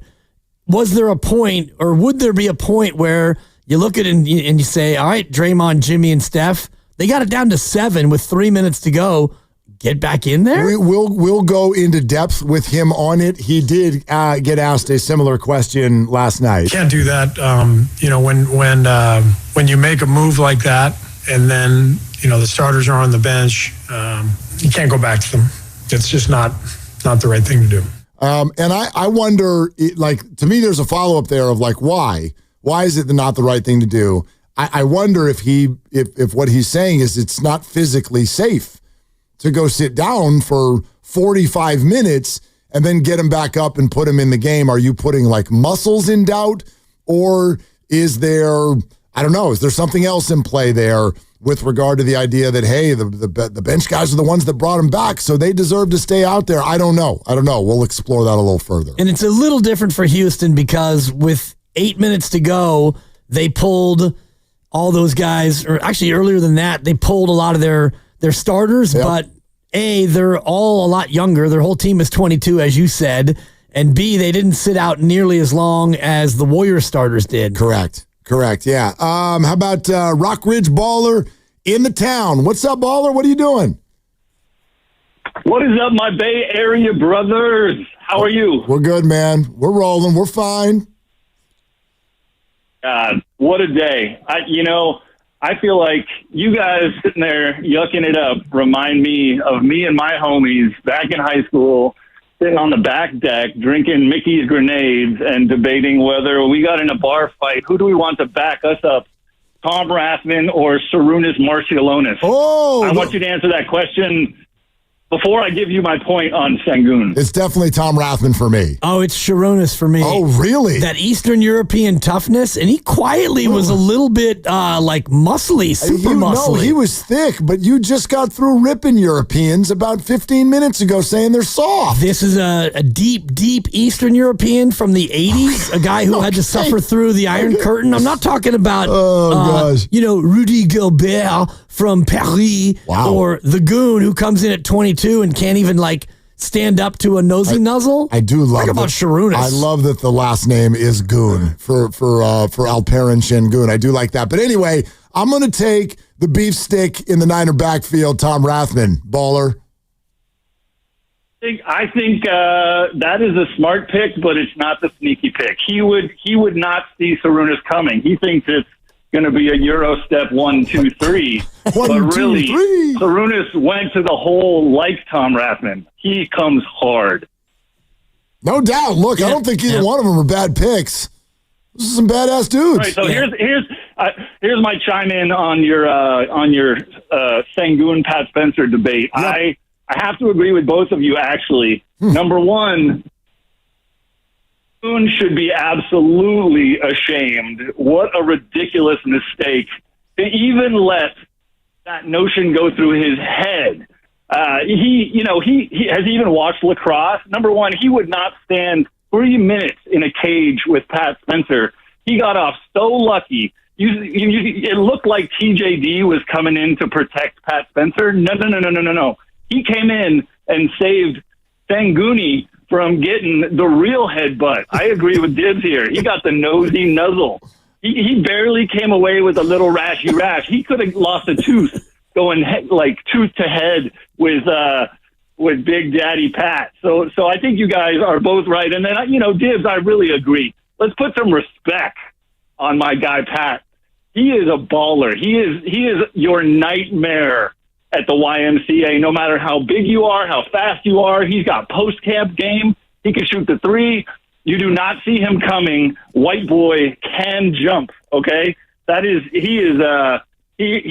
was no joke when him and Moses were bringing us back.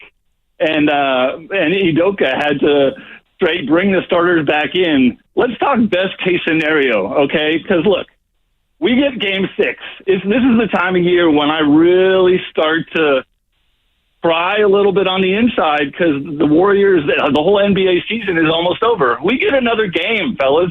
Not only that, Joe Lacob gets another, I don't know, what's the math? He gets another $15 million in the kitty to go get sign the next great player, right? Every game is worth it to have another game at Chase. I mean, I guess. Baller, Baller, we got to run. Thank you very, very much. I don't know if it's quite 15, but it's probably around 5. One thing I've spent zero time worrying about in my life is Joe Lacob's money.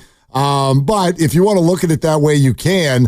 I absolutely would have taken a victory last night if it was there for him. It wasn't. Yep. And so that's why it's kind of easier to take. Dude, you got your butts kicked. Come on back home. See if you can win tomorrow night. I think they probably will. So, yeah, there's no stress yet. Tomorrow will be stressful. And remember, folks, it's a 6 o'clock tip. If you're going there, get there early. If you're listening to the radio, just know that it starts at 6. I love that you brought that up, and I actually want to say something real quick about it that's more than what we tend to do when we're letting you know about an earlier start and we go, get there early. That's true, but get there early is not enough. The performance that you all had in Game 4 needs to at minimum be replicated. So that doesn't mean get there early. That means be in your seat. Yeah. And be hammered. And be drunk. Thank you. Be there and be drunk. That's the T-shirt that I want. Yeah. On the seat. And wear your T-shirt. Be there in your seat for opening tip, for the introductions. Be loud. Be activated. Be all of those things before 6 o'clock. That is your assignment. And I think you will do a good job of it. And I will do a good job of it. We will do a good job of it too. That's what we're going to do. We're sponsored by Chilton Auto Body. A lot more if you want to weigh in. We're coming to your phone calls. 888-957-9570. Steve, Gary, E, Peter. Stay where you are. Here we come on Willard and Dibbs.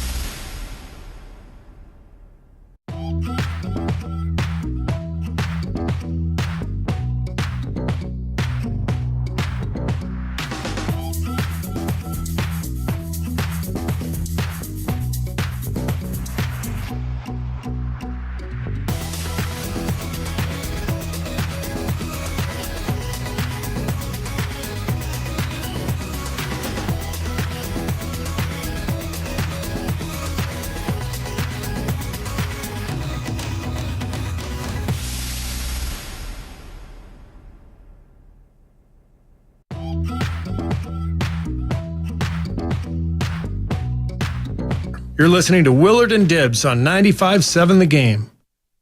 Okay, Coach. You're going to be here in about an hour and 40 minutes. And we'll have an extended conversation with one Steve Kerr after I don't want to call it a tough loss. It wasn't a tough loss. It was just a complete beatdown. He also weighed in, and I do want to talk to him about this, and I'd love to get into it with you a little bit later as well. We got a lot of people who want to weigh in on what we're talking about, but this whole targeting Steph Curry's thumb thing, what do we all see? What do we think is above board? What's not? Et cetera, et cetera. So 888-957-9570. Let's keep going with you, though. How about E in San Jose? Hi, E. What's up? How you doing, gentlemen? Good afternoon. I called one of the other shows, I think on Monday or something, said something like, if Draymond keeps his head, the Warriors will be all right, and he kind of has. But I've been calling for the rookies to be put into a game, and I'm glad it was a blowout because they were able to do it, and somebody finally stood up to somebody. I was hoping it was Dylan Brooks. We call him baby braids around my house, but what I've wanted since game one was for somebody to get in the face, and literally the last guy I would have picked was Pat Spencer. He's the 14th guy on the bench, and he headbutted a 7-footer, and that ref held back Goon pretty easily. He wanted no part of TJD. So I've been calling for this from the beginning, and it finally happened, and I think it does nothing but galvanize the team. I'm sure they were hooting and hollering after getting beat. They went home on that plane like they won the game, and I'll take your answer off air. That's a good uptick. There it is. That's for me, ladies and gentlemen. Yep. He's been around for a minute, I can tell. That's pretty good. Yep. It's a nice uptick coming through. Then I kind of agree with the notion of, okay, you lose the game and nobody likes losing, but you get on the plane and maybe Pat Spencer gets on and whoever's on the plane, they start chanting him and, oh, here he is. He's the thug. He's the champion of the world. Let me say this. I get what you're saying because to me, Game 6 is such a fascinating game in any series, not just tomorrow night, in any series. Because what will we say about a 5-game series? Oh, short series. What will we say about Game 6 series? Oh, long series. Literally, one game determines whether it's a, quote, short series or a long series. Wolves and Lakers, short series. They were all the exact same until last night. Now, suddenly, this is a long series, and for me, Game 6 brings with it a certain vibe. The Knicks and Pistons will play Game 6 here in about an hour. They officially despise one another. Well, you get to that point in all these series, and that's going to be natural. That's the deal. That's what I'm saying. I don't think the Lakers and Wolves ever really got there. It's not competitive enough. Were they physical? Sure. But, dude, Lakers, you got schooled. You got wrecked. You got beat in 5 games. When it gets to Game 6, it arrives at a spot where I borrow a phrase that my mom used to use all the time that I never used to enjoy, but it usually meant that it was time to stop talking. And what she would say was, Mark, I have had it up to here. Now, and for those of you not watching on YouTube, he's putting his hand above his eyebrows. Yeah, here is right about at the temple. Yeah. I have had it up to here. Okay. It's a 4. Never talked to the lady, but I know you nailed it. It meant, shut up. Yeah. Better go to your room. Better go get some air. Go. The Warriors and Rockets have had it up to here with each other.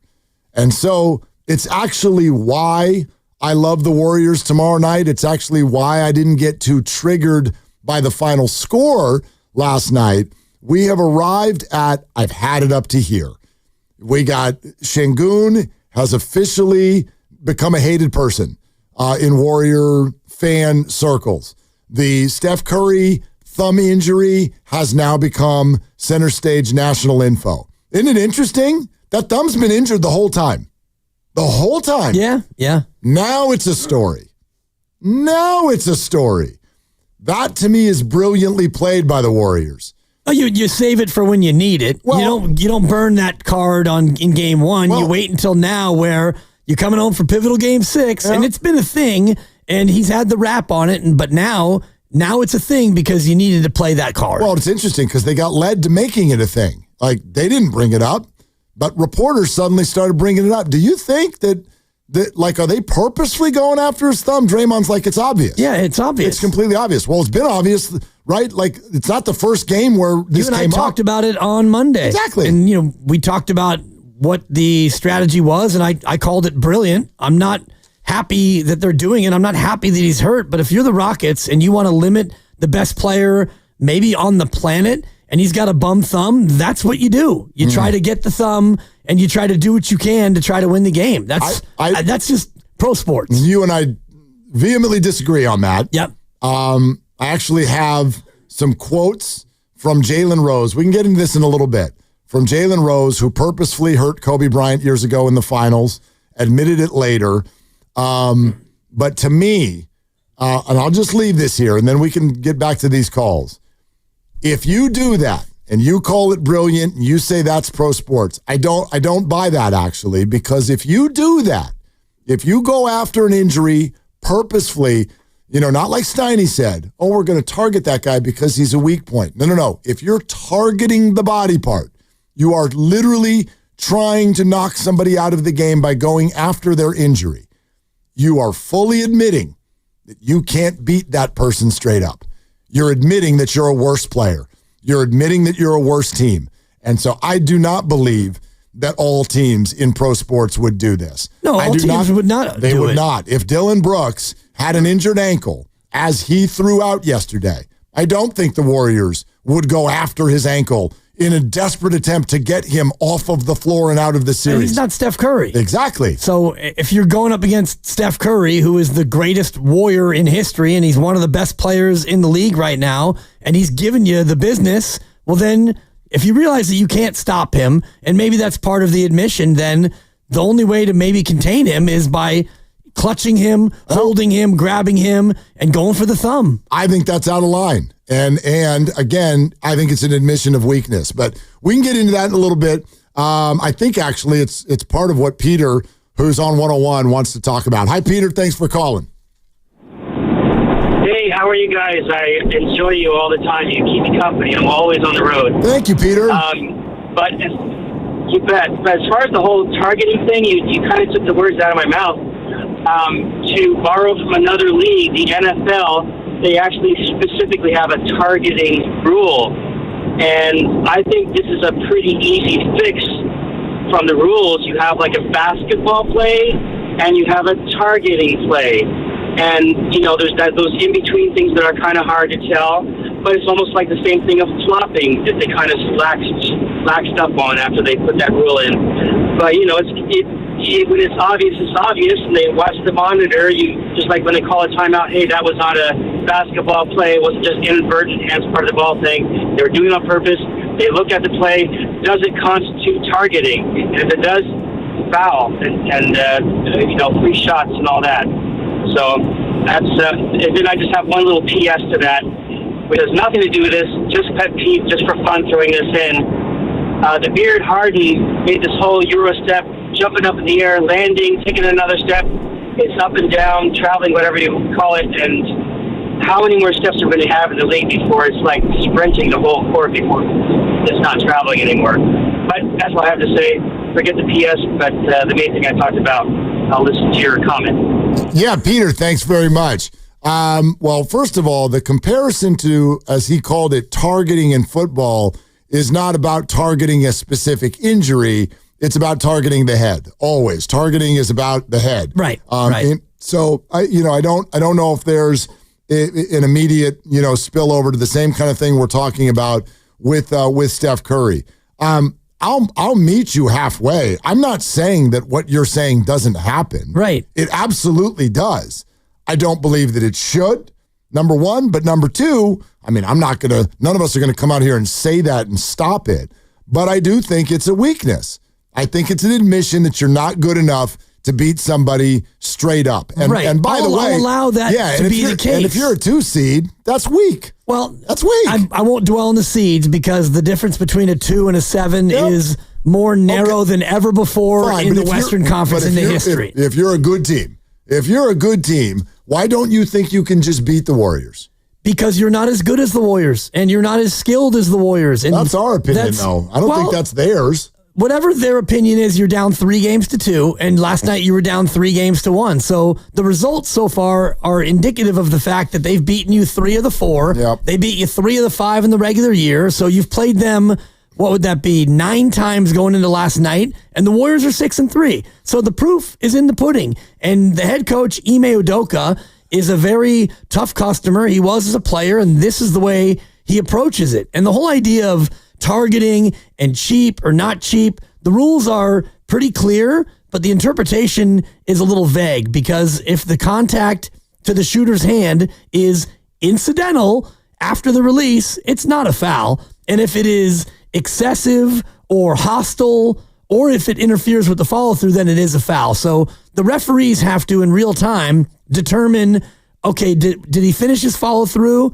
And even if he finishes the follow-through, if Dylan Brooks then comes in with a karate chop and hits the hand and it's deemed excessive or hostile, then it's a foul. But the gray area is pretty broad, and the referee has to interpret the act. I think I should play this for everybody right now. You don't think about it, and if it's a foul, they should call it. That's it. And by the way, he said that twice. Like, I think there's a very, very important part of this. And actually, Grandy and Lucas, take your time, but is there a way to go back and recut Steph Curry saying if it's a foul, it's a foul? Because he said it twice. He said it twice. And there's a reason he said it twice that I think is incredibly important. This was his response to the question. You don't think about it, and if it's a foul, they should call it. That's it. And then he waits 2, 3, 4, and leans back in and goes, if it's a foul, they should call it. Yeah. The second part of it is clearly directed straight at the league and straight at the officials. The first part is answering the question in the room. The second part was directed at the officials.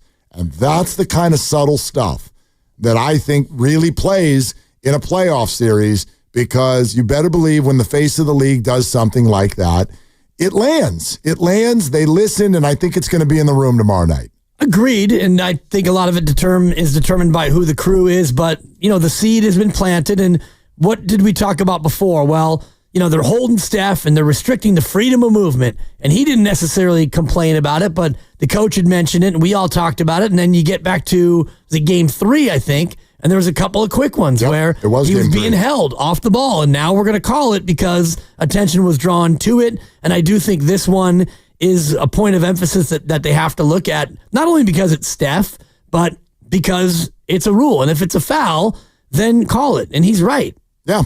And it's not incidental. Like, that's what I think we've sort of all arrived at. It's not incidental. Like, I'm sure sometimes it is. I mean, again, the point of contention is this. The league has stated at the start of this year, or maybe it was last year, that in the act of shooting an outside shot, if the ball has been released and you're trying to challenge that shot and your hands kind of connect on the follow-through after the ball's been released, that's not a foul.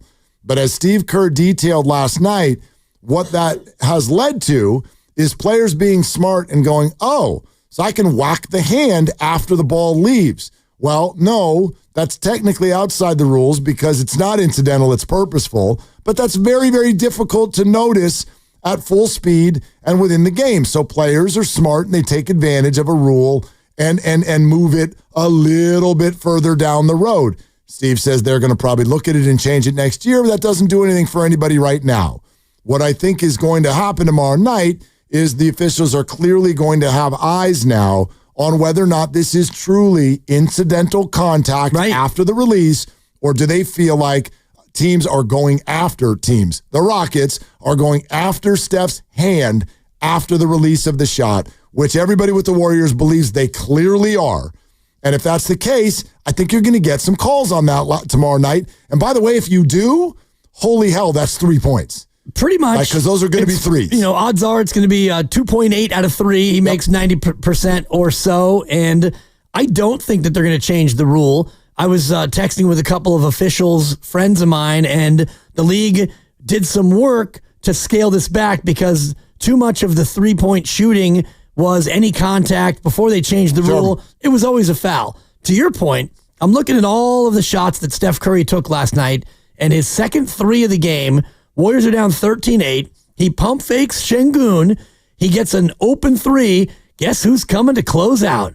Your favorite and mine, Dylan Brooks. The shot's away, and Brooks basically just whack. Yeah. No foul. And it was clearly after the release, and it was not, in my opinion, incidental. And these are the ones you look at and you go, of course it's not. I mean, incidental is when I challenge you and our hands meet and on the follow through. Right, Yes. even after the follow through. If I close out late and I'm up trying to block it and our hands meet with a high five, that's incidental.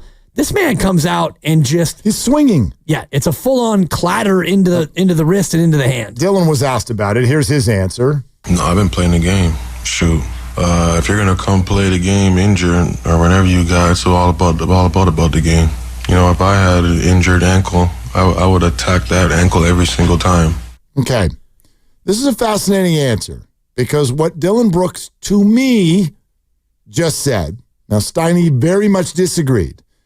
But again, I want to play this for you again. Dylan is asked, are you purposefully going after Steph's thumb? Listen to the answer. No, I've been playing the game. Shoot. If you're gonna come play the game injured or whenever you guys, so all about the game. You know, if I had an injured ankle, I would attack that ankle every single time. Okay, let me answer it a different way. Yes! Yes!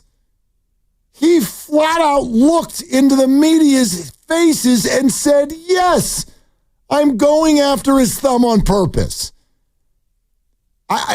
To be honest with you, I can't believe this isn't a larger story than it is today. That is dirty. It is a complete admission that you don't think you can win, that you don't think you're good enough to play the Warriors straight up and come out victorious. This is not Dylan Brooks saying, well, we see that there's kind of a weak point, so we want to attack a weak point. No, that's not what he said. What he said was, Steph's hurt, and I'm trying to make him more hurt. That's not basketball. That's dirty. That's an open, public, microphoned admission by Dylan Brooks that he's dirty. And I find that to be a massive turnoff, and I find that to be something that I hope the league is listening to today, and you better have 6 eyes on that thing tomorrow night. That's all. Yeah, I don't see it quite the same way. And I'm looking at the 2 contests that Brooks had on Steph. The first one I mentioned where looks to me that he comes in very late, and it was not a shot contest, and he's going after the thumb. And then the second one I'm seeing, and the game's a 30-point game, he actually does contest, and he hits Steph after the shot, and this one seems to me to be incidental. So it's not like every time Steph has the ball that Brooks is out there trying to target the thumb. I didn't say every time, but when you say you see it differently, I'm talking about his quote. Don't look at the actions. Yeah. Are you disagreeing that Dylan Brooks right there is saying, yes, I am absolutely going after his thumb? Yeah, I don't. And you're okay with that? I mean, I'm not okay with it because I'm a Warrior fan, but it doesn't necessarily mean that it's dirty. What if you like? It doesn't. If he's dribbling the basketball and he's got the ball in his hand, and you go after the ball, which happens to be connected to his thumb, that doesn't become a dirty play. No, that's not what he's saying. This not going after the ball, where he goes up to contest a shot, and he's going to be aggressive, knowing that Steph's got a bad thumb. That to me is just. I don't grown up pro sports. I don't think you're accurately portraying what's happening, nor is that accurately portraying what he even just said. What he said is when a guy's hurt, basically, you go after the injury. That's right. Yeah. And that's what you do. Bounty. It's not a bounty. Yes, it is. A bounty is when you get paid. That's a bounty. A bounty is when you get paid for invoking an injury or inflicting an injury on another person. Did he get a check last night? I don't think that Udoka, unless I'm being blind to a handshake agreement, like I'll give you $100,000 extra if you get Steph Curry out of the game. But that's what the bounty was. This has already happened with the New Orleans Saints. Right, this is not that. They were not given extra money. They was called bonuses. It was called Bounty Gate, and you were told, go knock this person out. And by the way, what's different about that is that wasn't even targeting an already existing injury. That was just asking people to go attempt to injure people. And they've been doing that in football for decades. Not at that level. No, they haven't. Absolutely. No. Bill Romanowski used to come on our show and talk about sometimes you got to take a 15. And you just brought up literally the craziest human being in the history of sports. But he's not a lone actor in pro football. He is the extreme. There's no question. He is all the way at the end of one spectrum. You could still look at a football game and know that somebody's got an injury, and you could see opponents going after that injury. Well, it happens. I'm not saying it doesn't happen. Right. It shouldn't. And if you're aware of it, league, you absolutely need to do something about it. And I could give you 1,000 examples, especially in the NFL, of where the league has started to come after this. Well, all they can do is try to officiate the actions as they happen on the floor. Are you telling me that we can't see this with our own eyes? It's incredibly evident.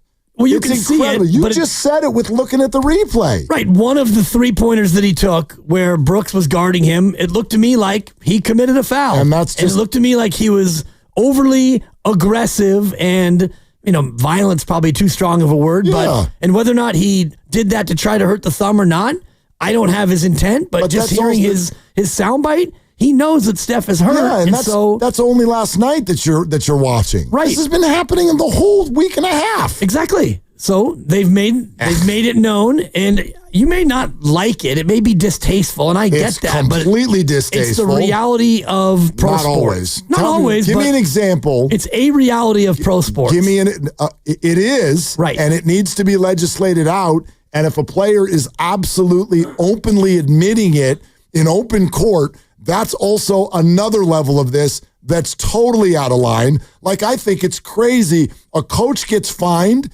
because he comes out after the game and goes, I didn't like the officiating. I didn't like that call. We fine that guy, but we're not going to fine this guy who literally just said in front of a microphone, yeah, I'd like to knock Steph Curry out of this series. I would like the face. That's not what he said.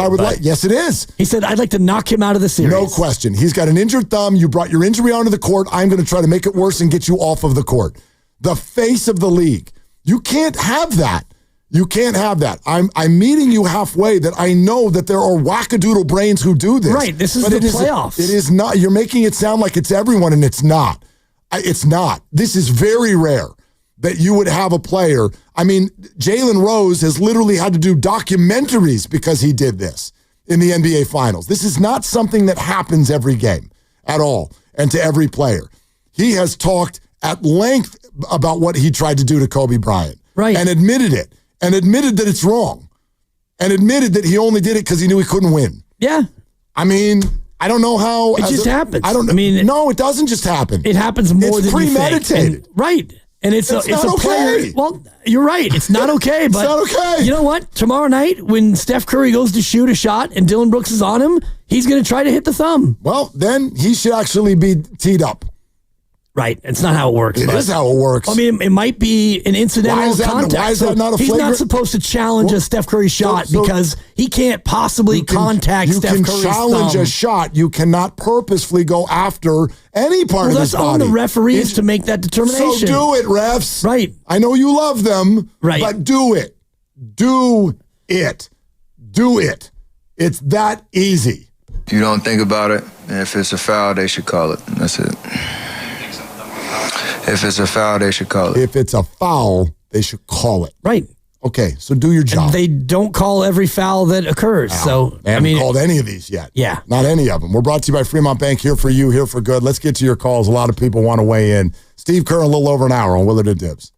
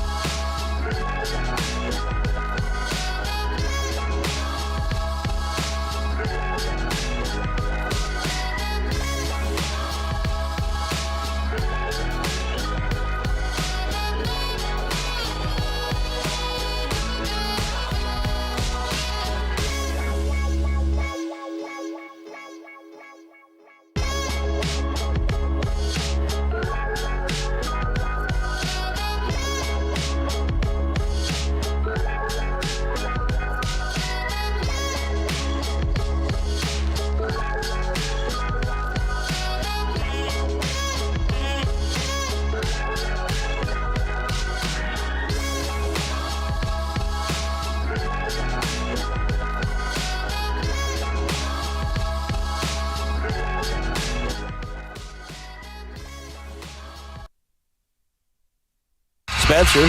Beautiful bounce pass to Knox. Back to Moody, trailing right. 3-ball good. And it's got to feel good for Moses Moody. That's his first 3 of the night. But he's got 13 points. Udoka's looking down at his starters going, okay. Yeah. Another bucket. Yeah. Another bucket. You might put you guys back in. 9:10 to go. Dub Nation is Moses Moody. Catch my head coach Steve Kerr with Willard and Dibbs each and every week right here on 95.7 The Game. Thank you, Moses. Hopefully that garbage time led to him finding his shot. Yeah. Maybe that'll help. I wonder if he's back in the starting lineup tomorrow night. I wonder, and I also wonder about the relative health of Jonathan Kuminga. First time he got mentioned in this show because he was ill. He was sick, yeah. Right, so I just wonder if he's going to be well enough to maybe be a part of a plan tomorrow. I'm not going to make this about playing time or anything, but I don't know why he would. Well, you might need him. I mean, if he's healthy enough, if something goes wrong or somebody gets hurt. But that's my only question. Yeah, is he going to be well enough to at least be a guy who you might tap into if something goes awry?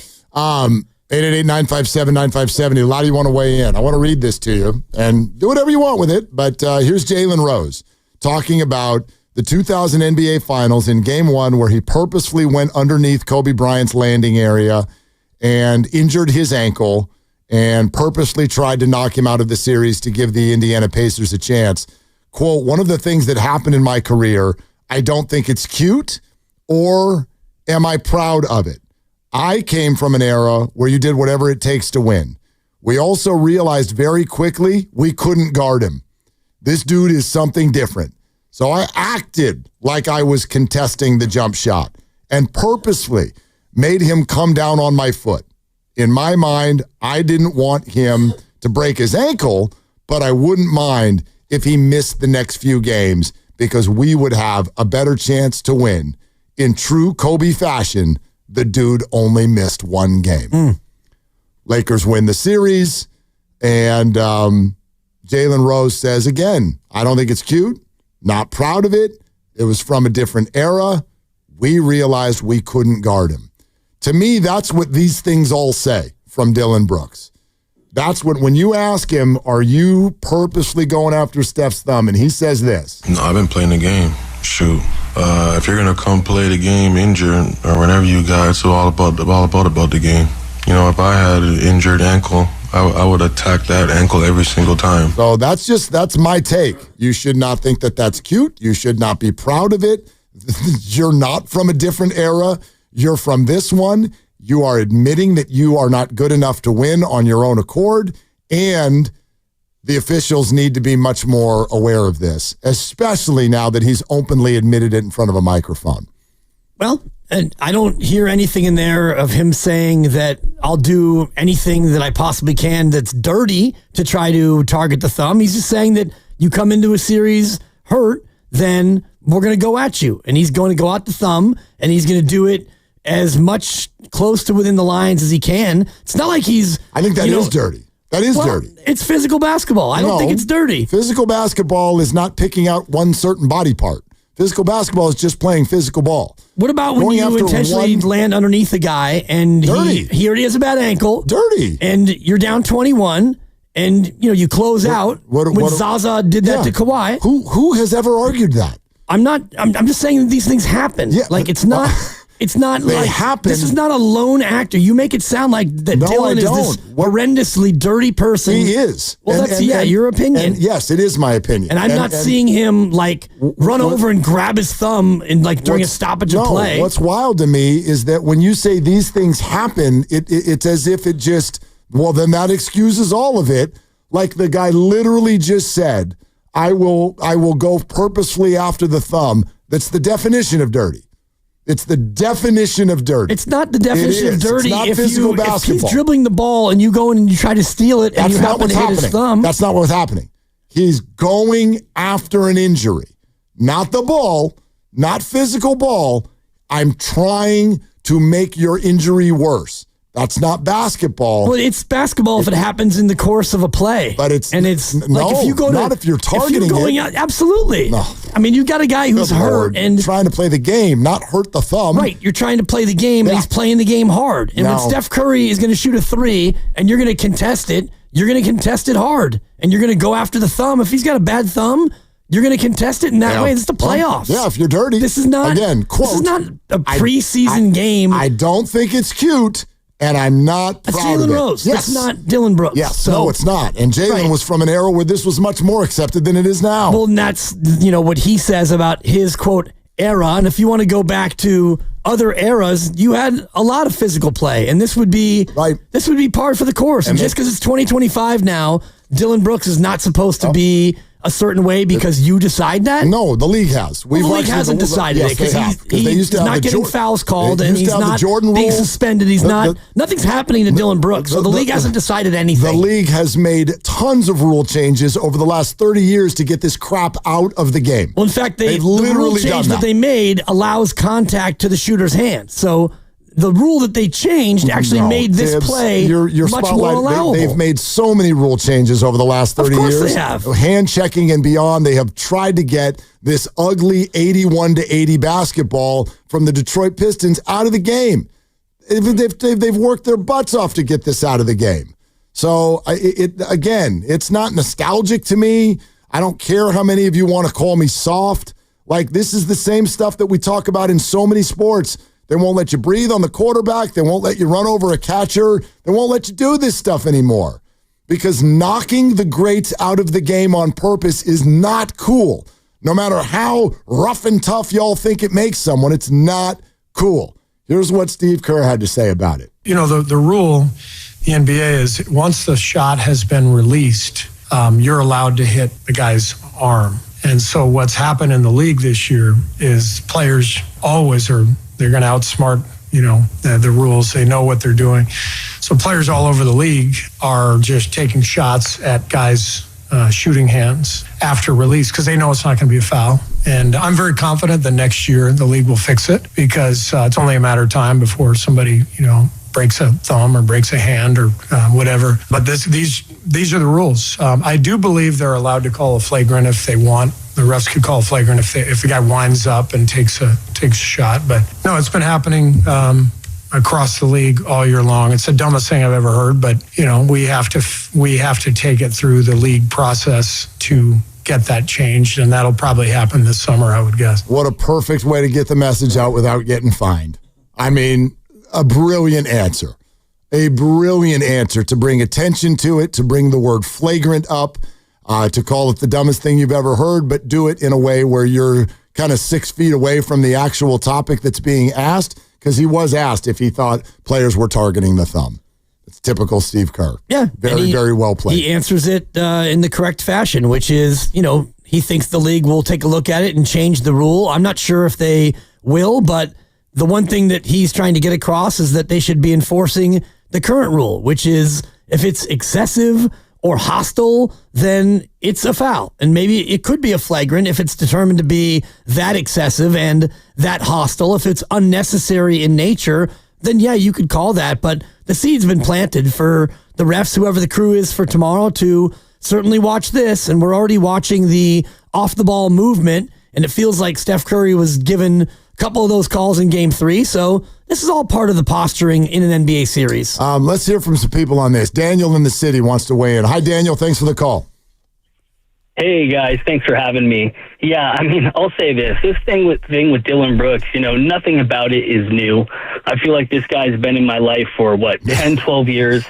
I'm an Oregon alum, and, he was the most, it was a love-hate relationship. He had an amazing year, took the Ducks to the Final Four, but at the same time, he was, hitting guys in the balls and almost always suspended. The rumor around campus was that he was bipolar. So for me, it's like, where does it end with this guy, right? I mean, clearly he's not going to change. I will say he is a pretty good player, so people keep trying to pay him. So I don't know if one day he's going to knock someone out and get suspended or get knocked out himself. But man, this guy, he's consistent. I'll leave it at that. Daniel, you're making another Oregon alum, Mark Grandy, you're making him make weird facial expressions. What's your response to this, Grandy? Daniel, did you say the word around campus was that Dylan was bipolar? Yes, that was the word around campus. Uh-huh. And I think there was a lot of truth to it. Yeah. So what year did you graduate, Dylan? Or sorry, Daniel. I graduated in 2012. But my buddy actually was a coach on the team, so that was I had some good inside knowledge there. So yes, I think we all could see that he might be bipolar. And last thing I'll add, I actually one time during a volleyball game was suspended for talking a little smack to Dibs. Had to sit out a game. My coach was a man of great character and wouldn't let me play the next game because he said Dibs was such a legend. Wow. What school was that? Marin Catholic. You're. Yeah. Yes. Yeah. You're going the alma mater. Yeah, things got a little heated. A little bit. Yeah. Things got a little heated. Daniel, I talk trash to Dibs every day, and it works out fine. It's okay. While we're learning things about Daniel, what high school did you go to, Daniel? I went to Marin Catholic myself. You just said that. What's your phone number and address? I can't tell you that. No, I just like, what are we, how long are we? I thought he was playing against Dibs, and Dibs was coaching MC. I see. I coached at Drake, Archie Williams, and Marin Catholic was the gold standard until I launched the dynasty. Thank you, Daniel. Thank you, Daniel. Appreciate it. Now I'm trying to circle back if I know any Daniels, because he graduated Oregon in 2012. I graduated MC from 09. That means he probably graduated from MC in 08. I mean, you could go home and get your yearbook if you want. Can we, get back to Warrior basketball? Finally, a reasonable duck take around Dylan here, Brooks though. is bipolar. Go ahead and tweet that. The worst thing Dylan Brooks ever did as a Duck was he had the most egregious flop versus Utah. But he never did anything that he's done in the NBA at Oregon. Well, apparently he did. No. You just weren't in. You didn't have a friend on the coaching staff. The other worst thing he did was bipolar. He took and made a very deep three at the end of a Sweet 16 game against Duke, and Coach K scolded him. Got livid with him. And that was all on Coach K. Well, that's an opinion. I actually agree with you on that one. I was bothered by Coach K on that one. I remember that. Yeah. I remember that because Coach K, during the handshake line, he got in his face, and then he talked about it in the press conference. He's like, I told Dylan, you're better than that. Right. You don't do stuff like that. You're better than that. I've always kind of across the board had this thing about the whole rubbing people's nose in it by scoring. I'm like, if you want the game to be over, then step out on midcourt, end the game. But other than that, people are allowed to play basketball. This, to me, is a completely different subject. I know people say stuff like that is like, oh, it's outside the lines, or there's a code. It's not it's classy. The rules. It's not classy. This goes way far beyond not classy. Attempting to hurt Steph Curry. I don't know, man. Yeah. I know it's pro sports. I'm agreeing with you. I know it happens. Yeah. It shouldn't. You certainly shouldn't admit it out loud. And God, he's allowed to. And they're allowed to call it and call flagrant fouls on him. They certainly are. And they should. I almost, in a way, applaud him for going out there and saying what everyone else is saying. Like, yeah, he's hurt, and I'm going after the thumb. And if I had a bad ankle, I would expect the same thing from the other team. At least he's not hiding behind it. Like, no, I'm not trying to do that. He's basically saying, yeah, he's hurt, and that's what we're doing. I'm laughing because one of our YouTube commenters, Jan Chosella, I think, just wrote, it's not his fault. He's bipolar. So, yeah, I'm really uncomfortable with people assigning an illness to another person, a mental illness. Yeah, me too. This is, But. That's not, no but. Well, no but. You don't, you can't just, you can say it, but I think that's a cheap shot. You're going to say to somebody that they're bipolar, that is, for me, it's reckless. Okay, I'd like to challenge you in these last 20 minutes. It's kind of odd that you don't think it's reckless to go after Steph Curry's thumbs. It is, but it's pro sports. But it's not okay for somebody who actually... No, you can do it, but you don't know the first thing about Dylan Brooks. And you don't know the first thing about Steph's thumb injury. And I know that it looks pretty bad, and he's had a rap on it for a couple weeks. I mean... I didn't say that I did know anything about Dylan Brooks' mental state. I have no idea.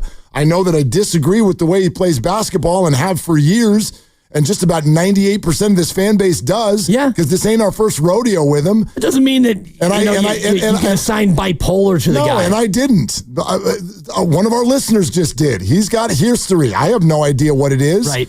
But I can tell you this. I also get very bothered whenever somebody goes, oh, there's a Warrior fan getting upset about Dylan Brooks when Draymond Green's on the team. First of all, two things about that. Draymond Green does get criticized by Warrior fans and media for some of the decisions he's made. But you and I have had this conversation. Draymond has never, ever in our eyes done this. It is completely different.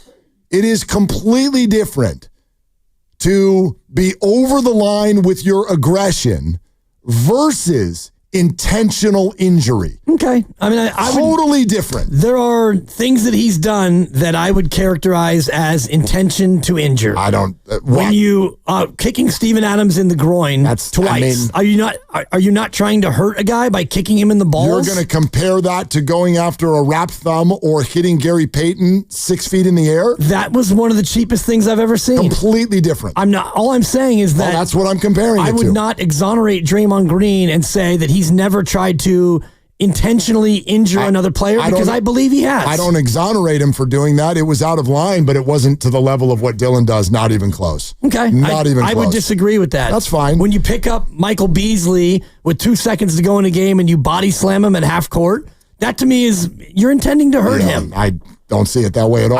I don't know why else you would pick a guy up and throw him to the ground. You're listening to 95.7 The Game, KGMZ FM in HD1 San Francisco on Odyssey Sports Station, always live on the free Odyssey app, and now coming to you live from the Laughing Monk Studios. None of those things are taking somebody's career into doubt, which is what he did with Gary Payton II. Yeah, agreed. No doubt. Agreed. And none of those things are attacking a pre-existing injury, which is what he's doing right now to Steph Curry. Let's keep going. 888-957-9570. How about that guy in Oakland? What's up, that guy? Hey, good afternoon, fellas. Appreciate you taking my call. Hey, I got three quick takes. One is about last night's game. Initially, I was a little disappointed and upset by it, but I see Steve Kerr's move on that. It's a chess game, and he knew he was coming into a hostile environment. He had a game to play with. He's like, well, let me just let these guys wear themselves out. If it gets, take the temperature of the room. If it gets too hot, we're just going to close up shop and let the young kids go. And that's what he did. And then as far as the topics, guys, Dibs, I'm a little disappointed in you as a fellow La Marindan. I understand you're up in my town now, Motown, Moraga, that you're taking this stance because there's two differences here. The first one is, and I'll use other sports as an analogy. If you know Brady's got hurt ribs coming into the game and one more shot is going to get him out of that AFC title game, then of course that's dirty knocking him out. But if you hurt him during the game, if you're boxing and you bust the guy in his nose and if you keep going after that nose, that's a little bit different than coming into it and you send a linebacker around the edge full steam ahead and take Brady out. That's saying a few things. That's a bad look. That's saying that we are not as good as him. We cannot win if he's in the game. And we're going to do anything we can to take him out because we knew ahead of time he's hurt. It's different when you knock Brock Purdy out of the NFC title game and it's a one-off. And you knock him out and you win the game. This is a dirty, dirty dude going after something that you knew was already there that you didn't cause, but you're going to target it because I am not as good as basketball player as Steph Curry. The Houston Rockets, we are not as good as the Warriors. So we're going to try and get rid of him. And that's what I take from Dylan Brooks' comment. It's a difference there. You knock a guy out on a plain hit, sorry, that's the game. But you target something that's a pre-existing, you're a dirty player. You are not as good as him. And I got a new name for that guy. It's instead of Dylan Brooks, it's Villain Crooks. It's a good uptick. I don't know if he's committed any crimes, but I like the rhyme scheme. Here's the other thing. Could I just, before you respond, throw this in? I'm almost uncomfortable with when we're making analogies to football. That's literally the problem. A lot of people keep watching these basketball games and going, these don't look like basketball. They're like, you're not supposed to go hit guys in this body part or that body part in basketball. It's a contact sport. It is a contact sport. It is not football. It is not football. No one's saying that it is football. No, but some of it looks like that right now. Well, watch the New York game tonight, and I was looking at the last game that these two teams played, and there were 52 fouls called. And if you want to look at Game 4, Rockets and Warriors, you could have called 70 fouls because there were fouls almost on every play and every action. So the nature of basketball is not football. And I disagree with the notion that just because you didn't cause Brady to have hurt ribs that you can't go in there and go after the ribs? Of course you go after the ribs. If he's compromised and you can make him more compromised. It's different in football because the ribs are literally the only place you can even touch a quarterback anymore. And that's fair. You can't hit his head. You can't hit his legs. You better hit his Mahomes ribs. is playing in the playoffs on a bad ankle, then you're going to try to go after the ankle. You're going to try to tackle the guy and make the ankle worse. No, there's no doubt that it does happen. I've already said that to you a bunch of times. And there's no doubt that it does happen more in football than it does in basketball. But in this particular case, especially in this sport, the idea that you're going to openly admit, I'm not, it's not just a hard foul. It's not just physicality. I'm not just guarding you closely. I am purposefully, I know you're hurt and I'm trying to hurt it more. And it's dirty. It's dirty. Fine. It's just dirty. It's the reality of the sport. But the reality of pro sports in the playoffs. Well, reality is fine, does not make it okay. There are a lot of things that are reality, they're not okay. Racism, reality. Okay? You're going to compare this to racism. No, I'm going to compare it to anything bad. Anything bad. I know you hate scooters. Reality. Not good, but reality. Fine. Okay, so that's all I'm saying. It's dirty. It sucks. I wish it weren't a part of this. I hate watching him play basketball. I wish the refs would do some more things about it. I hate it. I can't stand watching the guy hoop because he doesn't want to hoop. Yes, he wants to hurt people. That's not true. It is. And you're characterizing his entire night, his entire career based on one thing. No, and that's not. No, are you kidding me? You just said he doesn't want to hoop. You just said he doesn't want to hoop. You tell me. And that's what you said. And all I'm doing is listening to what you're saying. Characterizing it on one thing. It's literally what he's done for his career, constantly.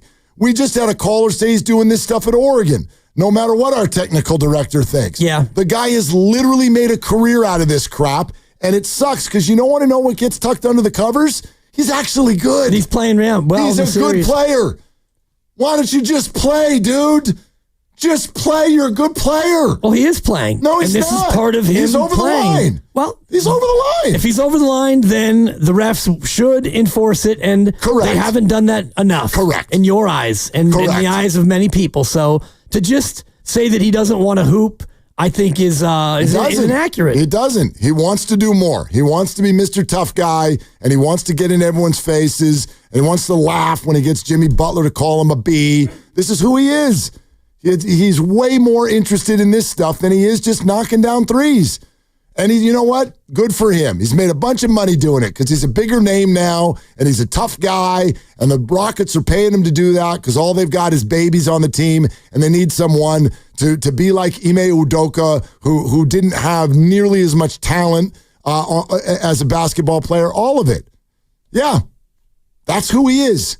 And I would wish that he would be better because that stinks. That stinks to go out and say, what I'm going to do tonight is be a dirty player. Why? Aim higher for yourself. Let's go to Scott in Fairfield. Hey, Scott, thanks for calling. What's happening, guys? Thanks for having me on the show. Happy Friday Junior to you both. Let's get ready for this game tomorrow. I like Friday Junior. Heck yeah. Speaking of Dylan Brooks, the guy's a sucker, man. He doesn't deserve my breath. He's a punk. He's a sucker. I'll leave it at that. To get off topic just a little bit, Friday, tomorrow, Game 6. Takes you back over the last decade. We had Clay, Game 6 Clay, for the last decade. I want to know, what's your take? Who's your Game 6? Anyone, Game 6 for tomorrow. Who's the superstar that steps up? What do you think it takes? What do you think they're going to come out with? Who do we crown that new Game 6 to? I'd love to hear you guys' thoughts on that.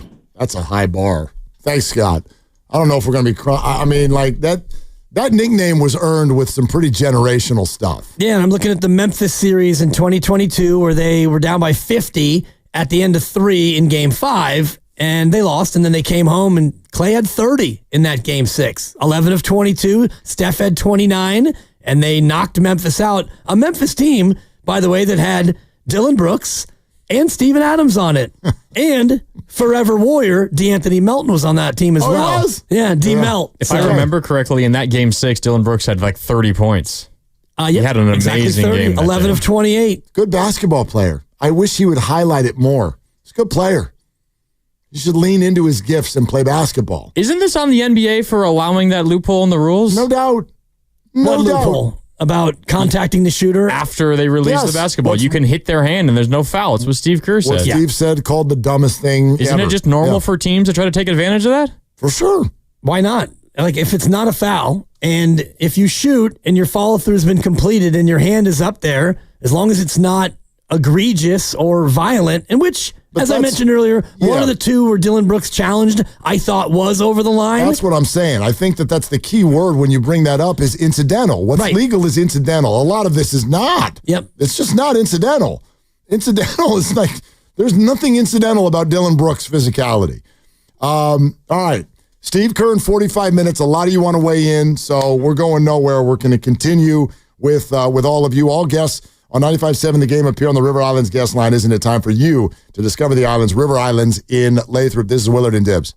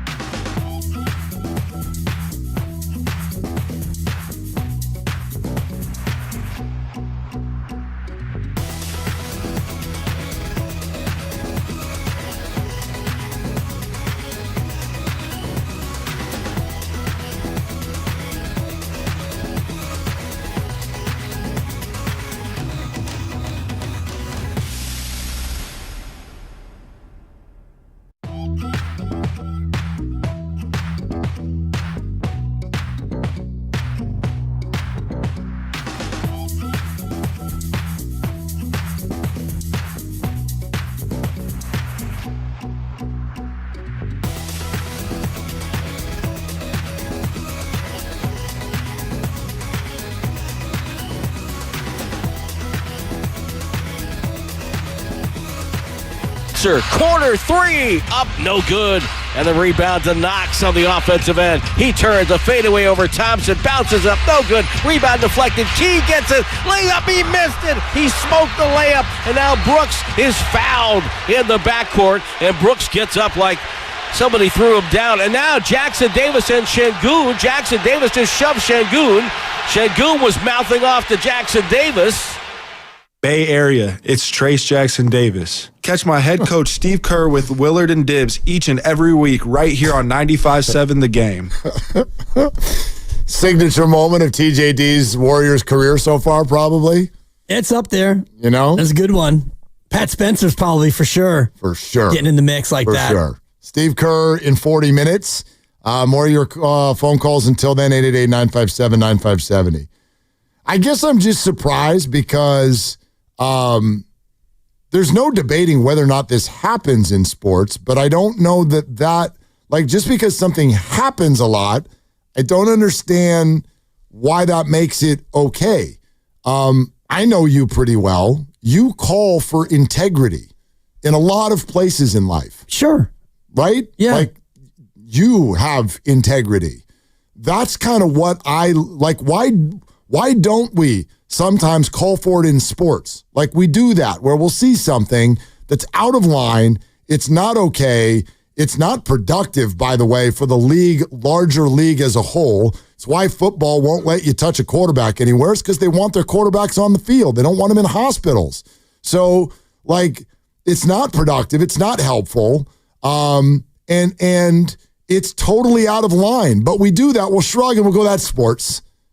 Well, no. Well, it potentially is productive for Houston, and I don't think that Dillon Brooks is thinking about this from the overall NBA brand. He's not thinking about the association when he's doing this. He's thinking, if I can get Steph Curry even a little bit hampered, let alone if I can get him out of the game, they have a better chance of winning. And that is correct. And I don't look at what he's doing and think about it in terms of, being as dirty as what he did to Gary Payton II, for example. Like, that was beyond the pale dirty, where I'll agree with that. That's worse. That's worse. That's one of the worst things I've ever seen.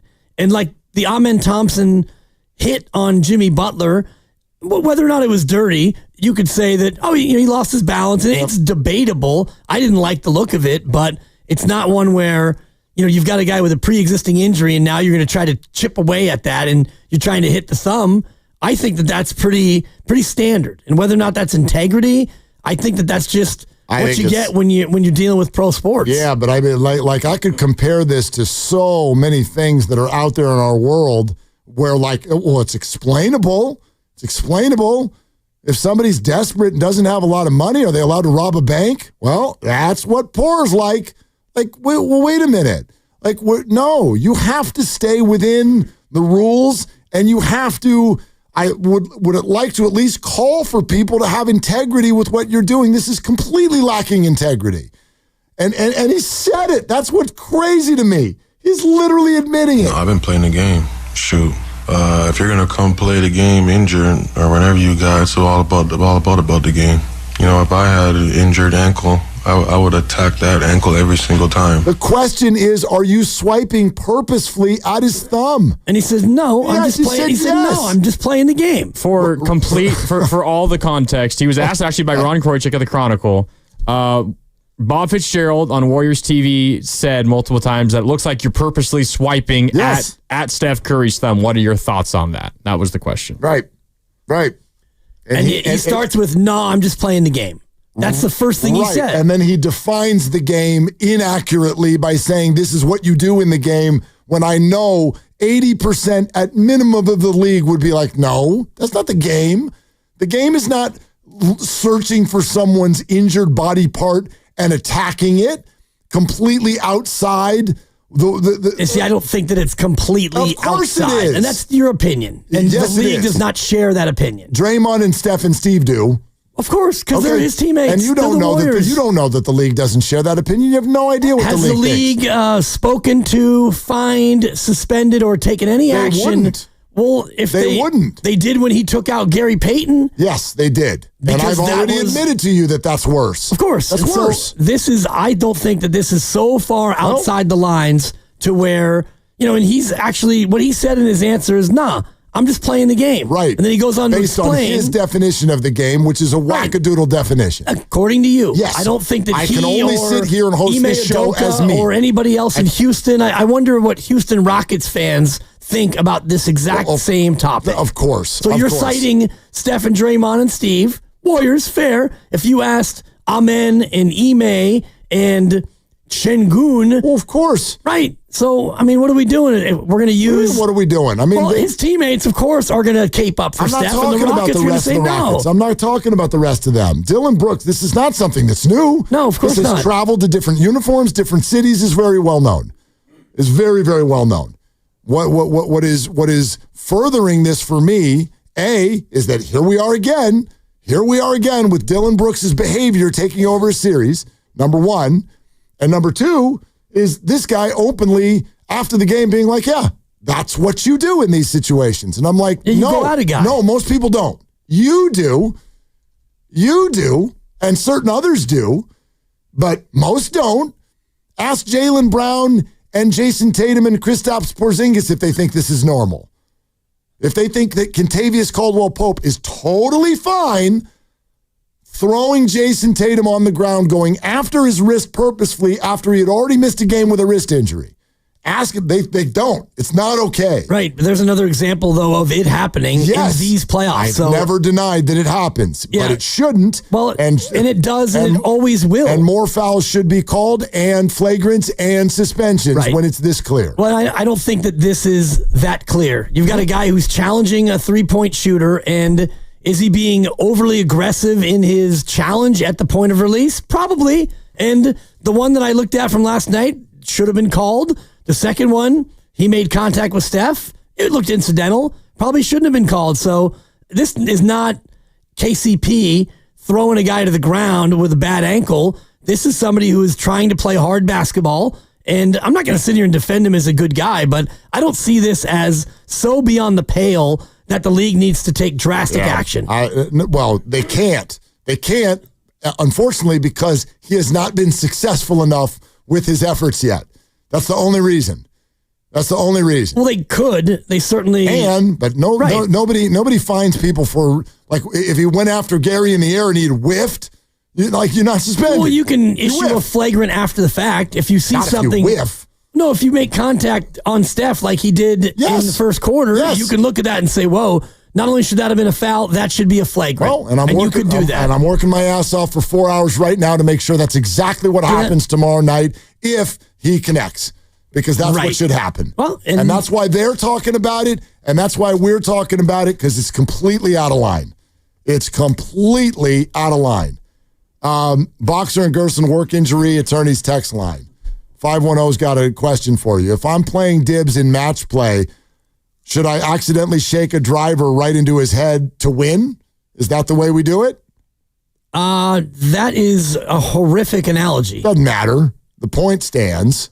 Well, that's not the point. Yes, it is. We're trying to win. So it's okay, right? Because we're trying to win. Dylan Brooks is hitting a golf ball. This is the akin of driving a golf ball into somebody's skull. I think that we're getting a little bit over the top here with how we're describing this situation. That's not the point. No, that is the point. No, the point is. And earlier you made a comp to like a felonious crime. I don't think that Dylan Brooks is doing things that are beyond the pale. That's not the comp. The comp was that because you keep saying that this is sports, so it's okay. Right. And it's not. It is sports. It's not. And it is okay. Just because it happens does not make it okay. It's literally against the rules. What else is against the rules? Like all kinds of things. Pushing a guy out of bounds, and they called the foul. No, there's so many things that are against the rules that aren't called. Right. And they don't call a lot of things. And they need to. Well, they don't. Need to. And they're not going to. Yeah, they will. Like when Draymond Green sets a screen and he moves, that's against the rules. Okay. I mean, what are we talking about here? What are we talking about? We're talking about a guy driving a golf ball into my skull because we're having a match play? Dibs. This is not what Dylan Brooks is doing. That's not what he's trying to say. 4 hours defending Dylan Brooks. This person is trying to say, are you okay with purposefully injuring your opponent in an effort to win? Yeah, it happens. So That's not the question. The question Are is, you okay? Absolutely. Wow. Yeah. You're out there trying to compete. Wow. You know? Wow. How many examples have you already given where that happens? I don't care if it happens, but it's not right. But it's the way it goes, Mark. No, we don't do that. Draymond Green has done it multiple times. Don't come to me try to win. Then don't come to me with your scooter crap anymore, because that's I can the say way whatever it goes. I want. Scooter crap. Well, then so you know can what? I. If you're on the sidewalk on a scooter and you're going to run into me, I have a choice to either jump out of the way or, it happens. It also might happen where you catch an elbow. It's actually brilliant play because they're trying to get around you. Yeah. So any means necessary. That's right, because me walking down the sidewalk is the same as the NBA playoffs. That's a good analogy, Mark. I mean, it's only because you're not allowing the analogy to breathe. These things are all completely attached. The idea is, are you cool with, by any means necessary, trying to win? And it sounds like you are. Idris in Hayward, next up on Willard and Dibs. Hi, Idris. What's going on? Hey, what's going on, fellas? So my reception is cool. You know, I get where you're coming from, but at the end of the day, Lutz is not a dirty player. It's like, look, if you find out that one of the better players is favoring his left knee, and you say, make him go to his left. Make him go to his left every time. He wants to play injured, make him go to his left. Oh, your hand is hurting, come in the paint and see what happens. That's just how it goes. Now, if you deliberately cheap shots and dirty plays, zero tolerance. Zero tolerance. I don't think Dillon Brooks is like a straight-up dirty player. He can actually ball. You know what I'm saying? And when they ask him about, Steph Curry want to shoot threes, and I'm a bigger Steph fan. Steph Curry want to shoot threes and turn around and shimmy and do night-night, I'm going to swat at that hand every time I get a chance. That's what it is. It ain't exactly like clean, but I wouldn't call him dirty and psychotic. But God bless him. Let's get Spencer some more time. He seems like he's not too big for the moment. God bless you both. Love you. And Idris, thank you. Appreciate it. Yeah, I see that very, very differently. And I think that Dillon Brooks is long established as a dirty player well before this series. This isn't the final answer on Dillon Brooks. We got that a long, long time ago. I do think he deliberately goes after people to injure them. And I do believe he said so into a microphone last night. So if you don't want to call that dirty, that's fine. That's your opinion. I find it to be, quite frankly, the dirtiest player in the NBA. But whether or not that is the case, I don't hear his soundbite and think that he is out there trying to do things that are dirty. He has an opponent who has a hurt thumb, and he's going to try to challenge that injury. And I think that's dirty. It's only dirty if he runs over during a timeout and grabs his thumb and tries to bend it back. Now, that would be dirty. No, if he tries to challenge a three-point shot and he's extra aggressive, I don't necessarily think that's dirty. This isn't extra aggressive. It's targeted. Okay. That's not aggression. That's dirty. Dave in San Jose. Hi, Dave. What's up?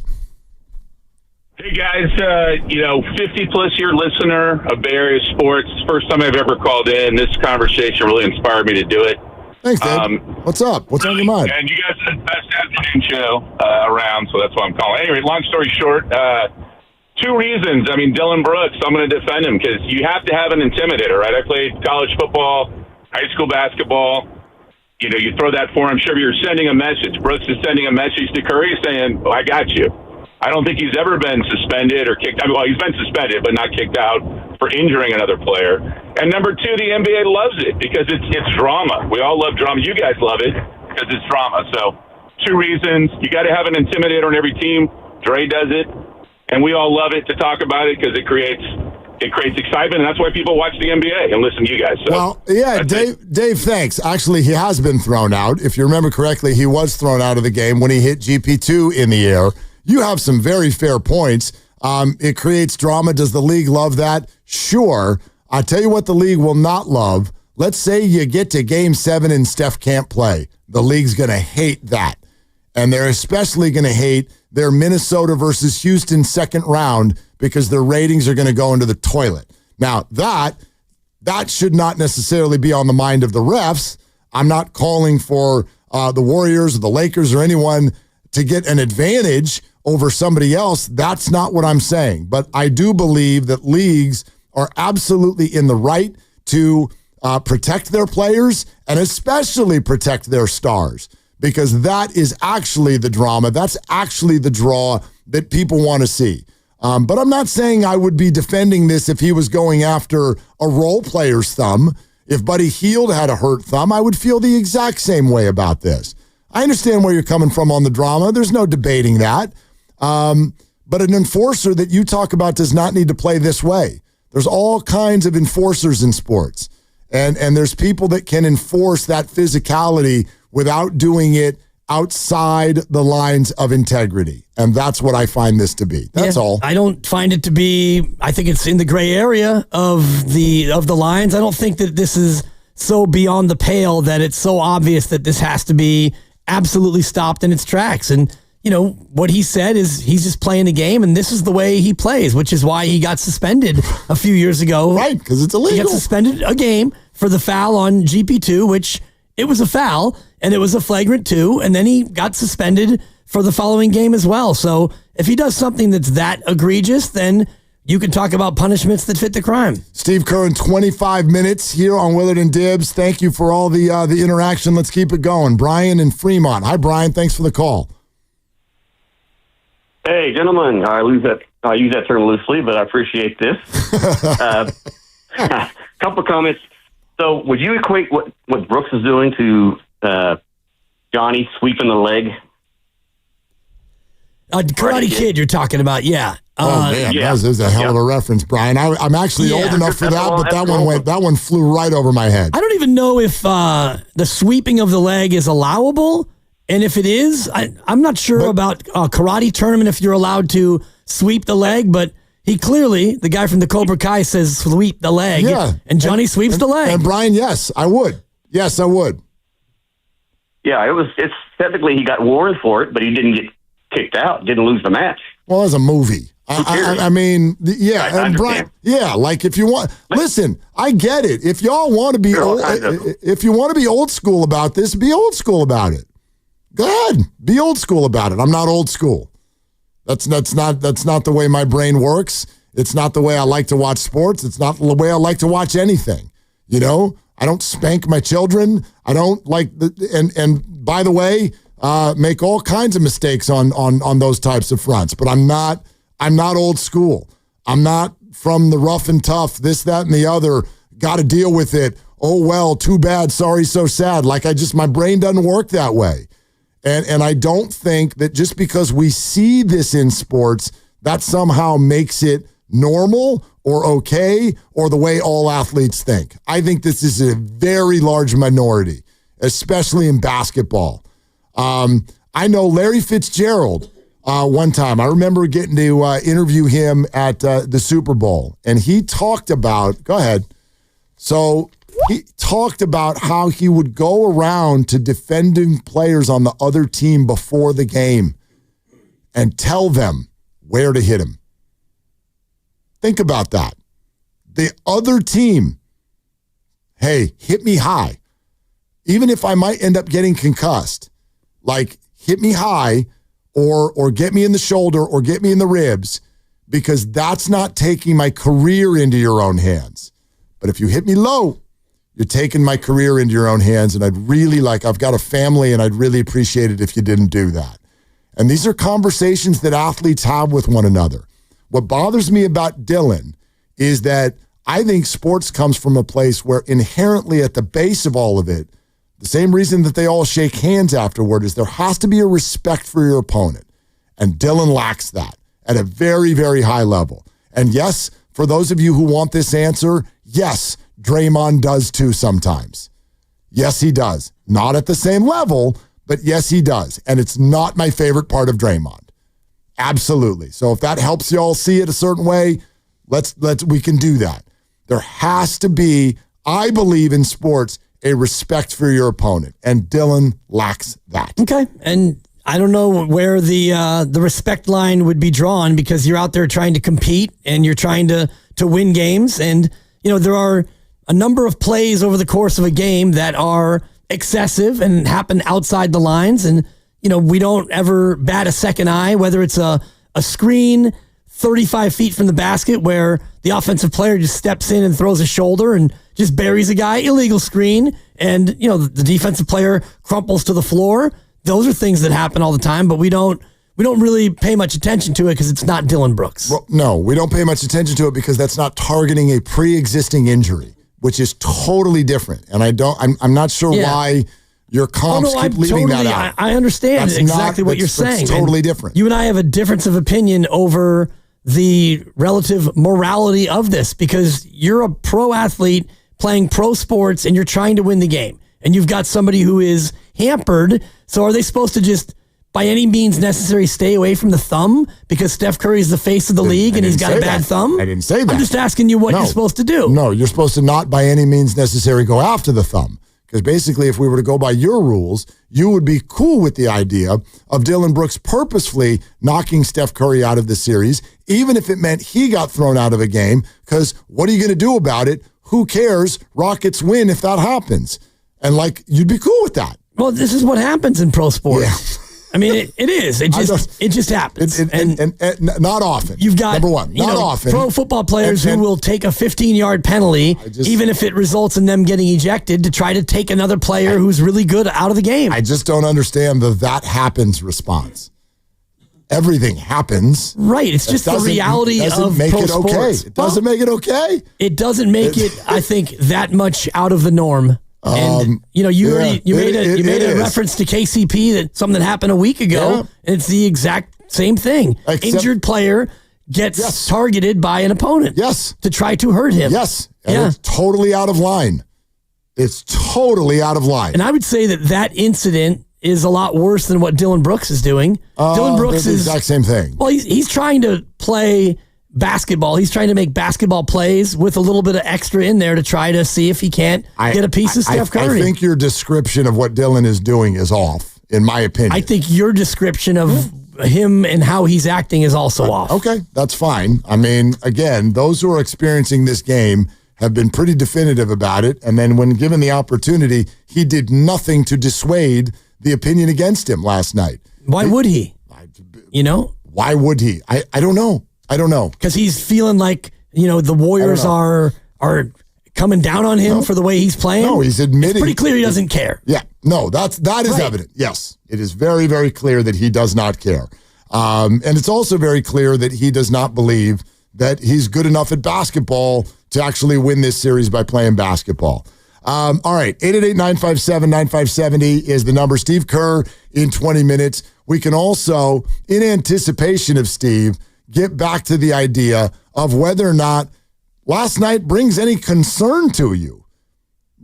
Does that mark things that are on the way that are of concern? Or are you still in a comfortable spot with regard to tomorrow night? I think the Rockets actually made mistakes down the stretch that set things up even furthermore for tomorrow night. I think the Warriors are going to win this series in 6. I always have, and I still do. Last night, did not knock me off of that thought at all, but obviously a very disappointing performance. We can get into that. We're brought to you by Fremont Bank. Here for you, here for good. This is Willard and Dibs.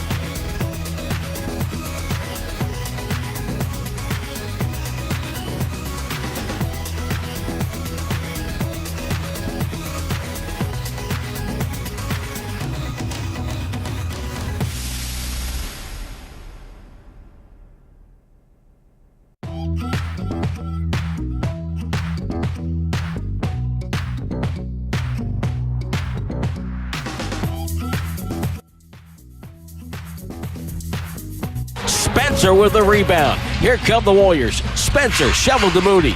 Takes his time. 3-ball up. It's no good. Tipped up and in by Knox. Hey, these guys are going to feel it here pretty soon. They are absolutely going to feel it. It's a 14-point game. Dub Nation, it's Steve Kerr. You're listening to Willard and Dibbs on 95.7 The Game. Yes, you are, and that man's going to be here in 13 minutes. Steve Kerr. And after last night's game, after all of these games, cannot wait to have an extended conversation with the head coach of the Warriors. What's his thought on gamesmanship versus dirty? What is his thought on at what point did he want to pull the plug? Or even just the way it looked last night. Like for me, part of this, we had a caller earlier talking about how, hey, we're in sports radio, we love the drama. A piece of last night was not disappointing because the Warriors didn't close out the series. It was disappointing because it was like, dude, y'all didn't even give us a night. Like, I'm looking for a night every time we do this. I love it. We build up to it. We're so lucky enough to be the ones that often lead people up to the start of these games. And lovely Christy and I are on, like, we're trying to be in a different spot each one and make a night out of it. Nice. I've had, I think, more alcohol in the last week and a half than I've had in the last 6 months of my life. And so I'm like, let's drink. Yeah, let's have a night. And I'm like, by the time we got to where we were going, it was like, oh, okay.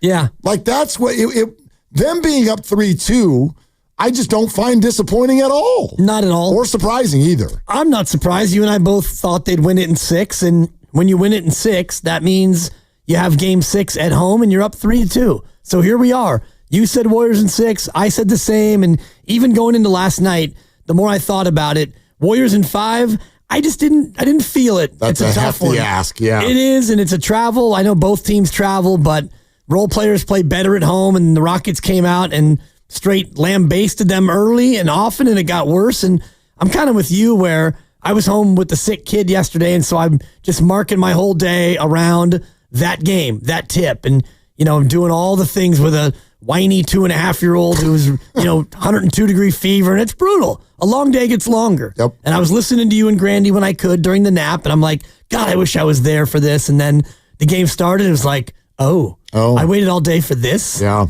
And I'm here for the drama, which is why Game 4 is one of my favorite games ever, because that thing was full of everything.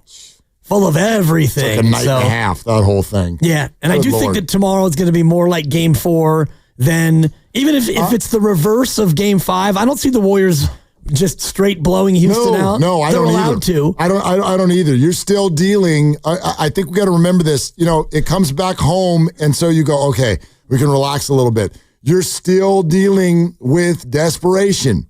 You're still dealing with an opponent that is facing elimination, and that's a hard thing to shake.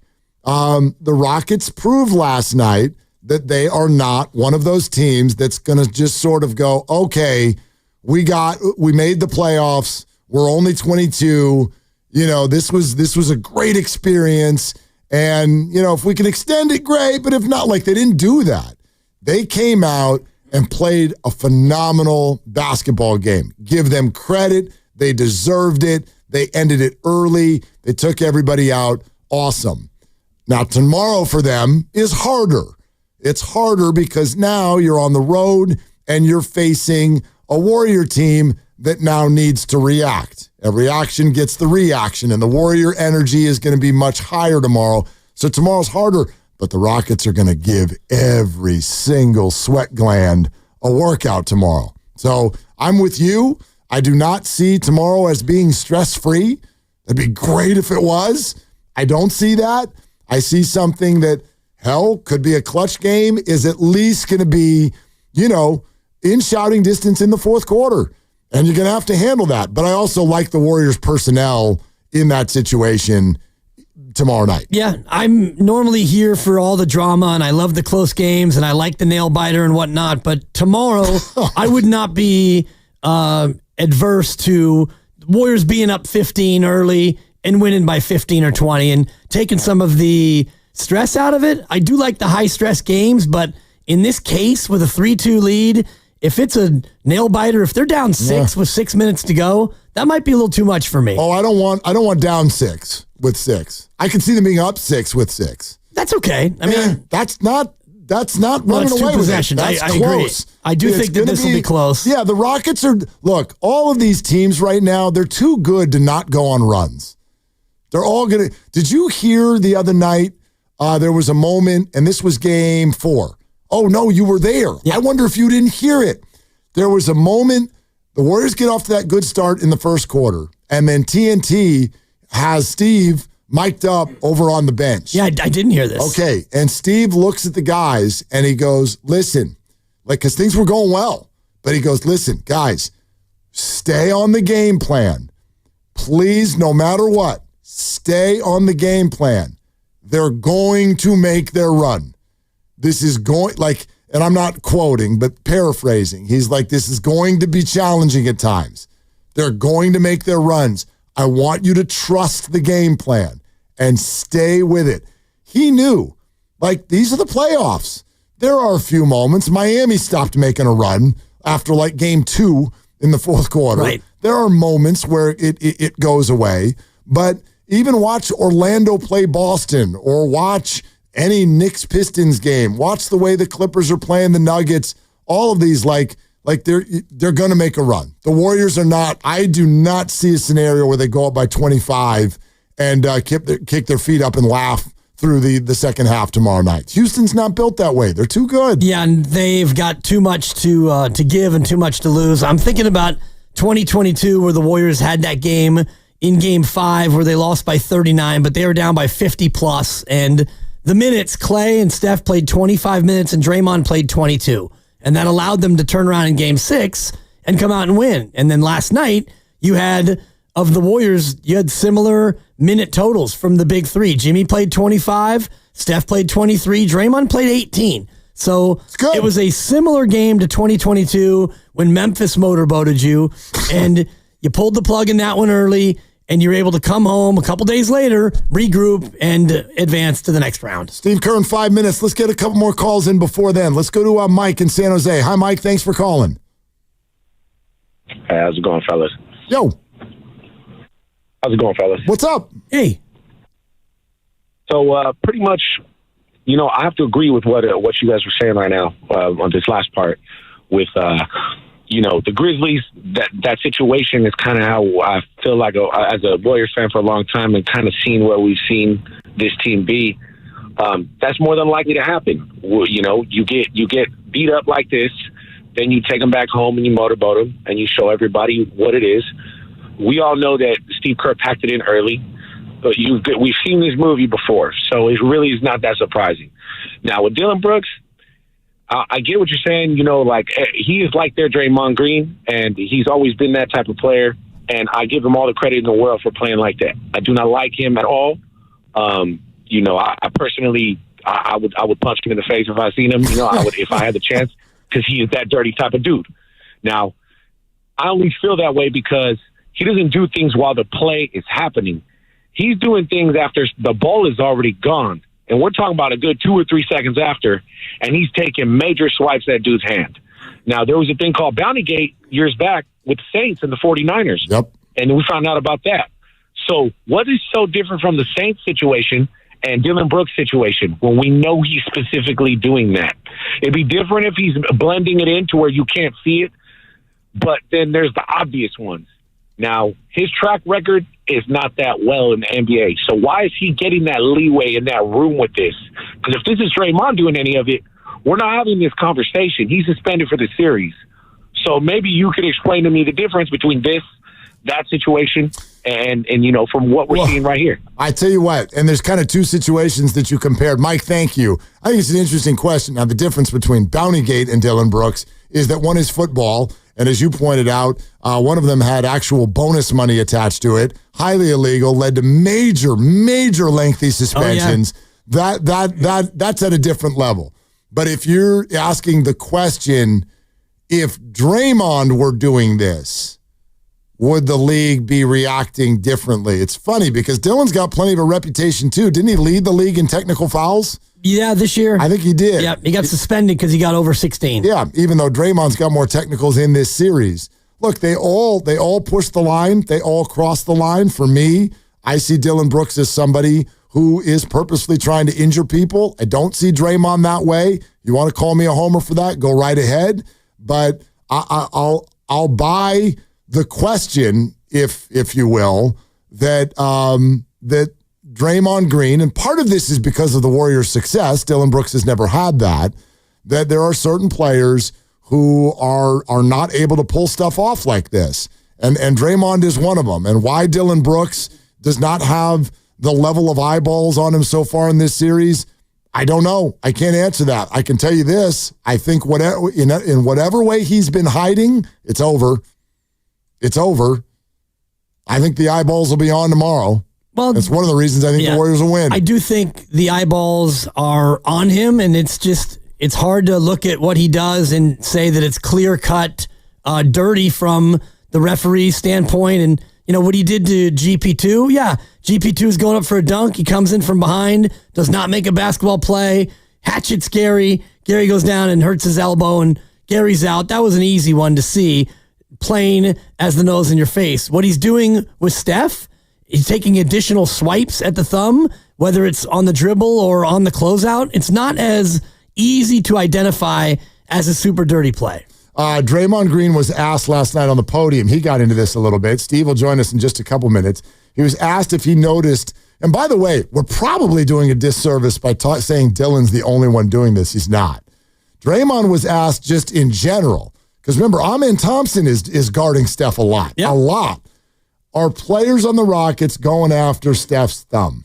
Yeah, I noticed it. I think it's pretty obvious, but it is what it is. Okay, I noticed it. It's obvious. It is what it is. Then asked, should the league be cracking down? I'm not one to come to cry to you about what the league should do. I see enough people cry about me, and I lose respect for those people when they cry about me, so I will not allow somebody to lose respect for me over that. It's all good. I mean, I love the answer. That's the answer that you need to have, especially if you're Draymond. Right. He can't come out and say they absolutely need to clamp down on the villainous Dillon Brooks. And, he's the last person in the world that should say that. Right. And, he's right. And it's not just Dillon Brooks. And I think it's the nature of competitive pro sports where you're going to try to get the edge. Now, if you're doing it way wildly outside the lines, then that becomes a different subject. All right, let's get into this. You're listening to 95.7 The Game, KGMZ FM and HD1 San Francisco and Odyssey Sports Station, always live on the free Odyssey app, and now coming to you live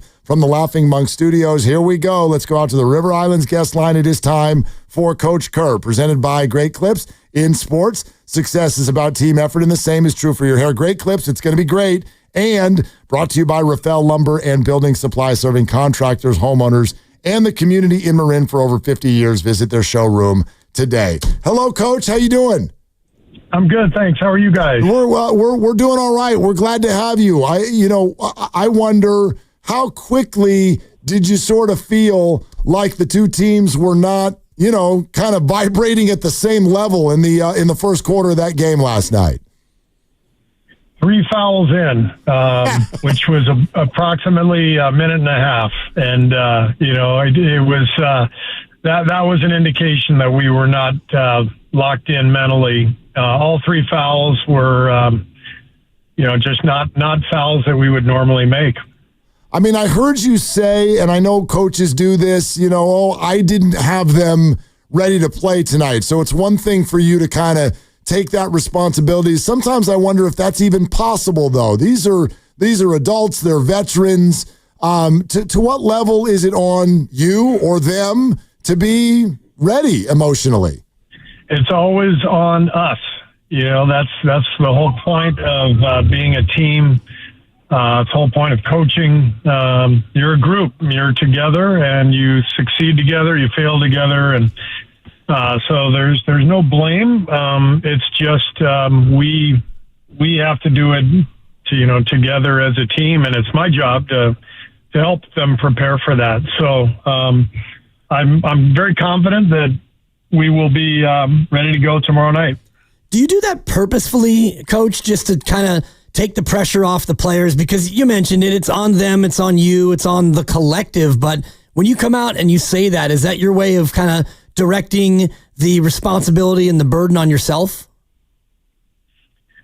Well, yeah. I mean, I do try to take the pressure off the players at times, with my comments to the media. But it's honestly how I feel too. I mean, as the coach, you can't go out and rebound and score and all that, but you can impact preparation, just both strategically, but also emotionally, where everybody is. And so when you have a night like last night, it does feel lousy as a coach, like you failed. And so there's an element of truth to it too. Steve, you had mentioned talking to Draymond at halftime about how hard to go after the win versus maybe get some rest. Can you take us through that conversation? Yeah, sure. We're walking off the court at halftime. We're down 29. You can feel that it's a game that is highly unlikely to go our way. And Draymond and I know each other so well. I didn't even have to, express, the question explicitly. All I said to him was, "What do you think?" And he knew exactly what I meant. And he said, 5 minutes. And I said, I think that makes sense too. And Terry Stotts and I had talked about it even before halftime started. We debated, do we send him out at all? And we agreed it didn't make sense to pull them out at that point altogether. Like, let's give them a chance to, make a little push. And but we're not messing around because, game 6 is 48 hours later. And at that point, it just becomes risk reward. And the obvious choice was to get them off the floor. Well, and also because the game is in 48 hours, I wonder, like, getting a few extra minutes of rest that they got, how helpful is that for tomorrow night's game? I think that was helpful, and then I think the other thing that was helpful was our bench forcing their starters back onto the floor. I thought that was important, and to play with that kind of aggression and to force some turnovers and to make them uncomfortable, because the first 30 minutes of that game were entirely too comfortable for Houston. So I loved what our guys did in the fourth quarter. It was pretty fun, and it had me at home starting to look down the bench and think, man, what if this thing gets down to 10 or 11? It got to 13. Was there any thought, okay, if we get this thing to single digits, maybe you dust off the 3 vets and pop them back out there? Highly unlikely, at that point that you go back to your starters. You saw what their starters looked like when Ime had to go back to them. Like, literally both sets of starters had checked out emotionally, and it's so hard to come back into a game when you've basically checked out emotionally. And so my experience has always been you let the bench ride it out, see if they can get it done. I do remember one game in the 22 West Finals in Dallas. We were up 3-0, and we were down 20 or so going into the fourth, and our bench completely shifted things. I think we got it down to 6 or 7 points.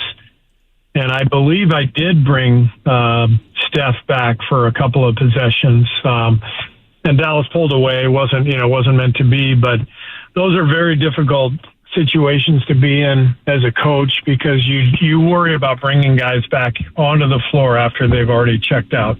Is part of that, too, a nod to the bench crew for getting out there and doing some fantastic things? Is that part of the calculus as well, as trying to give them, give them a little boost, and, the Spencer and the TJD unit?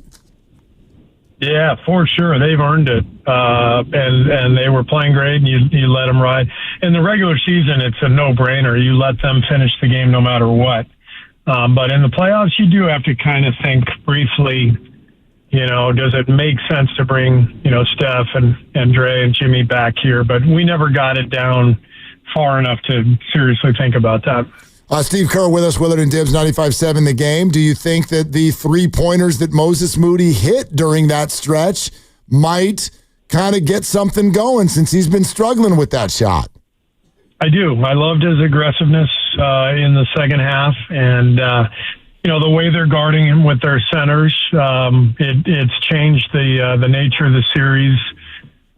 Just lineup combinations, matchups. It takes Draymond Green out of the pick and roll, and puts whoever Şengün is guarding generally, or Adams, into the pick and roll. So that's the reason for the change in the starting lineup the last couple of games, and it's been effective. I think offensively we have definitely generated better shots. Each of the last two games we have started out pretty well offensively. Last night, as I mentioned, the whole problem was our defense and our fouling, and we were out of sorts from the beginning. And at the first time out, I took the first time out. It was 20-8. And that was all defensive related, not so much offense. So, Coach, do we take from that the starting lineup stays the same for tomorrow night with Buddy Hield? I think all options are on the table for sure, and I think we will consider everything. There's always an offense-defense component to any of these decisions that you make. And as I said, lineup combinations, what's coming behind the play, behind the first rotation, who's playing together. So we're leaving our options open. And one of the options may or may not include Jonathan Kuminga, depending on how he's feeling. So how's he feeling after having missed the game yesterday with the migraine? Yeah, he's feeling a lot better. I talked to him today, and so he should be ready to go tomorrow. And there's absolutely a chance for him to make an impact, tomorrow. I thought he did a good job. The game he started, I think it was game 3, when Jimmy was out, he did a really nice job guarding Jalen Green early. Clearly we can use, his athleticism, his ability to get to the rim. Again, it's all lineup combinations, and what makes this tricky, as I've said many times to you guys and to others, it's all about the combinations, and we've got to find the right balance of shooting and playmaking around Jimmy, and that's what changed the calculus for JK, and so those are the things we're continuing to weigh, but he's absolutely part of our thinking in terms of possible adjustments for tomorrow. Steve, this is a little bit of an offshoot, but do Jonathan and maybe any of your other guys, do they deal with migraines off and on? I've dealt with that. If I'm correct, you've dealt with that some in your life, right? Is that something that some of your guys have to deal with sometimes? I believe it was the first one that Jonathan's ever had. Huh. That's what our training staff said, yeah. Interesting. That's brutal. And my partner here will suffer through them, and sometimes he can't even open his eyes when he's going through it, let alone go out there and give you 34 minutes and maybe a double-double. Yeah, they run in my family, and I've had migraines since I was a teenager, and they're not fun. Let me tell you. I mean, you guys, I mean, if you've had one, you know it. And if you're listening out there, so I felt terrible for JK yesterday, but hopefully this is just a one-time deal. Steve Kerr with us on 95.7 The Game, Willard and Dibbs. All right, Coach, I know it's a hot-button thing that you addressed last night. So did Draymond, so did Steph, and I don't want you to put you in any sort of a position to call any individual player out. But I wonder, what in your mind, what is the line in playoff basketball between playing hard and physicality and gamesmanship versus just the concept of, I know someone's got an injury there and I want to go after that injury? Yeah, it's a tough question to answer. And what I said last night after the game was from my heart. I believe that this is the highest level of competition, and I think these are the best players in the world, and they are going to do whatever is within the rules to win the game, and I'm not going to fault anybody for that. And so I just feel strongly that the league has gone down this path the last couple of years where they've decided that they call it the high five, where if you high five a shooter, that's legal. Like, meaning if the ball is released and then you high five the guy, that's not a foul. Now, anybody who's ever played pickup basketball will tell you, you get high fived on a shot, it's really hard to make a shot. And so I can tell you, all 30 coaches, as I said, we all believe that should be a foul if you high five a guy. The league decided that it was not. And what happened then was the same thing that happens with every rule that the league institutes. The players figure out how to game the system. And so all of this year, you've had guys all over the league, including our guys. Draymond does it all the time. Guy releases the shot. You're not allowed to run into him. Like the Zaza rule when Kawhi stepped on his ankle, sprained his ankle. Like, that's a flagrant foul, right? You can't run into the body. You can't step underneath the shooter. But because the league has decided you're allowed to smack the guy with a high five or hit him on the wrist after the release, guys are just hammering shooters. And this is it's the bane of our existence as coaches. We all complain about it constantly. It's nuts. And I have no doubt that it will be changed this summer.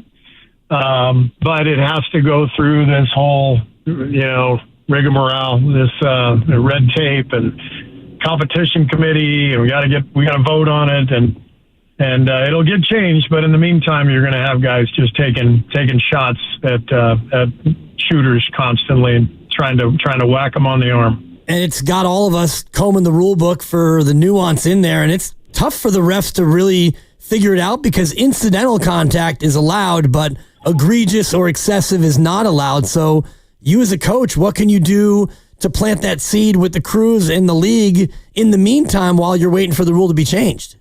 Oh, I've been doing it all year. I've been telling the league this is what's happening. Guys are going to get hurt.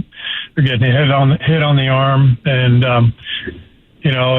somebody's going to get hurt. Somebody's going to break a thumb, whatever. And so we've talked about it with the league. Lots of the coaches have. Again, it's impossible to put it on the refs and say, hey, this is egregious and this is not. I think what you're going to see in the future is just like you're not allowed to run into a guy in his body after the release. That's a foul under the current rules. I think what we'll get to eventually is you're just not allowed to hit a guy on the arm, which, by the way, is complete common sense and should have been done a long time ago. Steve, I want to ask you a couple questions about this specific emotional moment for your team. First off, the little dust-up that happened there with Pat Spencer and TJD seemed to really get a reaction out of your starters who were overall over there on the bench. In any way, did that kind of galvanize the guys or make it an easier flight home last night?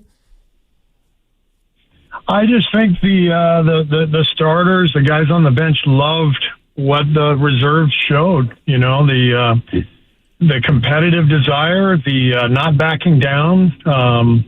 They see everything that's going on. Houston's a very physical team, and so to see our guys, play physical style and make a run and make Houston uncomfortable, I thought it was uplifting for the group for sure. And then also, this series is mirroring the series that you guys had against Memphis 3 years ago, and specifically the idea of being up 3-1 and then going on the road and losing a game badly. What did you do in that moment? What did you say to your guys, and is there anything you can draw on from that you're using in this series?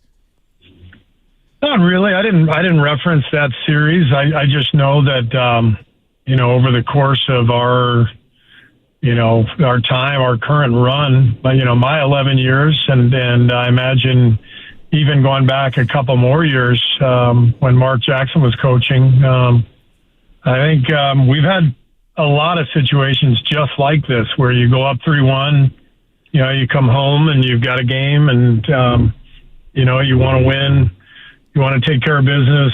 But it's stressful. It's dicey. And, get in line. This is, welcome to the NBA playoffs. And it's just, this is the whole deal. This is what we sign up for. This is what the playoffs are about. And you see it in every other series too. And so we're in the exact spot that we wanted to be in when this series started. We're a 7 seed playing a 2 seed, and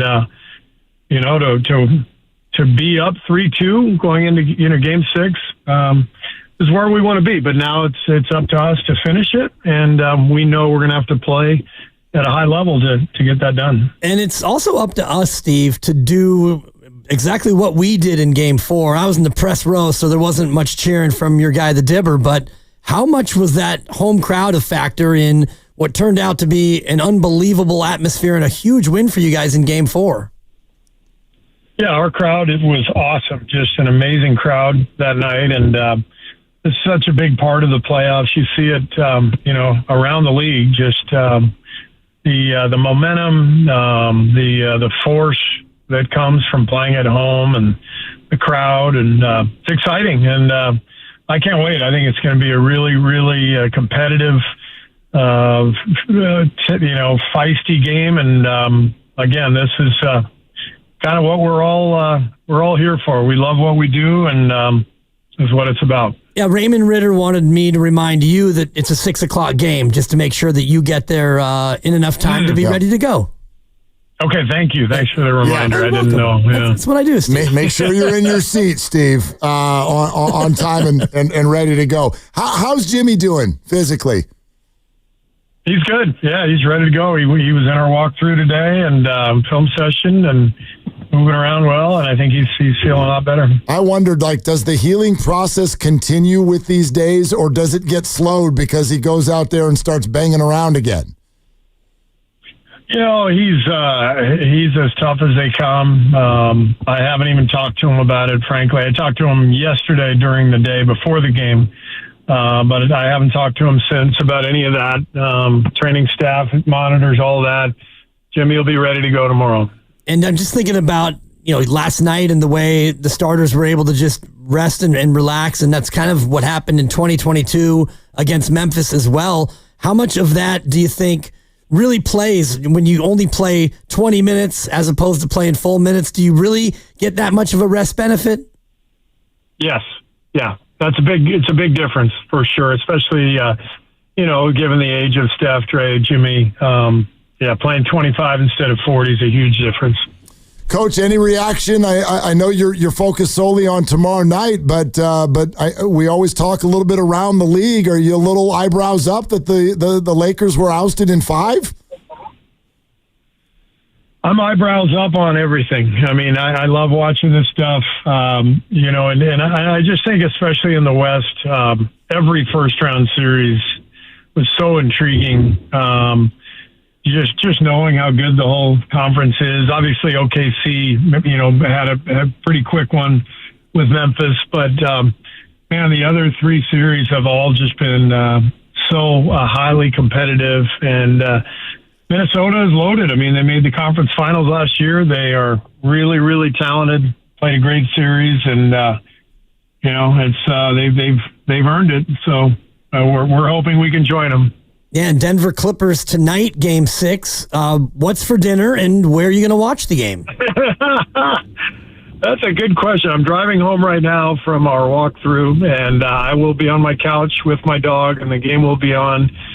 I will not be cooking tonight. Tonight might be a DoorDash night for us. Yeah, nice. You've earned it, Steve. Come on. You can hear it. Yeah, you can hear in your voice that tonight's a DoorDash night. Yes, you know it. All right. Well, go enjoy it, and we'll see you out there at the arena tomorrow night.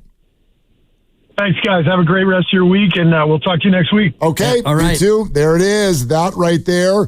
That's Steve Kerr. And congrats to whoever his DoorDash driver is going to be tonight. That's going to be a fun moment for you. Coach Kerr was presented by Great Clips. In sports, success is about team effort, and the same is true for your hair. Great Clips, it's going to be great. And brought to you by Rafael Lumber and Building Supplies, serving contractors, homeowners in the community in Marin for over 50 years. Visit their showroom today. Big time stuff. And Man, Jimmy Butler sounds like he's not 100% because who is this time of year, right? Is the old cliche, but doesn't seem like the pelvic contusion or the tailbone doesn't seem to be that much of a factor. That was a different vibe than because no doubt. Oh, he's in pain, like you can see it, and yes, he's going to work through it, and we're listing him as probable, and then all of a sudden today, Steve's like he's fine. Yeah, pretty much. He's fine. Yeah. Well, you don't want to tell Dylan Brooks about the butt because he's going to go after it. Yeah, I mean, he probably that was for Grandy. Yeah. They beat their butts. Yeah, it's not like anybody didn't know about that injury already. And they beat your ass. Yeah, I don't know. I don't know how you go after that part of the body the same way you do Steph's thumb. There's a big butt here. Yeah. Anyway, apparently you got a lot of those. Where do you see his butt? Man, I didn't know that you were so fixated on the posterior. Well, listen, it is one of the more fun parts of the body. Yep, no doubt. Like, hello. Ding, ding, ding, ding, ding, ding, ding, ding, ding, ding, ding, ding, ding, ding, ding. Anyway, no, that was a good vibe, and I also like your butt hurts. Yeah. Anyway, I like his answer toward the end when he's like, "Look, this is stressful, but this is here we are. This is what we do, and so I already know what's going to happen tomorrow. You and I are going to have a conversation about quote unquote must win." And it's not. The season does not end. Houston. It is for Houston. The season does not end if the Warriors don't win tomorrow night. But interesting when he was like, we're not going to commit to a lineup yet, and everybody's on the table. He firmly stated that Kuminga is on the table. I wonder if this one gets coached, not fully but a little bit. A little bit Game 7 energy, even though it's not Game 7. Yeah. A little bit. And I'm thinking about the Giants when it was Game 7 and Tim Hudson got to get 5 outs. And that's going to be all from you, Huddy. Yeah. And then you went to Affelt, and then, of course, Bumgarner gets the 5 1/3. That's kind of what you had me thinking about with the rotation. And he made it seem like, and I know he's going to do this, but Kuminga, he might have a role. He might have one of those, 4 minutes in the second quarter, like you need athleticism, you need energy. JK, get in there and make some mess happen. And he might get. Maybe. You know what I mean? And sure. He didn't rule it out, and I know he wouldn't rule it out because it's not what he does, but I can see a scenario where you need athleticism and length in a tight spot, and you throw him in there and you see what he's got. Here's kind of what I'm saying about tomorrow night. And we got plenty of time to spend on this tomorrow, and we will. But here's what I'm saying about tomorrow night. No, it's not a must-win. But realistically, where does it leave you if you don't? I look at this game tomorrow night the same way I looked at the Memphis play-in game. Does the season end if you lose? No. Are you realistically going to be able to do a damn thing if you don't? No. It'll be tough.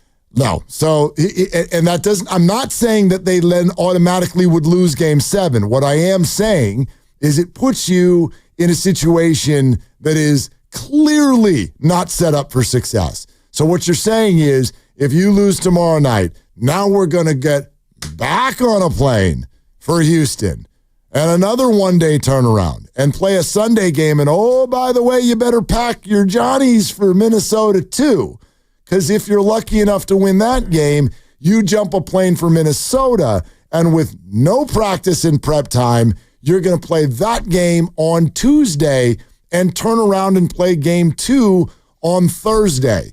That's the way that schedule would play. So you get one day off after every game the whole way through Game 2 of that series, and in fact, probably Game 3 also, which would be back here on Saturday. I think it'd be Sunday, but your point's well made. Isn't that already out? Wouldn't Game... Sorry, say it again. If Minnesota and the Warriors were to come off of a Game 7 and play Tuesday, it would go Tuesday, Thursday, Saturday next week. Tuesday, Thursday, correct. Yes. Yes. So you're getting no double days off at all, and you're going to have to battle the whole Game 7 energy on the road, then Minnesota on the road Tuesday, Minnesota on the road Thursday.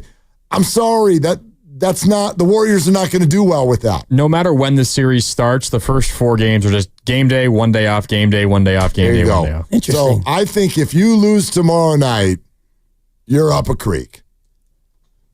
Yeah. Season's not over, but you are up a creek. You just have to look back to when they beat Sacramento in 7, and then they came home to take on the Lakers, and they lost game 1. Yeah, and this would be harder. This much harder this because and also Sacramento is 200 miles away, and you come home. This is 1,400 miles away, and you turn around, you fly 1,400 miles in the other direction. Well, they wouldn't even do that. They would fly directly from Houston to Minnesota. That's what I'm saying. Houston to Minnesota is probably 1,400 miles. Yeah, might be a little bit less than that, but you go road, 3-hour plane flight, 3-hour plane flight, and you don't have much time in between those games. And then, like you said, it's game, another day in Minnesota, and you're just right back in it. So you're not wrong. It's not a must win, but it does set up a very difficult second round if you need to go to game 7 and win. You're in trouble if you don't win tomorrow night. That's my feeling. Again, it may be an extended trouble. It may last 2 more weeks, but you're not set up for success if you don't win tomorrow night. Now, conversely, if you win tomorrow night, and this was kind of Grandy's point yesterday, he was like, look, Minnesota's going to be on a rest advantage. If I think as you called it, Grandy, the nightmare scenario of the Warriors lose and Minnesota wins, which is exactly what happened. So yes, you'll be at a rest disadvantage. However, it's a different kind of rest disadvantage. You are going to get double days off if you win tomorrow night. I don't know how many of you saw that schedule. That, in theory, would be if the Warriors win tomorrow night, probably go home, sleep in their own bed. You're going to have Saturday off, Sunday off, or Saturday may, in theory, I don't know if there's a practice or at least a walkthrough in there somewhere. A little bit of prep time on Minnesota, but you have the whole weekend off, and then you will start game 1 in Minnesota Monday. Not perfect, but workable. That's a workable situation. That's what's on the line tomorrow night. Yeah, and I'm not so concerned with how much rest Minnesota's going to get because they're going to get, it would be until Monday, right? If the Warriors were able to knock it out in 6. So it's either Monday or Tuesday. Right. That series will start Monday or Tuesday. So Minnesota will have Thursday, Friday, Saturday, and Sunday. Correct. At the least. I'm not really worried about the rest disadvantage. I'm just worried about the rest. And if the Warriors can get Saturday and Sunday and then play on Monday, it doesn't matter to me if Minnesota has 2 additional days. What matters to me is that the older team gets as much rest as they possibly can. Yep. So that's why it's not a must win, but I'm with you as far as like the likelihood of being the underdog or being the lower seeded team and winning, because we talked about this series. The template is first 2 on the road, you get a split. Mm-hmm. And then you come home, you hold serve. You're up 3-1, and then you sort it out from there. And well, if you go to Minnesota tired straight from Houston, it's going to be tough to get that split. Well, and it's not just from Houston. It would be game 7. Those take much more out of you. Yeah, true. And so, interesting. Steve was very firm that what the big 3 got on the bench last night in the second half, he feels will have a positive effect tomorrow night. That was another thing that was very, very clear. He answered you right there at the end. It was like 25 minutes versus 40 minutes in an NBA game. There's a huge difference there. And so, in a way, I'll say this again. I said it earlier. I would be way more bummed and concerned today had the Warriors lost a 3-point game last night. Way more bummed. I know the ego is helped. The ego is, we were right there. It was a good game. But I would look at it as, you gave your best punch and put all your energy out there and you lost. So you're still just up 3-2. And secondly, there'd be something to the idea of, dude, you had it. You had an opportunity to do it. You got the experienced players. They don't in a close game, and you didn't get it done. Like, that's not good. So I'd much rather have a burn the tape game where he's just like, man, you didn't have it tonight, and they did. Sit down, take a break, use those minutes and save them up for Friday night and come out with your absolute best punch in your own arena on Friday night. To me, that's a lot easier to take. And so I did not find last night as much of a concern. I don't think that it will carry over to tomorrow night at all. The Warriors will be favored tomorrow night. And I think tomorrow night is very likely to go well. Yeah, I mean, I won't guarantee like anything. Chances. Just in the sake of like odds making, and I don't know if there's a number out, but for sure there will be. Here, I would say that the Warriors are probably favored by 6, which tells me that they have a strong likelihood in the eyes of the odds makers to be a team that wins the game. The Warriors are favored tomorrow by 5. Okay. Yeah. 5-point favorites tomorrow night. Can I get a buzzer? Yeah. He overshot. Yeah. I was riding high off my, that's a good question from Steve Kerr. Yeah, you did get one. Yeah. Congratulations. Yeah. And it came before a laugh. I mean, right after a laugh. He laughed into, that's a great question. It was a pretty ordinary question. I was kind of playing off of your bit because you're always thinking about or eating food. Like food is kind of like your number one ranked thing. I think about it constantly. And you do it a lot too. You eat a lot of it for being such a skinny guy. Yeah. So I was just figuring, hey, he's watching the game, but where and what are you eating? Do you? That's a good question. I'm driving home right now. Yeah. Steve had the vibe of like, dog, I woke up in Texas and with bruises. I'm not cooking. Yeah. You ever have those nights? Oh, You get yeah. later in the week. I'm kind of having one from tonight, actually. I'm not cooking for you people. When I get home, here, I think there's some pizza on the ground. Pick it up and eat it. I'm not cooking for you tonight. Right. So Steve had that vibe. And, he's a man of much resource. And so DoorDash that thing. Yep. Yeah. Get yourself a Starbucks sandwich for $48. Dude, Go ahead. totally. My wife gets to that point usually on Saturday, sometimes Friday. It's like, it's takeout. And, she cooks usually Sunday through Thursday, and then we'll do a couple of takeouts because you get to Friday and it's like exhausted. Yeah. Tired. No, completely. That's what Steve sounded like. So enjoy that. Someone else is cooking for him tonight. I do like the question, though, because I do. Do you not do that? Do you not think about all the meals of the day, like first thing in the morning or sometimes even the day before? I got that sucker laid out. Like I leave for work with a plan. And you've got a bag full of food. Right. And I know what I'm doing when we're going to get home and what we're cooking. Sometimes it's already been done cooked. Yep.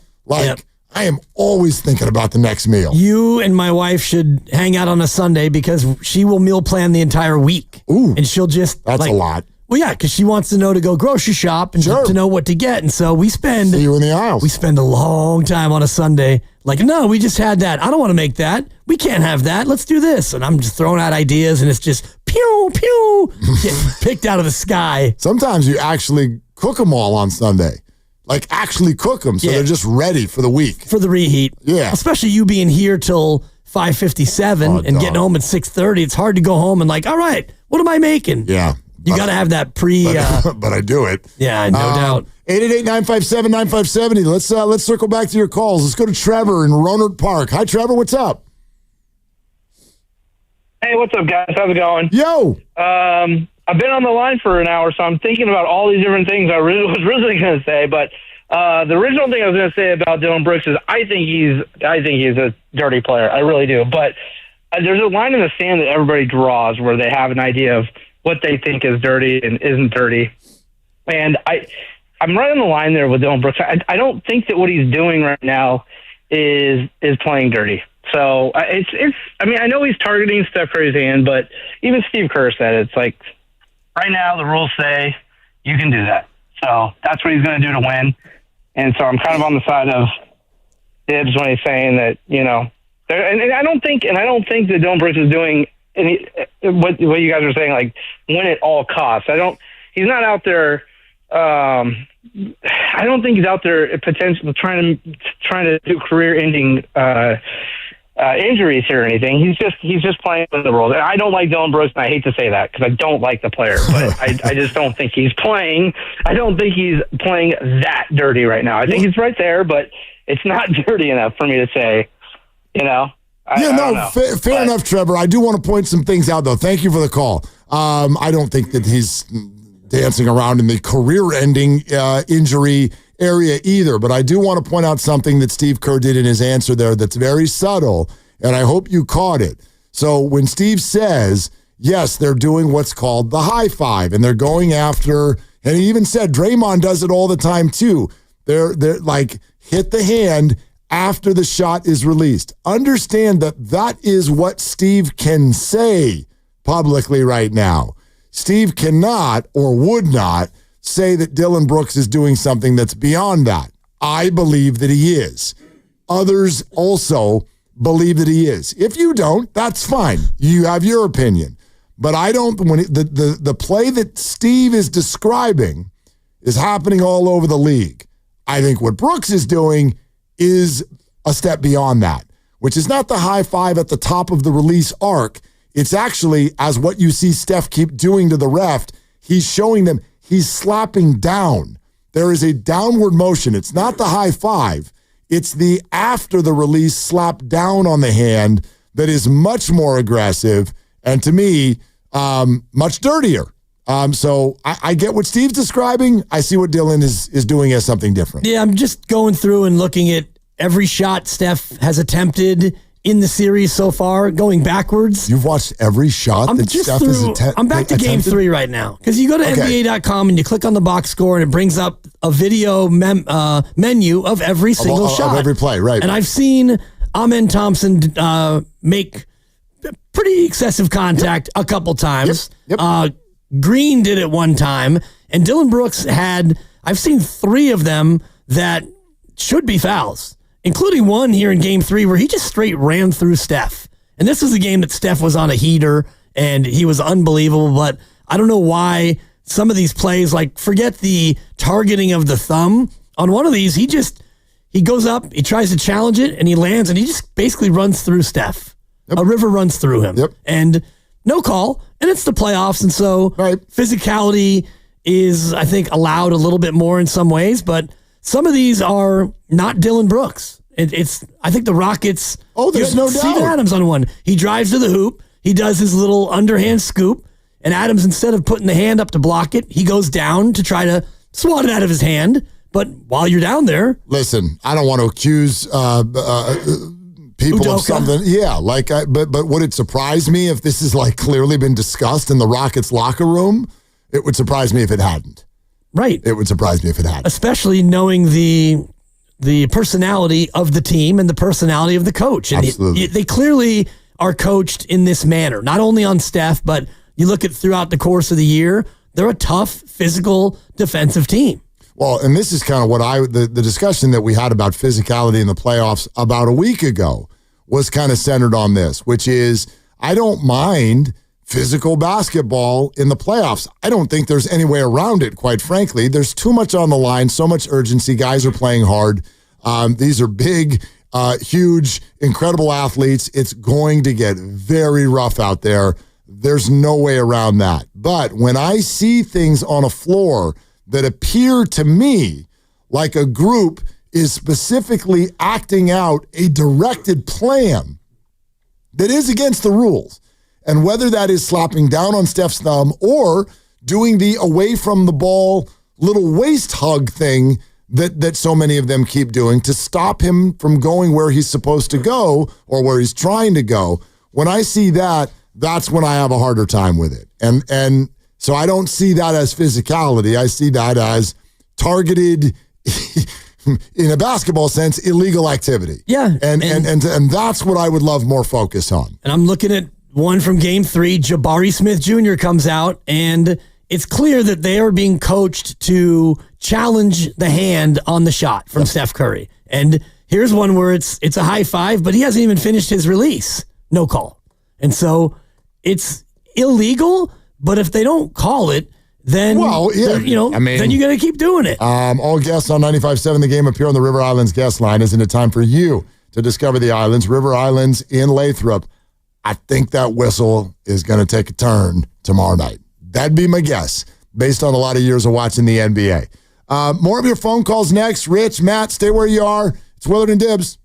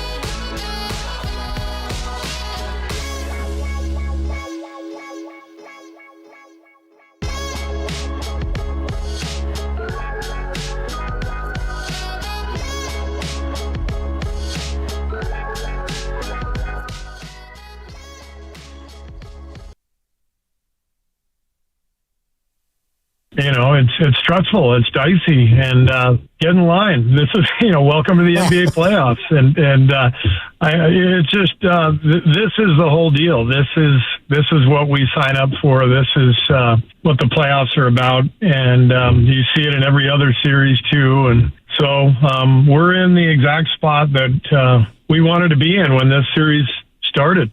Dub Nation, it's Steve Kerr. You're listening to Willard and Dibbs on 95.7 The Game. Thanks again for coming on again today, Coach Kerr. And if you missed any of that, the Odyssey app, great place to go. YouTube, great place to go. Or let me take just a little guess, Grandy, maybe a little Coach Kerr in the 6 o'clock hour as well.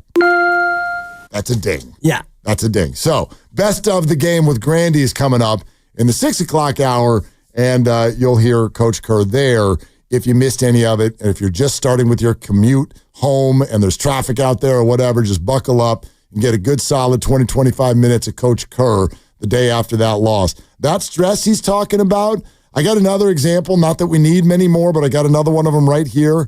We got to stop with this whole but we were up by 12 and they blew it. These teams are all going to make a run at you. This is going to happen tomorrow night. You got to get ready for the sweat and the stress. It's coming at you. The New York Knicks just went into Detroit for Game 6 and housed them in the first quarter. I saw that. And the Pistons housed them right back in the second quarter. Man. So the Knicks were up by 14 at the end of one, and they are now losing by 2 at halftime. Yeah. Plus 14 and then minus 16 there you go. In your various quarters. This is the way it's going to be. And that series has been that way every single game. And the Warriors were up 16-4 in game 4. Yep. And then they started the second half on an 18-1. And they had to fight tooth and nail to hold on to that they one. Won by 3. Exactly. Yes. So, yeah, even when I think the number that you get comfortable at, it's probably 25. If you're up by 25, that feels like you should win 97% of those games. That is the number for me now. It's no longer 20, it's 25. Yep. You have to extend your 20-point lead.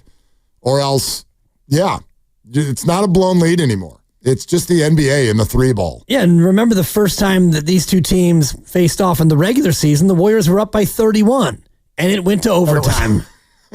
So even, 31 wasn't safe. Nope, not at all. All right, let's take some more calls on our way here. Matt in Napa. Hi, Matt. Thanks for waiting. Thanks for calling. Hey there, guys. Thanks for taking my call. Yeah. It's funny. I tried to speak in right before Coach, and then the interview was so good, the show so good, I forgot I was waiting in line and was just listening. So shout out to you guys and everybody behind us for putting that all together. Don't you ever forget how good this show is ever again, Matt. No, I'm kidding. Thank you. That's very nice of you to say. It's so funny, but, here we are. So Dylan Brooks, I've got a comment, a comparison, and a question. Right before the break, you guys said something about the difference between what's going on with Dylan Brooks and Steph Curry, and the football comparison is that in this case, maybe these attempts or these swipes won't end Steph Curry's end his career, rather. And as somebody who's gone through multiple thumb injuries on my right hand, I'm obviously not a professional athlete, but I've broken my thumb twice, and my right thumb's actually shorter than my left, and I've got all this ligament problems and stuff. And so I wouldn't be so sure when you say that these swipes, harmless though they have been up until now, I'm of the camp that says I see it and I say, oh man, one of those could totally end his career. He's only the best shooter in the history of the game. So just a comment. I wouldn't be so sure. Matt, a comparison. It's fair. Go ahead. Oh, sorry. Go ahead. No. Go ahead. That's fair. Oh, yeah. A comparison I wanted to make. I was always not a very good basketball player, but I was a power forward. I loved watching Karl Malone, Charles Barkley, but in particular, Dennis Rodman. And Dennis Rodman did all these things that were obnoxious that I actually did myself. He used to pinch people's butts. He would eat garlic before a game. He would blow in their ear, do all this kind of stuff. But I remember, and I don't remember it as clearly, I kind of want to hear your guys' memory of it. All of these things were considered borderline dirty, but none of them ever was going to get anybody hurt. Right. So I'd kind of love to hear your comparison between that and what's going on with Dylan Brooks. Another thing, go ahead. he just happens to be one of. Oh, sorry, he's just one of those guys. I was going to say, I'd love to have him on my team. He's one of those guys you don't want to play against him, but boy, imagine him and Draymond working together. Well, Matt, we got some other callers. Thank you very much. I know you waited a long time. Thank you, Matt. But yeah. So anyway, here's the thing. Dennis Rodman is the name that he kind of brings up. Was Dennis Rodman a dirty player? I mean, you could make that case. Absolutely. But what I think of when he talks about stuff like that, garlic and blowing people's ears, those are mind games. And actually, Draymond is very, very good with those kinds of mind games. But yes, no one's ever going to get injured based on a mind game. So I'm well aware. In fact, Boxer and Gerson Work Injury Attorneys text line. We just got one in.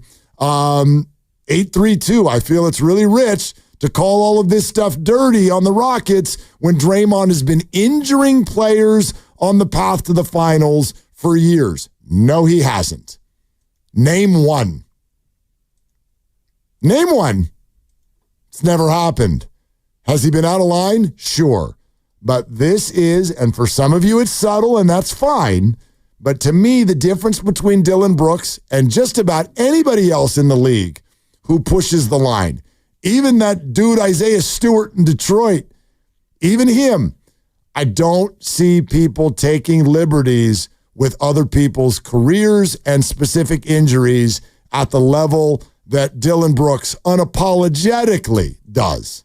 I just see him as different. Yeah, the name that just popped up when Matt was talking about Rodman eating garlic, and I don't know, I couldn't really pinpoint all the things, so I was looking it up. Remember Lance Stevenson? Oh, God, yes.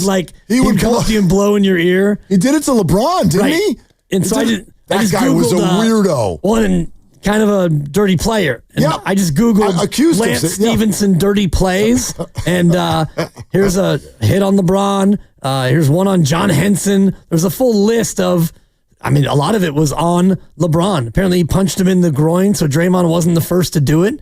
Draymond was stealing Stevenson's bit, but he's a guy who was, kind of a different cat, and also somebody who, much like Dillon Brooks, made a lot of a career out of these sorts of things. Right. And it does, to me, it sort of does feel that way. It speaks to someone who feels like they are less than in terms of actual basketball talent. And what's weird about Dillon, not saying he's on Steph Curry's planet, who the hell is, but Dillon Brooks, especially in the last few years, he's become a really good player. He wasn't bad before, but he is an effective offensive player. He is a free throw shooter. He is a three-point shooter, 39% this year. He is a good player. And I don't think he needs to fully play this way. But he does.